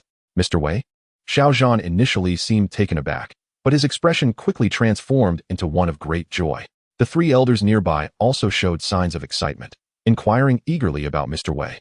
The old steward nodded affirmatively, confirming, indeed. Upon receiving this confirmation, Xiao Yan and the three elders were visibly elated, exclaiming, "Wonderful! Mr. Wei has finally arrived." Xiao Yan then turned to the elderly gentleman, expressing a hint of regret. "I apologize, but an important guest has unexpectedly arrived." The elderly gentleman waved his hand dismissively and took a seat with a smile, saying, "No need for concern." Xiao Yan offered another apologetic smile and discreetly signaled to the elder, whispering, "Elder, please go and greet him." He simultaneously instructed the old steward to prepare some tea. "Understood," the elder replied, rising and offering a courteous smile to the three guests before hastily departing the hall. The young man and the delicate maiden exchanged frowns, feeling a sense of dissatisfaction. The elderly gentleman, however, exhibited no discontent, instead harboring curiosity about the important guest whose arrival warranted such attention from the Xiao family. Their demeanor suggested that the significance of this visitor was comparable to that of the three guests from the Yunlan sect. Chapter 54. The classic scene of breaking engagement. Soon, the grand elder approached with a cordial demeanor, leading Wei Yang into the hall. Upon his arrival, the members of the Xiao family displayed expressions of reverence, especially Xiao Yan, whose eyes gleamed with fervor and anticipation. The three representatives from Yunlan sect observed the young man in the intricately embroidered black attire, whose handsome visage and extraordinary aura caused a subtle frown to appear on the face of one young man. This was largely due to the fact that the gaze of the Xiao maidens had shifted their focus, now fixated upon Wei Yang, their glances charged with intensity. The delicate maiden, Nalan Yinran, appeared slightly astonished, quickly averting her eyes. The elder in white robes, however, wore a more serious expression, as his acute senses could detect no trace of energy emanating from the young man. Yet, he felt as though Wei Yang was an unfathomable abyss, inscrutable in nature. "Mr. Wei." Xiao Yan and the two elders rose respectfully, cupping their hands. Wei Yang nodded, casting a brief glance at the elder in white and the young man beside him, before pausing slightly at the delicate maiden, then turning his gaze to Xiao Yan with a smile. "It appears I have interrupted a gathering at the Xiao family today." "Not at all. We are more than delighted to have you at our Xiao family, Mr. Wei. The notion of disturbance is unwarranted," Xiao Yan replied, waving his hands earnestly. He then introduced the three guests from Yunlan sect to Wei Yang. The young man offered a slight nod to the trio, who reciprocated with respectful gestures. Wei Yang's casual demeanor only heightened the seriousness of the three elders in white, as the very mention of the Yunlan sect's name, yet his nonchalant attitude indicated a sense of confidence.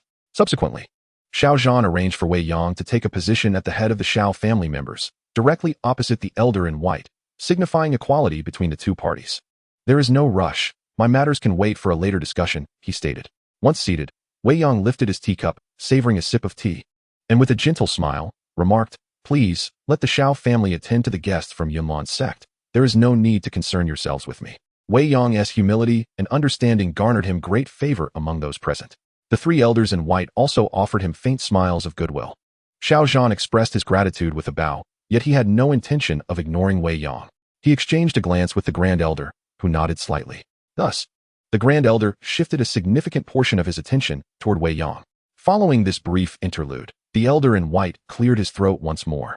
Rising to address Xiao Yan with a respectful gesture, Clan Leader Xiao, our visit to your esteemed family is primarily to seek your assistance. Mr. Guyi, please feel free to speak.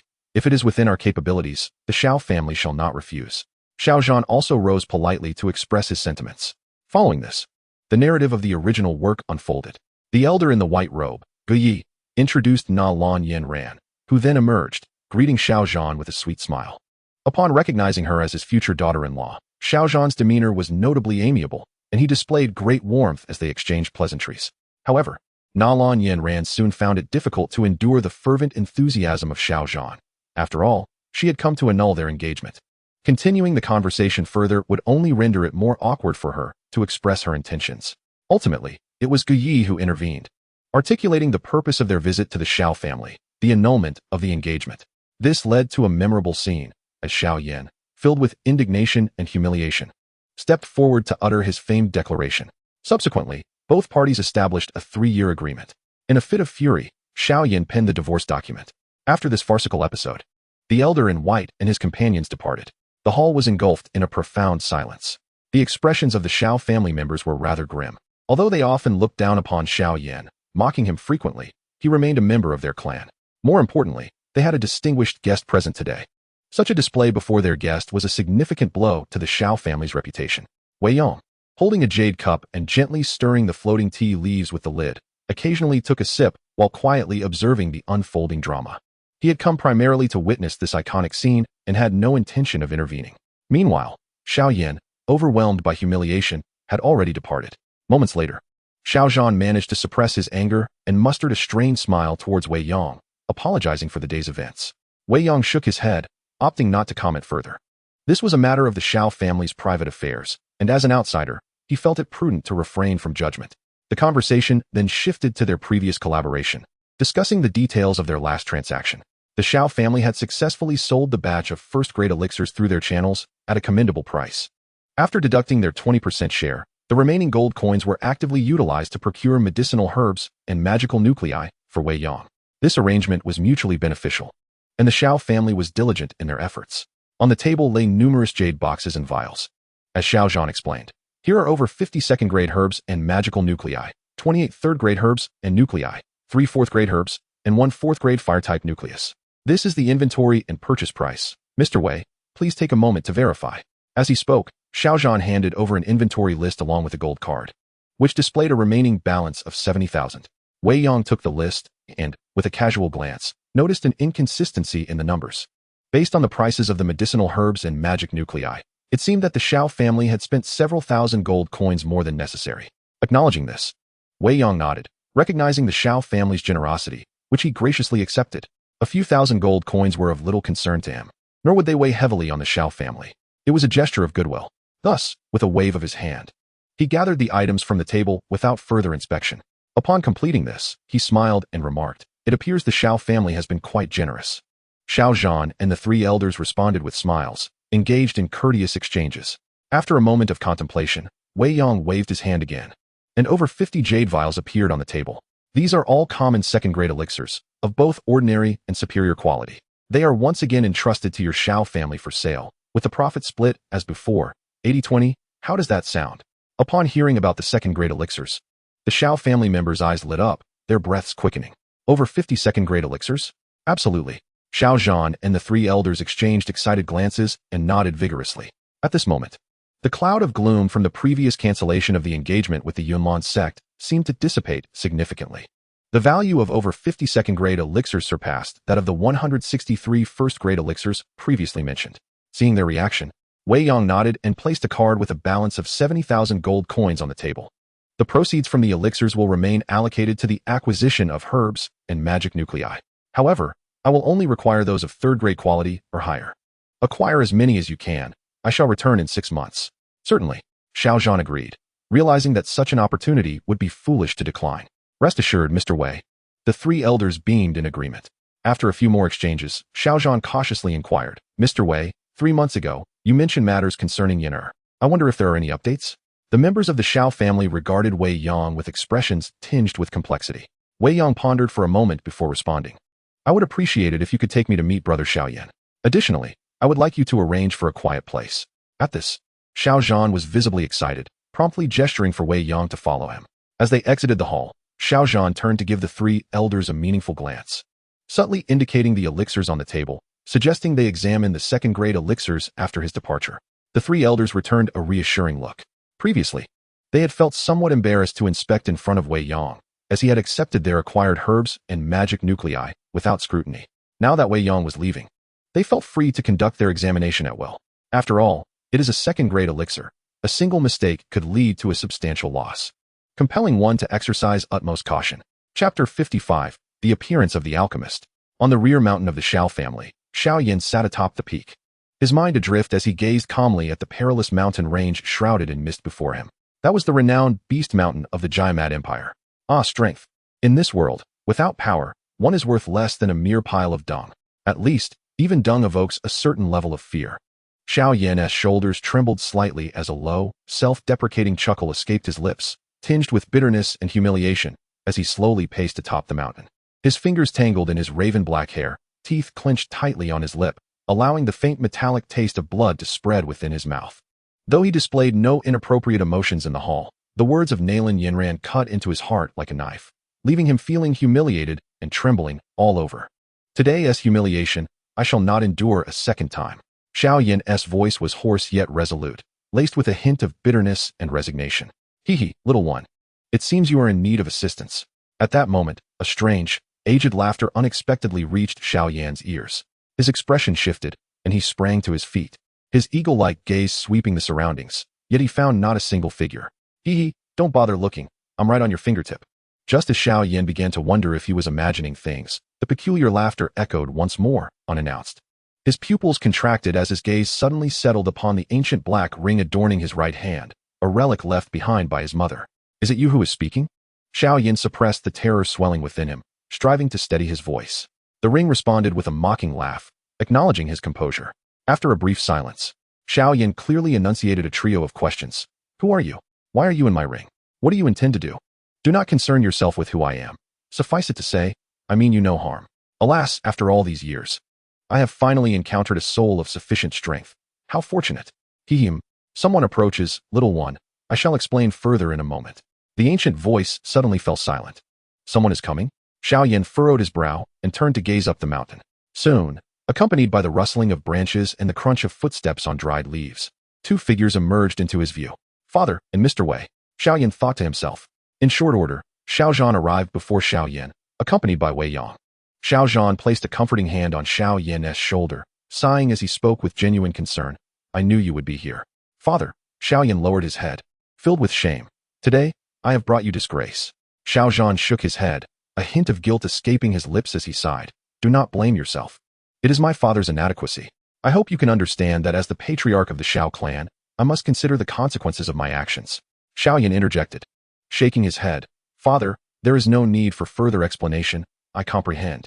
The father and son momentarily fell silent. However, Xiao Zhan soon regained his composure and turned to Wei Yang, who had been quietly observing, offering an apologetic smile. I beg your pardon. Not at all. Wei Yang waved his hand dismissively and smiled at Xiao Zhan. Patriarch Xiao, please feel free to leave. Allow me to spend some time alone with Brother Xiao Yan. Right here? Xiao Zhan asked, taken aback. Indeed, Wei Yang affirmed with a nod, as long as no one interrupts us. Very well. Xiao Zhan hesitated briefly but then nodded in agreement. He gently patted Xiao Yan's head and said with a smile, Yenner, do you remember when Mr. Wei promised to treat your ailments? At that moment, a flicker of hesitation crossed Xiao Yan's eyes, but he quickly nodded. Of course, I have been eagerly anticipating this day. That is why I have brought Mr. Wei to you, Xiao Zhan said with a smile, then turned to Wei Yang, clasping his hands in respect. Mr. Wei, I leave this in your capable hands. Wei Yang inclined his head. Xiao Zhan then offered Xiao Yan an encouraging glance before turning to depart. Once atop the mountain, only Xiao Yan and Wei Yang remained. Xiao Yan's gaze toward Wei Yang was complex, mingling embarrassment with nervous anticipation, tinged with a hint of worry. Noticing this, Wei Yang smiled and said, Brother Xiao Yan, it is a pleasure to see you again. Mr. Wei, Xiao Yan collected himself, offering a respectful clasp of his hands. Wei Yang waved his hand with a smile. There is no need for such formality. Brother Xiao Yan. Though I am 3 years your senior, I consider you my peer. Relax. Upon hearing this, Xiao Yan eased somewhat, offering a smile before inquiring, Mr. Wei, may I ask? However, Wei Yang's gaze fell upon the ring adorning Xiao Yan's right hand.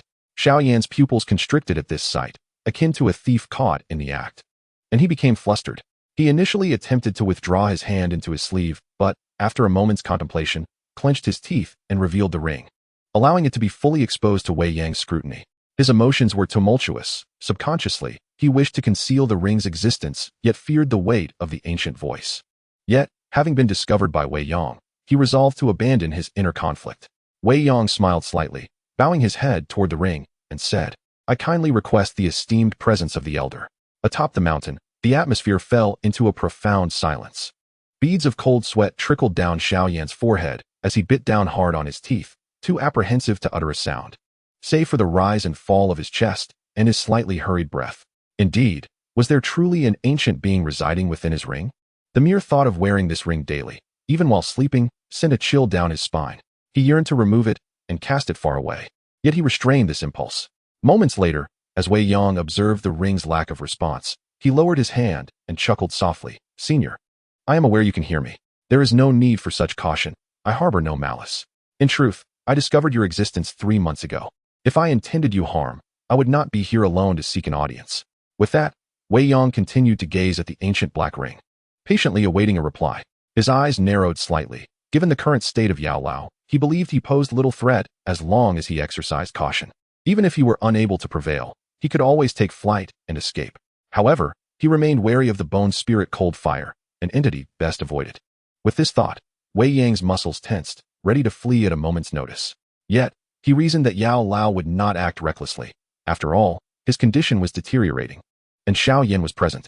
Should the situation escalate, Wei Yang would not hesitate to subdue Xiao Yan to leverage against Yao Lao.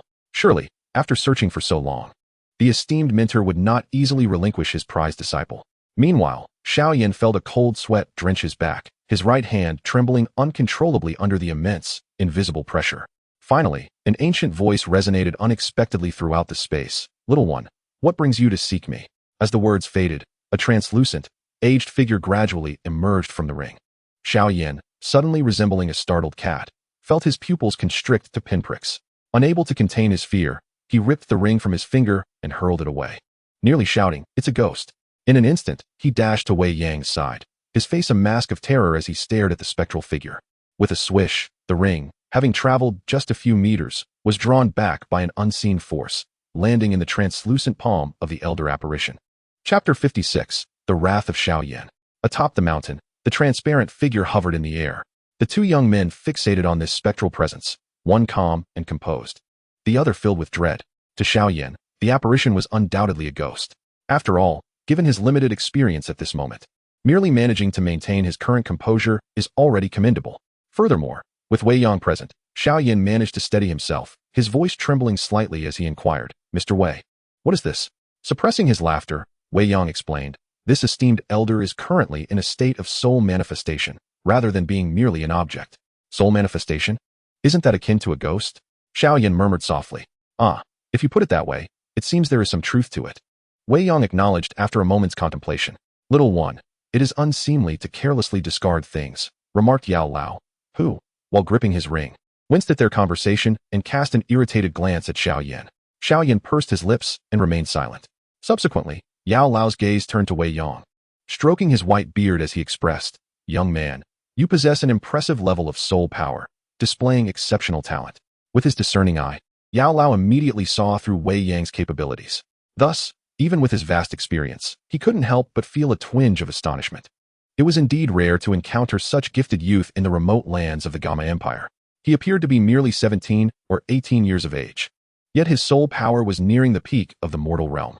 Soul power is divided into 4 realms: mortal, spirit, celestial, and emperor, with each realm further classified into early, mid, late, and peak stages. For a young individual of 17 or 18 to possess soul power at the pinnacle of the mid-mortal realm is truly remarkable. As for Wei Yang's cultivation at the peak of the 9-star Dou spirit, it did not particularly astonish Yao Lao. What he valued most was the individual's innate soul talent. As a renowned alchemist in Zhongzhou, Yao Lao naturally felt a sense of joy upon discovering a promising alchemical apprentice. this joy was merely fleeting. Following the betrayal of his disciple Han Feng, whom he had raised as if he were his own child, Yao Lao had become exceedingly cautious in this regard. Had he encountered Xiao Yan before, he might have been more inclined to be swayed, but now, he glanced at Xiao Yan, who was hiding beside Wei Yang, a flicker of satisfaction flashing in his eyes. Xiao Yan was someone he had secretly observed and tested for quite some time before ultimately deciding to take him on as a disciple. Moreover, Xiao Yan's soul talent was also commendable. Wei Yang clasped his hands in gratitude, saying, "Thank you for your kind words, esteemed elder. I am Wei Yang, a junior." Yao Lao, stroking his beard, inquired nonchalantly, "What brings you to seek me out, young one?" With a smile, Wei Yang responded, "May I inquire about your esteemed name, elder?" Yao Lao paused momentarily before regaining his composure, stroking his long white beard as he replied, "My surname is Yao." Wei Yang nodded, "Esteemed elder Yao." Yao Lao squinted slightly. "You seem unfazed upon hearing my surname?" Wei Yang feigned an expression of surprise and retorted, "Is there any significance to the surname Yao?" Elder Yao was momentarily taken aback, then inquired, "Are you from the Jamadi Empire?" Wei Yang smiled, "I am a local of Wutan City, never having left the Jamadi Empire." Upon hearing this, Elder Yao's demeanor softened considerably, and his vigilance was notably relaxed. He was internally astonished. Who would have thought that in this remote Wutan city of the seemingly insignificant Jamadi Empire, such a prodigy would emerge? He then glanced at Xiao Yan, who also possessed extraordinary spiritual talent, leaving Elder Yao somewhat speechless. In this obscure Wutan city, two exceptionally gifted individuals of the same age had arisen simultaneously. Was it possible that the heavens were favoring Yao Chun, presenting these talents for him to choose from? Meanwhile, Wei Yang quietly chuckled to himself. "This old fellow is quite cautious, deliberately probing my background." However, Wei Yang felt no fear, as he was indeed a local of Wutan City. Subsequently, Elder Yao reined in his thoughts, his expression returning to a calm demeanor. "Little one, you have yet to disclose the purpose of your visit," he stated. Wei Yang could not help but chuckle softly, thinking, "Does the esteemed elder not realize his own actions?" After saying this, he glanced at Xiao Yan beside him. Elder Yao suddenly reacted, his expression stiffening, a hint of embarrassment crossing his face. "Oh, so you came to apprehend a thief." At this moment, Xiao Yan seemed to grasp something, directing a look towards Wei Yang. Wei Yang nodded, explaining, "The reason your cultivation has regressed over the past 3 years and your fighting spirit inexplicably vanished is related to this elder. Yes, he absorbed your fighting spirit." Upon hearing this, Xiao Yan's countenance darkened abruptly, his gaze fixated on the translucent figure of the elderly man floating in the air. Cold words tumbled from his lips with great difficulty. "So, the fighting spirit that mysteriously disappeared from my body was indeed your doing?" "Hee, I was left with no choice. Do not hold it against me, little one." Though Elder Yao's expression was somewhat awkward, he did not deny the accusation. "Nevertheless, I must thank you for your offerings over the past 3 years. Otherwise, I might still be in a deep slumber." "How dare you?" After 3 years of tempering, Xiao Yan had become much more composed, yet at this moment, he could no longer contain his fury. His face contorted with rage. He trembled as he pointed an accusing finger at Elder Yao, stammering incoherently, "You." Wei Yang placed a reassuring hand on Xiao Yan's shoulder and softly urged, "Brother Xiao Yan, remain calm. We are not his match." Xiao Yan took a deep breath, managing to regain some composure as he stood there, panting heavily. Knowing that the architect of his humiliation over the past 3 years stood before him, it was no wonder he had just lost control. Had he been capable of overpowering the elder, he would have surely lunged at him to exact his vengeance. "Ah, little one, is there truly any need for such fury? It is merely the absorption of your fighting spirit over the past 3 years, remarked the old man, his demeanor calm and his expression one of amusement as he gazed at the irate Xiao Yan. Wei Yang slapped his forehead, exclaiming, "Old fellow, not only do you kill, but you also seek to torment the heart. Those who understand will know you are taking on a disciple. Those who do not might think you are tormenting an enemy." Indeed, Xiao Yan's lips twitched, nearly provoking another outburst. Taking several deep breaths, he managed to suppress his anger and gritted his teeth, saying, "Old man, since you reside within the ring, you must be aware of the humiliation I have endured due to your absorption of my fighting spirit. Do you find joy in my mockery? Yet, amidst these 3 years of scorn, you have also grown considerably, have you not? Do you believe that 3 years ago you possessed the same level of forbearance and maturity as you do now?" With a non-committal smile, the old man replied, feeling quite satisfied with Xiao Yan's current demeanor. His previous provocations were intentional, a final test of Xiao Yan's character. Now, he was prepared to officially accept him as a disciple. Wei Yang interjected, "Brother Xiao Yan, I believe this is also a test from Elder Yao. To be honest, 3 years ago, your temperament was indeed rather ostentatious. Look at me, my talents are no less than yours, yet I maintain a low profile. furrowing his brow. Xiao Yan gradually calmed down. Reflecting on his past self, he acknowledged that his demeanor had been excessively flamboyant. Through the trials of these 3 years, looking back now, he recognized that his previous behavior had indeed been somewhat disgraceful.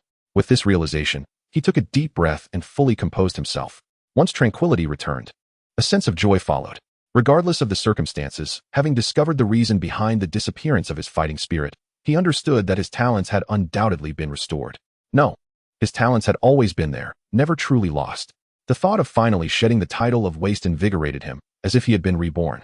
The old man before him seemed less odious now. Some things are only appreciated once they are lost. Regaining them fosters a deeper appreciation. A test? Xiao Yan narrowed his eyes, a spark of understanding igniting within him. Chapter 57. 2 Foxes.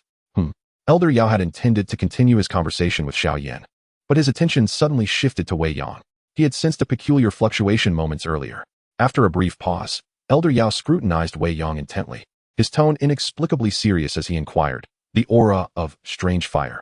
Wei, my young friend, have you encountered before? And was it not long ago? Although it was an inquiry, the tone carried a sense of affirmation. The elder spoke truly. I indeed encountered the not long ago. Wei Yang nodded in acknowledgement.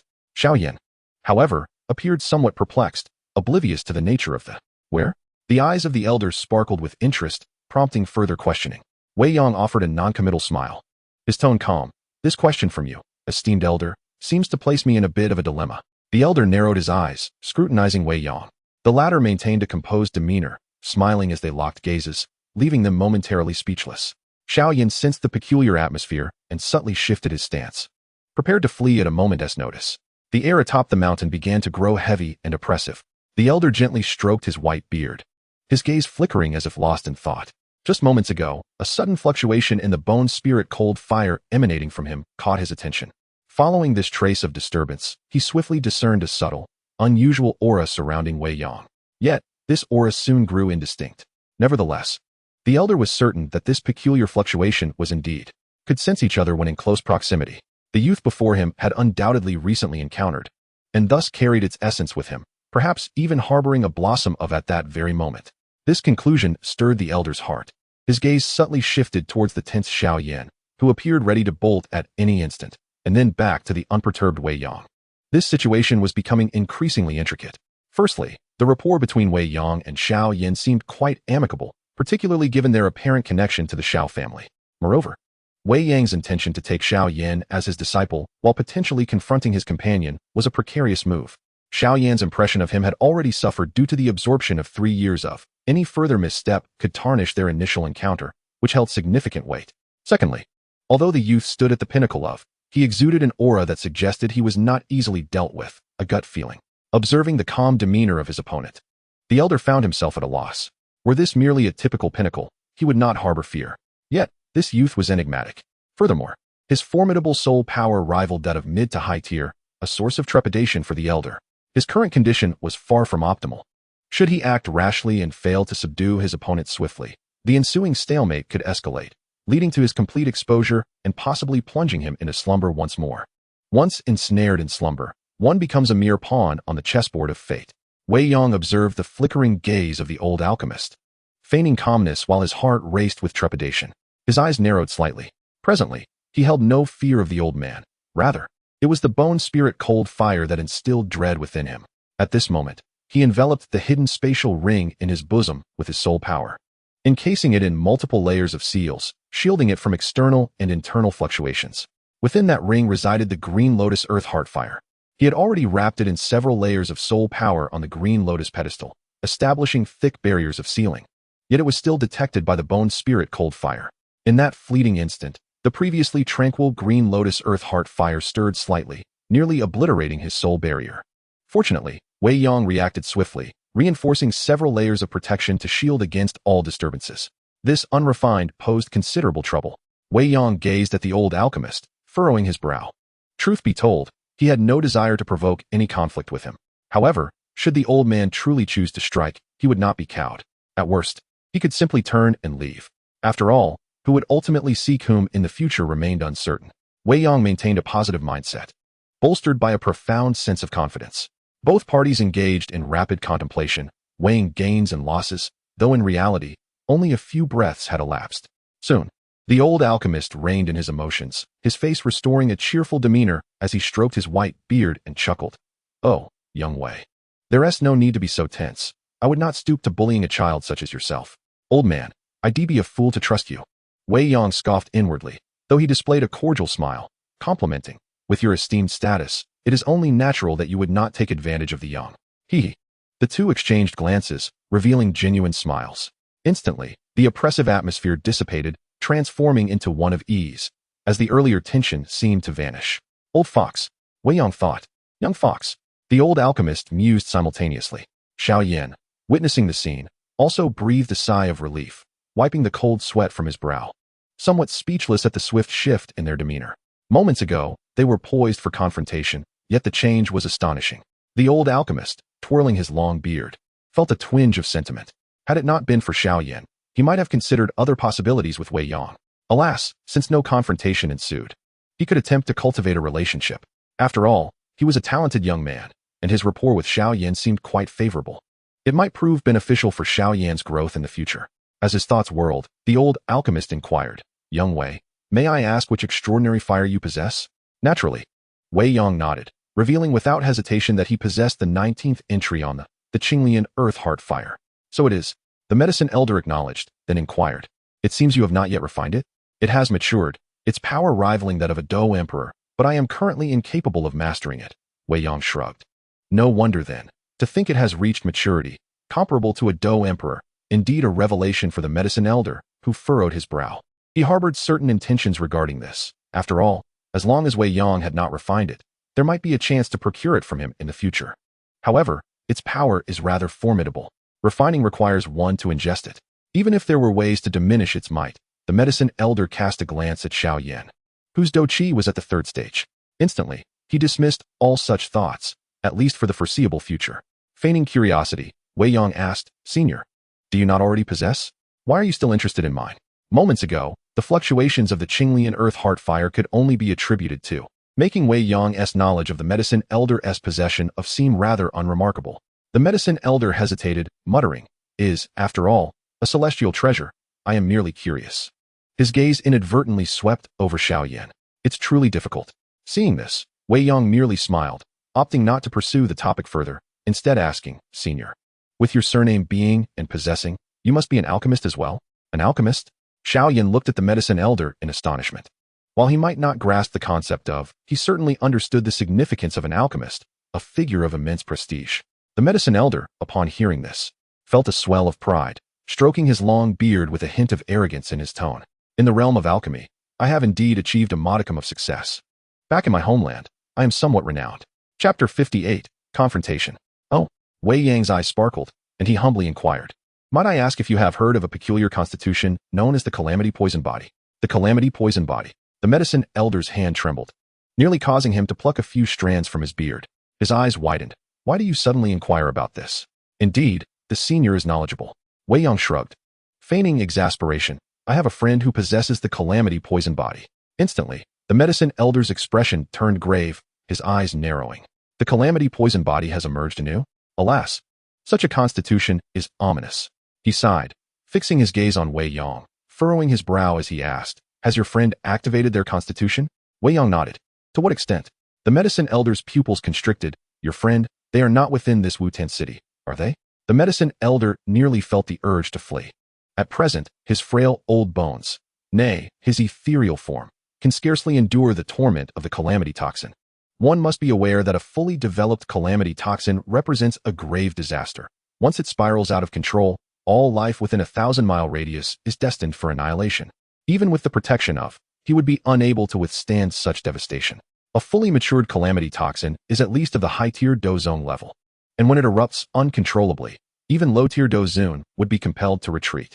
Xiao Yan listened with a mix of confusion and earnestness, sensing the gravity of their conversation, which seemed to pertain to significant secrets. The might of the could rival that of a Dou Wang.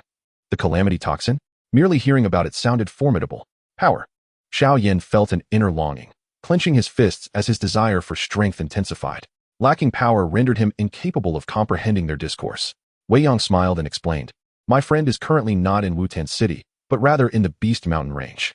She is still at the Dou Ling level, so rest assured, Senior. Just a Dou Ling? Upon hearing this, Yao Lao felt somewhat reassured, but then frowned and said, "No, the calamity toxin grows at an alarming rate. If exposed to sufficient poison, it can develop rapidly and without limits, potentially reaching the Dou zone level in a very short time." His gaze turned towards the mist-shrouded Beast Mountain range in the distance, then back at Wei Yang, his eyes glinting with murderous intent. "Wei, why not join forces? Before it reaches maturity, let us eradicate this menace." The Beast Mountain range is right at the edge of Wutan City. Yao Lao could not afford to be careless. His future disciple, Xiao Yan, resided here. Wei Yang shook his head, his expression grave as he gazed at Yao Lao. "She is someone of great significance to me. My only family. I advise you to extinguish this thought," or else as he spoke, a powerful aura began to emanate from him, locking onto Yao Lao with a chilling malice. "I, though unworthy, shall fight you to the bitter end, without yielding. You." Yao Lao was suddenly taken aback by Wei Yang's murderous intent, his heart racing. He drifted back, his eyes flickering with a ghostly white flame. An even more formidable, frigid aura emerged from him, countering the intense heat radiating from Wei Yang. "What madness has overtaken you, Wei? Do you even comprehend what the calamity toxin entails?" Yao Lao chided. Simultaneously, he turned to Xiao Yan, instructing, "Xiao Yan, you must leave this place at once." Xiao Yan furrowed his brow, glancing between Wei Yang and Yao Lao, feeling the pressure of their confrontation push his slender frame backward. Of course, both Wei Yang and Yao Lao only enveloped the mountaintop in their imposing auras. They had not fully unleashed their power. Otherwise, not only would the Xiao clan be disturbed, but the entire Wutan city would likely be shaken to its core. They did not deliberately target Xiao Yan. Rather, they inadvertently shielded him. Bang! Xiao Yan staggered backward, his back colliding with the trunk of a tree, bringing him to a halt. Gritting his teeth, he sank his feet into the ground, leaning against the great tree, barely managing to steady himself. He could not help but raise his gaze, filled with trepidation, towards the two individuals. Is this what true strength embodies? They seem far more formidable than my father. The mere subtle eruption of their aura nearly suffocated him. I am acutely aware of what the eerie poison body entails. Wei Yang's countenance was grave as he regarded the medicine elder, yet regardless of who it may be, anyone daring to pose a threat to her would have to contend with me, to the death. You little madman."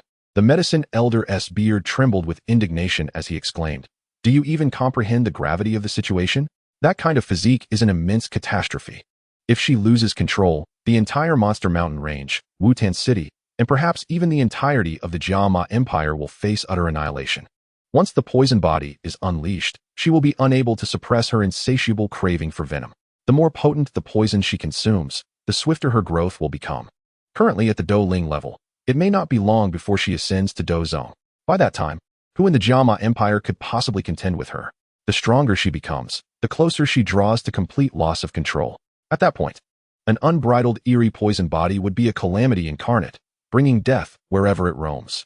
Do you fathom how many lives would be lost due to this? If you draw near to the eerie poison body, the first to perish will be you." The medicine elder retorted sharply. From Wei Yang's demeanor, the medicine elder seemed to grasp something profound, casting a glance of pity toward him. "Brave lad, you dare to pursue the eerie poison body? I must commend your audacity." The medicine elder remarked wistfully. Though the eerie poison body is perilous and brings devastation to the world, it is, at its core, merely a tragic figure, a victim of fate. Historically, those who sought friendship with the eerie poison body have invariably met with unfortunate ends, leaving behind nothing but deep regrets. No one can save the eerie poison body once it spirals out of control. One can only watch helplessly as it steps toward oblivion. "I am well aware of what the elder has conveyed," Wei Yang replied with an air of calmness. "And I also know that the eerie poison body can indeed be controlled." "Oh." At these words, the medicine elder's eyes narrowed slightly, a flicker of concealed coldness glinting within them. He suspected that Wei Yang had already discerned his true identity.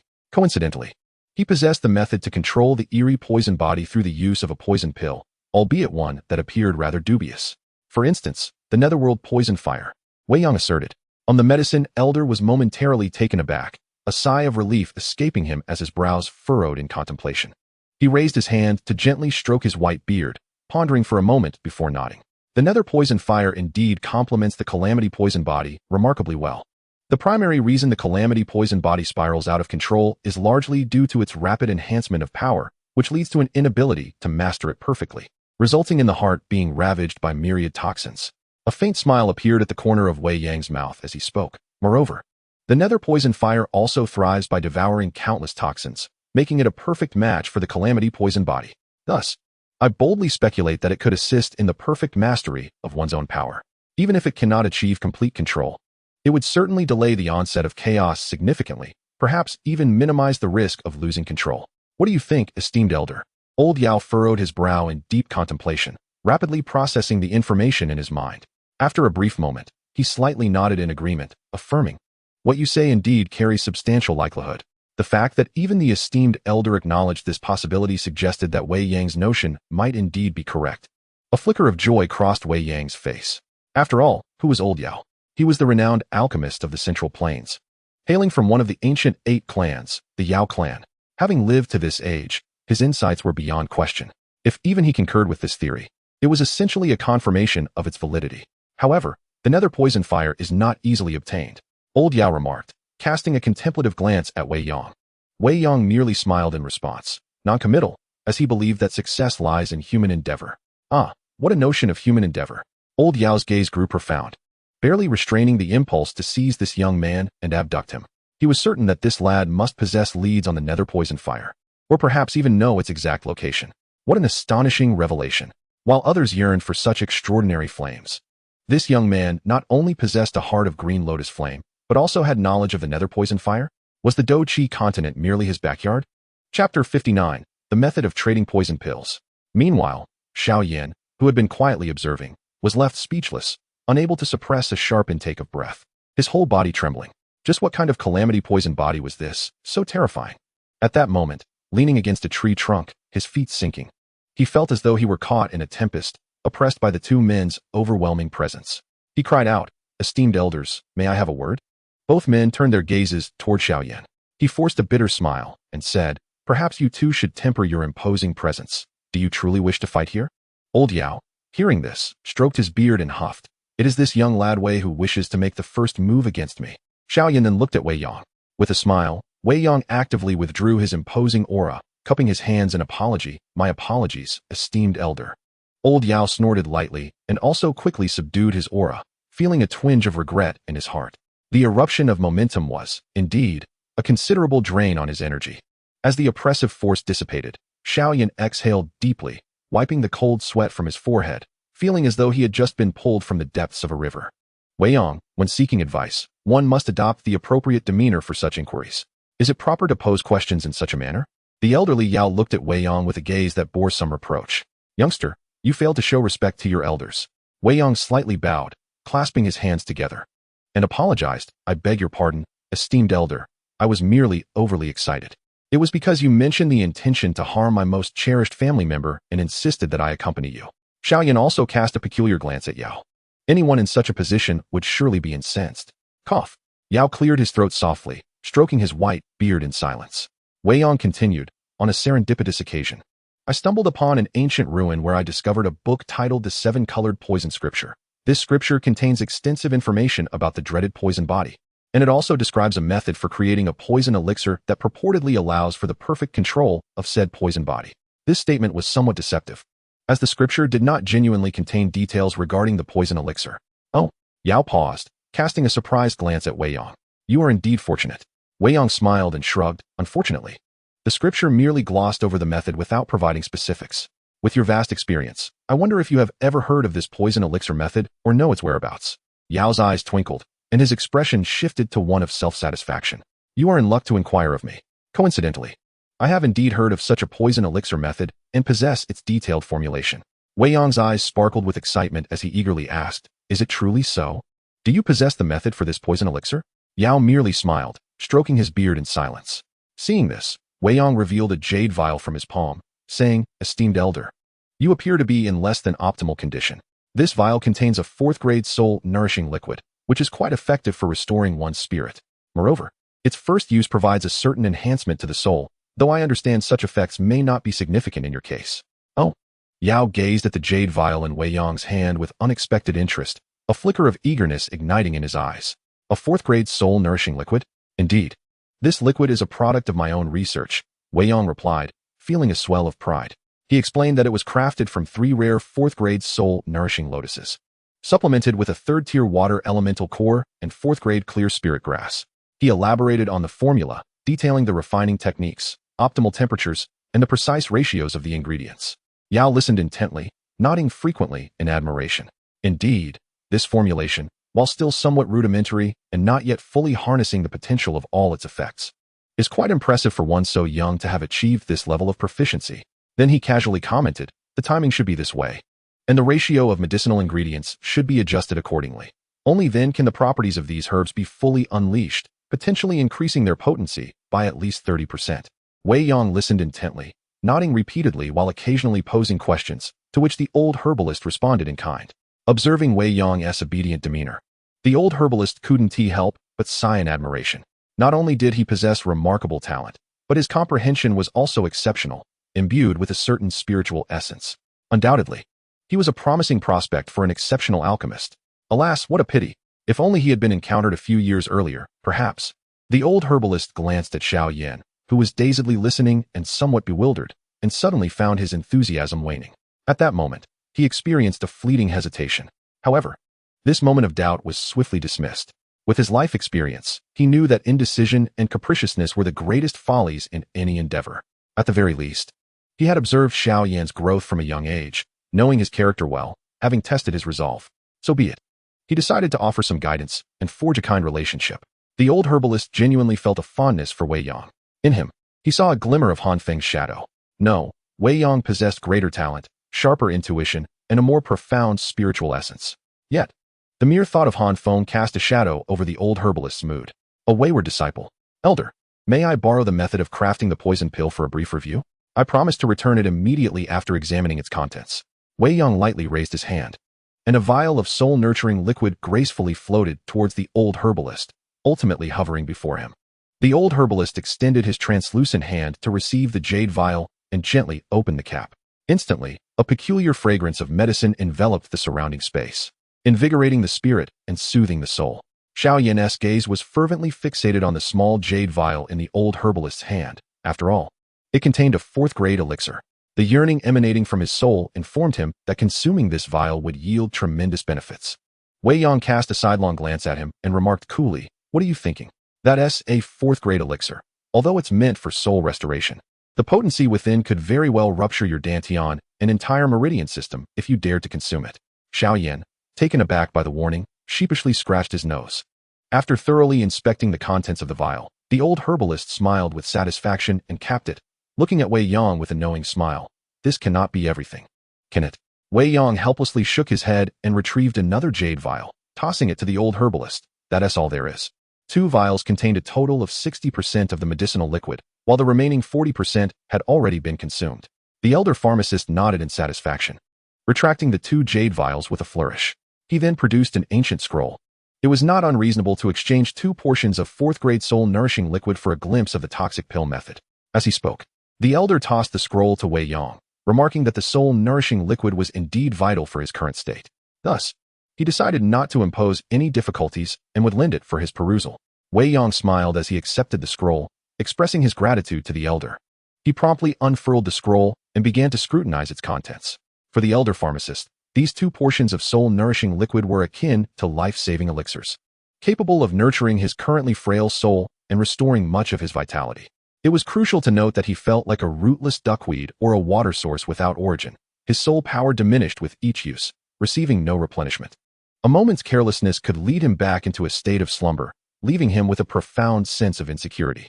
Thus, lending out a method for the toxic pill, essentially of little use to the elder at present, in exchange for 2 vials of soul-nourishing liquid, could be deemed a substantial gain, akin to a windfall, as there was no risk involved. As for leveraging this to extort the Qinglian earth core fire, it was evident that such a notion was implausible, unless Wei Yang were to act foolishly. Consequently, the elder readily presented the scroll, knowing when to cease and considering it a good deed that might yield benefits in the future. Chapter 60. In Hand, a Choice. The Cursed Poison Body. A remarkably peculiar constitution is inherently venomous. When the poisoned body erupts, life within 1,000 miles perishes, and its bearer suffers from myriad toxins that gnaw at the heart until death ensues, with no remedy in sight. A tragic fate, indeed. Yet, every situation harbors a glimmer of hope. If fortune smiles upon one, it is possible to gain complete control over the poisoned body, allowing the internal toxins to be commanded at will. This method of control is known as the toxic pill method, which consolidates the accumulated toxins within the body into a single toxic pill. Once achieved, the cursed poison body transforms into a truly formidable constitution, poised for extraordinary future achievements. The process of crafting the toxic pill essentially requires three key components. Firstly, 3 types of exotic flames. Secondly, the magic core of a 7th-tier, heavenly poison scorpion dragon beast. And thirdly, Bodhi transformation saliva, all meticulously combined through a special technique to form the toxic pill. Wei Yang diligently studied the content, carefully committing each word to memory. With this method, Sienna would be safe. Simultaneously, he felt a peculiar sensation as the toxic pill method bore a striking resemblance to the condensation of a golden pill. Moments later, Wei Yang closed the scroll, shut his eyes, and recited the memorized content in his mind to ensure its accuracy before opening his eyes again. He levitated the scroll back before the elder pharmacist, bowing respectfully and thanking him once more. The elderly alchemist casually tucked away the scroll, stroking his long beard, and remarked with a serene demeanor, "We each take what we need." Wei Yang nodded in agreement, choosing not to prolong the conversation. With his objective achieved, he exhaled a sigh of relief. Now possessing the method to create the poison pill, all he needed was to gather the requisite materials to assist Sienna in successfully forming the pill within her body. In the future, Sienna would undoubtedly ascend to become a Dou Shang. What a fortune it is to have a companion on the arduous journey towards greatness, one who can walk alongside you, offering mutual support. Yet, on the path of growth, why do some individuals seem to drift further away? Some diverge due to differing choices, while others may find themselves unable to keep pace, whether it be oneself or the other. After finishing his own matters, Wei Yang stepped aside and gestured to Xiao Yan and the elderly alchemist. "It is your turn to perform." Stretching his body lightly, Xiao Yan appeared quite relaxed, as if the heavy burden on his heart had been lifted. He exhaled deeply and turned to the elderly alchemist, saying, "Elder, although I do not comprehend your presence among my mother's relics, should you wish to remain within the ring and continue drawing upon my Dou Shi, I shall provide for you. However, if that is your desire, I advise you to seek another host, for I cannot sustain you."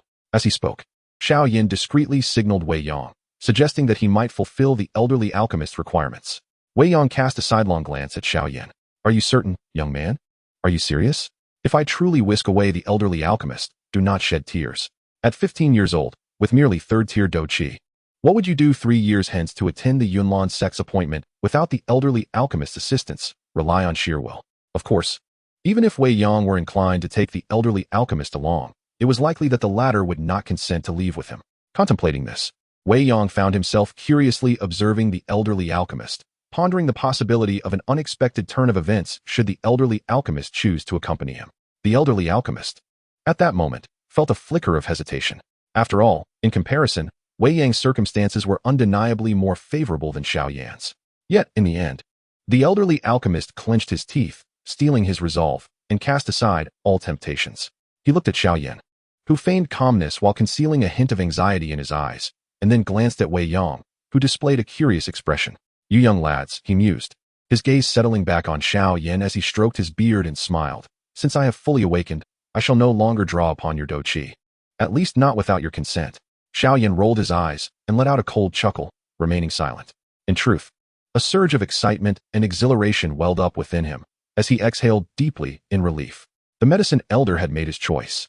Wei Yang, observing this, shook his head lightly and turned to leave. "I shall take my leave. You may continue your conversation at your leisure." "Mr. Wei," Xiao Yan began, his words faltering. Without looking back, Wei Yang waved his hand dismissively, stating, "Now that matters are resolved, I must depart. I shall return in 6 months." Pausing for a moment, Wei Yang continued, "Brother Xiao Yan, if it pleases you, from now on, refer to me as Wei Brother. I have set my sights upon you as my goal. Our positions have indeed reversed, and I have taken the lead. Strive to catch up, as I eagerly anticipate the day when we can stand side by side in battle, scaling the heights together, celebrating our victories with a cup raised high. In this world, few friends earn my recognition, and you are one of them." Wei Yang's somewhat carefree figure gradually receded into the forest, disappearing from sight, leaving only his voice to linger in the air. Wei Brother." Xiao Yan gazed in the direction where Wei Yang had vanished, his expression a mix of complexity as he murmured softly. In that moment, he genuinely acknowledged this friendship. "My talent has been restored." Xiao Yan clenched his fists, a smile blossoming on his lips. "Wei Brother, wait for me. I will surely catch up to you. I look forward to fighting alongside you, scaling the peaks, and toasting to our triumphs." "That Wei lad possesses a commendable spirit," the medicine elder mused, stroking his long beard with a smile. "Yet, even geniuses harbor a certain pride within their hearts." The The medicine elder himself was somewhat conflicted. After slumbering for over a decade, he had not encountered a suitable candidate. Yet now two remarkable individuals appeared simultaneously. Were it not for Xiao Yan's initial advantage, he would have unhesitatingly chosen Wei Yang. Such is fate. With a sigh and a shake of his head, the medicine elder reined in his thoughts and turned his gaze to Xiao Yan. Young one, cease your watching. He is already at the pinnacle of Dou Ling, while you are merely at the third stage of Dou Shi. To catch up to him, you must exert yourself diligently. How can you say that? Were it not for your absorption of my Dou Shi for 3 years, I would not be in this position, you old rascal. Xiao Yan's voice emerged, laced with resentment. Do you wish to become a pharmacist? What? A pharmacist? Do you wish to learn? Then you must become my apprentice. The conversation between the elder and the youth was gently carried away by the mountain breeze at the summit. As Wei Yang walked along the forest path, he casually plucked a leaf, gazing down at it, his emotions a complex mix of sentiments. There was a sense of loss, accompanied by regret, yet more prominently, a sense of freedom.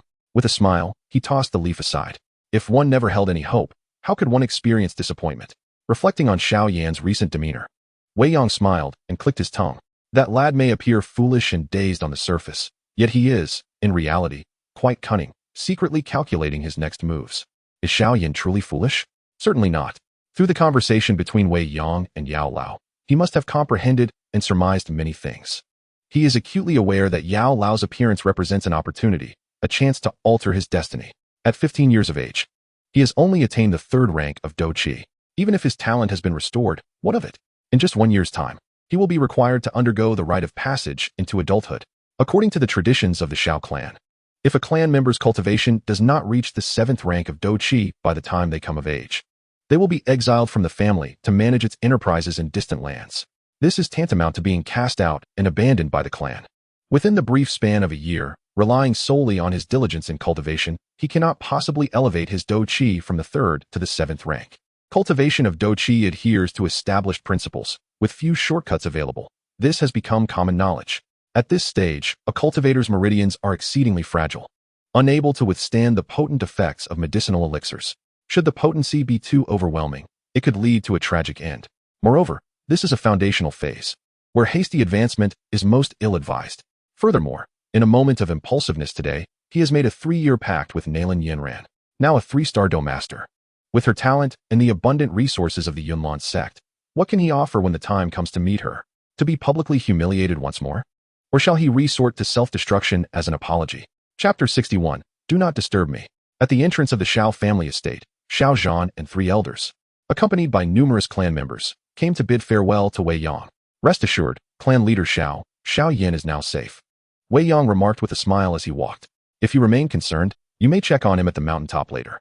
Thank you, Mr. Wei, Xiao Yan replied. His expression filled with excitement as he bowed deeply.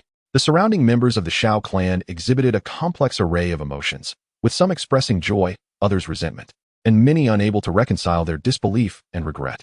Wei Yang quickly extended his hand to assist Xiao Yan, shaking his head. I merely played a role akin to that of a catalyst. Ultimately, it is Xiao Yan who persevered and achieved this. I have not contributed significantly. Mr. Wei, you underestimate your impact. This matter has persisted for over 3 years, with countless individuals attempting to resolve it, all to no avail. Yet, with your intervention, it was successfully resolved. How can you claim you did not assist? Xiao Yan stated earnestly. In any case, the entire Xiao family is profoundly grateful for your kindness. Oh. Wei Yang found himself both amused and exasperated. Why was it that the truth was met with such disbelief? He shook his head and turned to leave. You all may return. I shall come again in 6 months.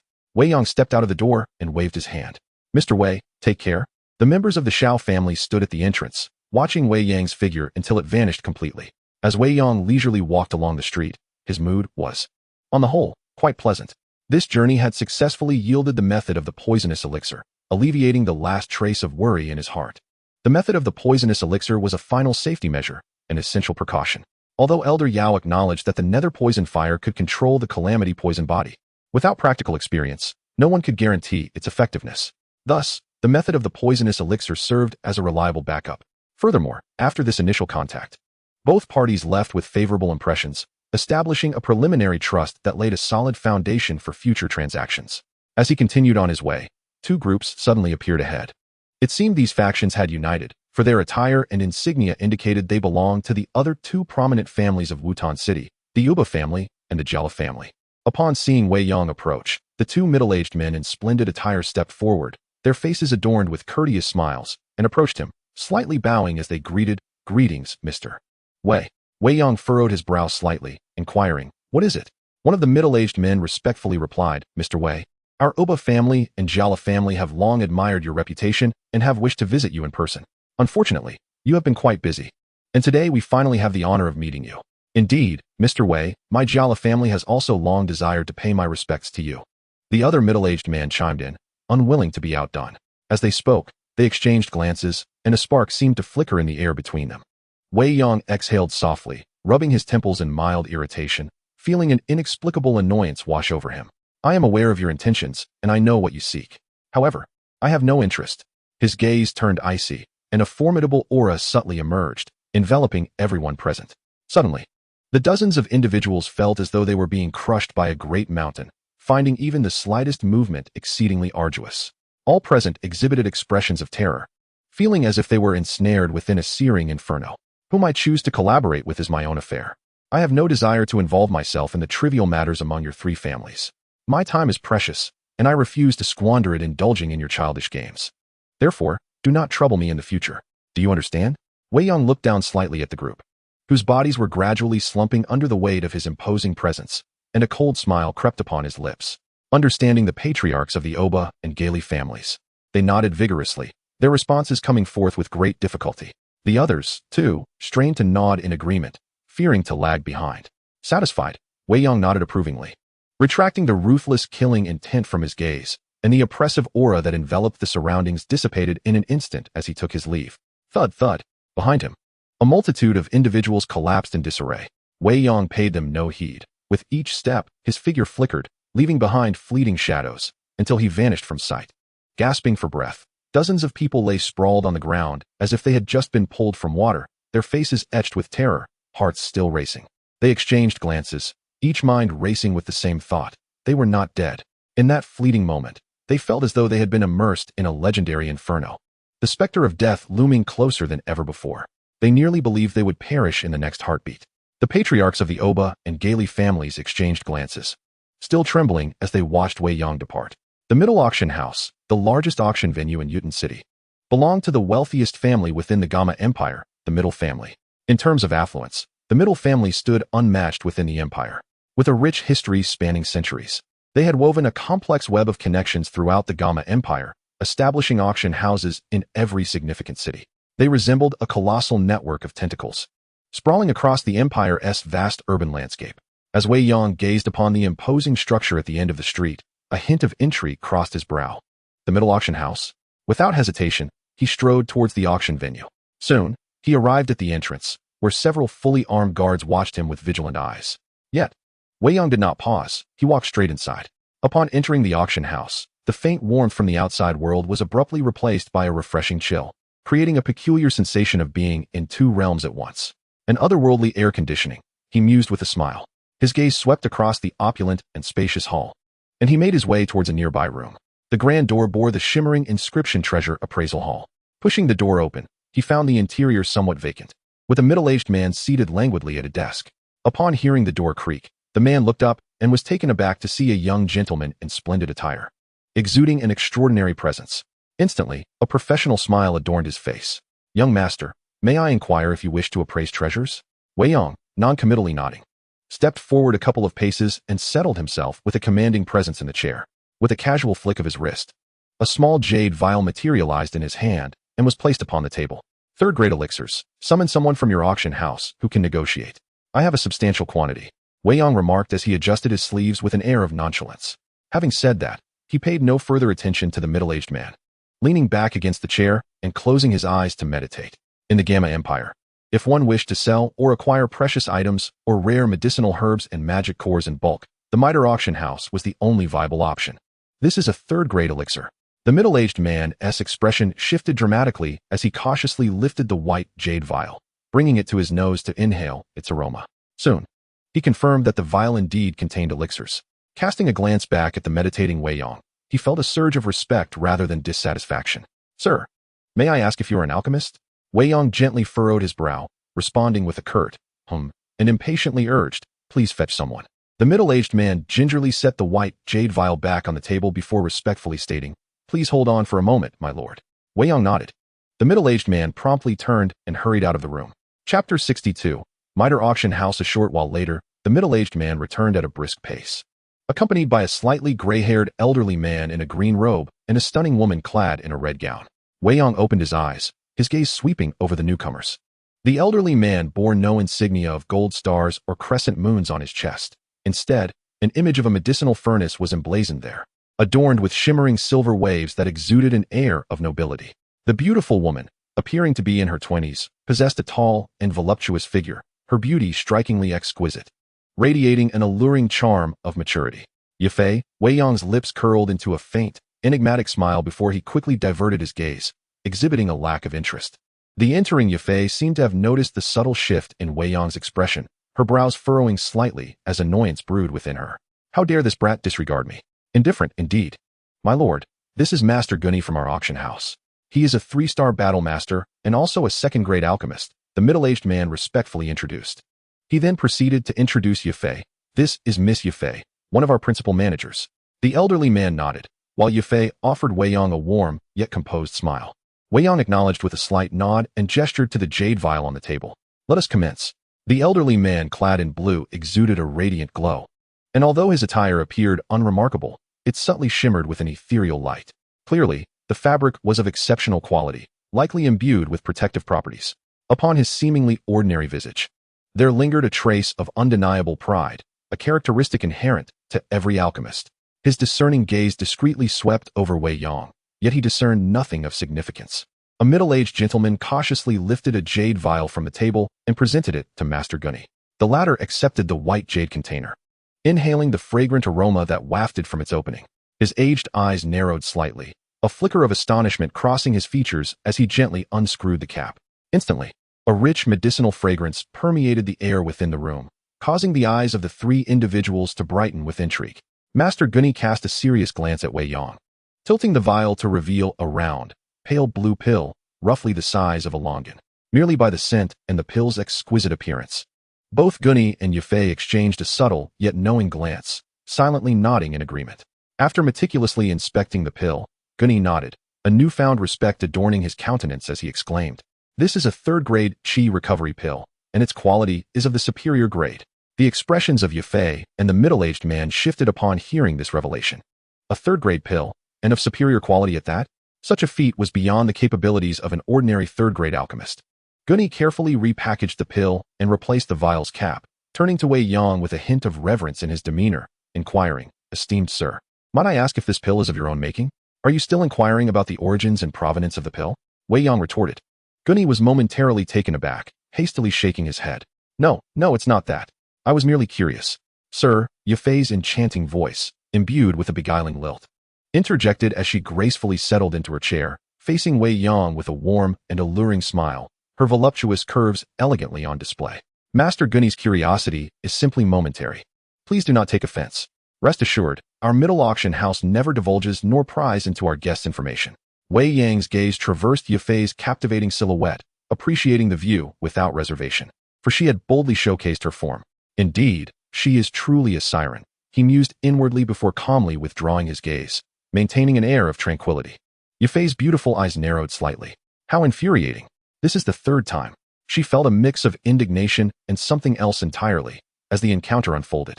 From the previous 2 indifferent glances, akin to mere disregard, to the recent moment of pure admiration, indeed, it was nothing but genuine appreciation. The youth's gaze was remarkably clear, devoid of any hint of desire. This evoked in Yafei a mix of dissatisfaction and self-doubt. Could it be that her allure had diminished? As for the origin of the elixirs, it was of no concern to you, and I had no inclination to elucidate. With a casual wave of his hand, Wei Yang summoned forth a dozen jade vials onto the table, each containing 3rd-grade elixirs. Both ordinary and superior qualities were represented. Peruse them at your leisure. If all is satisfactory, we may then discuss the terms of our collaboration. The sudden appearance of these jade vials left the 3 in a state of astonishment. Yafei, in particular, straightened her posture, suppressing all her emotions, her heart racing as she fixated on the array of vials before her. Together with the previous superior-grade recovery elixir, there were a total of 17 vials.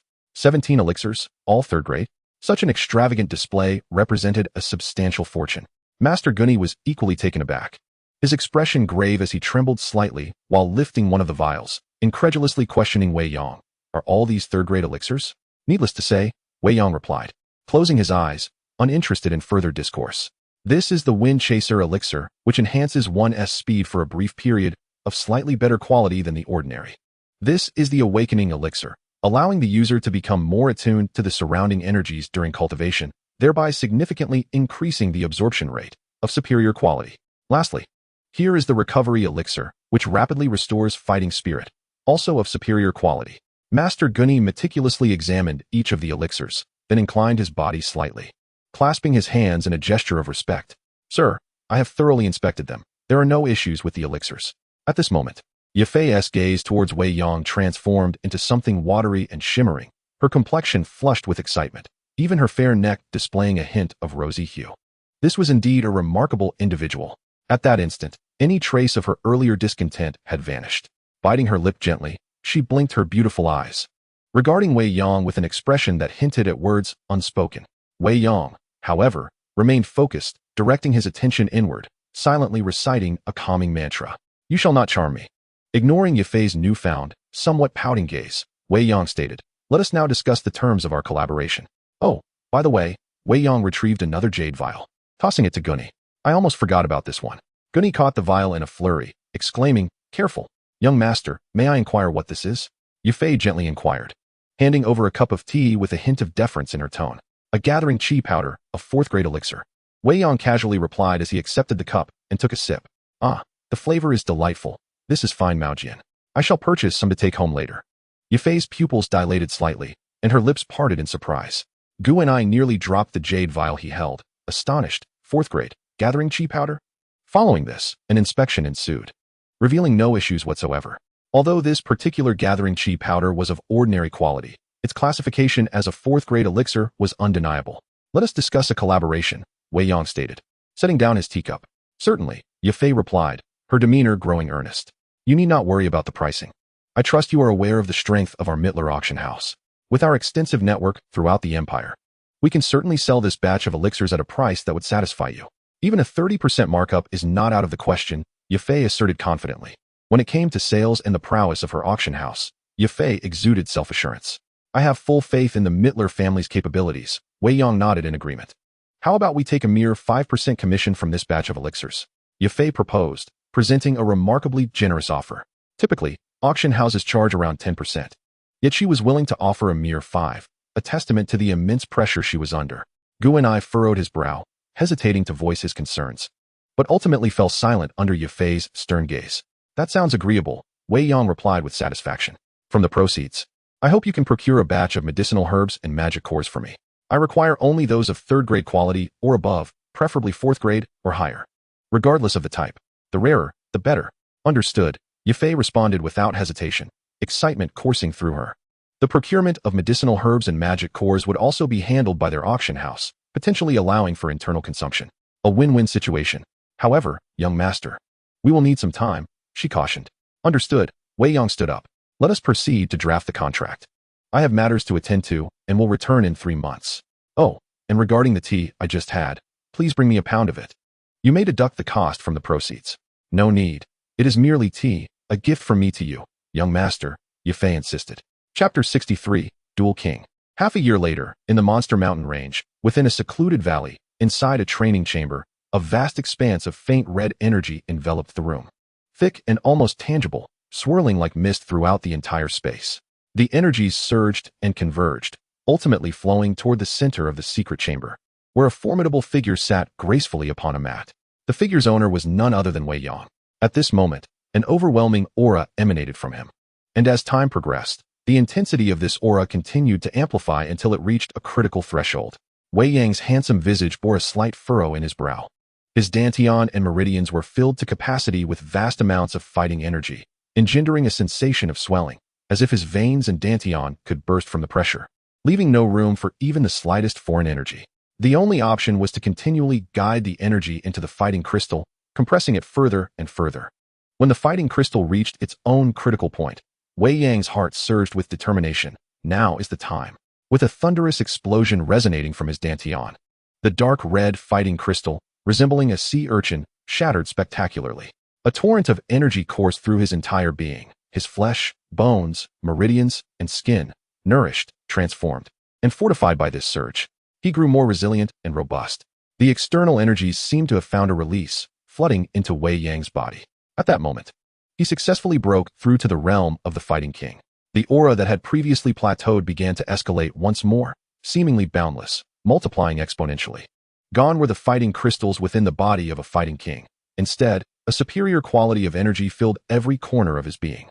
Like a small pond transformed into a vast lake, both the quality and quantity he could harbor were greater and more potent. After more than an hour, the tumultuous aura surrounding Wei Yang gradually settled. His dark eyes suddenly opened wide, a flicker of dark red light shimmering, illuminating the chamber as if it were electrified. With a crackling sound, he rose to his feet, stretching his limbs as his bones popped and crackled in response, extending his hand in a grasping motion. A resounding thud echoed as if the very air before him had been crushed. Feeling the immense power surging within, it seemed every cell in his body rejoiced. Now over 10 times stronger than before. Unable to contain his exhilaration, Wei Yang broke into a broad smile, his laughter crescendoing and reverberating throughout the chamber. This is the power of the Fighting King. With a mere thought, the energies around him seemed to respond to Wei Yang's call, rushing toward him and harmonizing with the fighting energy within, coalescing into a magnificent pair of wings. Predominantly dark red flames, with delicate golden edges flickering around them. Fighting energy transformed into wings, an exclusive manifestation for those above the rank of Fighting King. The dark crimson wings gently fluttered, stirring a howling wind within the secluded chamber, causing Wei Yang's body to levitate. This sensation was truly enchanting, distinct from the experience of employing the flight technique known as black wings. The wings of battle energy appeared more ethereal, while the black wings technique manifested with a tangible solidity. Exhaling a long, deep breath, Wei Yang retracted his wings of battle energy, descending gracefully to stand firmly on the ground. This breakthrough seems to have elevated my soul power, as if I have transcended a significant threshold. Wei Yang mused with a soft smile. In comparison to his state prior to the breakthrough, his soul power had seemingly intensified by several folds, breaking through a barrier that had constrained him for nearly half a year. With a mere thought, an overwhelming surge of soul energy erupted forth, enveloping the chamber in what felt like a tempest of spiritual force. Moments later, the storm of souls gradually subsided. If I am not mistaken, my soul power should now be at the late stage of the mortal realm, Wei Yang contemplated. Since his return from Wutan City 6 months ago, he had sensed that his soul power was caught in a stagnation phase, with growth becoming exceedingly sluggish, as if he had grazed the surface of a formidable barrier. Despite relentless efforts, including exhausting most of his medicinal resources for recovery, he had not observed any significant advancement. This stagnation had persisted for nearly half a year. Now, seizing the opportunity afforded by his ascension to the rank of Dou Wang, he had finally achieved a breakthrough. Presently, his soul power was likely sufficient to rival that of a weaker, ordinary low-tier Dou Zun, which was somewhat astonishing. The fact that a Dou Wang's soul power could barely compare to that of an ordinary low-tier Dou Zun was remarkable.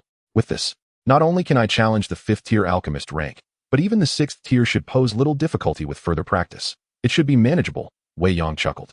Before his breakthrough to Dou Wang, he had already attained the pinnacle of a 4th-tier alchemist, yet he had refrained from attempting 5th-tier elixirs, as the thought of wasting precious materials due to failure was too painful to bear. This predicament stemmed from the absence of a systematic inheritance, lack of mentorship, and no formidable backing from a powerful faction. Every advancement had been achieved through his own exploration, devoid of guidance or abundant high-grade materials for practice. Otherwise, given Wei Yang's previous soul strength, he would surely have reached the status of a 5th-tier alchemist by now. However, Wei Yang remained unconcerned. After all, he was not yet 19, still youthful, with ample time to gradually accumulate his skills. As his thoughts settled, Wei Yang composed himself, offering a smile as he adjusted his attire before pushing open the grand door of the chamber and stepping outside. The interior of the cave abode was clean and orderly, imbued with a simple yet heartwarming charm. Outside the cave, under the blazing sun, rays of light pierced through the delicate mist, bestowing a gentle golden hue upon the small valley. Wei Yang stepped out of his cave dwelling, and his gaze swept across the scene, landing upon Sienna, clad in a pristine white dress, busily tending to the stove. Upon noticing Wei Yang's emergence, her beautiful eyes sparkled with delight as she exclaimed, "You've emerged from your retreat. It's been 10 days. You must be famished. Just a moment. The meal will be ready shortly." Wei Yang nodded, taking a seat on a nearby stone, his smile warm as he watched Sienna at work. She had likely sensed the commotion of his breakthrough and had hurried to prepare the meal. Now nearing 16, Sienna had blossomed into a vision of grace. Her figure increasingly enchanting. Coupled with her pure, exquisite features and an ethereal aura, she radiated an allure that was ever more captivating. Even Wei Yang, who spent each day in her company, found it difficult to look away, as if she were a sight never to tire of. Particularly charming was her diligent demeanor at the stove, a display of gentleness that tugged at the heartstrings, capable of melting even the hardest of steel. Wei Yang mused. Your aura seems a bit unstable. Was your breakthrough smooth? As Sienna added a few twigs to the fire and tossed in some vibrant wild vegetables into the bubbling pot, she lifted her gaze, concern lacing her voice. Very smooth. Breaking through to the Battle King is not a challenge for me. It's merely a natural progression. Wei Yang replied with a smile.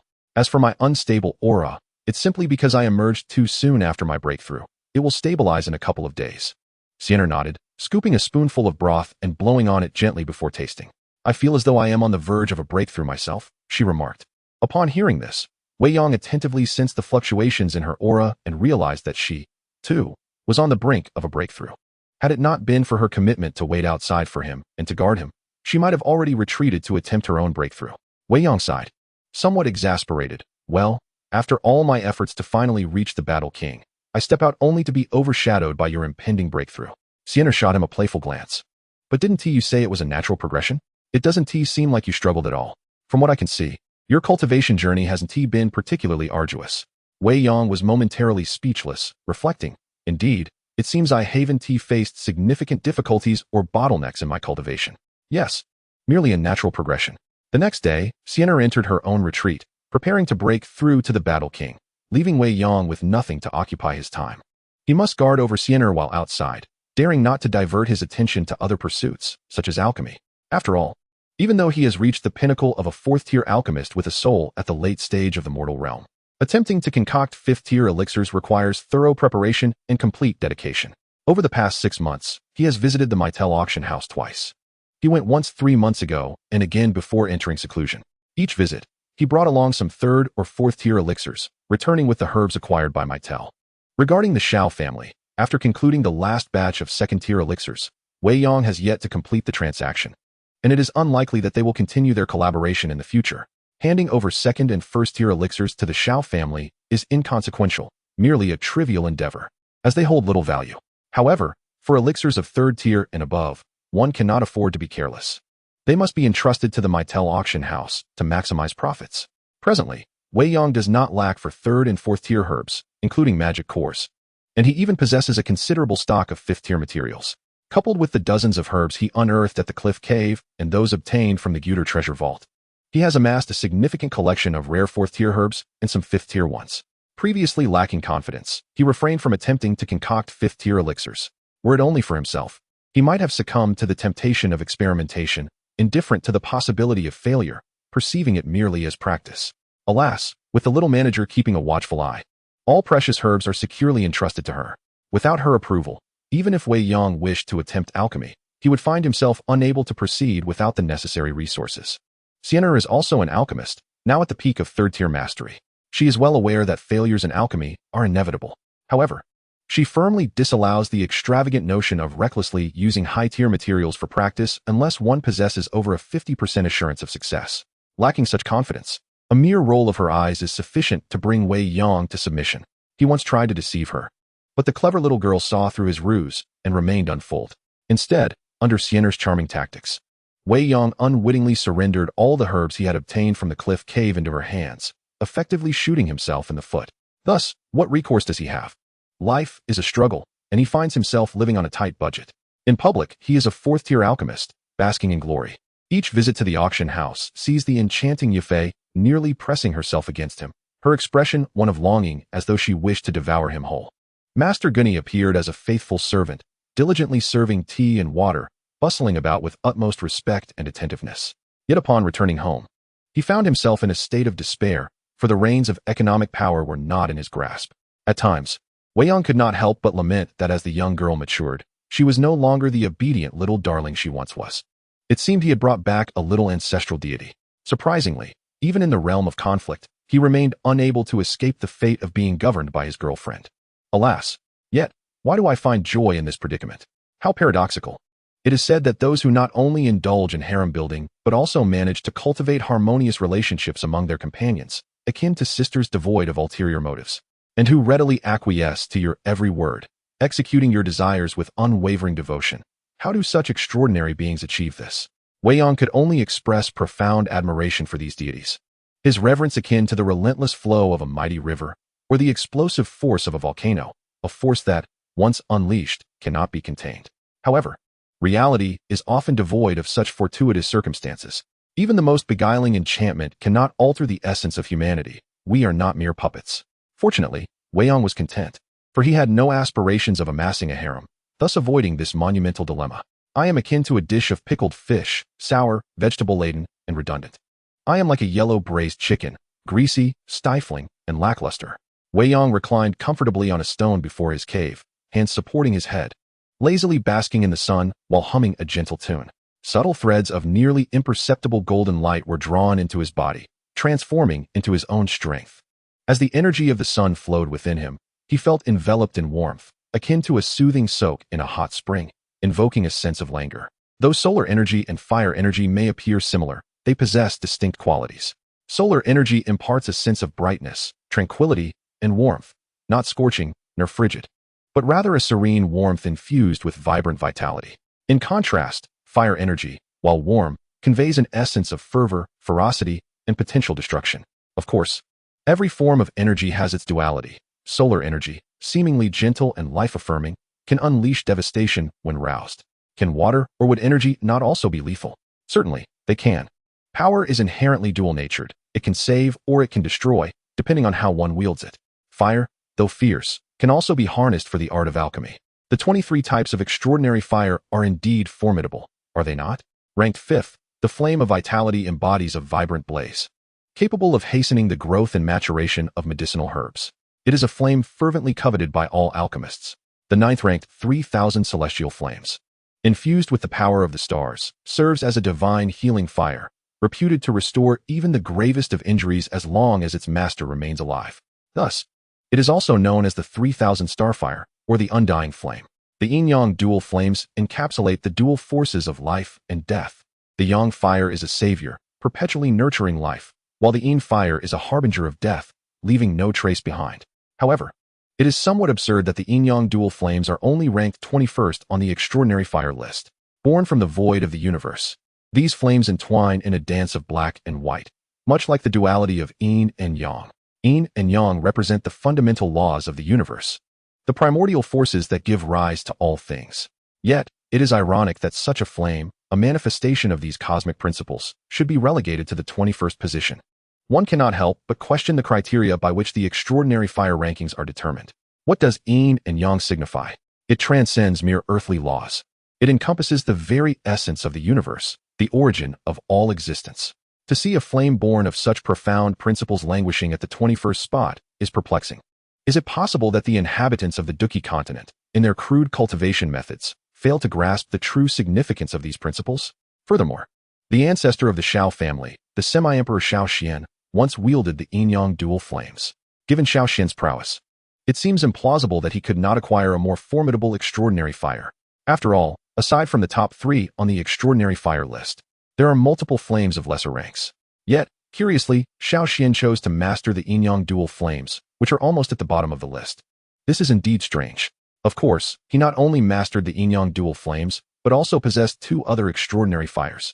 Perhaps it was due to the presence of the yin-yang dual flames that he was able to forcibly merge the other 2 extraordinary fires into his being. Perhaps.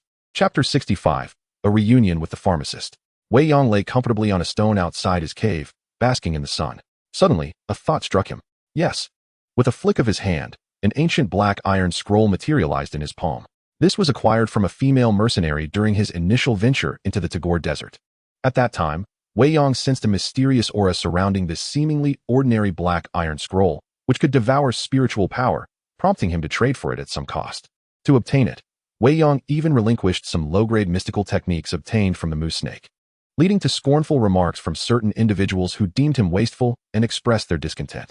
At that time, Wei Yang had only recently achieved a breakthrough to the Dou Ling level, and his soul power barely rivaled that of an ordinary Dou Wang. Consequently, After expending a significant portion of his soul energy, he was unable to uncover the secrets contained within the black iron scroll, leading him to leave it neglected in his spatial ring for an extended period. Now, however, he had ascended to the rank of Dou Wang, and his soul power had advanced to the late stage of the mundane realm. With determination, Wei Yang grasped the black iron scroll, his expression turning serious. A torrent of expansive soul energy surged forth from his brow, causing his clothes and long hair to flutter as if stirred by an unseen wind. The soul energy coursed down his arm, directly entering the black iron scroll held in his palm. An instant sensation of familiarity washed over him, akin to the feeling of a cow plunging into the sea, completely vanishing without a trace, as if he had descended into an unfathomable abyss. As time elapsed, Wei Yang's complexion grew increasingly pale. Ultimately, he reluctantly ceased this endeavor and gazed down at the black iron scroll in his hand, his dark eyes filled with astonishment. Was his soul at the late stage of the mundane realm still insufficient? Such an immense flow of soul energy entered the scroll, yet it seemed to touch nothing at its depths. He could not ascertain where its limits lay. Don't tell me it requires a soul of the spiritual realm, Wei Yang murmured. He then exhaled a long breath, shaking his head in resignation as he stored the black iron scroll away. He would attempt again once he reached the pinnacle of the mundane realm. If that failed, he would revisit it in the spiritual realm. He was determined not to believe that it could not be opened. 3 days later, a powerful aura emanated from within Sienna's secluded chamber. Wei Yang, who had been perusing books outside the cave, immediately lifted his gaze. Sienna, is she beginning to break through to Dou Wang? A smile crept onto Wei Yang's lips as he couldn't help but feel a sense of nostalgia. The little girl from over 3 years ago was now on the verge of becoming a Dou Wang. The cursed poison body truly was extraordinary. Had he not restrained her from advancing too quickly, she might well have reached Dou Zong by now. A day later, the surge of energy gradually subsided. 3 days after that, the chamber fell into complete silence, and Sienna still had not emerged. Was there an unexpected complication? Frowning, Wei Yang rose and approached the stone door of the chamber. Straining to listen, inside, there was an eerie quiet, devoid of any sound. Sienna? He called, rapping gently on the stone door. A startled gasp echoed from within, quickly followed by silence. After a moment, a muffled voice emerged, tinged with tension and a hint of sobbing. Brother Yang. I'm fine. You don't need to come in yet. Wei Yang's brow furrowed deeper. Not going in. Nonsense. At this moment, only a fool would refrain from entering. Wei Yang forcefully pushed open the stone door and hurriedly stepped into the secret chamber. Sienna, he sensed her presence and directed his gaze towards her. There, nestled within a large mat, was a petite figure, enveloped in a thin blanket. A quivering voice, tinged with panic, emerged from beneath the cover. Brother Yang, please don't come closer. Wei Yang approached without hesitation, crouching down to gently pat the delicate form hidden beneath the blanket. He felt a tremor pass through Sienna, prompting him to softly inquire, Sienna, what troubles you? Upon careful observation, he discerned that her aura unmistakably belonged to a Dou Wang, and it was steady and composed, showing no signs of instability. Thus, it appeared there was no issue with her breakthrough. Relieved, he reassured himself that as long as there were no problems with her advancement, everything would be fine. He continued to gently pat the figure concealed under the cover, softly asking, What has happened, Sienna? Please tell me. Brother Yang, I've become ugly. Sienna's muffled voice emerged, tinged with a hint of tears. What? Wei Yang was bewildered, his mind filled with questions. In the original text, there was no mention of the disastrous poison body causing ugliness. He reached out and lifted the thin blanket. Instantly, silken hair as pale as snow cascaded into Wei Yang's gaze, flowing like a waterfall. Sienna lifted her head, revealing a pitiable face, reminiscent of a weeping pear blossom. Gazing at Wei Yang with sorrowful eyes, the snow-white strands only enhanced her already delicate beauty. Wei Yang found himself momentarily entranced, before regaining his composure and chuckling lightly. Sienna, you haven't become ugly at all. Rather, you've grown even more beautiful. Really? Sienna's expression brightened at his words, though uncertainty lingered in her eyes. Of course it's true. Why would I deceive you? Wei Yang smiled, sitting beside her and enveloping her in his embrace. His hand tenderly stroking her hair as he leaned down to gaze into her eyes, affirming, This is undeniably beautiful. Where is the ugliness? Her fair skin, in perfect harmony with her snowy hair, created an exquisite aesthetic. Not only did her appearance remain unblemished, it had actually improved. Seeing that Wei Yang was genuinely not trying to placate her, Sienna felt her spirits lift significantly. Her greatest fear had been that Wei Yang would find her unappealing. With a slight blush, she grasped a lock of her hair, pouting as she softly confessed, After I broke through to Dou Wang, I noticed that, for some reason, all my hair has turned white, and I can't revert it. Silly girl, The color of your hair cannot simply change back at your whim. It relates to your constitution, Wei Yang explained. He took her hand gently, attentively sensing her condition, and asked, "How does your body feel? Do you have any feelings of losing control over your Dou Qi?" Upon examination, it is fortunate that no trace of toxins has leaked from her body, indicating that control has been effectively maintained. As for the aura, I feel quite adept at managing it. Sienna shook her head, a frown creasing her brow in dissatisfaction. It's just that my hair has become unsightly, utterly hideous. Wei Yang gently patted her delicate back, smiling as he reassured her. How could that be? You look splendid, and in my eyes, Sienna will always be the most beautiful.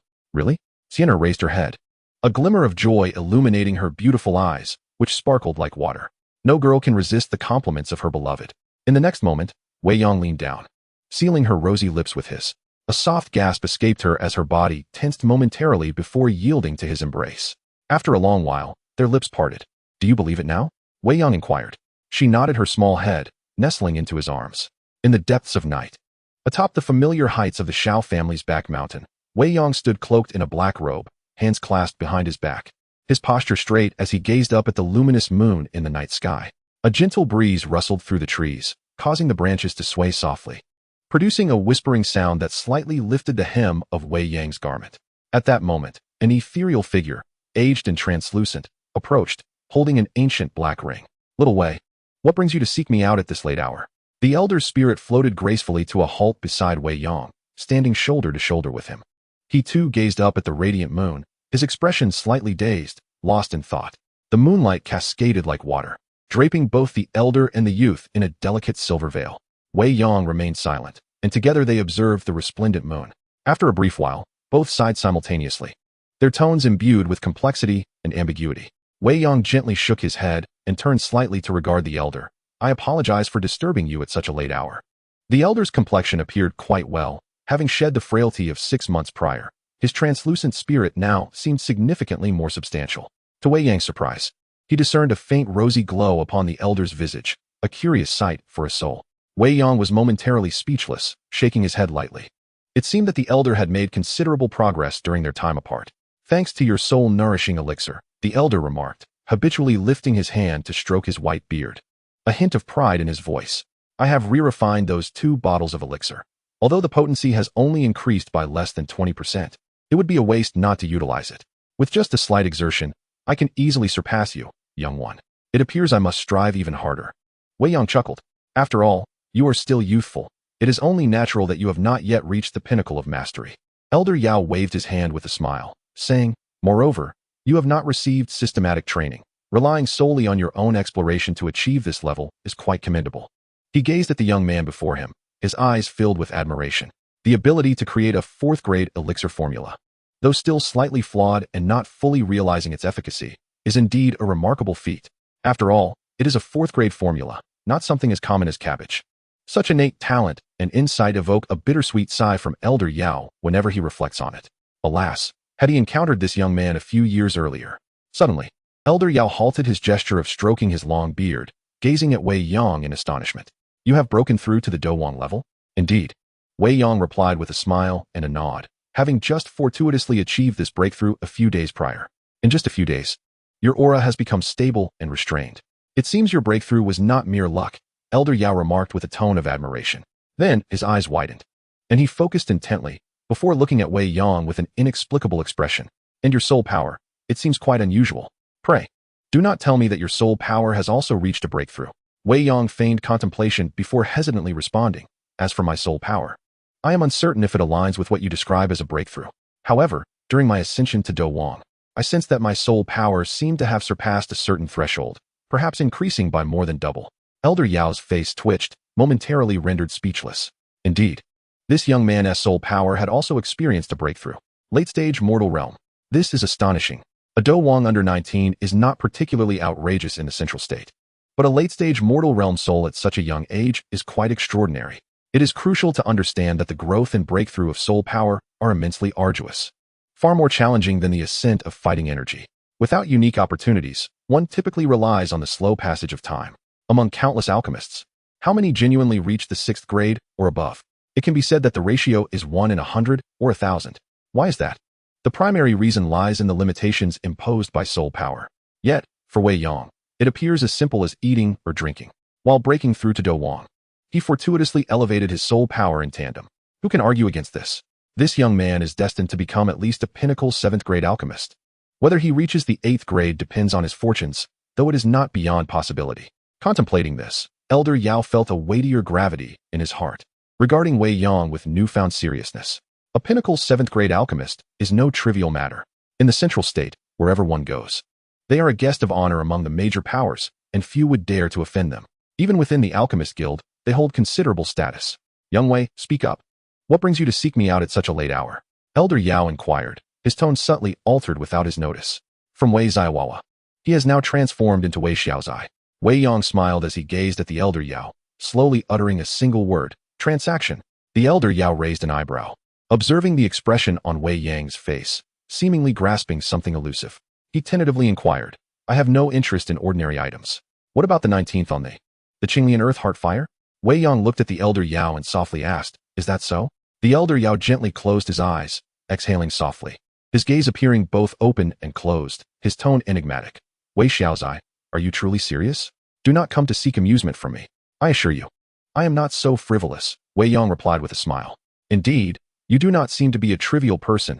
Elder Yao nodded, then asked, you must understand the significance of?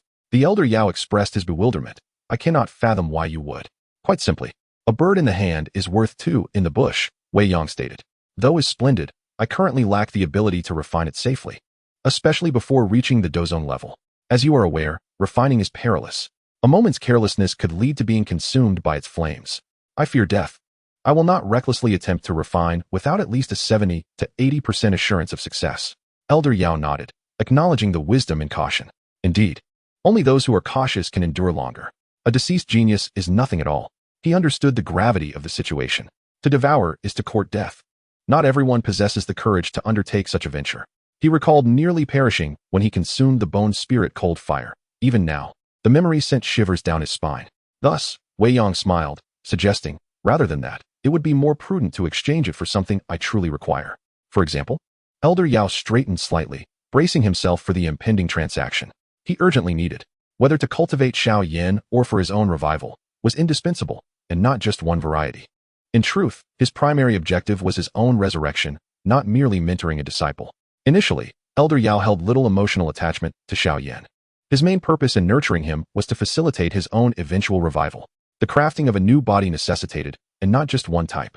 As a 9-turn Douzone, just one step away from a half-saint, and the foremost alchemist on the continent, he possessed an invitation to the space trading fair. At this fair, one could exchange for heavenly-level techniques, combat skills, and 8-tier pills. Given Elder Yao's wealth and connections, it was implausible that he lacked heavenly-level techniques or combat skills. In Zhongzhou, such a claim would be met with disbelief. But how did he speak to Xiao Yan when the latter became a fighter? When he compelled Xiao Yan to choose a cultivation method, he candidly informed him of the peculiarities and dangers associated with the burning decision, clearly stating that the likelihood of successfully mastering it to its pinnacle was less than 20%. Yet, what course of action did the elder pharmacist take? He merely presented a low-tier fire attribute cultivation technique alongside the burning decision for Xiao Yan's consideration. Why? Was it not to tempt Xiao Yan into practicing the burning decision? In the end, he proclaimed that regardless of Xiao Yan's choice, he would remain his disciple. How eloquently spoken. It is only through the cultivation of the burning decision that Xiao Yan might, in the not-so-distant future, wield 3 types of extraordinary flames, essential for the elder pharmacist to forge the body required for resurrection. This, indeed, was the elder pharmacist's true intention and the original purpose behind nurturing Xiao Yan. Was he unaware of the dangers and challenges of cultivating the burning decision? Certainly not. That would be absurd. After all, it involves extraordinary flames. Each consumption of such flames is akin to courting death. How many lives dare flirt with such peril? The outcome is almost invariably fatal. It is precisely for this reason that the elder pharmacist refrained from entrusting the burning decision to Han Feng, whom he regarded as a son. Ironically, this decision led to Han Feng's betrayal, a striking twist of fate. Han Feng is truly a fool to commit regicide for a mere technique, especially as the continent's foremost alchemist. Hence, to claim that the elder pharmacist harbored deep feelings for Xiao Yan from the outset would be unrealistic. His identity, power, and status were all established. Did he not possess a sense of pride? How could he place such weight on a boy from a humble family background? More than anything, it was mere exploitation. Initially, even if Xiao Yan had failed and perished, the elder pharmacist would have merely sighed and sought another suitable candidate to cultivate. In the original narrative, it was only through their prolonged companionship that the elder pharmacist gradually came to regard Xiao Yan as his true successor, ultimately supplanting Han Feng's position. He even willingly descended into slumber multiple times to protect Xiao Yan, enduring capture by the Soul Palace. Chapter 67, Celestial Tier? Pseudo-Celestial Tier? For instance, the elder pharmacist straightened his posture slightly, his gaze turning serious, prepared for negotiation. For example, Wei Yang fixed his eyes upon the elder pharmacist, inquiring about the Celestial Tier technique of the Fire Yang attribute. What? The elder pharmacist's expression was profound. His hand trembled, nearly pulling out several strands of his beard. Eyes widening in shock as he exclaimed in exasperation, "Have you lost your senses? On what grounds do you think I possess a Celestial Tier technique? Especially one of the Fire Yang attribute? You might as well attempt to steal it. That is a Celestial Tier technique. Do you think it is merely a common cabbage?" Wei Yang chuckled, having discerned that the old man was merely flustered and not entirely devoid of options.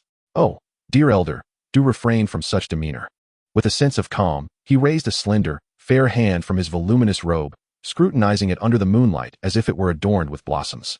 Although the younger generation has never ventured beyond the borders of the Jaimar Empire, it would be a fallacy to assume they are utterly ignorant.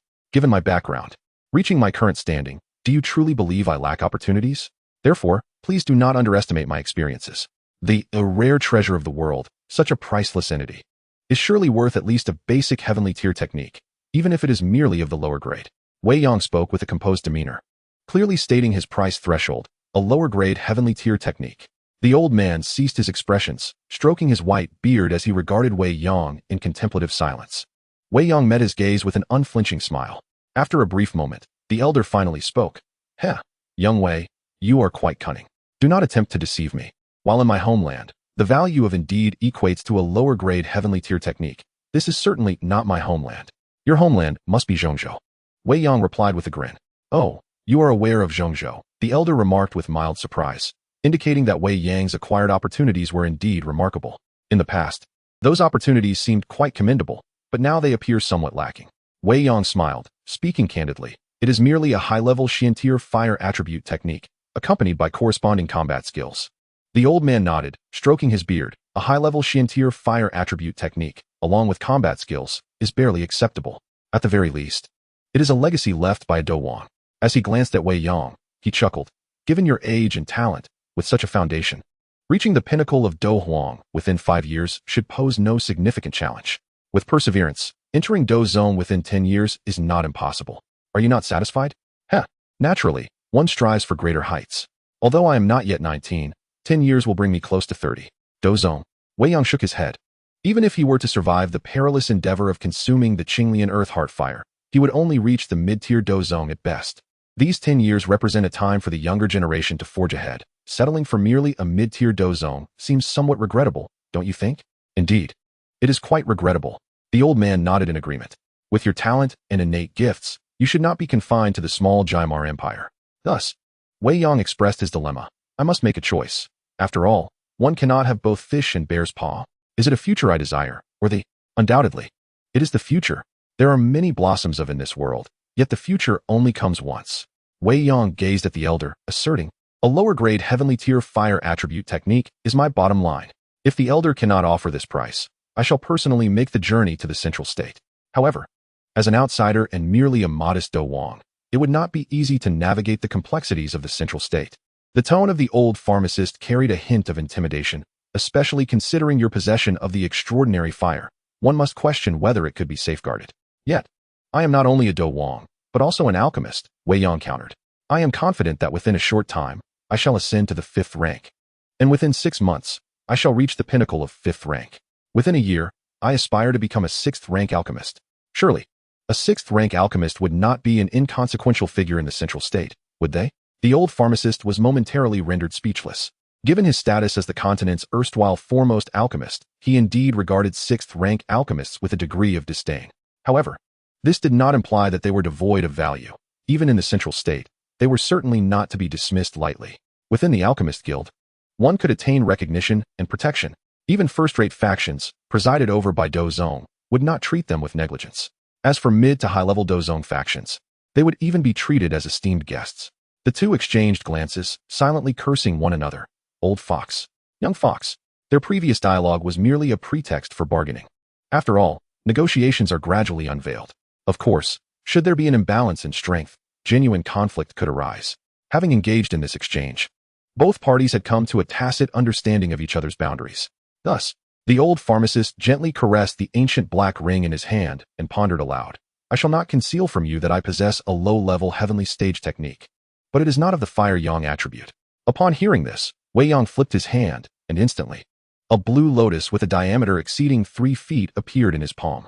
The old pharmacist's eyes gleamed with excitement as he gazed upon the lotus, his breath momentarily quickening.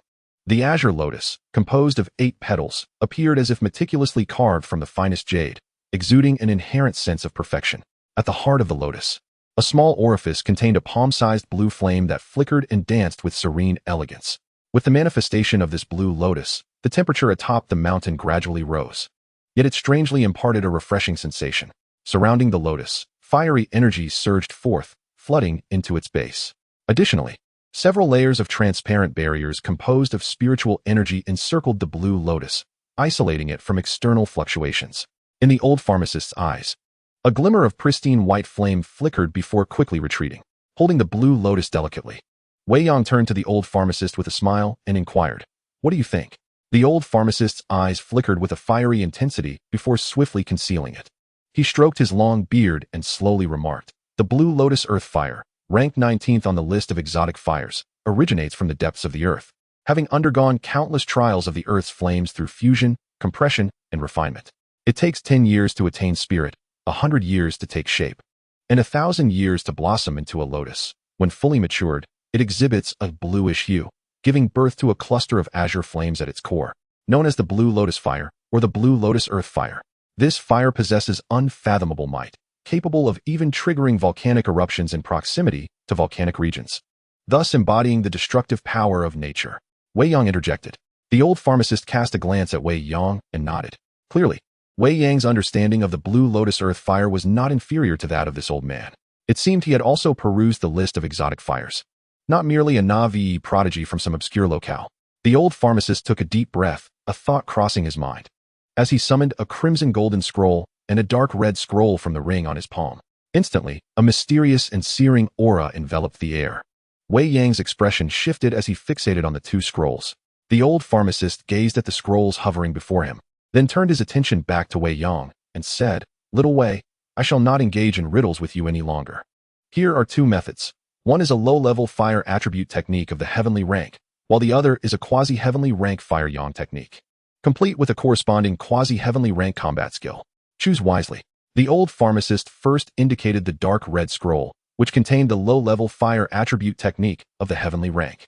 He then pointed to the crimson golden scroll, which was the quasi-heavenly rank Fire Yang technique, accompanied by a matching quasi-heavenly rank combat skill. Chapter 68, The Great Sun Incineration Decision. 2 scrolls. One a low-level fire attribute technique of heavenly rank, the other a quasi-heavenly rank Fire Yang technique, complete with a corresponding quasi-heavenly rank combat skill. How should one choose? Wei Yang furrowed his brow, momentarily at a loss. Undoubtedly, the quasi-heavenly rank Fire Yang technique was most suitable for him. However, the chasm between quasi-heavenly and true heavenly ranks was immense. The distinction between the two was akin to the gap between a half-saint and a combat saint. That wretched old man was indeed extravagantly wealthy, having previously hesitated to present anything. Now, he suddenly revealed 2 options. Was this not a test of character? Who could withstand such a trial? Wei Yang's heart ached with uncertainty and trepidation. He loathed making choices. After a moment, the old pharmacist observed Wei Yang's conflicted expression and chuckled softly. "Hee, little Wei, have you made your choice?" Wei Yang forced a wry smile and replied, "Senior, you truly know how to present a challenge." The old pharmacist stroked his beard, a hint of pride crossing his face. "Little child, do you not comprehend the essence of respecting your elders? Allow me to impart wisdom upon you. This is hardly a conundrum. I shall offer you 2 paths of cultivation. The choice is yours." The elder Yao remarked, "Indeed, there exists a considerable disparity between the heavenly tier and the quasi-heavenly tier. However, the latter, bearing the essence of quasi, does not present a gap so profound as to be utterly unacceptable." Wei Yang nodded, acknowledging the validity of his words. "Please, continue." Elder Yao continued. "While there are certain compatibility issues, you, despite being primarily of the fire-sun attribute, still predominantly embody the fire attribute itself. The proportion of the sun attribute is relatively minor. Thus, the low-tier heavenly cultivation method is most suitable for you. Nevertheless, the quasi-heavenly cultivation technique aligns perfectly with your essence and is accompanied by complementary quasi-heavenly combat skills. When you reach the mid to high ranks of the combat sovereign, you will likely be able to unleash its true might. The potency of the cultivation method combined with the corresponding combat technique you currently possess, a high-level profound tier, is evident. Its efficacy is self-explanatory, and in the future, it may well rival the prowess of low-tier heavenly combat techniques. However, you are currently a combat king, and the distance to the mid to high ranks of combat sovereign is quite substantial. Thus, opting for the quasi-heavenly method does not seem disadvantageous. It may even yield slight gains. Yet, at present, the low-tier fire attribute cultivation method is decidedly more beneficial for you, as it can significantly accelerate your training speed. Oh, indeed, this is quite a dilemma. Wei Yang gazed at Elder Yao with an impassive expression. Old man, you are truly pushing your luck. With a dramatic gesture, he exclaimed. You have rambled on for ages, uttering naught but trivialities. Am I unaware of this? Must you reiterate? How vexing. This has only made my decision more arduous. Originally, the scales of Wei Yang's mind had begun to tip, but Elder Yao's words had caused them to waver once more. Time flowed slowly. Elder Yao made no move to hasten him. Instead, he observed with admiration the azure lotus cradled in Wei Yang's palm, more specifically, the cluster of azure flames at its heart. Beautiful. Truly, it is a celestial treasure. It emanates an air of sentience. At last, Wei Yang gritted his teeth and resolved to make a choice.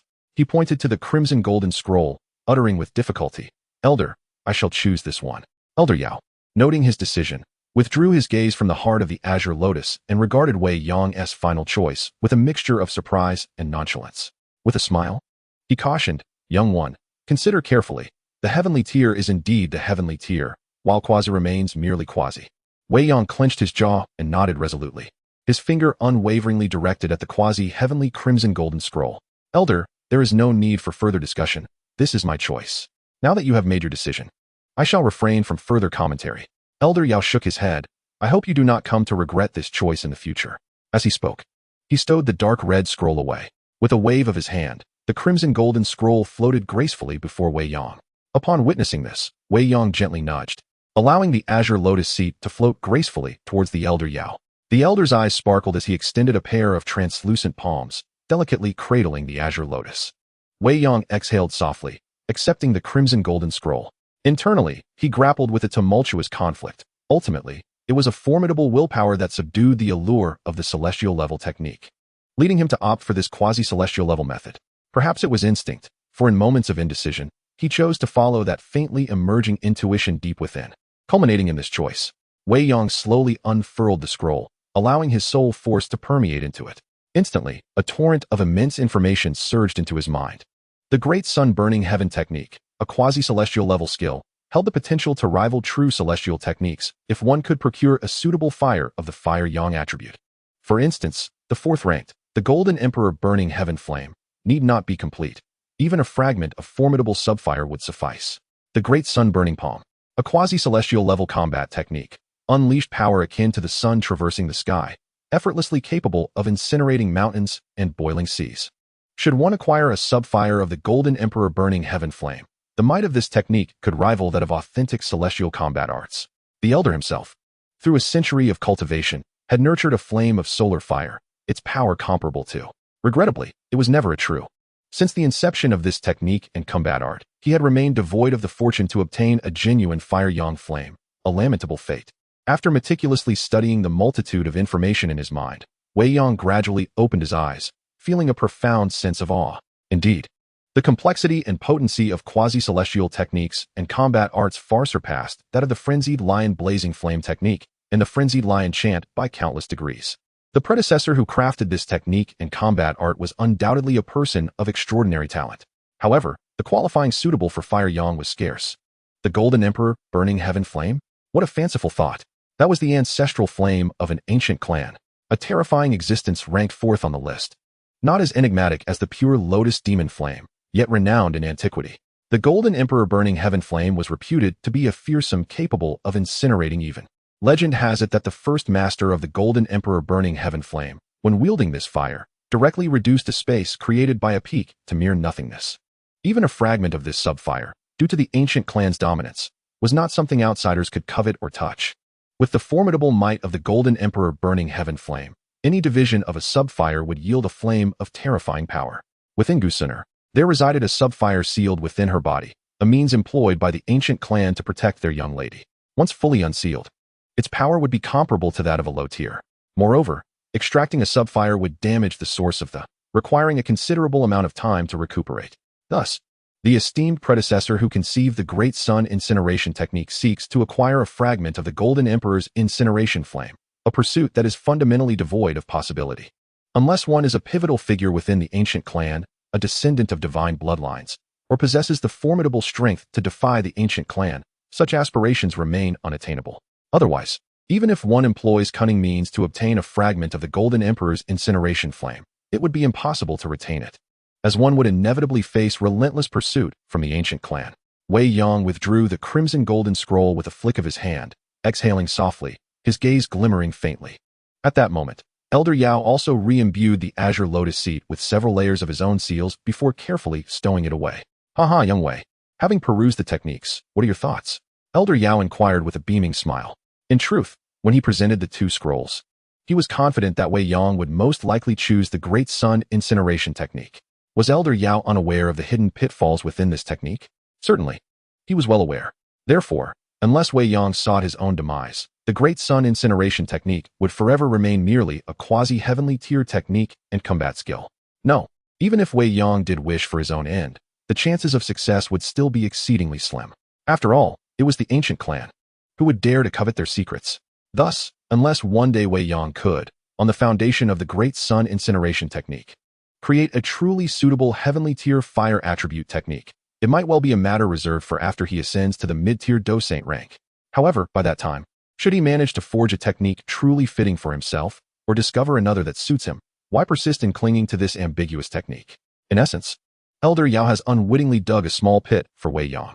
Upon practicing this technique, unless a fortuitous opportunity arises in the future, allowing him to acquire a genuine low-level heavenly tier fire attribute technique, Wei Yang's practice will, at least until he reaches the Dou Saint rank, be confined to this quasi-heavenly tier technique.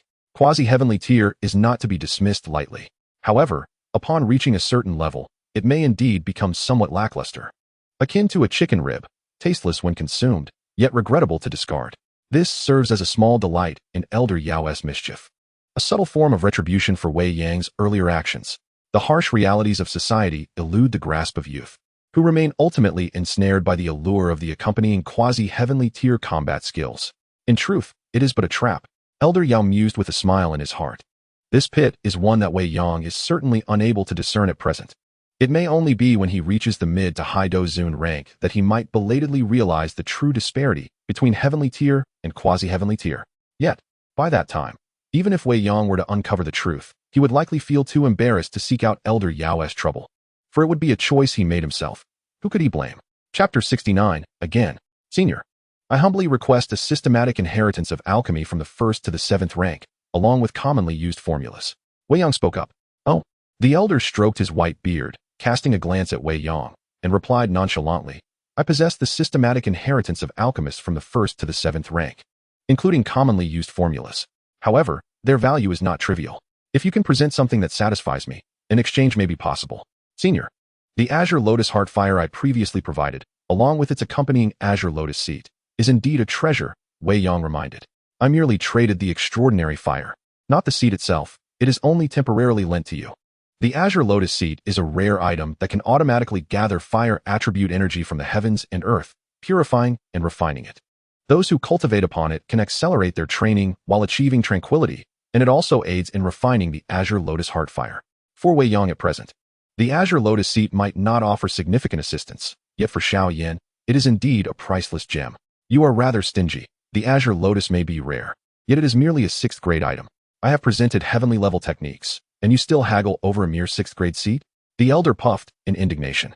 Regardless, it remains a rare 6th grade wonder, and I am rather impoverished, Wei Yang shrugged.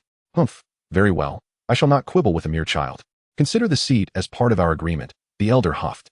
Upon hearing this, Wei Yang smiled, contemplated for a moment, and then swiftly retrieved a jade vial from his possession, tossing it to the elder. What is this? The elder inquired, catching the vial. These are 2 azure lotus seeds that accompany the azure lotus heart fire. They are also rare 6th-grade treasures, likely found in few places across the continent. They not only contain vast and pure energy, but also grant a touch of what attribute to the user. I have personally verified this, Wei Yang elucidated. Moreover, refining these seeds will foster a closer affinity with the Azure Lotus Heartfire, thereby enhancing one's success in its refinement. There are 11 seeds in total. I have previously used 6, leaving only a few in my possession. The elder opened the jade vial, examined the 2 seeds, and nodded in acceptance. This shall count as your contribution. The benefits of the Azure Lotus seeds were not lost on the elder. He understood their potential. In the future, as Xiao Yan absorbed these seeds, he would not only bolster his fighting spirit, but also increase his chances of successfully refining the Azure Lotus Heartfire. However, this alone is insufficient, far from enough, the elder remarked. Wei Yang continued, I possess information regarding the Ice Spirit Spring. Oh, the elder's interest was piqued. The Ice Spirit Spring is a superb aid for devouring extraordinary fires. Do tell me more. In the eastern border of the empire, within the Tagore Desert, resides a tribe of serpent people. Their queen, Medusa, possesses the Ice Spirit Spring. Wei Yang reminisced about the original work, where Medusa utilized the ethereal flame for her evolution. Mentioning the small pool of Ice Spirit Cold Spring, he remarked, the information regarding the serpent people can be easily obtained by inquiring with anyone knowledgeable in the matter. I shall refrain from elaborating further. I would, however, like to caution you that Medusa is also in pursuit of the ethereal flame, not to consume it, but seemingly to harness it for her own evolution. If you plan judiciously, not only can you diminish some of the might of the green lotus earth fire, but you may also acquire the Ice Spirit Cold Spring from Medusa. Furthermore, the serpent people have been ostracized by humanity, although they possess a wealth of precious medicinal herbs. They lack the means to refine them into usable elixirs. You might consider leveraging this situation, as a high-tier alchemist visiting them would undoubtedly be met with open arms. The alchemist elder nodded, his eyes gleaming at the thought of the serpent people's treasure trove of herbs. However, he regarded Wei Yang with an amused expression, saying, Young lad, this is still insufficient. There is a considerable gap. A systematic inheritance from a 7th-grade alchemist and a plethora of commonly used formulas would not come cheaply. Wei Yang strained his mind, then resolutely declared, I shall add information regarding an ethereal flame. The alchemist elder's eyes widened, a spark of excitement flashing within them. And with a wave of his hand, a multitude of books, manuscripts, jade slips, and scrolls materialized before him in midair. This is a chance acquisition of mine, a legacy left by a peak 7th-grade alchemist. This inheritance not only encapsulates the alchemist's lifelong dedication to the art and extensive experience, but also includes a comprehensive array of commonly used formulas, he explained. Wei Yang extended his soul force, meticulously scanning through the collection of scrolls and books, confirming the elder's assertions. Yet, with a smile, he said, I would like to request one more formula. The elder raised an eyebrow, prompting him to continue. The formula for the Blood Lotus Pill, Wei Yang replied with a grin. The Blood Lotus Pill, a 5th-grade elixir, can form a protective layer of blood scabs both internally and externally, shielding the body from fiery harm. The elder regarded Wei Yang with a profound gaze. Then, with a wave of his hand, a scroll appeared, floating before him. As Wei Yang's soul force swept over the formula, confirming its authenticity, he promptly collected the vast array of books and scrolls. Younger lad, what of the ethereal flame information? The elder inquired. The 14th ranked on the ethereal flame list, the Fallen Heart Flame. Wei Yang responded. The elder's eyes instantly brightened, an eager flame igniting within, as he gazed at Wei Yang with anticipation. This flame would undoubtedly be exceptionally suited for Xiao Yan's future cultivation, significantly accelerating his growth. The Fallen Heart Flame is also known as a cultivation cheat. Those who have refined the Fallen Heart Flame find their fighting spirit continually tempered by its essence, akin to an ongoing purification process. Even during mundane activities like dining or resting, they remain in a state of automatic cultivation, thus earning the moniker of a cultivation aid. Where? Elder Yao pressed further. Within the Black Corner region. Beneath the magma world at the base of the sky-burning Qi refinement tower in the inner courtyard of the Canaan Academy, Wei Yang elaborated. This Fallen Heart Flame is also a mature entity, possessing considerable intelligence and a fierce temperament. It has harbored a deep-seated animosity towards the Canaan Academy due to its prolonged confinement. Its strength is approximately at the mid-tier Dozone level. Though it appears tranquil now, it is merely biding its time, accumulating power. In a few years, it may very well break free from its seal, at which point the Canaan Academy will undoubtedly face a frenzied retaliation amidst chaos, potentially offering an opportunity for its subjugation. Indeed, the Canaan Academy possesses a rare flame. Elder Yao mused. He had only harbored vague suspicions until now, lacking certainty. However, Wei Yang not only provided definitive information but also detailed intelligence regarding the fallen heart flame. This information was invaluable to Elder Yao. As he pondered, a peculiar look crossed Elder Yao's gaze. Wei boy, you are quite remarkable. To have acquired such detailed intelligence about the inner workings of the Canaan Academy, including the specific prowess of the rare flame, is no small feat. Wei Yang smiled nonchalantly. Actually, I too am curious. It seems that you are rather fixated on these rare flames, Elder. Is one heavenly lotus earth heart flame not sufficient for Brother Xiao Yan? They exchanged knowing glances, a subtle smile playing on their lips, both understanding the unspoken truth that everyone harbors their own secrets, best left undiscovered. Elder Yao narrowed his eyes slightly. His astonishment and regard for Wei Yang only deepened. Wei Yang had traded away the heavenly lotus earth heart flame. Logically, he should have concealed the information about the fallen heart flame, plotting carefully for the opportune moment. When the fallen heart flame inevitably broke its seal, he could have seized the initiative. Yet, for the sake of merely a 7th-tier peak alchemist's inheritance, he had unhesitatingly revealed this intelligence as a bargaining chip. Such an act was beyond comprehension. Chapter 70, Continuation. A mere 7th-tier peak alchemist's inheritance? Indeed, in Elder Yao's eyes, the value of such an inheritance, along with a few commonly used medicinal formulas, could hardly compare to that of the fallen heart flame. The disparity in worth was astronomical. Even the intelligence regarding the fallen heart flame alone was incalculable. Rare flames are treasures of the world, coveted by countless individuals. The number of such flames in existence is exceedingly limited. Throughout the entire continent, how many alchemists exist? And what of the? One could count them even with closed eyes. Moreover, some practitioners of fire attribute cultivation, who are not alchemists, also covet. This further exacerbates the situation of wolves outnumbering the sheep. To exchange the modest legacy of a peak 7th-grade alchemist for detailed information regarding? The esteemed Elder Yao expressed that such intelligence is worth a dozen. Turning our gaze back to Wei Yang, Elder Yao found himself at a loss for understanding. The transaction of the for heavenly grade techniques is comprehensible, but for the in exchange for a mere 7th-grade alchemist's legacy? That is truly a monumental jest.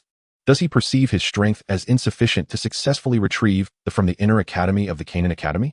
This notion holds some merit. For if we set aside the might of the inner academy, the alone possesses power comparable to that of a mid-tier. And how many years remain until it can be freed? It appears that Wei Yang lacks sufficient time to grow and then compete. This rationale, albeit tenuous, is somewhat plausible. However, to relinquish such an opportunity to contend for so readily, especially while holding the advantage, is something Elder Yao finds exceedingly difficult to comprehend. After all, this is the renowned 14th of the, which is hailed as a cultivation cheat. Would not anyone else seize even the slightest chance and strive with fervor to claim it? Unless he deems the beneath him, believing he has superior alternatives. Upon reaching this conclusion, Elder Yao's pupils constricted. He gazed at Wei Yang, his expression shifting from shock to a tinge of fear.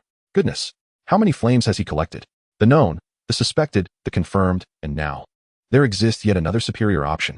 Does he regard it as a mere wildflower by the roadside? One after another, this is beyond absurdity. This cannot simply be explained as treating thee as his own backyard. Even the favored son of heaven would not be so extravagant. A person who is said to be enveloped in great fortune? Elder Yao's mind raced, and he could not suppress his mounting dread. Yet, the astonishment did not end there. Wei Yang, having acquired the system inheritance of a peak 7th-grade alchemist along with some commonly used formulas, felt a profound satisfaction within. With this inheritance, the path of alchemy will be significantly smoother, akin to boarding the express train to becoming a peak 7th-grade alchemist. Wei Yang's innate spiritual talent need not be elaborated upon. He has now reached the late stage of the mortal realm. What he lacked was merely a systematic legacy. Now that he possesses this inheritance, it will undoubtedly spare him from numerous detours in the future. As for the pinnacle of a 7th-grade alchemist, it represents the peak of the mortal realm's soul level, a threshold that Wei Yang is not far from crossing. The 8th grade, however, belongs to an entirely different realm, requiring a soul of the spiritual realm. This is because 8th grade elixirs necessitate the infusion of spiritual essence by the alchemist, which can only be achieved by one who has attained a spiritual soul. In the continent of Dou Shi, 8th grade alchemists are exceedingly rare, with only a handful existing across the entire realm. Thus, a pinnacle 7th grade alchemist holds a significantly elevated status throughout the continent. As for the fallen heart flame, it is merely a means of exploiting an information gap to acquire what one desires. Wei Yang suffers no loss in this transaction. Such information appears valuable now, having been presented 3 to 4 years in advance for liquidation.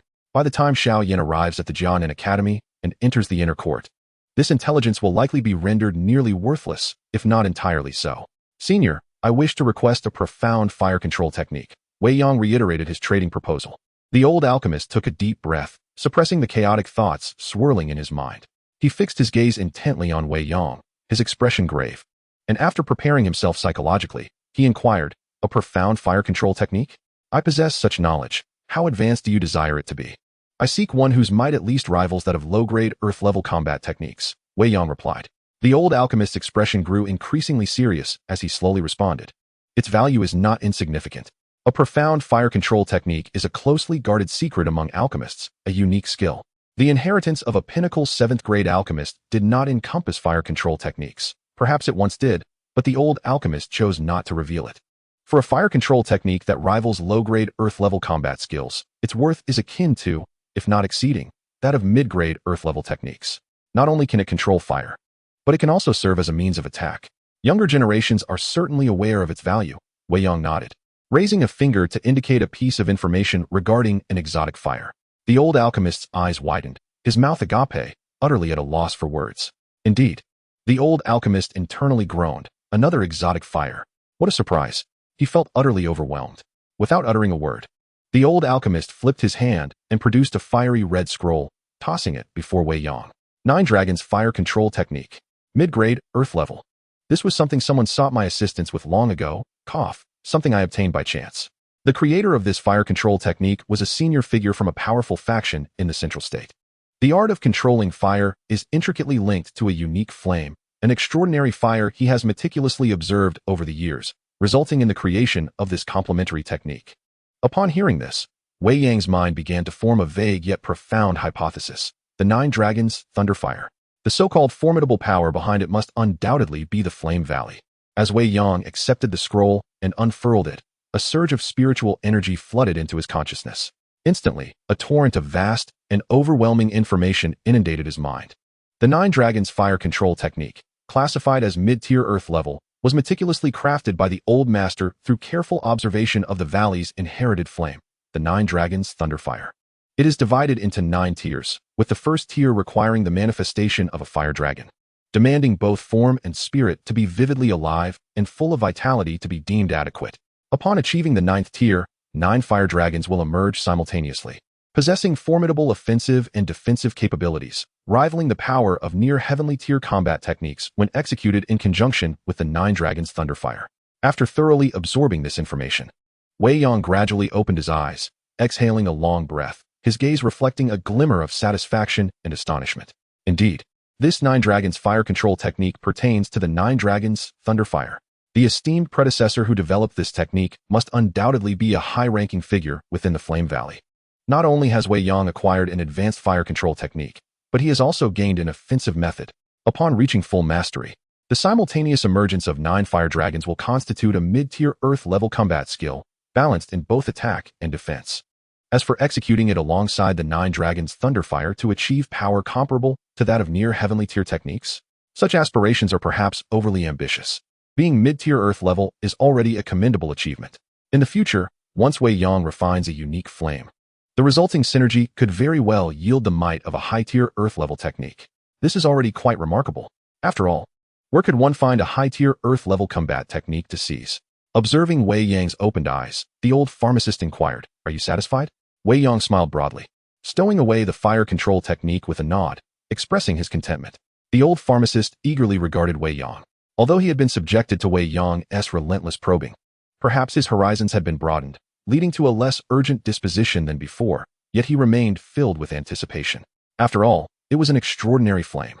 Seeing this, a deeply concealed glimmer of amusement flickered in the depths of Wei Yang's eyes, unnoticed by the old pharmacist. He then spoke earnestly. This unique flame resides in the hands of a pinnacle 6th-grade alchemist. Well, he can barely be considered a 7th-grade alchemist, as he is occasionally capable of concocting a 7th-grade elixir during moments of exceptional luck.